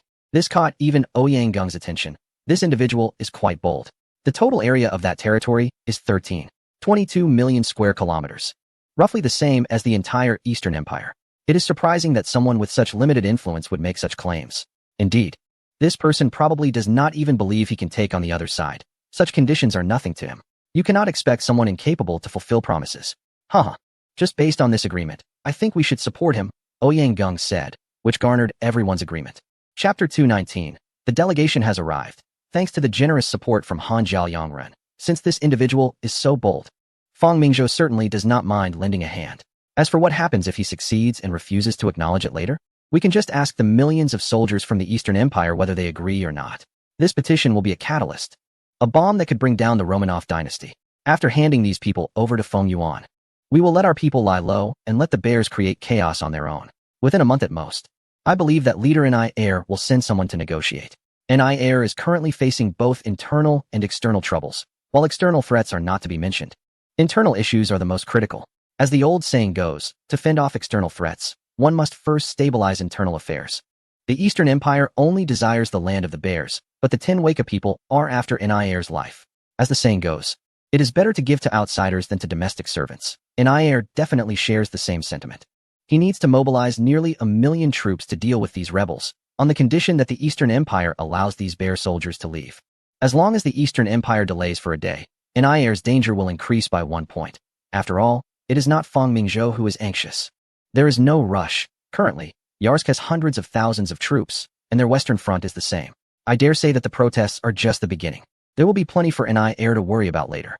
Zhao Ting, Wenbai, you two should prepare first, when NI Air sends someone for talks. Don't forget to ask for more benefits. Haha, Your Majesty, with your words, it seems we will take a hefty bite out of the bears. No worries. NI Air's family has great wealth and won't mind our little sum. Fang Mingzhou, in a good mood, joked. For now, let us put the bears aside. NI Air won't back down until the end. Your Majesty, our Ministry of Foreign Affairs has already received visits from leaders of 5 countries, said Foreign Minister Hu Wenbai. Currently, there are Prime Minister Belfour from John Bull, Prime Minister Bernhard from Hans Kat, Secretary of State John Hai from the Lighthouse, Chief of Staff Paul Campion from Gaul, and Prime Minister Ernest von Kobel from Austria-Hungary. Great, all 5 major powers, except for the bears who are currently at war, have arrived, plus 1 more from the Lighthouse. Of course, Fang Mingzhou is not arrogant enough to think that the Eastern Empire has such influence. After all, it still comes down to the Eastern Fleet and the war it has brought. Compared to the dreadnoughts produced by John Bull in history, the strength of the Eastern Fleet surpasses them. Moreover, it came earlier. If these warships were in the hands of John Bull, it would only solidify their maritime hegemony. But in the hands of the Eastern Empire, it poses a challenge to the hegemony order. This is indeed encouraging for future generations. At the very least, after completing the construction of 5 Brunswick-class battleships, Wei Air has already halted further construction work. Their major shipyards are also racing against time to expand their docks. As the saying goes, sharpening the knife does not delay the chopping of firewood. Wei Air's actions blatantly tell John Bull that I am ready to exert my strength. These individuals are expected to arrive in the Eastern Empire in about half a month, and they will likely discuss the war with the bears. Wenbai, this is a rare opportunity. In the eyes of these countries, we are still seen as a nation that smokes opium and struggles to feed itself. This is a slander against the Eastern Empire. It is time to show them that the empire is no weaker than they are. The failures of the previous dynasty have led everyone to view the Far East with skepticism. They believe that sending a few hundred troops can easily chase away thousands of soldiers. Even after many years since the establishment of the Eastern continent, the inherent discrimination remains unchanged. Changing this is simple. It would require dealing with those individuals directly and forcefully. This war is just the beginning. Although the land forces of certain nations rely mainly on their numbers to win, they still rank among the top in the world. The Eastern Continent Empire's ability to defeat them is not due to luck, but rather strength. Your Majesty, these individuals are likely still eyeing our Eastern Continent-class battleships. Sun Fuyu said with frustration, lamenting that his hard-earned treasure is being coveted by so many. Let them covet. No technology can remain secret forever. I doubt anyone would guess that we are considering selling the Eastern Continent class. Fang Mingzhou chuckled. Your Majesty, are we really going to sell the technology of the Eastern Continent class? Although he knew the reason, Zhang Shun still asked. In his view, delaying for a few years would be beneficial, as it would significantly enhance the Empire's influence before other nations could complete their new battleships. Tell me, how much is one Eastern Continent ship? Fang Mingzhou asked irritably. About 15 million blue coins, which is equivalent to between 200,000 and 300,000 pounds. The reason it is more expensive than the so-called invincible class is that Fang Mingzhou prefers quality over quantity. Historically, what were the parameters of the invincible class ships? Their displacement was only 18,000 tons, and fully loaded just over 21,000 tons. The Eastern Continent class? 25,000 tons.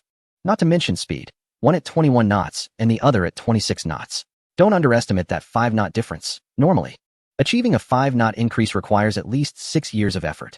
Breakthroughs in power systems are measured in years. Additionally, the armor and wireless fire control systems of the Eastern Continent class are comprehensively superior to the Invincible class, which is why production costs have risen. Compared to that price, the Eastern Continent class is at least 15 times more valuable than the Invincible class. And what about the Tiangang class? Around 6 million blue coins. Zhang Shun was very clear about these costs. One Eastern Continent class ship could build 25 Tiangang class ships. How many Eastern Continent ships would our Navy need if we were to completely replace the Tiangang class? At least 8. Sometimes, quantity is also an advantage. Zhang Shun asserted. The same number, but with a price difference of nearly 3 times. Don't you think such a warship is a huge financial burden? Your Majesty. But the Eastern Continent class can engage 4 Tiangang-class ships simultaneously. What if the whole world had Eastern Continent-class ships? After Fang Mingzhou said this, everyone in the room began to ponder. It's like a pound of meat that used to cost $1. Everyone bought 2 or 3 pounds a month. But now, the price has risen to $25. Do you buy it or not? If you buy it, it's too expensive if you don't buy it. While others eat meat, you eat buns, and when they grow stronger, they might come after you. When all countries build Eastern Continent-class ships, everyone returns to the same starting line, but the money spent will be much more. You have witnessed the combat capability of the Dongzhou battleship. With a bit of luck, it could achieve instant kills. Imagine if you spent a fortune building a Dongzhou battleship and then did nothing, only to have it sunk. How would you feel? Of course, it would feel like throwing money down the drain, at most causing a big splash. If a battleship worth over £1 million is sunk, the top 5 powers would feel the pinch. However, if a battleship worth several £1 million is sunk, it would be devastating. Yet, you still have to build it. If you don't, you'll fall behind in development. Meanwhile, other nations are rapidly building their fleets, and your hard-earned money might just be taken away. The simple truth of spending money to ensure survival is understood by everyone. This is akin to the situation before S1, where Hans Cat wanted safety by building a large number of capital ships, especially since he was at odds with John Bull, who excelled in naval power. But what about John Bull? Wasn't he afraid of Hans Cat's intense shipbuilding? He was also worried. Who knows if Hans Cat would attack once the ships were built? He couldn't just sit idly by and not build. This spiral of suspicion prevented both nations from stopping, as there was mutual distrust. This led to a vicious cycle, ultimately evolving into a frenzied naval arms race. Fang Mingzhou merely accelerated this competition by a few years, allowing them to build a few more warships. What malicious intent could there be? Rest assured, we have a first-mover advantage, and the environment around the Dongzhou Empire is relatively favorable. Our potential enemies do not yet have a powerful navy. Therefore, we do not need to build Dongzhou battleships in bulk. With the rapid development of naval technology, once the super battleships are out, the Dongzhou class will become outdated. That's why Fang Mingzhou deliberately controlled the number of capital ships being built. It's only about 4 years from dreadnought to super dreadnought. However, the situation is different for them. The various factions are at odds with each other. After the Boer War, John Bull began a strategic contraction, which presented an opportunity for Ni Air. He could take over. After all, if he wins, he could become the next empire on which the sun never sets. People are now beginning to understand that His Majesty intends to use a single warship to spark a global naval competition. But what will that competition lead to? Will they actually go to war? It's impossible. They aren't foolish enough to engage in conflict that would benefit outsiders. Let us not even talk about Dongzhou. Just across the sea, if a conflict breaks out in Europa, the first to profit would be them. Would they really harm themselves to strengthen their enemies? Do they think the leaders of these great powers are simpletons? Even if a war breaks out, it would only likely be a short-term conflict. Much like the situation between Dongzhou and the Bear, which is usually resolved within 6 months. In reality, both John Bull and Hans Cat wanted to stop before S1. However, in the end, they still ended up clashing. Sometimes, what you wish for is not something you can achieve, and with weapons reaching their peak development, achieving a quick victory becomes very difficult. Trenches can mitigate the advantage of superior weaponry. Unless there are main battle tanks involved, there's really no good solution. Moreover, both sides possess a significant number of artillery, and this is no joke. They want to catch up with us, but they're still far from it. Fang Mingzhou knows that these people are worried about the advantages of the Eastern Continent being leveled. He himself has no intention of stubbornly sticking to the path of heavy ships and artillery. The future belongs to aircraft carriers and missiles. Build more. And when the time comes, let the Emperor's aircraft carriers sink them all. Chapter 220. The second 4-year plan at this moment in the Eastern Continent's garden. A cabinet meeting is still in progress. This is a meeting to determine the direction of the Eastern Empire for the coming years. The Bear Nation is destined to suffer significant losses this time. First, immigration is essential. With such vast land, if we do not control it, even in 10 or 20 years, it will still not belong to us. Fang Mingzhou knows how many resources are hidden beneath that frozen ground, capable of allowing a great power to not worry about energy issues for centuries. Now, the Emperor understands the good intentions of the ancestors, who aimed to subdue nearby threats during the early establishment of the dynasty. Well, even those without threats should be subdued, all for the sake of those ungrateful descendants.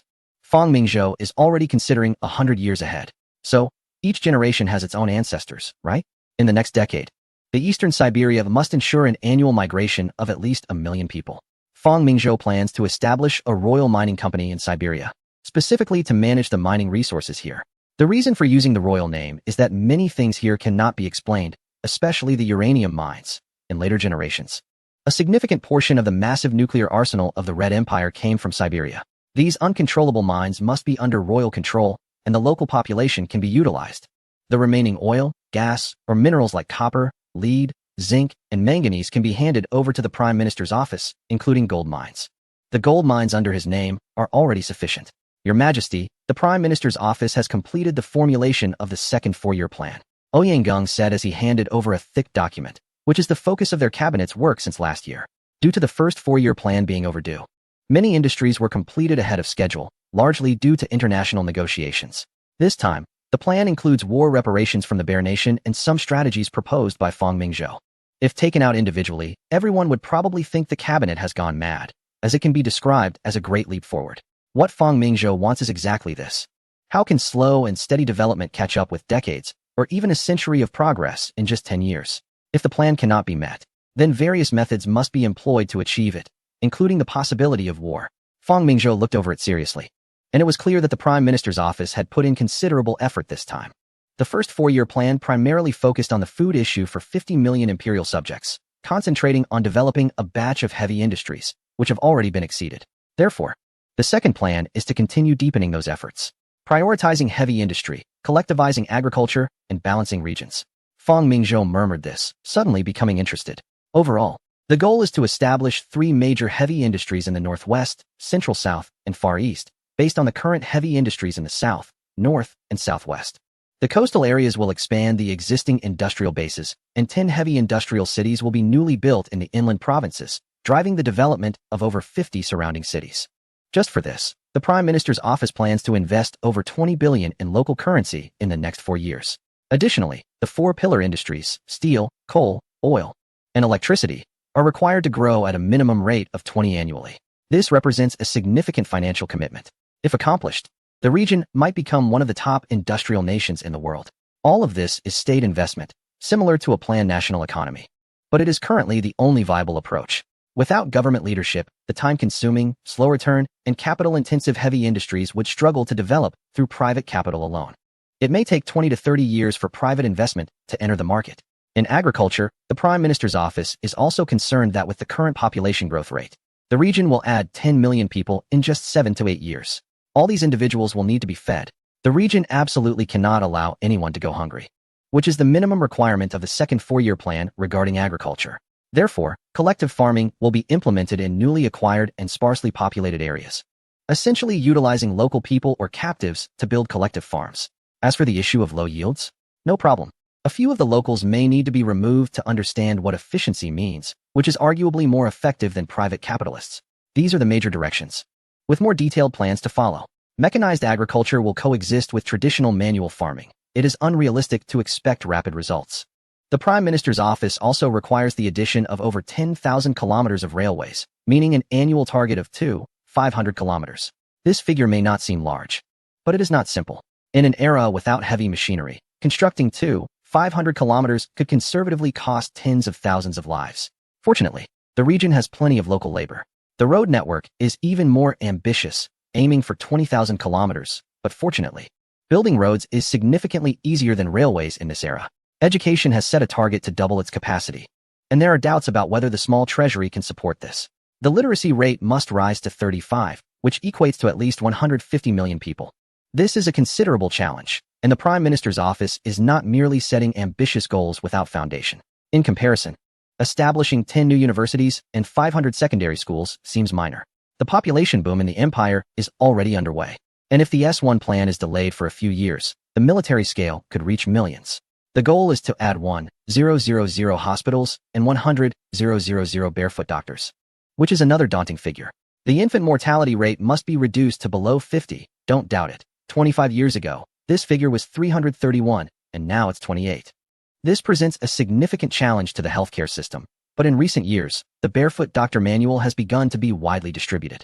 While it may not address complex diseases, it can still help prevent common ailments. The patents for the three major Western medicines, aspirin, penicillin, and tranquilizers, are all held by the emperor. The three great medicines in traditional Chinese medicine, namely the Ngong Niu Huang Wan, Pianzai Huang, and Yunnan Bai Yao, have also been extensively promoted. As for animal protection, is it related to a certain region? There are over 20 pages of detailed summaries, and if we break it down further, it would probably require a truck to transport. Governing a country is truly not that simple. One could even say it resembles a hellish mode.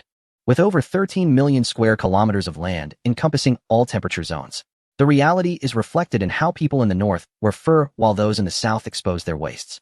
The plans themselves are not the issue. The problem lies in the lack of funds.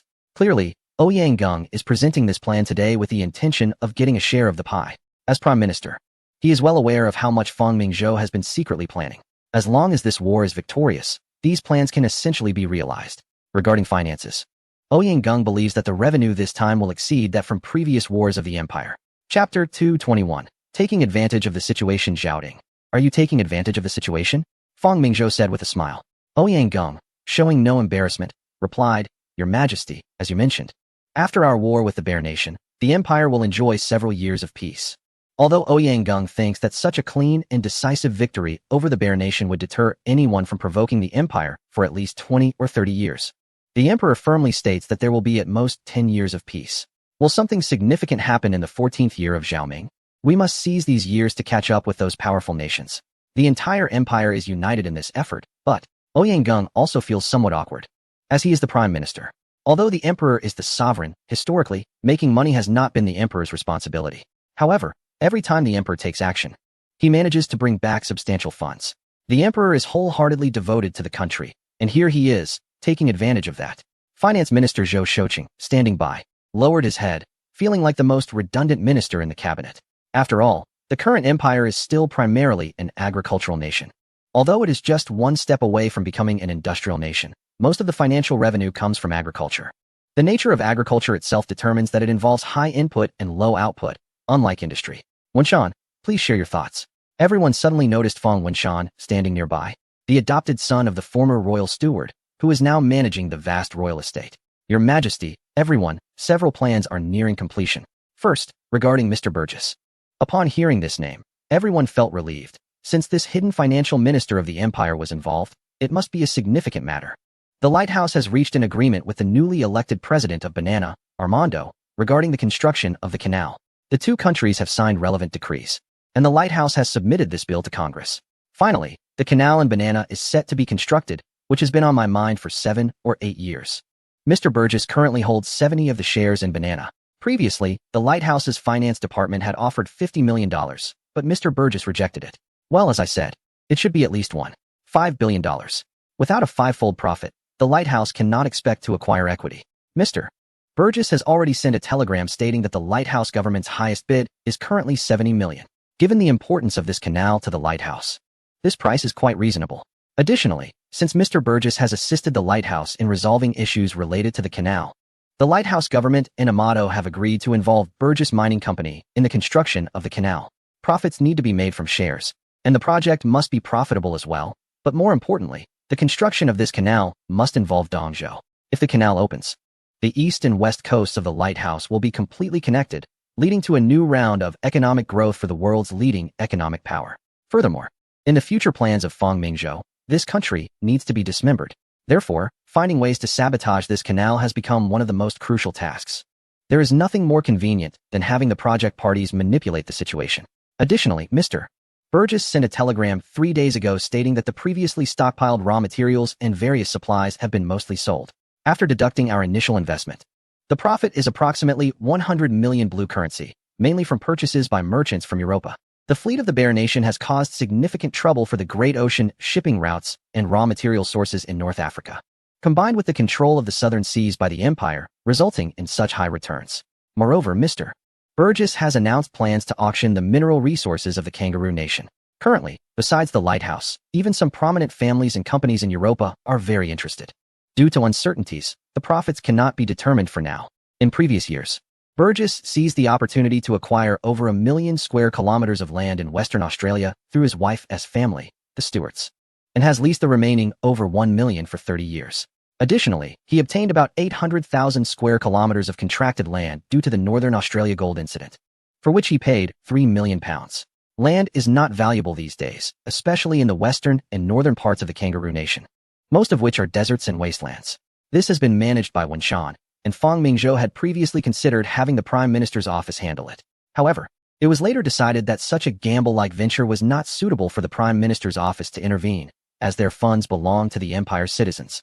Aside from these, the remaining responsibilities lie with the Prime Minister's office, which includes two main areas: war reparations from the Bear Nation, and the sale of technology related to radio, submarines, and Dongzhou-class battleships. These were all predetermined before the war. There is also the Squid Plan, known only to Fang Mingzhou, Ouyang Geng, and Zhang Shun. All these profits are expected to materialize by the end of this year. One can imagine what a significant fortune this will be. And it's no wonder Ouyang Geng can hardly contain his excitement. In summary, all cabinet members will be very busy in the coming months, and of course, no one dislikes such fulfilling busyness. Fang Mingzhou has agreed to this 4-year plan, although it may be a bit ambitious. Who can blame him for making bold claims initially? Once the cabinet members left, only the two heads of civil and military affairs and his chief steward remained in the room. Some matters are not suitable for exposure. Your Majesty, Burgess has already sent a telegram, and he previously hinted to Nathan Mayer Rothschild, the current head of the Rothschild family. It is said that he was quite intrigued. With our victory in the war against the Bear Nation this time, it seems that he has made up his mind completely. After Zhang Shun finished speaking, he couldn't help but ask with concern, Your Majesty, the squid race can be described as an ungrateful wolf. Why should we cooperate with such people? Countries around the world are restricting their access to military power. These people are not good. And if the matter of military cooperation between the Eastern Empire and the squid gets exposed, the empire is likely to face significant external pressure. Because they have money. Fang Mingzhou smiled and said, These people not only control the finances of various countries in Europe, but also those in the Lighthouse Nation. It can be said that among the major powers, we are probably the only ones who remain unscathed. We cannot say we are unscathed. The squid has long set its sights on the Far East. Decades ago, they initiated 2 tobacco wars following the lead of the English and the French, reaching into the Far East and developing quite well. Unfortunately, before they could control this area, they encountered Fang Mingzhou, the living devil. They lost their money and were expelled. Their losses weren't the biggest. The biggest losses were suffered by the English government. They have money, and these people have long wanted to establish a country. There were relevant meetings decades ago. These individuals are presented openly to the great powers, while the real nation-building organizations exist only among a few prominent families. They secretly develop military power using economic models, and even those great powers have not noticed. Chapter 222. Fisher's confusion. These people are certainly not good. Fang Mingzhou has no psychological burden when deceiving them.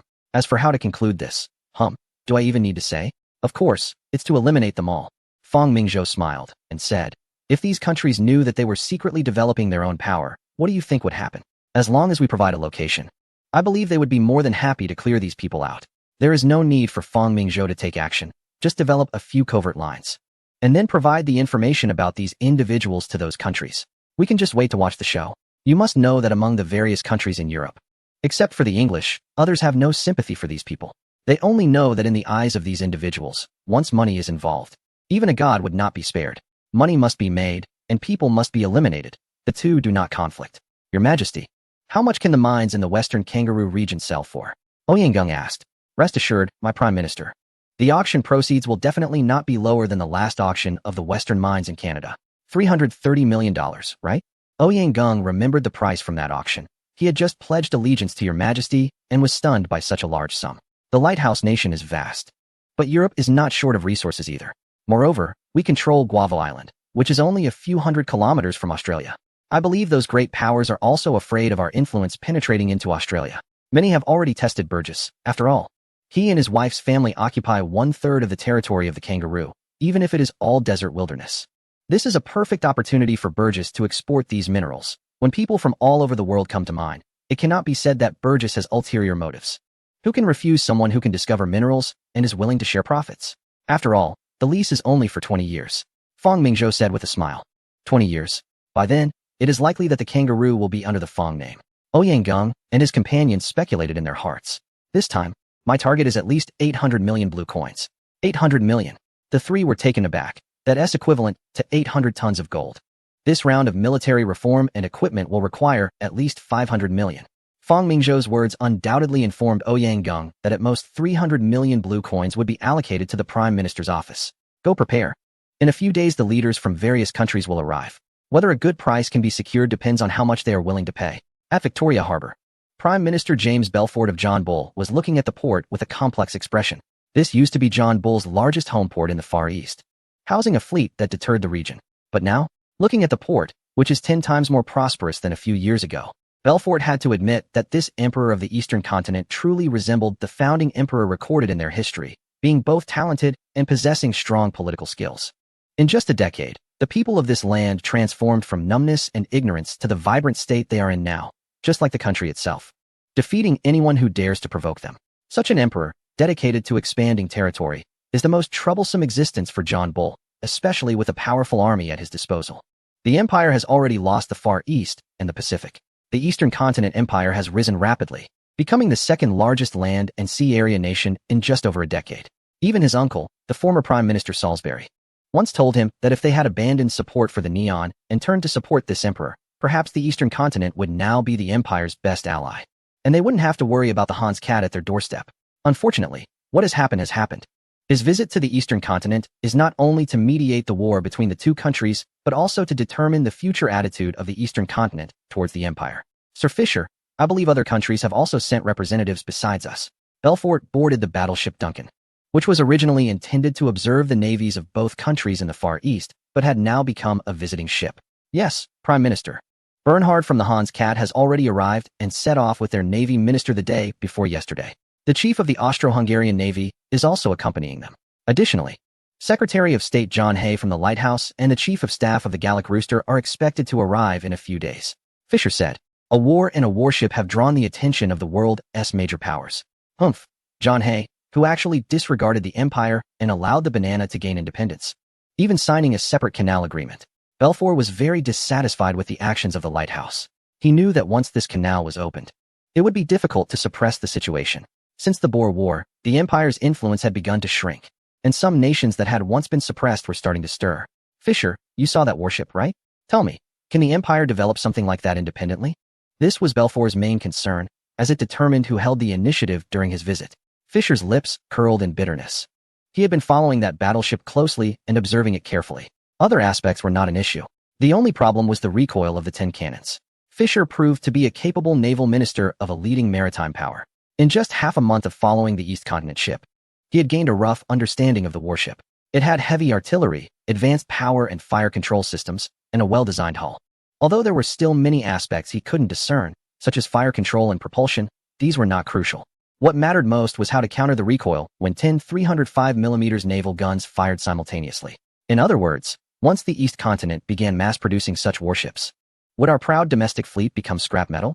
Belfort lamented, damn the East Continent, damn Fong-Ming-zhou, for presenting weapons that could change the naval situation at such a critical moment. Before I came here, King Edward had already authorized me to take all necessary measures to acquire the construction technology of this warship. Do you know what that means? Fisher, being a technical bureaucrat, could only shake his head. Given that emperor's greed, I think we need to get used to a country of a different skin color sitting at the table with us from now on. Moreover, he maintained good relations with our opponent, Hans Mao. Fisher hadn't expected such an outcome. Belfort gazed at the sea. Let's go. Reluctant as we might be, we will have to face that emperor's greed. Chapter 223. Ping-pong diplomacy. Just 10 days after Fong-Ming-zhou returned to the central hub, the leaders of the 5 major powers, except for the one embroiled in the war, arrived one after another. Additionally, the Lighthouse and Italy, which were not part of the 5 major powers, also participated. Clearly, the glaring operations of the East Continent had revealed opportunities to these nations. Meanwhile, the chaos within the territory of the Bear was escalating. If that was not significant enough, the propaganda was quite severe. The farmers had learned through the 10-week propaganda that the East Continent, once inferior to the Bear, had carried out land distribution. The national strength had rapidly increased, allowing it to defeat its own country in this war. As previously mentioned, many regions of the Bear implemented a tax collection system, where certain places' tax revenues were contracted to a large noble, with a pre-agreed tax standard. Essentially, they would say, I will take this amount, regardless of how you do it. If you collect less, make up the difference. If you collect more, I don't want it. The benefits of this system were evident: steady income, with taxes collected promptly and efficiently. The downside: could one expect these nobles to have a conscience and refrain from raising taxes? The lives of these farmers can be imagined, similar to those in another region that also employs this system. If we say that these gray livestock are not important, there is one individual that must be taken seriously. That is the soldier. The Eastern and Central fronts suffered devastating defeats, with casualties and captives exceeding 5 to 600,000. The Western Front has been unable to penetrate the Eastern territories, and a month ago, there was a mutiny among some soldiers in the Western Front. Although it was quickly suppressed, it was clear that the overall commander did not dare to let the soldiers assault the Eastern positions anymore, as that would be tantamount to sending them to their deaths. In just a month, countless issues emerged from the region. This led several visiting dignitaries from various countries to discuss among themselves before even contacting the Eastern territories. What were they discussing? Of course, it was about helping the leader there. They understood that if he could not control the situation, not only would a counter-offensive against the East be impossible, but his own position would also be at risk. This was unacceptable to these European countries, despite their newspapers vehemently criticizing the leader for inhumanity and various atrocities. The politicians were well aware. They had to support him and prevent his downfall, as only a populous region could contain the East's westward expansion. Otherwise, would they be selling arms and lending money to that region? Would that not just enable them to deal with the Eastern territories? They did not see the recent failures as a bad thing. They regarded the Eastern region as a tasteless existence, with its long-standing high-latitude frozen ground. Even growing food only meets basic needs, and even if there are resources beneath the frozen soil, they cannot be extracted for at least several decades. Abandoning this would allow the focus to shift back to the European continent. The leader of another region saw the Eastern Empire utilizing its vast navy to carve out a path. From a backward nation, it has now managed to defeat the populous region. This was like a shot of adrenaline for him. A year ago, their massive construction plan had kept the world awake at night. Now, they have halted all warship construction. Clearly, this leader urgently sought new battleship technology. This is a very dangerous signal, as the populous region does not possess this technology either. Moreover, that leader also sent a prime minister and navy minister, indicating their determination. When representatives from these countries gathered in the Eastern territories, the leader there, despite immense internal and external pressure and much reluctance, ultimately dispatched a negotiation delegation led by the prime minister and finance minister. Before the Eastern prime minister's office had made any statement, these countries had already begun to advocate for a dialogue between the Eastern territories and the populous region. In response, the representative from the Eastern territories simply stated that discussions could take place, but they must be held in the Eastern territories. Ultimately, with the mediation of the prime minister from the populous region, a representative from the Eastern Empire agreed to a 2-month ceasefire. By the way, it takes about 20 days to travel from the populous region to the Eastern territories. With the commencement of negotiations between the two nations, the world's attention once again turned to the Eastern Empire. This negotiation is bound to influence the future global situation. Reporters from around the world flocked to the Eastern Empire, eager to obtain first-hand information. On May 12th, when the Eastern Empire's massive naval fleet arrived at the port, the scene of deserted streets reappeared. Throughout this journey, the Navy has become the headline of all newspapers, with countless citizens visiting these warships, giving them their first direct experience of the Empire's strength. The Navy is set to continue to the neighboring countries, which is clearly a show of force. Immediately, the leaders of these countries sent envoys to the Eastern Empire to reaffirm their friendship and shared sentiments. It can be said that these two nations have now completely become vassals under the pressure of the Eastern Empire. In a move reminiscent of future lighthouse operations, the Eastern Empire dispatched troops to garrison these nations and sign military agreements, taking command authority during wartime. The next step is to train them, ensuring that when the time comes, a 1,000,000-strong auxiliary army will be feasible. However, the Eastern Empire is not satisfied with just these two nations. The tribute system it desires cannot be limited to them, as that would be a disgrace to its ancestors. Now, the problem arises. The former vassals of the tribute system have now become colonies of others, especially in the region known as the Central Peninsula, which is firmly occupied by foreign powers. This area was once the core of the tribute system of the Central Empire, including regions such as Annam, Kampa, Siam, Chinla, Laos, and Bagan, all of which have lost their former glory. Now that the Eastern Empire has defeated its adversary by international convention, the surrounding smaller countries are expected to either submit to the Eastern Empire or stand against it. However, there is now a third party involved, these great powers. What the Eastern Empire aims to do is drive the influence of these powers out of the Central Peninsula. It must be said that this is a highly challenging endeavor. If handled poorly, it is evident that the Eastern Empire could once again provoke public outrage. The thought of the famous ping-pong diplomacy from later times crossed the mind of the Eastern Emperor. Therefore, he decided to implement a form of naval diplomacy. In the recent naval battle, aside from the sunken warships, the Eastern Empire captured a considerable number of ships. Towards the end of the battle, over 20 light cruisers and destroyers, realizing their predicament, attempted to escape the encirclement. At that time, in order to keep the main fleet of the adversary, they abandoned the chase. However, these smaller ships had limited fuel, and after about 500 kilometers, they ran out of coal and became adrift, turning into floating coffins. Had the Eastern Empire not intervened, those aboard would have faced dire starvation. Now, these 20-plus warships have been brought back. Chapter 224, Diplomatic Wisdom. Among them are 4 battleships, 5 armored cruisers, and more than 20 light cruisers and destroyers that lost power. These are all spoils of the naval battle. To be honest, the Eastern Emperor does not regard these ships highly. First of all, the main warships are on a completely different level compared to the Tiangang and Disha classes used domestically, and with the emergence of the Dongzhou class, that gap has widened even further. However, since these ships were captured by the Navy, it wouldn't be appropriate to simply sink them, especially considering each one is worth over £1 million. How to deal with these old warships has become a headache for Sun Fu, the Minister of the Navy. Fang Mingzhou has already hinted that not only these captured warships, but also the Tiangang and Disha classes, which have made significant contributions to the empire, will face an awkward situation of being relegated to the second line. Fang Mingzhou does not intend to follow the example of another nation, unwilling to part with these old ships and endlessly modifying them. The maintenance costs are already a significant expenditure. Now that the Dongzhou has defeated its rival, it is necessary, both emotionally and logically, to take some action to demonstrate strength. Otherwise, what was the point of fighting? Countries in Europe do not believe in moderation. If Dongzhou does nothing, it will appear weak in their eyes. Given this, the first target will be the central Nanshan Peninsula. On May 17th, the Prime Minister's office of Dongzhou suddenly announced that the Empress and the Crown Prince of the Dongzhou Empire would travel to Siam to pray for the soldiers who died in the recent naval battle. Accompanying them are some noble families from the empire. Is it a visit to Siam for religious purposes, or the dispatch of the Empress and Crown Prince? It is worth noting that this Empress has taken over the empire's healthcare since its establishment, and under her promotion, the medical field has made remarkable progress over the years. Unlike previous empresses who were confined to the inner palace, this empress not only oversees the empire's healthcare, but has also used her personal funds to establish a women's medical college. Her compilation of a manual for barefoot doctors has been praised as a synthesis of the world's medical knowledge. Currently, healthcare in Dongzhou is severely lacking, and with the high costs involved, a common person's illness can lead to financial ruin for a family. Minor ailments are postponed, major illnesses are endured, and if one cannot cope, they can only leave it to fate.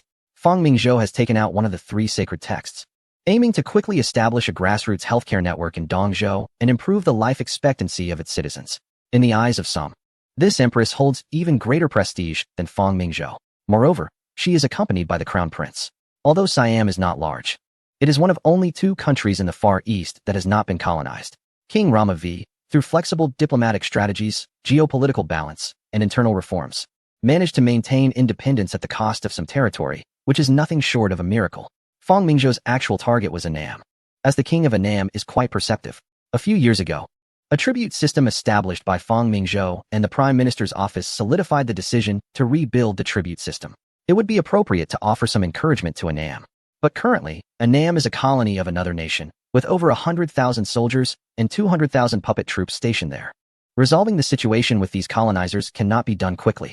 However, the position of Siam on the central Nanshan Peninsula is also significant, as it serves as a junction connecting the Dongzhou Empire, the hard colonies of another nation, and the South Seas. From there, one can conveniently reach the entire central Nanshan Peninsula. Next to it is the colony of the Gallic Rooster, which is Annam. The situation is complex. The Siamese ambassador to the eastern region was originally quite inconspicuous, and when he received this news, he couldn't help but slap himself a few times, fearing he was dreaming. It's important to note that the reign of King Rama V was not easy. Although Siam was an independent country, only its core territory was under its control. The relationship between the British and the French was such that they established Siam as a buffer zone to avoid conflicts over their colonies. The customs duties in Siam were controlled by the British, and the colonizers enjoyed consular jurisdiction there. King Rama V was very cautious, afraid that a misstep might lead to being completely undermined by these 2 powers. Now, however, the great empire has returned. Initially, King Rama V was instigated by the king of Annam to tentatively offer tribute. It would be impossible to say he was entirely willing, as no one likes to have a suzerain over them. Yet, it felt as though survival depended on that very relationship.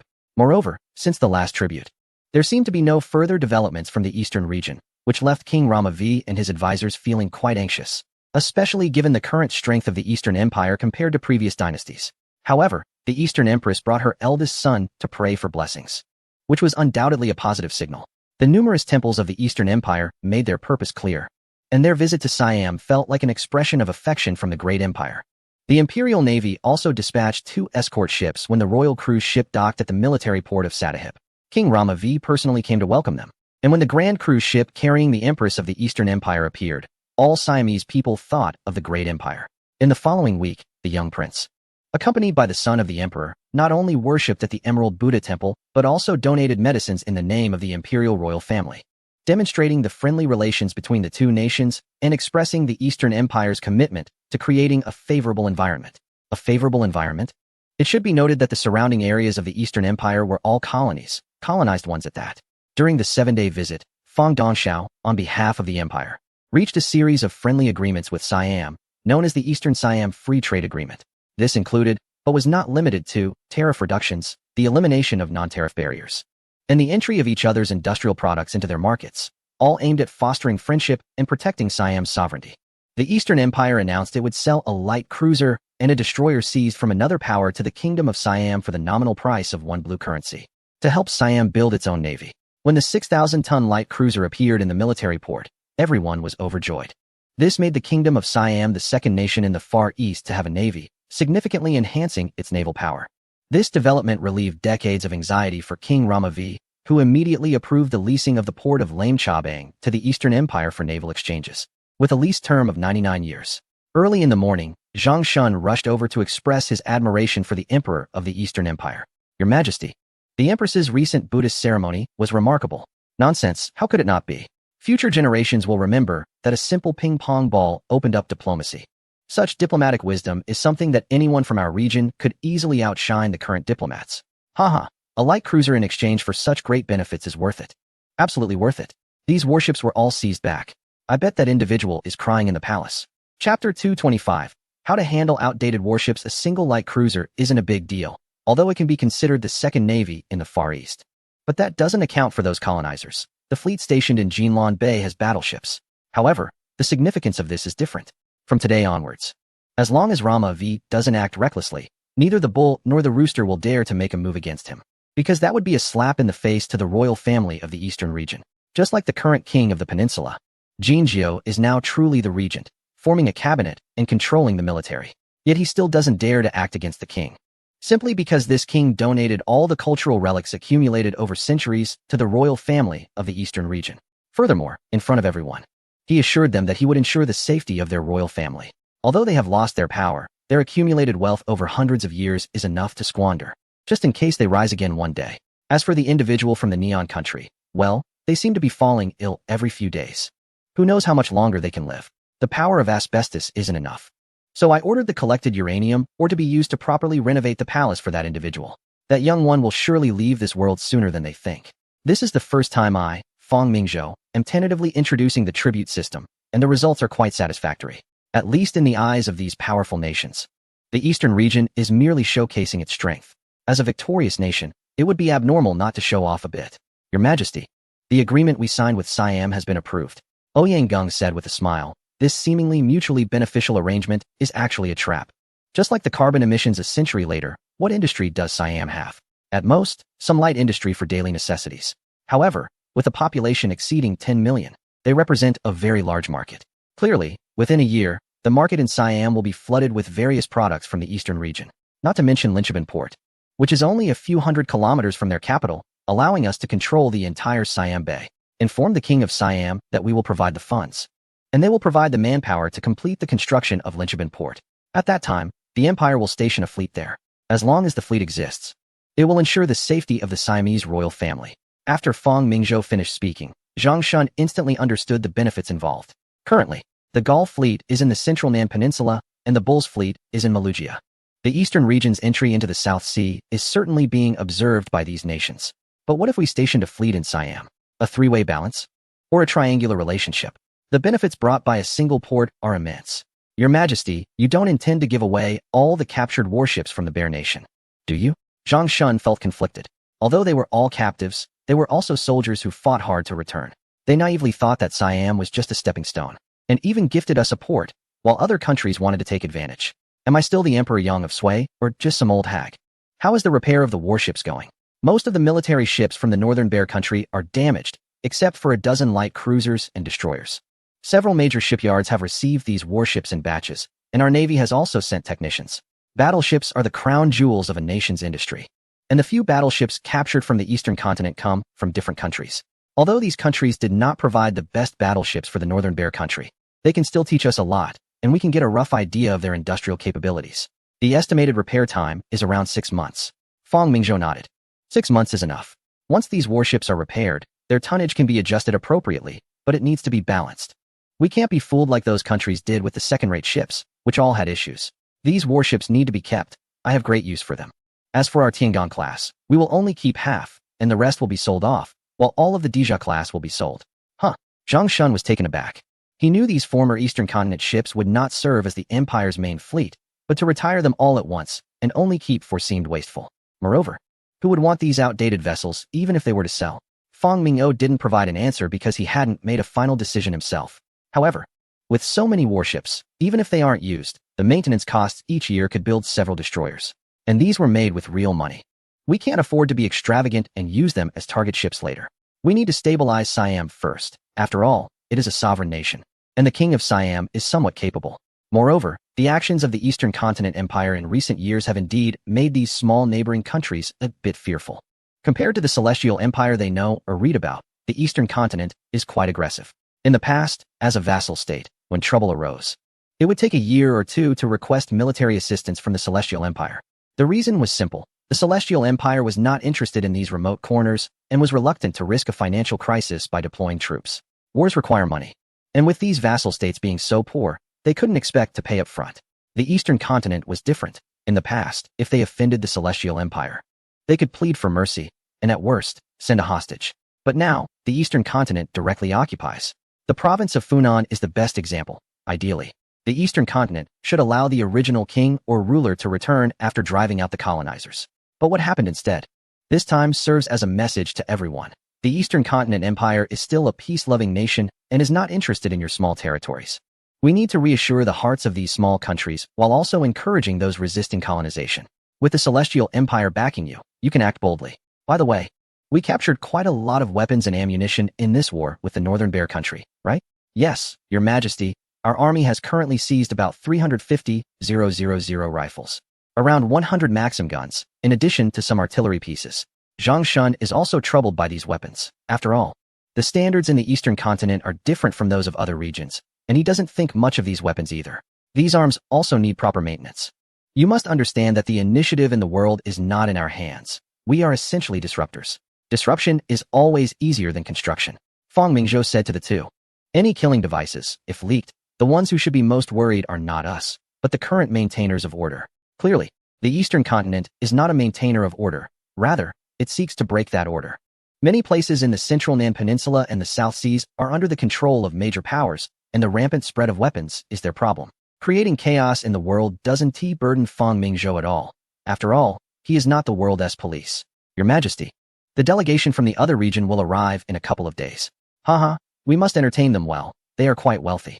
Chapter 226. Coordination before peace talks in May. The Eastern Continent is at its most picturesque, but the political leaders from various countries have no mind to enjoy the scenery. With the arrival of the delegation from the other region, coordination among the other nations regarding the war officially begins. Of course, these countries had already met privately several times to discuss their different views, which are now laid out on Fang Mingzhou's table. Yes, that's right. The radio eavesdropping device, although old, is effective. Of course, limited by technology, its transmission range is only a few dozen meters and is often interfered with by walls. But it is sufficient. Your Majesty, the demands from the other region are quite simple. They want to hand over the management of 3 million square kilometers of eastern Siberia to us. But they will not sign any cession agreements. When do they plan to reclaim it? Zhang Shun scoffed. It seems they haven't admitted their defeat yet. Giving up just this little land is too cheap for them. After all, they initiated the war, and it won't be that easy to end it. Zhang Shun's words found agreement from Fang Mingzhou. Decades ago, that region used military coercion to seize over 1 million square kilometers of land. What was fought for with real weapons cannot be so easily concluded. If they think they can withdraw unscathed without compensating billions, will any random faction come looking for a fight with the Eastern Continent in the future? As for the other two nations, they have privately promised the Prime Minister of the other region that as long as our two countries end the war, they will provide loans and assist in rebuilding their navy. Rebuilding the navy? What for? To construct ships like those from the eastern continent? Are those useful? These two countries aren't even capable of building their own version of the eastern continent class yet. It seems they still want to divert their attention back to Europe. The situation for Hans may not be easy moving forward.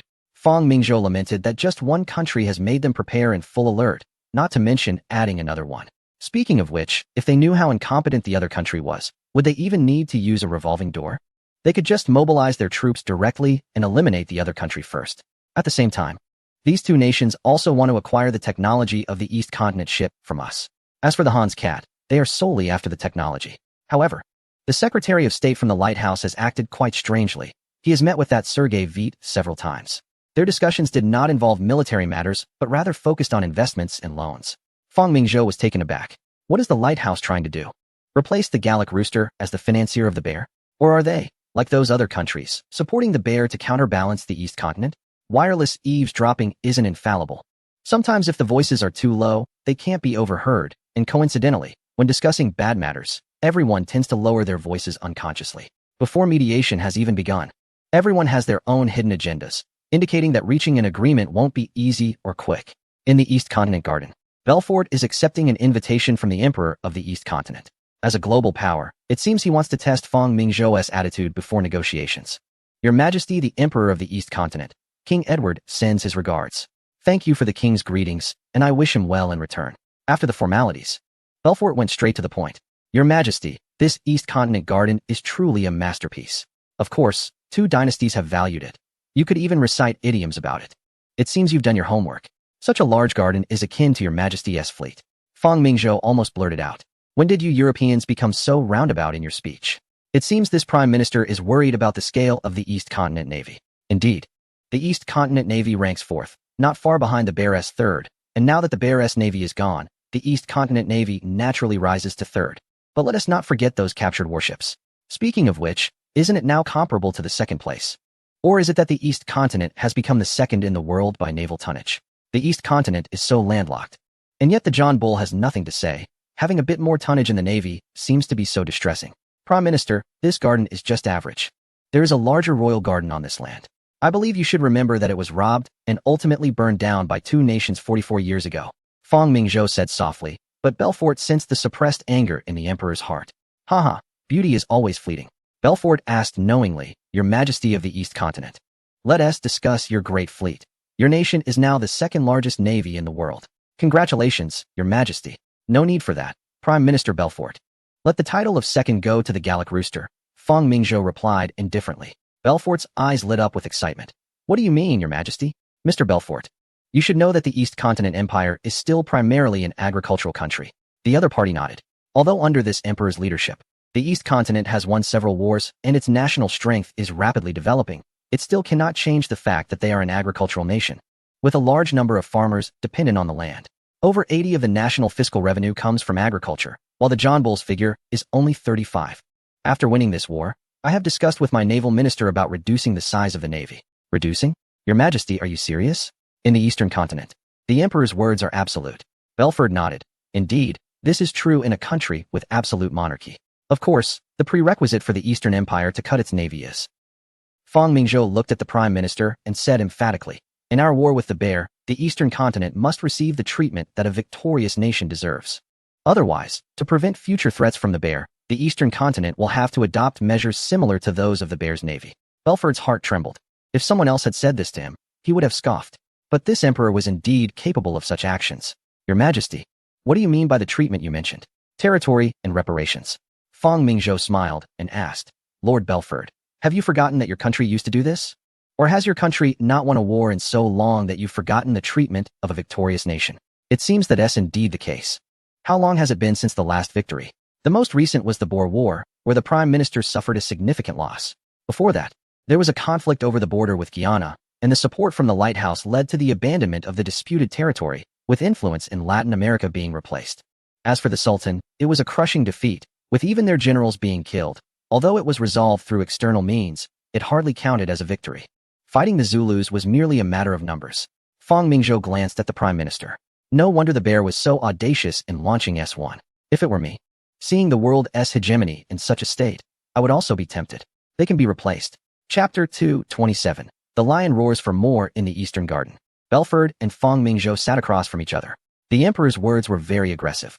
It was clear that this glorious victory had made the Eastern continent dissatisfied with being excluded from the mainstream of the world. In less than a year of war, the actual fighting time was only half a year.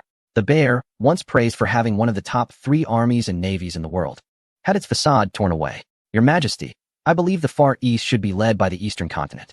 Finally, Belford admitted that no country in the Far Eastern Pacific region could counter the Eastern continent. But just the Far East? Fong Mingzhou smiled.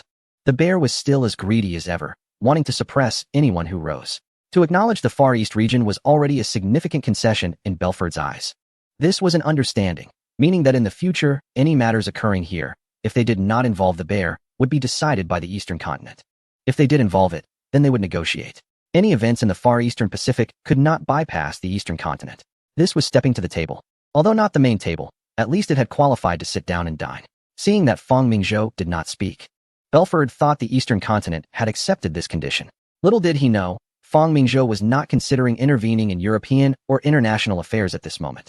In the next 7 or 8 years, the two groups will begin to clash intensely, with conflict after conflict unfolding between them. This binary choice is not what Fong Mingzhou wishes to see. Well, the Far East has developed enough on its own for a few years. Your Majesty, there is one more matter I wish to discuss today. Fong Mingzhou nodded, recognizing that these foreign individuals rarely visit without purpose. I represent Edward and the government of a certain nation to formally propose that your government consider selling radio and new battleship technology. Haha. It seems we're getting into the meat of the issue. Indeed, the radio technology has been exposed, though one could argue it isn't entirely exposed. After all, last year, Fong Mingzhou signed an agreement with the Deputy Chief of Staff of Hans Kat, Xiao Maoqi, regarding the sale of radio technology and a commercial agreement. The first batch of 100 radios has already been taken back for testing, along with several technicians. However, what Hans Kat does not know is that during their return, there was a betrayal that informed the government of a certain nation about this news. This nation is also conducting research on radio technology, but they have not reached that stage yet. Lord Balfour seems to be mistaken. What is radio? As for the battleships, we currently have no plans to sell them. Fong Mingzhou firmly denied it. Balfour displayed a knowing expression and said with a smile, Your Majesty of the Eastern continent, although Hans Kat's military is strong, on the continent of Europa, the Empire is the strongest. Moreover, Xiao Maoqi has conducted multiple tests. Although it is confidential, we have still discovered it. Balfour observed the Emperor's expression change from surprise to shock, and then to a very grim look.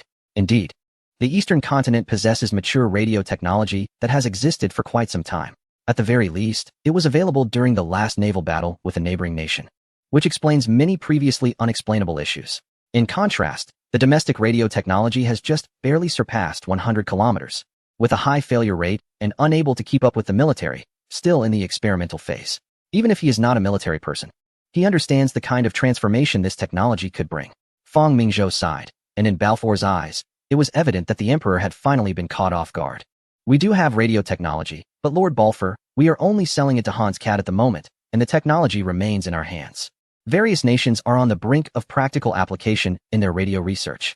Of course, they are also considering vacuum tubes, dual-stage tubes, and triple-stage tubes. We can purchase them just like Hans Kat.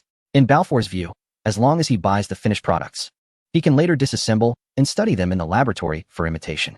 Upon seeing the Prime Minister's intent, Fong Mingzhou understood his plan. Imitate. But I estimate you old-fashioned folks don't know what anti-tampering means. All right, the price is 10,000 blue coins per unit, with a minimum purchase of 500 units. Fong Mingzhou boldly stated, as 500,000 is nothing to the government of a certain nation. After all, the cost is less than 100 blue coins. It's about selling the technology. Deal, Balfour said without hesitation. Your Majesty of Dongzhou, if your country is unwilling to sell the technology for the new battleships, would you consider selling the technology for deterrence? Fong Mingzhou boldly stated that if that fisher cannot produce the technology of the Dongzhou ship within 2 to 3 years, then the navy of John Bull will likely become second-rate. Right now, the most important matter for the Empire is the reparations regarding the war with the Bear. Fong Mingzhou spoke without much thought, but Belfort understood. Dongzhou would not consider selling until it secured absolute benefits. This put him in a dilemma. On one hand, he could not allow Ni heir to fall and needed to support him. Thus he had to persuade Dongzhou to lessen the punishment on the Bear. On the other hand, regarding the new battleship technology, it was clear that if this emperor could not obtain what he desired, he would not sell such technology that could determine naval power. With this in mind, Belfort could only sigh inwardly, fearing that no one could help the Bear this time. On May 20th, The long-awaited mediation of the war between the two countries officially began. In addition to the two warring parties, almost all major powers sent important figures to attend, as no one wanted to miss this meeting that could change the global situation. On the first day of negotiations, both sides parted ways unhappily due to significant differences. The Prime Minister of Dongzhou, Ouyang Geng, raised demands, claiming that the territory east of the Yeni River should belong to Dongzhou, along with a war indemnity of 500 million blue currency. This demand astonished not only the Bear's Prime Minister Sergei, but also the dignitaries from other countries attending. Before the negotiations, they knew that this Emperor of Dongzhou would certainly make exorbitant demands. After all, last time they had directly reclaimed 1 million territories occupied by the Bear, which, of course, belonged to Dongzhou, and everyone could understand that. However, the Yeni River was the boundary between the West and Central Siberian plains, with an area of nearly 10 million square kilometers to the east. To put it bluntly, that was about the size of the entire European continent. Could one really gain the area of a continent just by waging a war? Not only would the Bear refuse, but even they themselves could not accept it. If Dongzhou were to take this territory, its land area would reach 23 million square kilometers. What does this mean? 1/6 of the world's land. If that were the case, everyone might as well stop fighting and wait for Dongzhou to unify the world. At that moment, a phrase came to everyone's mind: the whip of God. Chapter 228. Hidden intentions. Ouyang Geng's demands had already exceeded the maximum range that the Bear's prime minister could accept. It was simply intolerable. If this continued, the Bear would likely transition from one of the world's 5 major powers to a middle power. Moreover, even if the Bear agreed, John Bull and Gaul would not accept it. A weakened Bear would certainly be unable to contain Hans Cat. The next day, the negotiations resumed. As the saying goes, if the asking price is sky high, the settlement will be grounded. Sergei also presented the Bear's demands this time, and Air was not as arrogant as before. At first glance, the conditions seemed quite pragmatic. The area east of the Lena River and the Aldon River, approximately 1.5 million square kilometers, is temporarily entrusted to the eastern region.